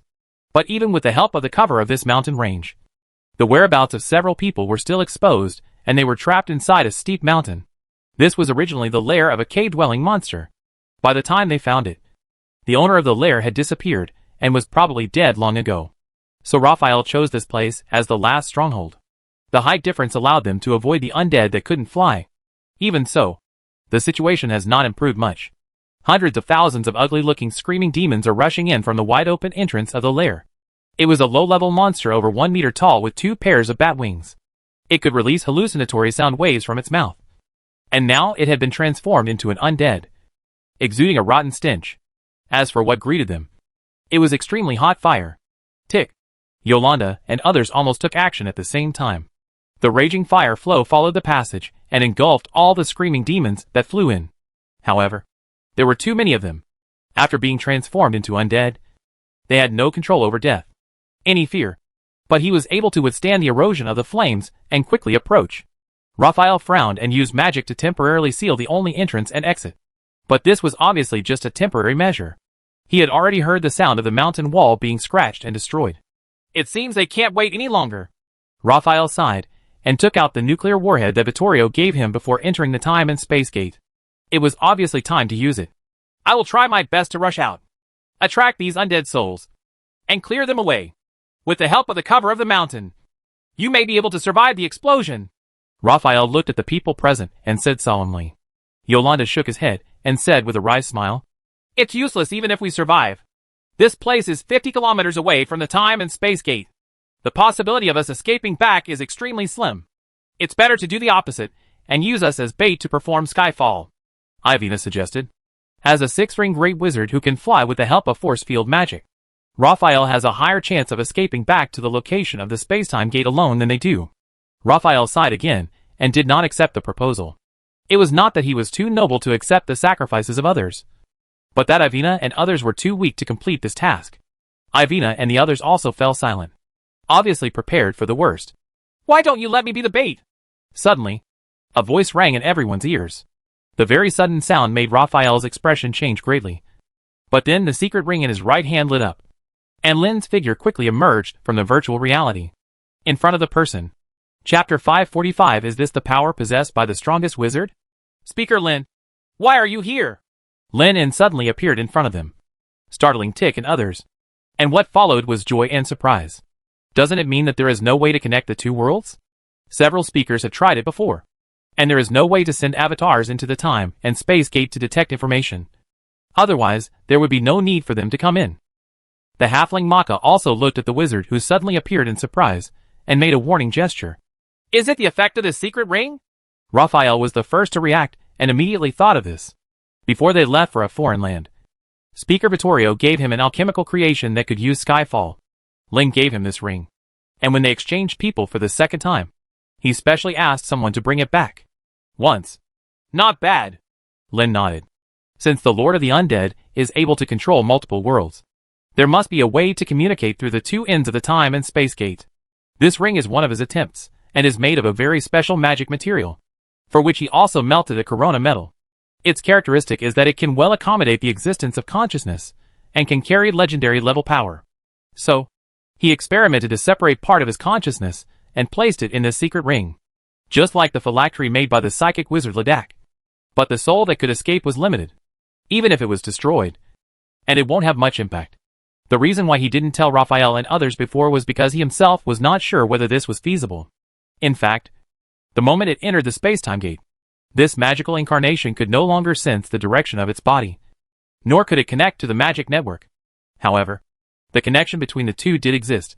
This feeling is very strange, and has caused a lot of trouble. This means that his incarnation cannot directly transmit the information back, and is trapped in this foreign land like Raphael and others. Give me the uranium stone. The power I can exert is limited, but it's no problem to help you clear a way forward. I think the Parliament should have sent people into the space-time gate to rescue you by now. Lenin, he said with a smile. A few people didn't know this, but he knew it very well. Because during the second personnel exchange, the Ring of Secrets had been taken out. The main body is obviously not prepared to give up on this exploration team that has made great achievements and bought precious time for them with their lives. Otherwise, there will be no need to send the ring back. The time should be today, the half-month deadline set by Raphael. Under Lenin's words, Yolanda, Tick and others were extremely excited, and they truly felt a glimmer of hope for life, even if they are ready to die. For most people, it would be the best if they could live. Seeing Yolanda's surprised look, the halfling Maka frowned and hesitated to speak. He didn't trust this young man who appeared suddenly. You must know that the undead outside are almost all over the entire valley and sky, and the number is probably more than 1 million. Can they really rush out? However, the name Lin felt somewhat familiar to him. Maka hesitated for a moment, and quickly thought that this seemed to be the speaker that Darren and others often mentioned. The most powerful wizard, compared to Maka, who was hesitant. Raphael had full confidence in Lin, even if he knew that the person standing in front of him was just an avatar. It seems that I have to rely on you again this time. Speaker Lin. Raphael handed over the uranium stone in his hand, with a smile on his face. During the time he entered the space-time gate, his expression was extremely tense. Any decision he makes as the team leader may lead to the catastrophe of the entire foreign exploration team, exposing the location of the space-time gate in advance, directly affecting the outcome of the war. In the end, he will have to work with Yolanda and others to fight against the people who were attracted to the undead army that came over died together. And one can imagine the pressure on his heart. Every day was a torment for him. Fortunately, he was finally relieved now, although he was still in crisis. The moment he saw Lin in, Raphael's tense mind temporarily relaxed. After a pause, he asked again, What do we do next? It's very simple. You just need. Lin opened his mouth to explain, but then suddenly closed his mouth. His expression suddenly changed, and he looked up at the rock wall above. A strong roar came instantly, and then the entire mountain shook violently, and a large amount of gravel continued to fall from the top of the head. Yolanda held onto the wall beside him, trying hard to maintain his balance. A look of fear appeared on his face, because the rock wall above was torn open. A huge dragon claw stretched out from the crack, tearing the solid mountain apart. Then what appeared in front of everyone was a huge, ferocious dragon head. The head alone was bigger than the several heads put together, burning. His eyes, filled with soul fire, were filled with cold and bloodthirsty light. A terrifying and powerful wave of death spread out from its body, covering the entire mountain range like a hurricane. It was the legendary realm of the dead, which could continuously deprive the living of their vitality. And all those who died in this area, all living creatures, and their souls, will be transformed into resentful spirits, and will be bound within the domain. The weaker Yolanda, Tick, Ivina, and others have completely lost the ability to resist under the suppression of the domain, and their bodies are gradually becoming cold and stiff. Raphael's situation was not much better than that of a few others. The moment the huge dragon head stretched out, he felt as if the blood in his body was frozen. This is at least a legendary enemy. Raphael realized this immediately. And then the huge dragon's mouth opened, and gray breath condensed in the wide-open dragon's mouth. But Lenin's movements were obviously faster than this. Almost at the moment when the mountain was torn open, he was already moving. His body immediately transformed from an energy body into a metal body. And then he kicked towards the person who stretched out from the crack. The dragon head kicked over. Sonic strike. 1.5 times the speed of sound and terrifying mass were all concentrated on this kick. Before the breath was activated, it had already reached the front of the giant skeleton dragon and hit its eyes, accompanied by a huge eardrum shattering sonic boom. The terrifying force directly exploded the huge eye frame. The huge dragon head also deflected and hit the rock wall behind, breaking the solid earth and stone. The huge dragon lost its balance, and its claws left scratches on the rock wall. It barely managed to stabilize its body. The dragon's tail from behind whipped the mountain hard, lifting up large exploding rocks. However, Lin En refused to give in, taking advantage of the opponent's imbalance. He once again put his foot on the huge body. Raphael and others immediately witnessed a very strange scene. Lin, who was only 1.8 meters tall, actually kicked a giant creature over 100 meters long off the top of the mountain. A deafening roar suddenly sounded outside the mountain. It was an angry dragon roar, but it soon turned into a painful wail, because a tiny laser beam had already shot into the sky and cut straight through the falling huge dragon body. Since Anthony improved the release method of beam magic, the use of laser beams no longer requires a long period of accumulation and can be used directly by emitting electromagnetic waves. The speed of stimulating magic has been increased several times. Even though the power was compromised in haste, it was still terrifying. The beam, whose diameter was compressed to 0.5 millimeters, easily cut through the solid dragon scales. A large amount of dark black blood sprayed out, infecting the surrounding ground. A smelly and rotten smell filled the air. There was a deep bone-visible scar on the huge dragon head, which almost cut the entire dragon body into pieces. Two halves. The huge dragon, whose body was torn apart, fell heavily down the mountain, and its high-pitched dragon roar became even more intense. After Lin En turned around and said a few words to Raphael and others, he flew out along the gap created by the giant skeleton dragon. The sky in the foreign land was extremely dark. Without the light of the sun, not a single star could be seen. It was filled with strong magic and death. A large number of screaming demons, night ghosts, and ghosts almost occupied Lin En's entire line of sight. It was noisy. The screams and neighing sounds continued to reverberate all around. These low-level undead have no concept of fear. Even though Lin had just severely injured a powerful legendary dragon, they still swarmed them like sharks smelling blood. Sharp claws, vicious sights, terrifying screams, pungent smell of rotting flesh and various unpleasant noises intertwined into a mess in the air. Facing the countless undead, Lin En stretched out his hand, and the huge magic power was immediately transformed into red flames. Resist ring of fire. Rapid fire surged from the whole body, and then spread in all directions at 360 degrees without blind spots, sucking in all the undead spirits that came up. The high temperature of thousands of degrees dissolved their bodies almost instantly, and the flesh and blood were dissolved together with the bones, and then turned into the fuel of the immortal flames. In just 10 seconds, the surging fire waves turned into a sea of fire. The dark sky is burning, and the fiery tongues of fire are raging. Hundreds of thousands of dead people were instantly turned into fly ash, and a huge skeletal beast fell to the ground like dumplings after being contaminated by the immortal flames. The effectiveness of the eternal flame was actually somewhat beyond Lin's expectation. These low-level creatures, which were mindless and gathered together based on their numbers, would theoretically be melted by the flames no matter how many there were. At the same time, under the cover of the flames, Raphael also began to take action, using his own domain to lead Yolanda, Ivina, and others to fly quietly towards the direction of the spacetime gate.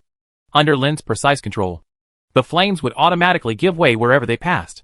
Now that the attention of all the flying undead has been attracted by Lin, and with the cover of the immortal flames, it is undoubtedly the best time to escape as it can avoid the prying eyes of the undead. What a terrifying power! Is this the most powerful wizard?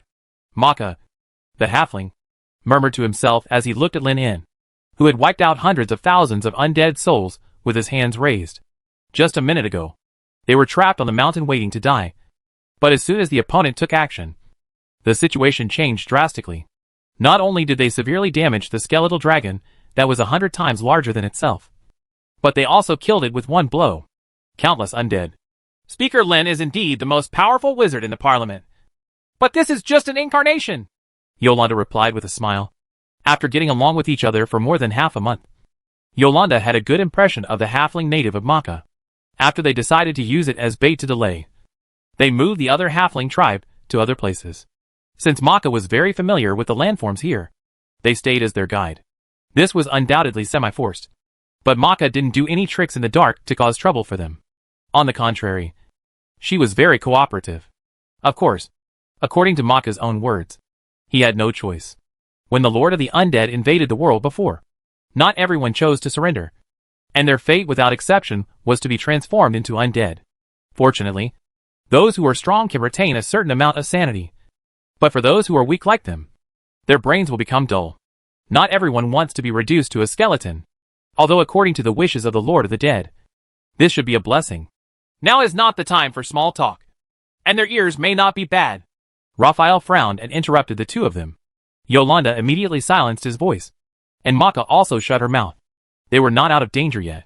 Lin on the other side had already destroyed all the undead that were approaching. But it was not as easy as Yolanda and others saw. This blow, combined with the previous battle, consumed a quarter of his magic power. Reserve. And these skeletons seemed to be endless. The most important thing was that the ones he killed were all low-level things. After killing a batch, the rest no longer rushed to die like crazy, but surrounded them. On the periphery of the Sea of Fire, various means were used to try to destroy or influence his immortal flames. Someone was obviously commanding this army.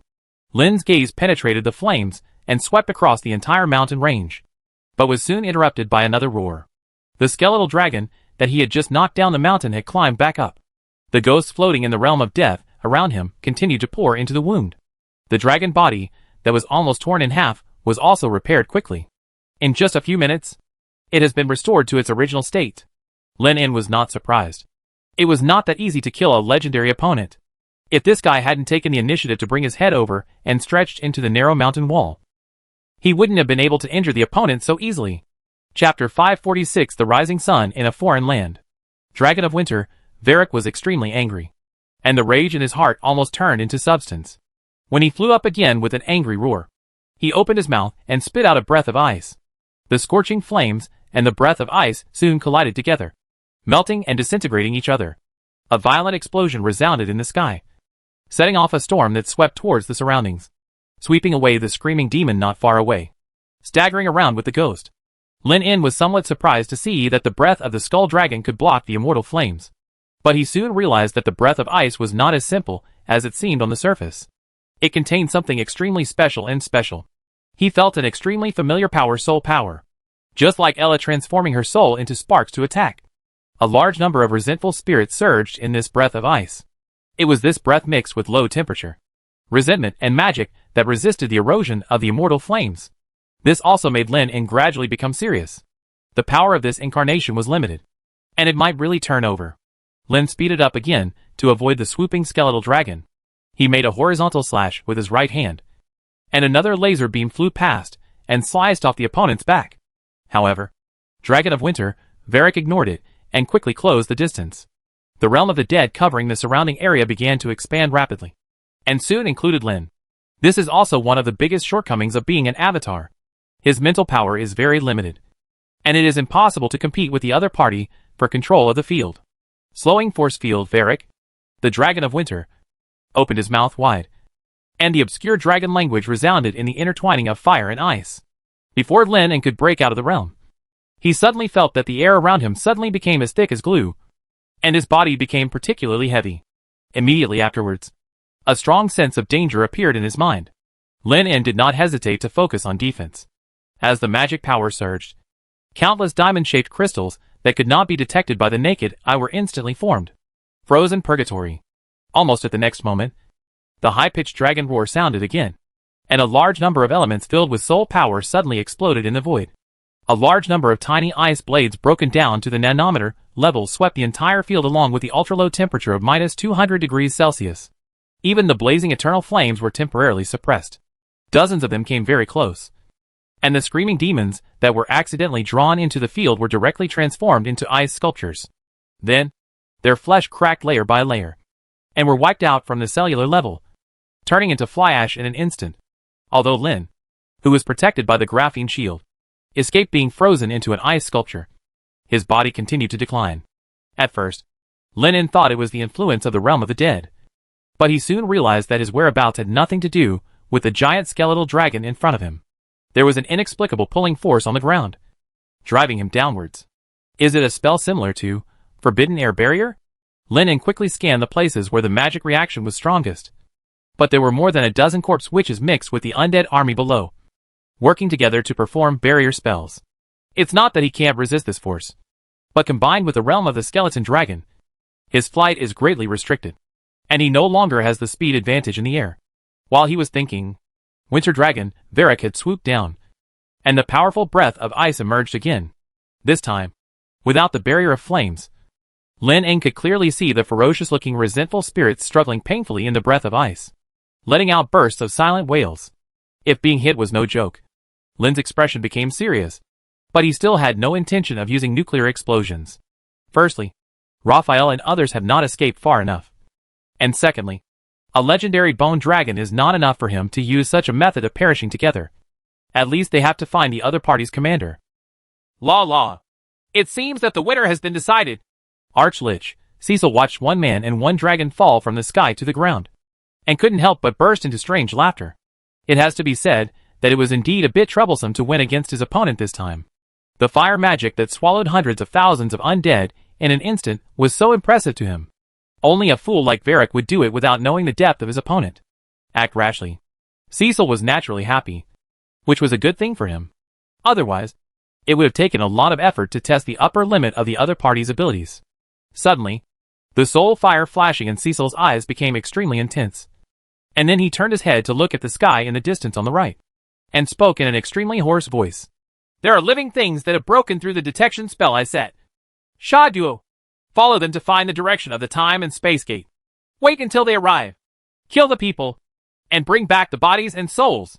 The night demon named Shadow beside him immediately took the order and chased in the direction pointed by Cecil with some of the screaming demons, ghosts and flying monsters that were transformed into undead. But before they flew very far, a strong laser beam swept past. Hundreds of screaming demons were directly cut off in this blow, and the night demon named Shadow was also almost cut into pieces. Two halves. You still have the energy to resist? Lich Cecil was a little surprised. It seemed that the other party was more difficult to deal with than he expected. Of course, Cecil could tell that what he was fighting with, Winter Dragon, Varric, was just an incarnation of magic power. But he was able to spare his energy to attack those who were pursuing him under the siege of more than a dozen corpse witches. It seems that the other party may be the chief priest of the moon god Diana. Thinking of this, Cecil suddenly became interested. For him, who was proficient in necromancy, it was not that difficult to extract memories from the remaining soul of the opponent. Cologne, you should also help Varric. He has wasted too much time, Cecil ordered. The legendary undead knight Corin nodded indifferently, then pulled out the rune sword on his back and rushed towards the direction where one man and one dragon were fighting. Kellen was very fast. Or perhaps the fastest was the war horse at his feet. Gray flames ignited on the skeleton horse. One person and one horse were like a blast of wind, covering hundreds of meters in the blink of an eye, appeared in the battle circle. The timing was also very accurate. Right when Lin En and Varric were fighting most intensely, the sound of horse hooves behind him could not be hidden from Lin En's ears. But the tail of the winter dragon in front of him had also been drawn. Between the huge dragon tail and the rune sword, Lin En decisively chose the latter. After avoiding the sweep of the dragon tail, he took the blow abruptly. The steel body transformed from the elements is as fragile as tofu under the chop of the rune sword. The most important thing is that the open wound has no intention of healing. Don't disturb my mood. Corin! Winter Dragon, Varric shouted angrily. It would be able to kill the annoying bug in front of it soon. So naturally it didn't want anyone to come and take the credit. But you've wasted too much time. Varric! A living person has already broken through the blockade. Just because of your incompetence, Colin said coldly, and the sword edge rose again and slashed at Lin. Colin's words undoubtedly made Winter Dragon, Varric, feel extremely angry. He opened his mouth and spat out a breath of ice again, and even Colin was enveloped in it. Of course, this is not as simple as internal strife. Whether it is the sudden drop in temperature or the resentful spirits mixed in the breath of ice, they have no effect on the necromancer knight. The war horse with gray flames galloped in the ice wave, and the rune sword with flowing light slashed down during the charge. It was like a stream of light flashing past. Lin En, whose body was frozen, was immediately cut into pieces. Count the pieces. However, Colin frowned. He didn't think that the other party was so easy to solve. Otherwise, he wouldn't have made Varric so embarrassed. Sure enough, Lin, who was dismembered in just a second, disappeared in front of them like a phantom. Relying on the feeling of the curse of the rune sword, Colin rode his horse in the direction he came from without hesitation. At this moment, Lin En was under the cover of the magic field. In his current state, he had no chance of winning against two people. So he separated 30% of the magic power and temporarily created an avatar to block the disaster on his behalf. Although the undead knight who besieged him caused him a lot of trouble. It also made Lin notice the tall undead knight, with a strange appearance, who had been watching the battle from a distance. Lin guessed that this was probably the other party's commander. Hey! Are you coming towards me? A look of amusement appeared on the face of the Great Lich Cecil. Under the psychic vision, Lin's hiding had little effect on him. Death thorns. Cecil stretched out his hand, and a wave of invisible ripples flowed across his fingertips. The desolate earth quickly cracked, and thick, dead gray vines flew out from the ground, curling and spreading past Lin. The earth cracked, the vegetation soared, and the surrounding undead were also affected. The dead gray vines snaked around to bind them, wiping away their flesh, bones, and even their souls. Lin's expression remained unchanged, and red flames ignited all over his body, but soon went out again, because a high, sharp sound like the scream of a wraith suddenly rang in his ears. Words of the dead, soul deprivation.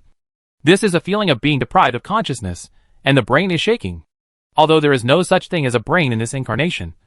Under the influence of the strange sound waves, the magical body actually has the illusion that it is about to collapse. The surrounding vines also took advantage of the situation and spread up, entangled and rolled up Lin in. The little remaining magic power was being plundered rapidly. Lin couldn't help but frown and looked forward. The dense vines there suddenly opened a passage, and the Great Lich Cecil led several of the corpse, which walked towards this side. The undead knight Quarren also cut off the Tingman blocking the way, and appeared in Lin's field of vision. Seeing Cecil and others surrounded, Lin thought to himself, are these the only legends? Immediately afterwards, Lin glanced at the giant skeletal dragon flying towards this side. It seemed that he could no longer wait for the opponent to get closer. In just such a moment, the magic power in his body was almost exhausted, and if he waited any longer, he would completely lose the ability to resist. Lin did not hesitate to pour the remaining power into the uranium stone stored in his heart. The Great Lich Cecil, who was about to step forward to search for memories, suddenly paused in his forward movement, and a fear that penetrated deep into his soul emerged in his mind. Without the slightest hesitation, Cecil flew back at a faster speed, and the death thorns all over the earth also rushed towards Lin at a faster speed. But they were going to wipe him out completely. Just the next moment, endless light and heat appeared in the dead gray vine jungle. After 70 years, this foreign land once again welcomes the rays of the sun. The dark alien land is illuminated. It was a bright light that seemed to be able to melt everything, and swallowed up the entire area in an instant. The undead knight Quarren was the closest, and even maintained a charging posture, and ran into the burst of light. Under the tens of millions of degrees of high temperature, and the pressure of hundreds of millions of pascals at the core of the explosion, both the powerful corpse witch and the thorns containing magic and death were turned into fly ash in an instant. Even the Archlich Cecil, who had the fastest reaction, only had time to cast Wall of Bones as a protection, and was immediately submerged in the bright light and flames. Varric, the winter dragon, who was waving his wings and rushing towards the side, fearing that he would be robbed of his credit, let out a frightened roar, and then immediately turned around and fled away into the distance. Although its brain has become less bright after being transformed into an undead spirit, it does not mean that it is really stupid, facing this light of destruction that can destroy everything. How can it dare to stay where it is and wait for death? He immediately ignored the mission and the life and death of Archlich Cecil, and his wings were almost left behind. Like Varric, all the high-level undead, who still maintained their sanity, fled like crazy. However, this was obviously too late. The shock wave of the nuclear explosion was transmitted extremely fast. It had covered several kilometers in the blink of an eye, and was still spreading. Under the terrifying heat, the hills were moved to the ground. The solid rocks turned into hot lava. The air twisted and torn, and everything tangible and intangible suffered a devastating blow. When the shock wave of the nuclear explosion completely subsided, the army of millions of undead no longer existed. In the center of the nuclear explosion, only a crater with a diameter of several hundred meters was left, filled with hot and dissolved sand and stones. Until 1 kilometer away, you can see the scorched earth all over the ground, and the remains of corpses left after a few high-level undead were destroyed. A huge skeletal dragon was lying dying on the dissolved earth. Its wings were torn to pieces by the shock wave. There was also a huge hole on the right side. More than 10 sternum bones were broken, and most of the chest cavity collapsed. If the large number of enslaved ghosts hadn't blocked most of the damage for him, it would have been buried here when the first wave of impact came. Chapter 547, Air Combat in Foreign Lands, and the first show of supersonic fighters. A few minutes ago, in the sky above a foreign land. With the help of Lin and immortal flames, Raphael successfully led Yolanda and others to break through the blockade and speed towards the direction of the spacetime gate. However, as several people passed through the outside of the mountain front, Raphael keenly noticed that they seemed to have hit a thin barrier invisible to the naked eye.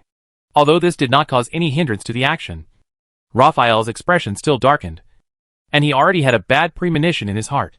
Tick's face also changed suddenly, and his voice was deliberately lowered. Master Raphael, they seem to have discovered us. Just as Tick said, the screaming demons, various banshees, and undead monsters that were originally gathered in the sky of the mountains immediately flew towards this side, as if they had received some order, and they were so dense that they almost covered the entire sky. Hidden. This is the result of some cleaning done by Lennon. Raphael understood that they had triggered some kind of exploration barrier. It was obviously not an easy task to pass through the blockade of these undead quietly. Next, I have to speed up with all my strength. I may not be able to protect you. Please pay attention to me.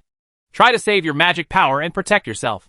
We must rush out as soon as possible, Raphael said solemnly. Now that he had been discovered, Raphael removed the area that covered his figure and fled as fast as possible with a few people towards the distance. Flying simply by relying on force field magic is not fast at all. Not to mention that it also carries several baggage. The converted speed is only 60 kilometers per hour. This was far lower than many magical beasts that focused on flying. A group of thousands of griffins that had been transformed into undead took the lead, chasing Raphael and others. And the distance was getting closer and closer. In just 2 minutes, the distance had been reduced to less than 100 meters. Yolanda could clearly see the scarlet eyes of these undead griffins, which were filled with blood and violence as if they wanted to devour others. The golden feathers all over their bodies turned into pale gray, looking sick and weird. Chain lightning, explosion, multi-pyroblast. Tick and others on the side had already taken action. As the magic power surged, dozens of dazzling magic spells suddenly fell into the dense group of griffins, accompanied by bursts of thunder and flames. More than 10 the body of a griffin suddenly fell from the sky. But compared to the opponent's huge number, this level of loss is nothing at all. Fortunately, Yolanda's momentum-charging magic has been completed. In the void, the constantly jumping water molecules seem to be guided, condensing and condensing into sharp ice flakes, rushing forward like a vortex. This is the high-level 3-ring magic spell, Ice Storm. Unlike the powerful explosive magic and the extremely fast thunder spell, the destructive power of Ice Storm is very limited. Yolanda does not expect it to kill many monsters chasing them. But this spell is more effective in its range. Wide, it can effectively slow down the opponent. Yolanda's idea undoubtedly worked. The fine ice crystals hit the bodies of these griffins, and then exploded again, causing a lot of chaos in an instant. Some griffins even flew too close to each other, banging together. These undead souls really have no brains. A smile appeared on Yolanda's face. If it were a living griffin, it would not be so easy to deal with. They had seen those griffin knights when they were fighting the church. It was difficult for ordinary magic to hit these extremely fast monsters. Of course, in front of the new fighter jets of the Parliament, this speed is nothing. Only the point of being crushed. Careful! Just as Yolanda was thinking about it, Raphael seemed to sense it and suddenly shouted. Ivina on the side slashed at Yolanda with her sword at the same moment. The girl's sword-drawing skills were extremely fast. The slender sword blade reached Yolanda's body in 0.01 seconds, almost wiping it. Chop him through the head. Yolanda's hair was cut off directly from his forehead. But he couldn't care less at the moment. A hoarse and unpleasant impact sounded in his ears. Dang. The flying sword blade collided with a ball of air, and dazzling sparks burst out, followed by a large amount of dark green juice. Only then did Yolanda see clearly that the person hit by the sword was a monster that was less than half a meter in size, had a weird and ferocious appearance, and had a pair of bat wings on its back. The most chilling thing is that the row of jagged bone spurs on the opponent's forelimbs are as sharp as blades. But they have now been cut off in half by Ivina. If he had been hit just now, his head would definitely have been cut in half. Yolanda suddenly broke out in a cold sweat. He raised his hand, and a hot tongue of fire spurted out from his palm, burning this weird monster to death. Raphael, who was just about to take action, breathed a sigh of relief when he saw this, and then asked with a little curiosity, How did you discover it? This monster is very good at concealment. It seems to be able to change the color of its skin according to the environment, almost blending into the darkness. It also has some ability to block the perception of magic. It is also very fast. At least 200 kilometers per hour. It wasn't until he entered the field that he noticed something was slightly wrong. But his reaction was still half a beat too slow. It's the wind, Ivanka replied succinctly. Yolanda couldn't help but clicked his tongue. You must know that they were flying at high speed now. And the opponent's speed was also extremely fast. It was not easy to capture the subtle differences in the wind's trajectory. Raphael nodded, his expression still solemn, because there was obviously more than one undead monster that was good at sneak attacks. As his mind turned, the magic field around him began to expand rapidly. With the help of his control over the elements in the domain, Raphael soon noticed that more than 50 winged demons were lurking within 100 meters around them. The expansion of the domain also caused these undead, who were good at concealment and perception, to become riotous, and they all launched attacks almost at the same time. Raphael snorted coldly.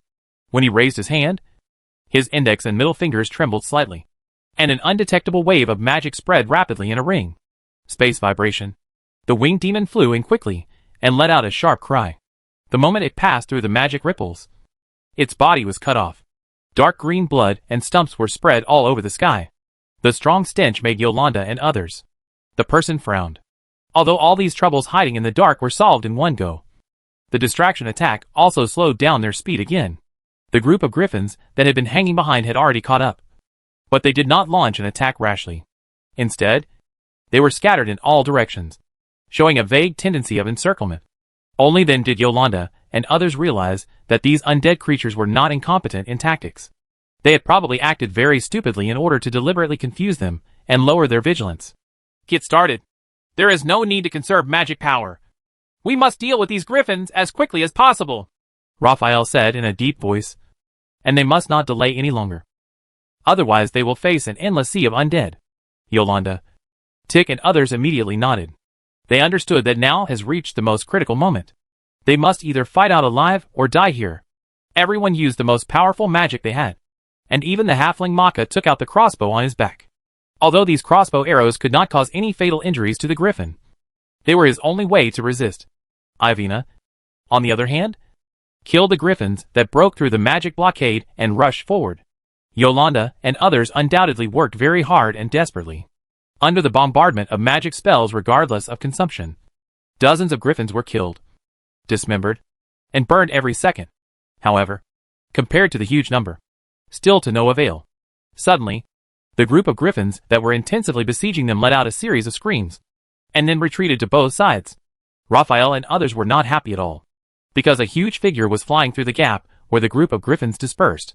Come over. It was a giant beast shrouded in darkness. Its body was large and wide, with a pair of huge bat wings that were more than 100 meters long. It looked pale and shriveled, and its whole body was covered with thick and hard armor like armor. Skin. Raphael's pupils shrank, because he felt a strong threat from this giant beast. This was probably a legendary creature. Night Demon Shadow is also staring at the targets in front of him. The task given to him by Cecil is to follow these people to find the location of the time and space gate. And Shaduo, who likes to play with prey, naturally has his own ideas. It is enough to find a position to leave one enemy. After killing those few dragging down, the remaining strongest one will naturally run faster. As his thoughts surged, Night Demon Shadow vibrated his wings, and a violent gust of wind swept towards Raphael and the others. In a hurry, the magic barrier set up by Raphael was torn apart in an instant, and the fierce hurricane soon enveloped everyone. Tick, who was standing most forward, acted as the brunt, and fine cracks appeared on the rune wall carefully laid around him, which was then easily broken through. Even after these 2 levels of weakening, the storm was still terrifying, and the robes and armor of Yolanda and others were cut open by the fierce wind pressure. There were also deep blood marks on the exposed arms, thighs, and even the face, as if the bones were scraped and Ling Chi was tortured, and every cell in the body was wailing in the sweep of the storm. Night Demon Shadow flapped his bat wings and moved freely through the storm, admiring the efforts of the few people in front of him to support themselves. Then he suddenly accelerated his speed, and his broad bat wings flew directly towards Raphael and the others. His screening method is very simple. With this blow, the weak ones die and the strong ones stay. The huge bat wings that covered half of the sky pressed down from above, and Tick and others, who were trying to use spells to resist the erosion of the storm, were suddenly in a desperate situation. Raphael gritted his teeth, and most of the remaining magic power was transformed into a ring-shaped barrier to protect everyone. but he didn't have the slightest confidence to be able to stop it. The gap between the legendary and the legendary is really too big. Even if he is a 6th-ring great wizard, he can only watch the huge bat wings falling. At this moment, a dazzling beam of light suddenly cut through the clouds, cutting through the wide bat wing at an extraordinary speed. Shaduo, who was teasing the enemy, was caught off guard, and the entire bat wing on the left side was almost directly hit. Cut off. The speed of light was so fast that even Legend could hardly react. But it only lasted for a moment before the dazzling light disappeared from everyone's sight. Shaduo, who was almost cut off by a sudden laser beam, was frightened and angry. He glanced at the continuous mountains behind him, but there was no second laser beam flying out. Obviously, this magic is the limit of what Lin can do when he is under siege. It goes without saying that the powerful 5th level laser beam is powerful. It can effectively break through the legendary level protection even from such a long distance. However, the flaw is also obvious. That is, for the legendary who can transform matter and energy, the biological effects are limited. Even if they are cut into 2 pieces, they will not be fatal. In just a few seconds, with the addition of magic power, the broken parts of the bat wings were quickly closed together. Fortunately, this is enough. In the distant sky, a meteor is flying towards us. It is the afterimage left behind when the tail flame of the fighter plane passes by. It's a parliamentary fighter plane. Our support has arrived. Yolanda looked at the sky in the distance excitedly and said in surprise, "It's so fast." Raphael looked at the shooting star and was also shocked. He had heard from Lin In before that the Parliament should send a new fighter plane and several airships to pick them up. At first, he felt a little surprised. Such power alone should not be enough to provide any help, and it would be no different from coming to die. Now it seems that Master Dennis has made improvements to this aircraft again. But Raphael's expression is still not relaxed. After all, they need to face a legend. Shaduo obviously also noticed this uninvited guest. The reaction of the other party's magic power was not strong, but the speed made him feel extremely fearful. Just as Lin In expected, supersonic fighter jets can fly 4 times the speed of sound in foreign lands, reaching more than 1,000 meters per second, and can cover distances of several kilometers in just a moment. The supersonic missiles mounted under the wings were faster. Before the fighter planes arrived, the 2 magic missiles had already flown over. Facing this extremely fast and completely unknown novel creation, Night Demon Shaduo, who had just suffered a loss, did not dare to be careless. He opened his mouth, and a wave of sound visible to the naked eye rushed towards the 2 missiles, advancing in advance. Detonated, accompanied by a violent explosion. The terrifying and dangerous immortal flames instantly covered the surrounding airspace for hundreds of meters. This blow undoubtedly missed. But Lydia's purpose was not to attack, but to cover the escape of several people. Raphael also understood that it would be difficult for them to have a substantial impact on legendary-level enemies. So he took this opportunity to escape towards the direction of the space-time gate without hesitation. Chapter 548 is really terrifying magic. It's like the power of God.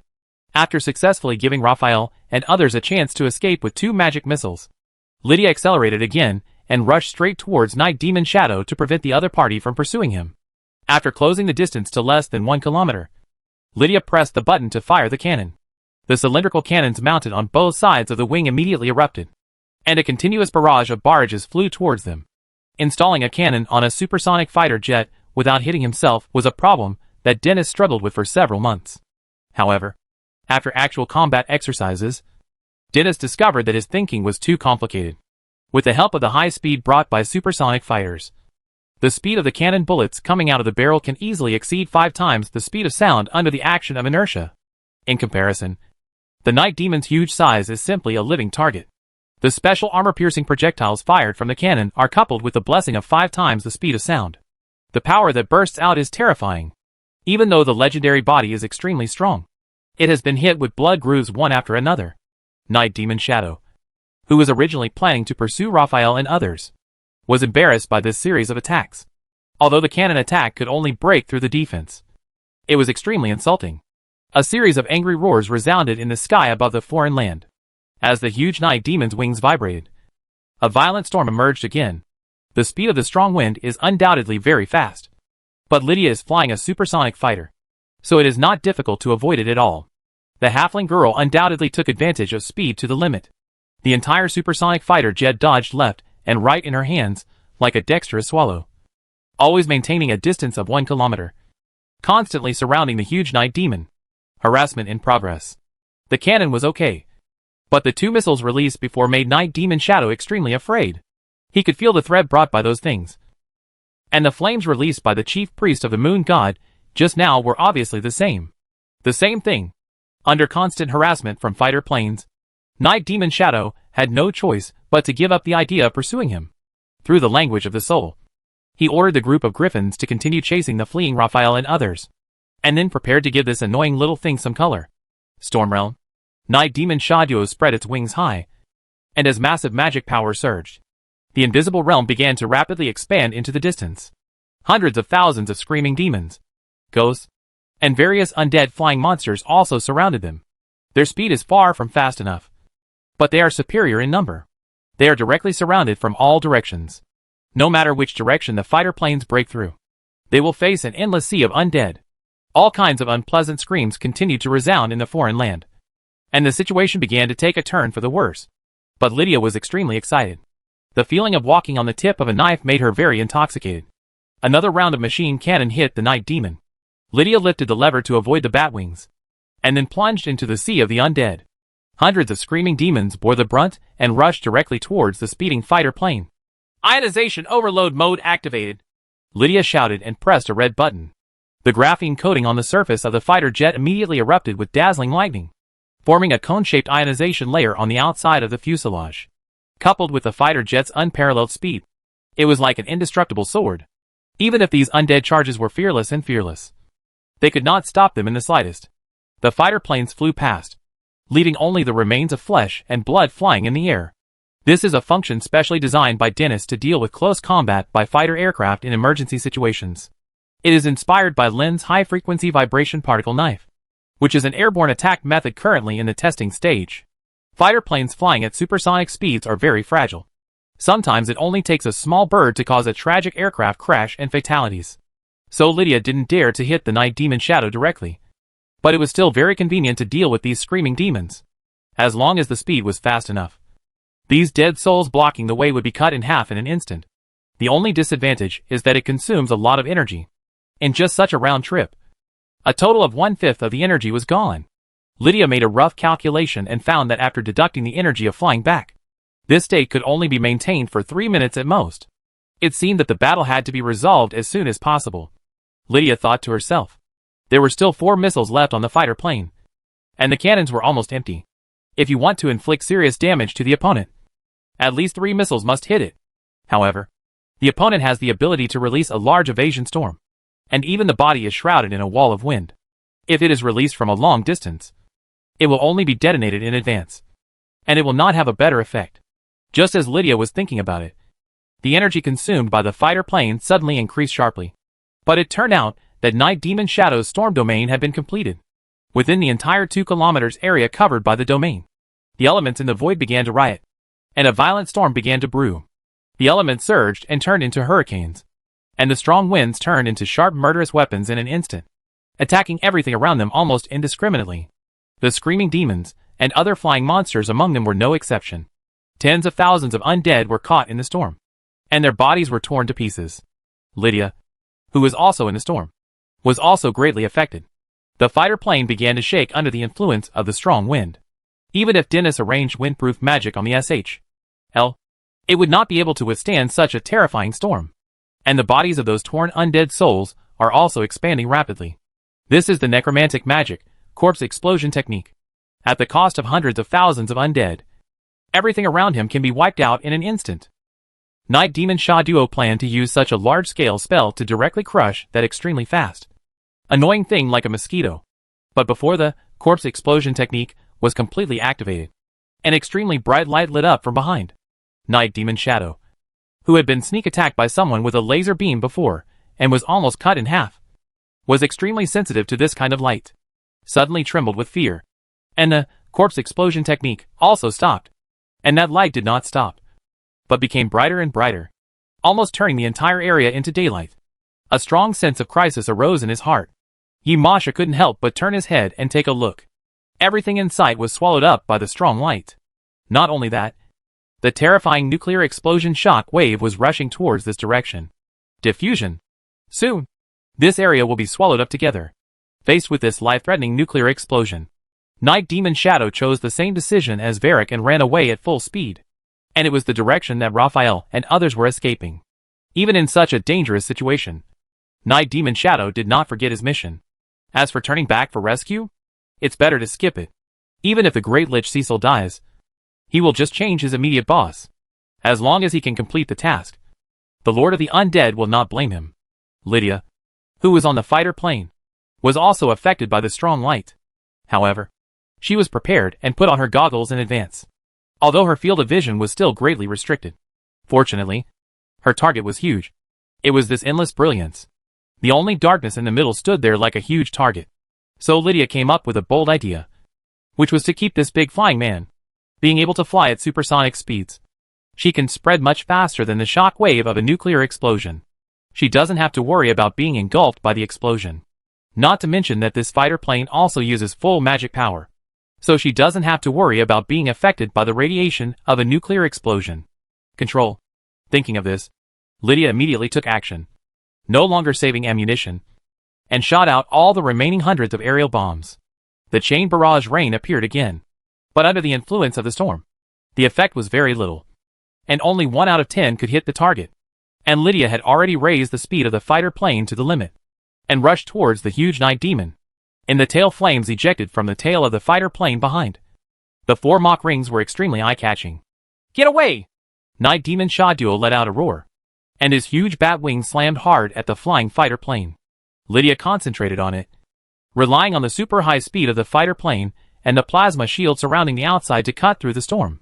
She maneuvered the entire fighter plane to dodge the slap. At an extremely close distance, she almost touched the night demon's body. Wing edges brushed.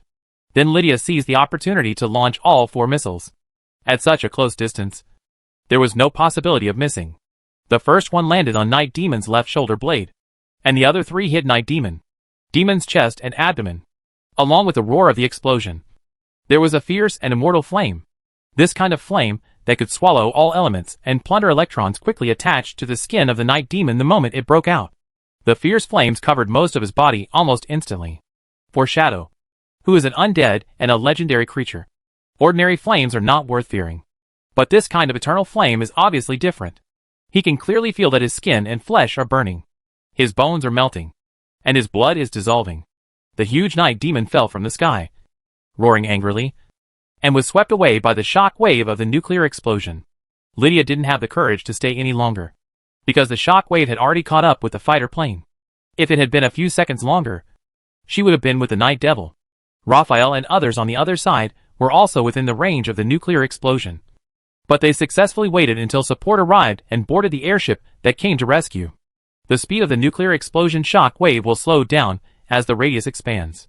They are 3 kilometers away from the core area of the explosion, so they can escape at the speed of an airship. What a terrifying magic! It's like the power of God! Halfling Kama stood on the edge of the airship, squinting his eyes and staring at the huge mushroom cloud rising from the distance, and said in horror, in fact, if Raphael hadn't predicted it and used the little remaining magic power to arrange magic around the airship to shield it from the effects of radiation and strong light, his eyes would have been burned out by now. Such terrifying magic that seemed to be able to burn mountains and boil seas was completely beyond Kama's knowledge. In his heart, I am afraid that only the god, who was constantly mentioned by the priest, had such a powerful power. To be precise, this should be the power of the sun, Raphael said with a smile. It was naturally not the first time for him to observe a nuclear explosion, so he was not too surprised. And although Skyfall is powerful, it is still in the category of legendary magic. He has heard several speakers say that only being within a few hundred meters of the center of the nuclear explosion can one be sure to kill a legend. However, this would be an absolutely devastating blow to the creatures below the legendary level. Raphael felt that if he were involved in it, he would not have the slightest certainty that he would survive, even if he was thousands of meters away from the center of the explosion. The sun? Maka murmured to herself as she looked at the bright light bursting between the mountains. Then he thought about what Yolanda said just now. Who came to rescue them? What restrained the powerful monster was an alchemical creation called a fighter plane, and its driver was a halfling like himself. Look! We seem to have arrived! A wizard in the team suddenly pointed excitedly forward. That valley is where the spacetime gate is. They will be able to return to the Magic Kingdom soon, and everyone present is a little excited. They stayed in a foreign land for a total of 3 months. The first 1.5 months were fine. They just explored around and subdued a settlement of halflings. But the second half of the month was torture. They were in danger all the time and couldn't even sleep. Have to keep half an eye open. It's finally over now. The airship sailed at full speed and soon passed the protective barrier and was swallowed up by the surging space-time gate. The moment before leaving, Raphael had already seen the tail flame of the fighter plane, which was speeding towards the side. Good. It looks like Lydia is safe too. Raphael immediately felt relieved and was sucked into the space-time vortex. The nuclear explosion lasted for more than an hour before it finally stopped. The spreading mountains had turned into a piece of scorched earth. Varric, the Dragon of Winter, climbed up from the ground full of radiation and dust. The right half of his body was in tatters and was gone. Excess mana fixed. As for the land where Cecil and Colin were, nothing was left. Varric was very lucky that the two of them blocked him. Otherwise he would have been the one to be hit in the face. However, 2 legends died in a row, and their battle was extremely humiliating. The Lord of the Undead was so angry that he might not be able to get away with it. Fortunately, Varric soon realized that the person commanding was Cecil. So what does it have to do with him? The giant skeleton dragon's heart immediately relaxed. And then ripples appeared in the space and time around him. Varric immediately recognized the teleportation spell. Did the great Lord of the Undead already know about the loss that occurred here? So he sent a new commander? Varric was thinking this, and saw a corpse witch walking out. His face was very unfamiliar, but it felt a familiar aura on the other person's body. Cecil? You are still alive? Varric said in surprise. Damn. Damn moon god. Damn moon sacrifice. I'm going to pull out your soul and burn it in the lowest and most fragile bones. Cecil roared with great annoyance. If not, his phylactery was not carried with him, but placed somewhere else. He was probably already dead. Even so, he could only temporarily change into the body of a corpse witch, and his strength was greatly reduced. Cecil gave Varric a cold look. The two parties were about to accuse each other, but they shut up in unison because a terrifying pressure suddenly filled the sky over the entire mountain range. The Lord of the Dead has arrived. Chapter 549, The Prelude to the Plane War. The sudden coercion caused Archlich, Cecil, and Winter Dragon Varric to stop when they were about to argue. They immediately trembled and knelt down. The eyes burning with soul fire appeared. A slightly frightened look. In the indescribable chaos, a majestic voice sounded over the entire mountain range. Tell me, what's going on? Cecil? Millions of undead were destroyed at the same time, which naturally attracted the attention and anger of the Lord of the Undead. The great Lord of the Undead, the chief priest of the moon god, sent an incarnation to sneak in. He used a powerful artifact to destroy the earth and mountains, and wanted to die with us. Archlich, Cecil hurriedly explained. Although he has not yet confirmed the identity of the other party, it is impossible to perform such a powerful spell with just one incarnation. So he must have something to rely on. So it was just the incarnation of a high priest who defeated you. I have to say, you disappoint me very much. Cecil! The Lord of the Dead's tone became colder. A chill rising from the depths of his soul suddenly surged in Cecil's heart. But before he could continue to defend himself, a strong pressure enveloped every part of his body. Even as a legendary wizard of the Nine Rings, he still had no ability to resist in front of a real god. Cecil slowly floated up, with a look of horror on his rotten face. Cecil could clearly feel that he seemed to be pinched by an invisible big hand. Every piece of flesh and bone in his body seemed to be whining. And then the whole body was crushed to pieces. Only the blood mist filled the air. Dragon of Winter, Varric pressed his head deeply to the ground. He had always disliked Cecil, but at this moment, he couldn't help but feel a bit sad about the death of a rabbit and a fox, worried that he would become the next one to be crushed. However, after just a few seconds, Varric breathed a sigh of relief, because the blood mist in the air quickly gathered together and reshaped into Cecil's figure. Under the creation-like means of the Lord of the Undead, Cecil regained the body of the Lich, and then bowed down excitedly. Thank you for your forgiveness, great Lord of the Dead. I will definitely offer you the world outside the door of time and space as soon as possible, and destroy the moon god and her believers together. Cecil, who had just walked between life and death, and his soul was almost crushed, was filled with fear. There will be no next time. The cold voice of the Lord of the Undead resounded over the foreign land. He crushed Cecil's body as punishment, while rebuilding his body was a gift. A Nine-Ring legendary wizard still has some effect, but his patience is limited. This time he spared Cecil entirely because of his contribution as a pioneer in capturing the domain of Diana, the god of the moon. Have you completed the task I gave you? The Lord of the Dead suddenly asked in a deep voice. Reporting to the great Lord of the Undead. I have asked Shadow to pursue those escapees. He should be able to deliver the news back soon. Cecil responded quickly. Shadu is dead. The gloomy and cold voice sounded again, and the nihilistic chaos became violent. Cecil's heart suddenly rose to his throat, and the soul fire between his pupils was trembling rapidly. Obviously, this news was completely beyond his expectation. The reason why your body and part of the soul attached to it will be completely destroyed is because it is at the core of the energy impact. Just as unlucky as him was the undead knight Corin. And Varric, who was farther away, was seriously injured, but still survived. How could Shadow, who went to chase the fugitives, die so easily? Cecil was full of doubts, but did not question him. Since the Lord of the Dead himself said that he was dead, there was no chance of Shadow surviving. The top priority now is how to deal with the censure of the Lord of the Dead. Cecil has no doubt that if he says that he failed to find the location of the time and space gate, the moody god will immediately crush his body and soul together. I have set up a detection barrier over this mountain range before. Those escapees must have been contaminated with magic when they passed through. I can find the location of the time and space nodes based on their movement trajectories. Cecil was angry at the Lord of the Dead.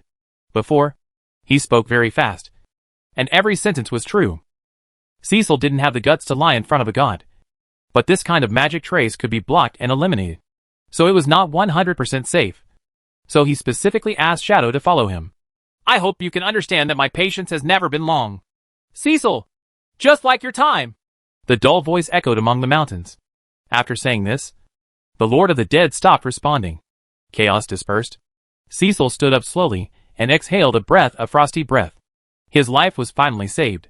Cecil, have you really found the location of the time and space node? Time is running out. The great Lord of the Undead will never give you a second chance. Varric looked at Cecil, who had saved his life. Cecil said mockingly. Cecil glanced gloomily at Varric's tattered body and spoke. Since you are in such a hurry, you will be the vanguard the next time we attack. Varric!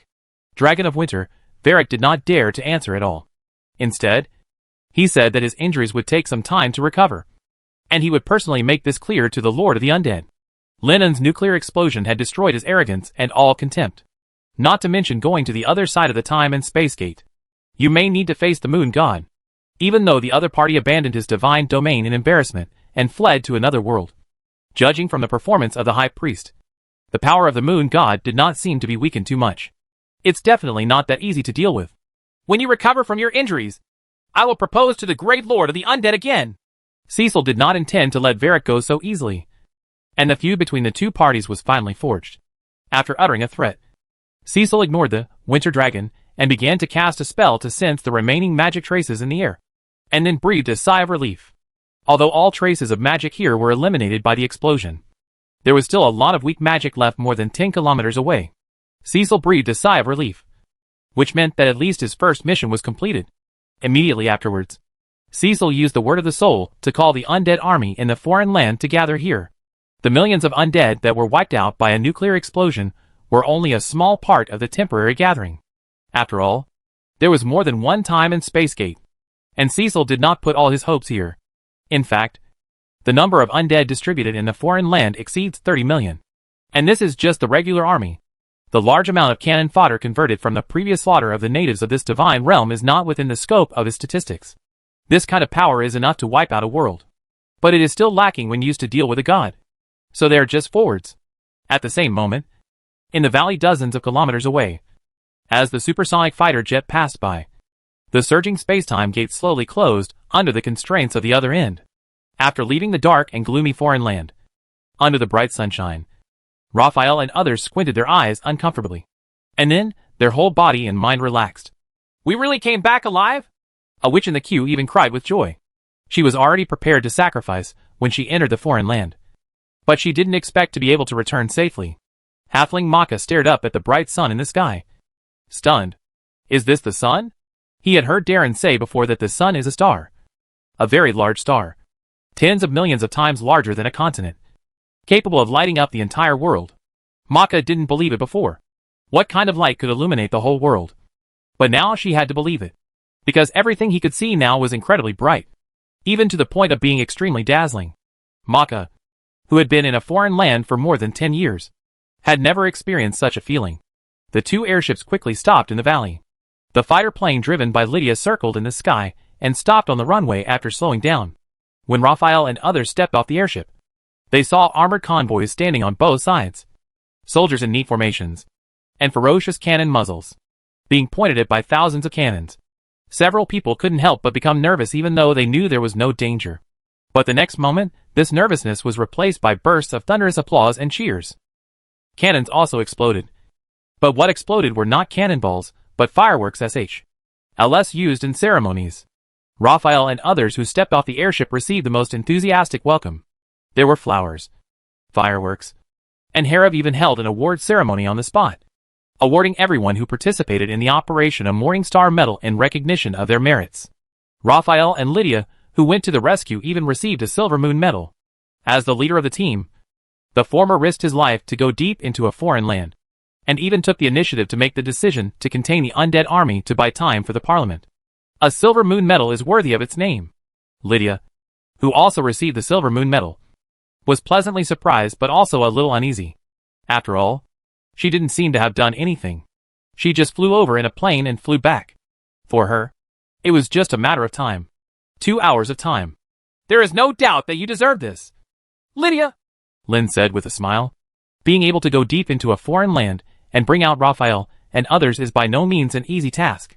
Not to mention, Raphael briefly talked about what happened during the award ceremony. Lydia was able to single-handedly delay a legendary creature and shoot it down. This is already an extremely terrifying record. The award ceremony was hosted by Herav as usual. And at the end, he gave a pre-war speech, saying that the Wizards' Council would never give up on anyone who had made outstanding contributions, which greatly inspired a wave of people before the war. Morale. After the brief award ceremony, the soldiers gathered nearby returned to battle preparations. The enemy could invade at any time and anywhere, and 15 minutes was the limit. Lynn, Herav, Aurora and other speakers took Raphael and others to the rear and asked about the details of the matter. Everyone added in a flurry of words, and soon told the whole story. Anyway, it's thanks to you this time, Speaker Lynn. Raphael looked at Lynn gratefully. If the other person's incarnation hadn't opened a path for them, they would have died now. Got it. Compared to you personally entering a foreign land, I just sent an avatar to help. Lynn smiled and shook his head. He had already sensed that the part of his soul that had been separated had disappeared, and his mental power had also fallen into a short-term weakness. Even if the best legendary magic potion in the council is used, it will take many days to recover. However, it will still take some time before the brain can completely crack everyone's computing power, so it should not delay the promotion ceremony. Also, you seem to have brought something special back. Lynn stared at Raphael and the others and said suddenly, You mean Maka? Although he is a native of a foreign land. But? Raphael was about to defend Maka a few words. After all, they were going through adversity together. But Lynn shook his head. No, that's what I'm talking about. The moment he finished speaking, Lynn suddenly took action without any warning. A strong thunder light immediately enveloped several people present. The lightning was so fast that even Raphael couldn't react. Herav's expression changed slightly, but he did not move out of trust in Lynn. Under the violent power of thunder, thick black smoke appeared on the bodies of the people in front of them, accompanied by bursts of shrill cries. What is going on? Raphael's voice was slightly trembling as he was shocked. He couldn't tell that something was wrong with their bodies, and he immediately looked at Lynn in shock. Fortunately, it's just a tracking spell. Lynn breathed a sigh of relief. This magic has touched a hint of high-dimensional realm. If he hadn't made progress in the past few days, he might not have been able to detect it on Raphael and others. Things that come with it. The person who set up this magic is probably a legendary wizard of the 9 rings. Under Lynn's explanation, several members of the foreign team were frightened. Unexpectedly, they were unknowingly contaminated with some weird things. If the magic star hadn't pointed it out, they might still have to go on. Take it with you. Raphael's face was serious. Since it was a tracking spell, it meant that the location of the time and space node should have been exposed. Fortunately, he had thought that he could delay the attack for a while after getting rid of the pursuers. Okay, you can go and have a good rest now. Lynn patted a few people on the shoulders and then continued. The next step is our battle. Chapter 550 Lin Un's God Becoming Ceremony. After Raphael and others returned successfully, the 300,000 main force mobilized by the Parliament waited in front of the time and space gate for a full week. But they failed to wait for the invasion of the undead army. Lin Un was also a little surprised by this. But thinking about Raphael's report, he suddenly realized that his nuclear explosion probably caused a lot of trouble to the other party. Millions of undead have been wiped out, and it may take some time to reassemble a sufficient army. 4 or 5 days over there are equal to a month here. Realizing this, Lin asked the others to continue monitoring. After 2 weeks of rest, the damage to the soul had been basically repaired, and it was finally time to carry out his work. The God Becoming Ceremony as expected. Lin called Herav, Vittorio, Aurora and Anthony over and explained his plan. Have you found the secret to becoming a god? Herav and the others looked at Lin in astonishment, full of surprise and disbelief.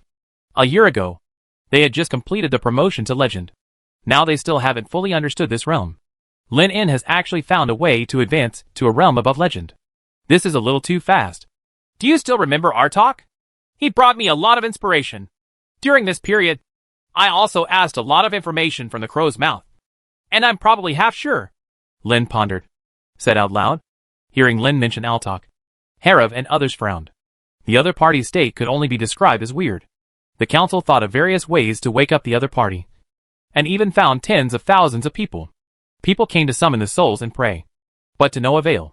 Aurora suspected that these people's beliefs may not be pious enough. But even through brainwashing, they couldn't get so many devout believers in a short period of time. Why don't you wait a little longer? It would be too risky to be half sure. Anthony couldn't help but suggested. Even though he believed in the magic star, Lin Un was only a 7-ring legendary wizard. It would be a fantasy to complete promotion across 2 levels. The safest way is to wait until you are promoted to a 9-ring wizard before considering becoming a god. The risk is indeed not small. But this is probably the only way to defeat the Lord of the Undead. Lin Un couldn't help but sigh. The more he studied, the more he discovered that the gap between high and low dimensions was really too big. If his guess was true, without a being of the same level to compete with them, they would not be able to hurt each other at all. No matter how powerful the antimatter bomb is, it is useless if it fails to hit. Herav and others also understood the urgency of the current situation. Seeing that Lin Un had already made up his mind, they stopped trying to persuade him, and instead asked if anything needed to be prepared for the promotion ceremony. I've already prepared everything I need to prepare. Lin stretched out his hand, and hundreds of dark gold balls, with runes engraved on their surfaces appeared in the palm of his hand. Just let people put this into magic base stations in the Empire. This dot isn't this. Vittorio quickly recognized it, and couldn't help but twitch the corners of his mouth. Yes, I melted all the corona metals. It's just enough. Lin shrugged and said calmly. When he was researching this dark golden metal before, he discovered something special about it. Its essence is composed of gold atoms. But there is something inside that he named the magic core, which means that this thing can carry powerful magic and soul power. And these rune balls he made are just like the previously specially made secret magic rings, with a ray of his soul inside, so that he can connect to all magic base stations at the same time. Lin Un knew very well that compared with the 9-ring wizard, there were actually 2 things he lacked. One was computing power, and the other was magic power reserves. The former can be compensated by the intelligence, while the latter requires external help. The magic base station built before can be used just right. I will go there personally, place them in the base station, and arrange corresponding protective spells. Vittorio took over hundreds of metal balls and solemnly promised. Lin Un nodded, and then informed several people that they might need to use part of their computing power when performing the ceremony, and hoped that they could all cooperate. Now that the magic network has been announced, there is no need to hide this. The computing power that the magic network needs to mobilize this time is not a small amount. If the computing power is secretly transferred and someone discovers it, it will easily cause some extremely bad things. Impact. Naturally, Herav and others already knew this. Since the magic network can disperse computing power, it can also gather the power of everyone into one. By the way, where did you find this strange metal? Lin Un asked curiously after handing over the metal ball that carried the soul and magic power. He has already tried it. This kind of magic gold cannot be mimicked by magic power, probably because its essence is related to magic power. Herav was the first to explain. This metal came from a foreign land and was found in the stomach of the black dragon that passed through the time and space gate to the wizard's land. It was unknown what it had eaten before. Now that the foreign land has become a paradise for the undead, It is obviously impossible to send people in to explore, or even dig for ore. After hearing this, Lin En had no choice but to give up, and then discuss the promotion period with several people. Although now is not the best time. According to Lin's prediction, the Lord of the Undead in the early battle should not be involved. After all, if a god leaves the divine domain, it means that he needs to face danger and the possibility of death.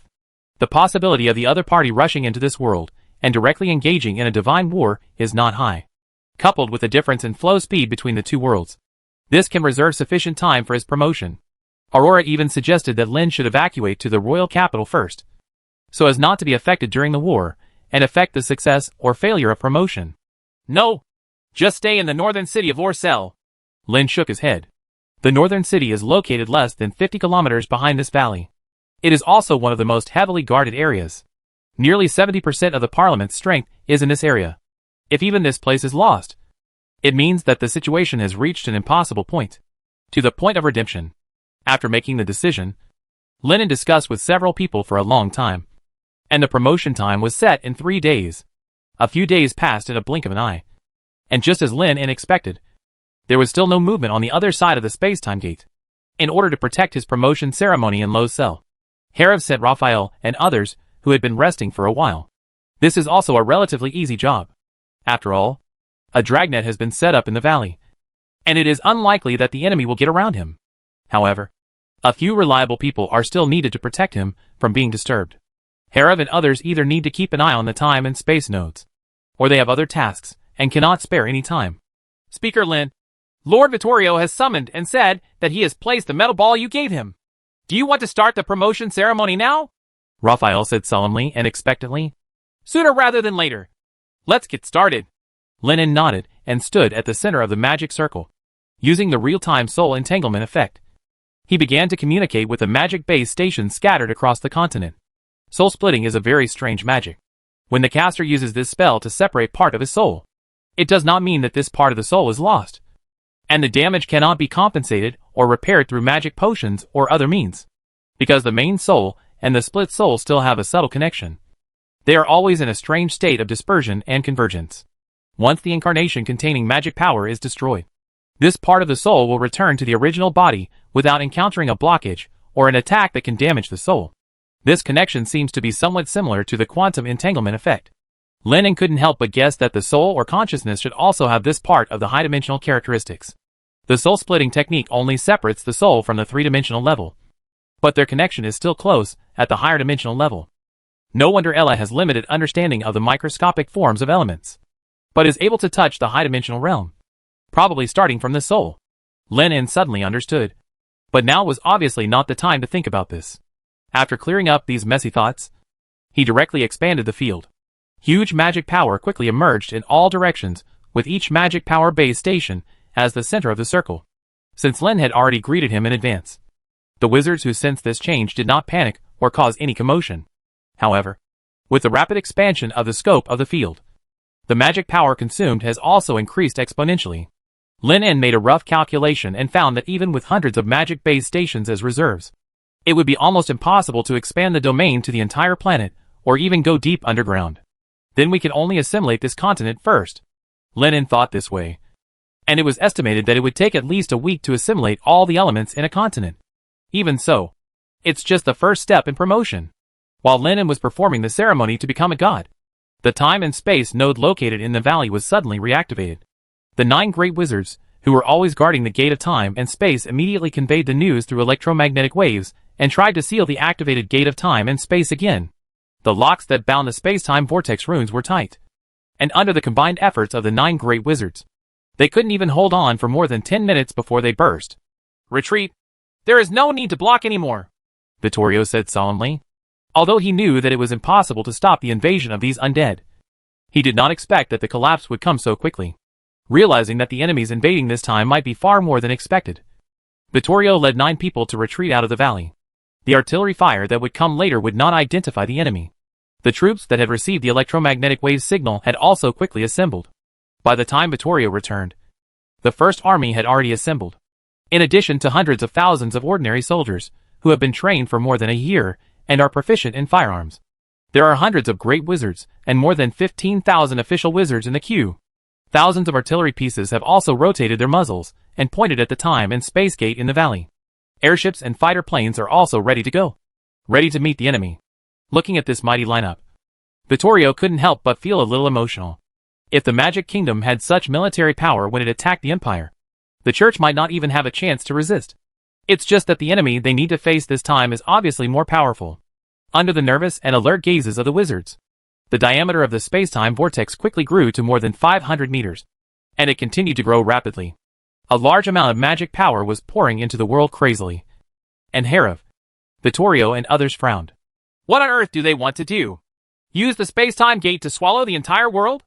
Arad looked at the space-time vortex with a diameter of almost 1 kilometer in horror, with a worried look on his face. He was worried that if it continued to grow like this, the whole world would be swallowed up. Probably not, Herav said with a frown. The larger the scope of the space-time gate expands, the more magic power will be consumed. How much magic power is needed to include the entire world? But when he thought of the so-called Star Messenger's words that the main world had the ability to capture an entire plane, Herav became a little uncertain again. Fortunately, after the diameter of the space-time gate expanded to more than 2 kilometers, it stopped growing. And then an aura that made everyone feel depressed began to spread throughout the valley. They're coming! Vittorio suddenly spoke. And ripples suddenly appeared in the surging space-time vortex. A large number or a massive number of ghosts, screaming demons, and various undead flying monsters emerged from the other side of the time and space gate, almost covering the entire sky. On the ground, countless corpses, suture beasts, and skeleton warriors set foot on this new land. Together with them, a group of death knights wearing armor emerged from the space-time gate as the vanguard. Their pupils shone with scarlet light, and they were covered in thick armor.